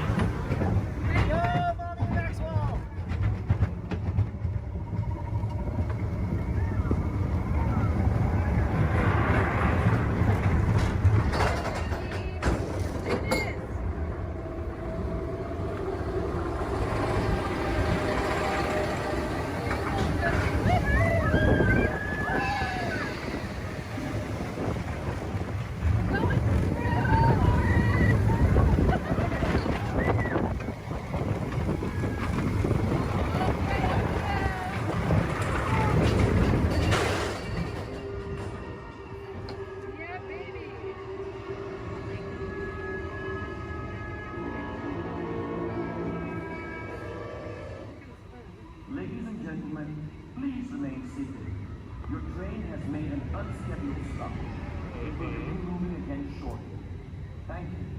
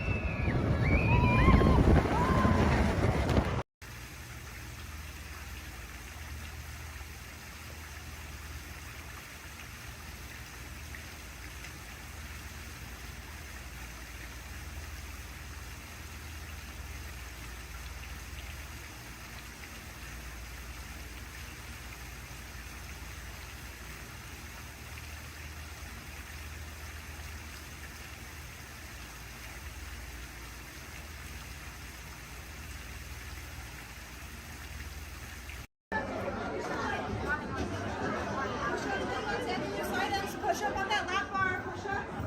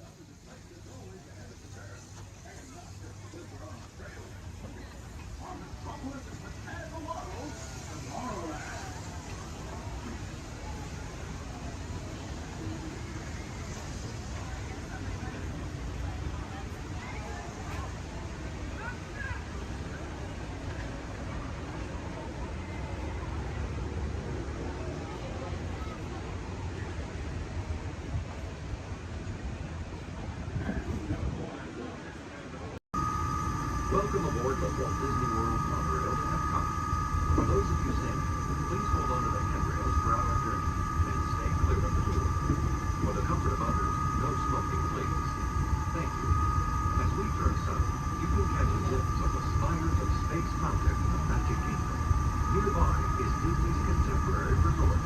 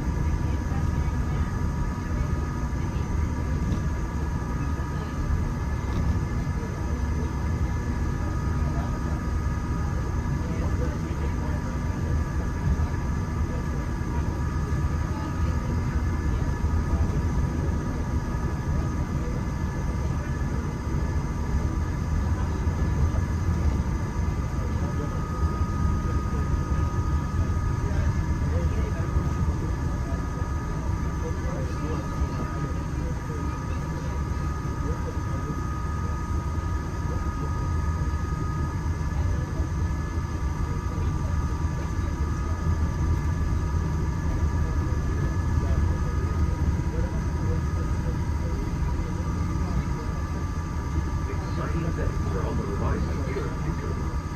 Whether it's rocketing back to the big valley with the Guardians of the Galaxy, or exploring the hungry cities baffled the power of blood, these words are sure to inspire. If you're looking for an exhilarating sensory thrill, step into Mission Space, where you and your flight crew will sign up for one of 2 out-of-this-world missions. And just next door is the new Space Karate restaurant, where you can eat adult and enjoy stellar dining in space. At Test Drive, you can experience the exhilaration of test driving a vehicle all on the fastest ride ever created for Walt Disney. Across the river is World Showcase, you'll find representatives from the postcard, making this a truly international experience. Some exciting new adventures from around the world are coming to France, Canada, China, and the United Kingdom. Join us tonight at the Lagoon to celebrate together during our nighttime spectacular. There's even more for you to explore, and you come around with a bunch of imaginative attractions. Inside those glass pyramids, unleash your spark and journey into imagination with figures, and experience your favorite short films like never before at the Disney Pixar Short Film Festival. Next is the Land, where you can celebrate Earth's rich diversity. The Land is also home to Soar, a free flying adventure across the wonders around the world. Here at the sea, you'll be able to meet some of your favorite undersea pals from Disney Pixar's Finding Nemo. We're approaching the Epcot monorail station. For our smoking guests, there are designated smoking areas just outside the park. Please hold on to the handrail and stay clear of the doors until the monorail stops completely and the doors open. On behalf of the cast of the Walt Disney World Resort, welcome to Epcot.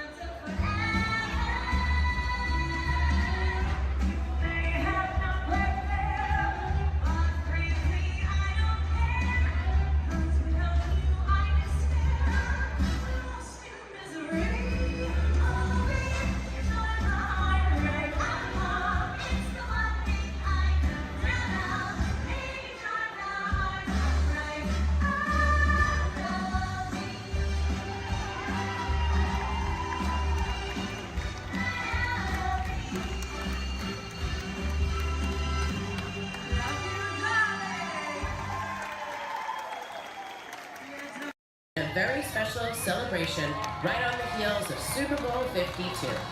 From the 2018 Super Bowl champion Philadelphia Eagles, please welcome Nick Foles, Super Bowl MVP.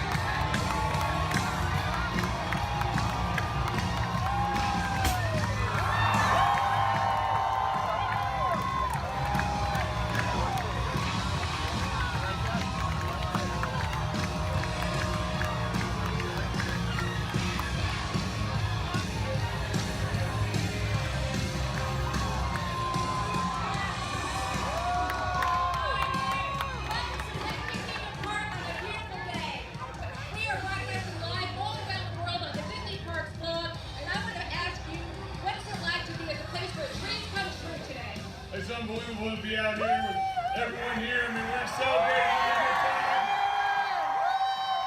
To be at Disney World, to be a part of this is unbelievable. Just to see everyone, to be here, unreal. So, tell me, your fans have lined the parade route from start to finish. What do you have to say to them? I mean, Philly fans are everywhere. I mean,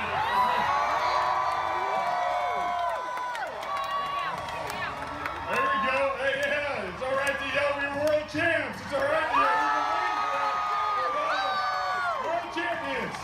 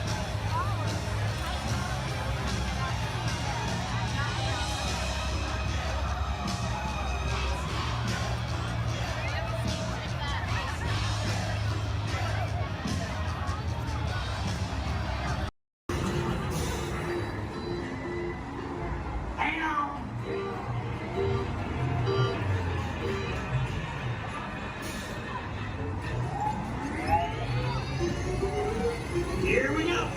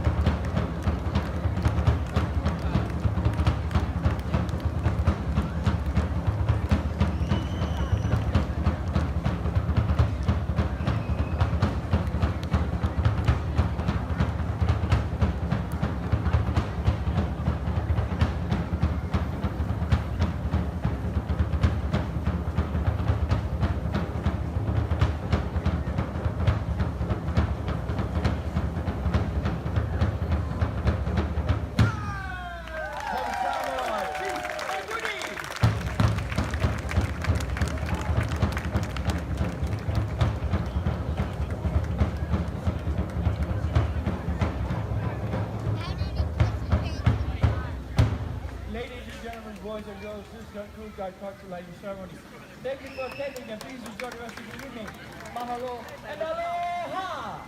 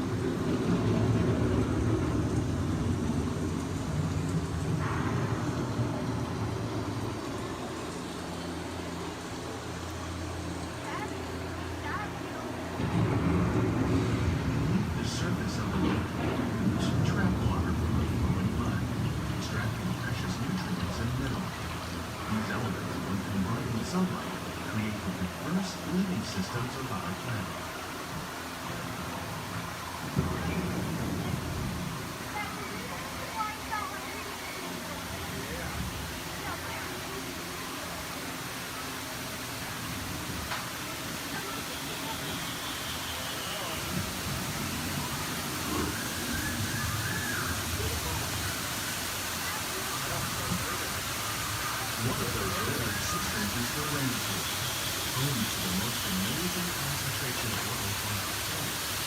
These dense and beautiful forests cover only a tiny portion of the Earth's surface, but they contain more than half of its planet and planet's size. Rainforests are also extremely rich in protected living systems, providing us with oxygen, food, medicine, and other forms essential to our lives.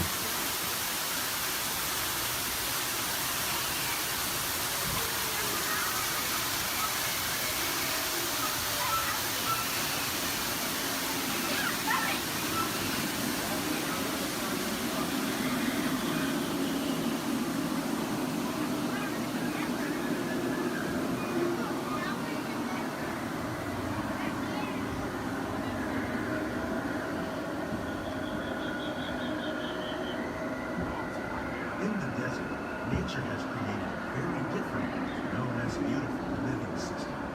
And while this arid landscape may seem lifeless, it is very much alive. The plants and animals that have learned to survive in these harsh conditions make use of what little water they can find and avoid the scorching rays of the relentless sun.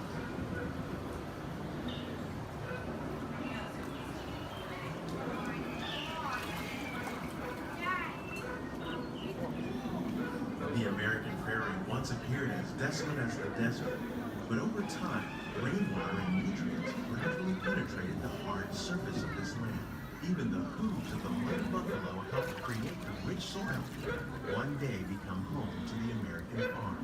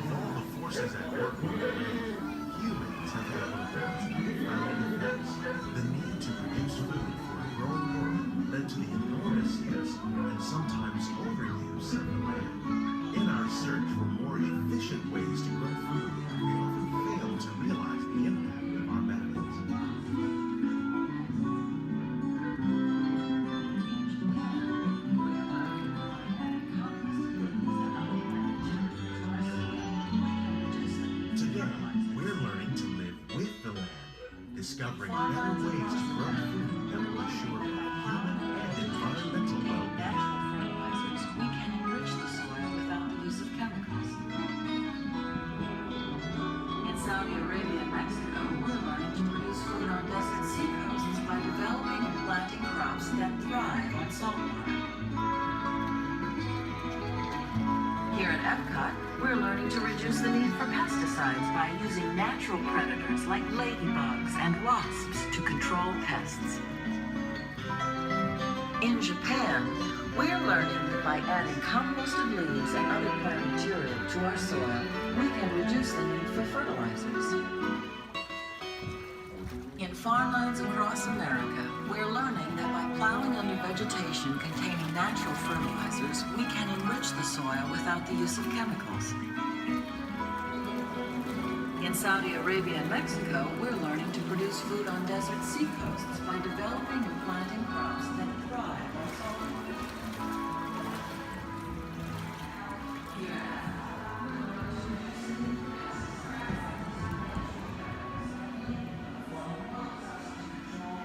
How will we meet tomorrow's growing needs for food production, yet still respect the needs of the land? Some of the answers are being discovered just ahead. To help us maintain these carefully controlled ecosystems, and for your safety, please remain seated in your boat at all times.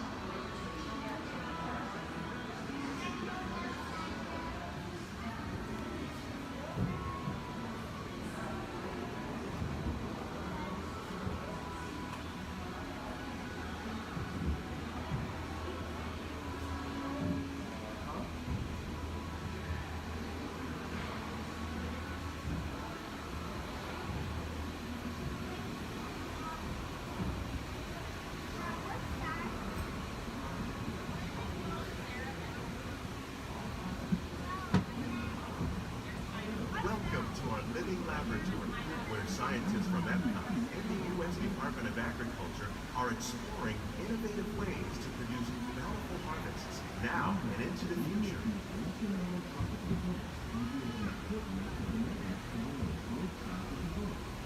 The tropics are home to the greatest diversity of plants on the planet. Many of these, like papaya, bananas, cacao, coffee, and rice, are well known around the world. These are just a few of the edible plants that have been an important source of nutrition for people living in the tropics. Many are rich in vitamins and minerals, while others are well adapted to growing in less than ideal conditions. Some, like the water lily, thrive in wet, swampy areas and waterways. All parts of this plant, even the flower petals, are edible. The starchy root of the plant has long been used to make flour for baking.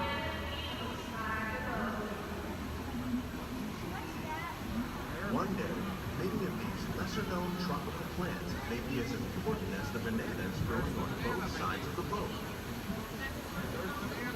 More than 28 million tons of bananas are eaten annually, making it the most popular fruit in the world.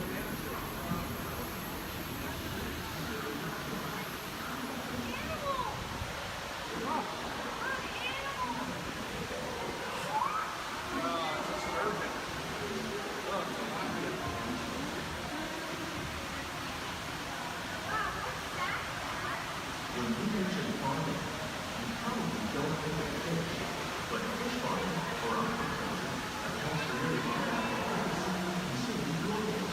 Tilapias, crabs, and catfish, like the ones you see here, are three of the more popular crops raised by fish farming. The sustainable system we're using here recycles the water in the tanks. As a result, we're able to save millions of gallons each year. Our small fish farm produces nearly 5,000 pounds of fish each year to serve in restaurants around the nation. Innovations like this can play an important role in our efforts to produce bountiful harvests and still protect natural resources. Shrimp. That's a big shrimp.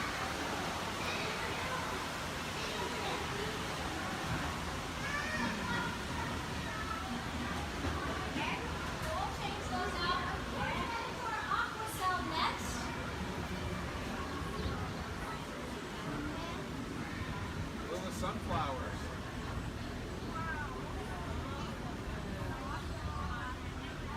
While there are more than 50,000 edible plant species in the hot world, peppers. most of us are only familiar with the handful that make up our everyday diet. The common grains growing here, wheat,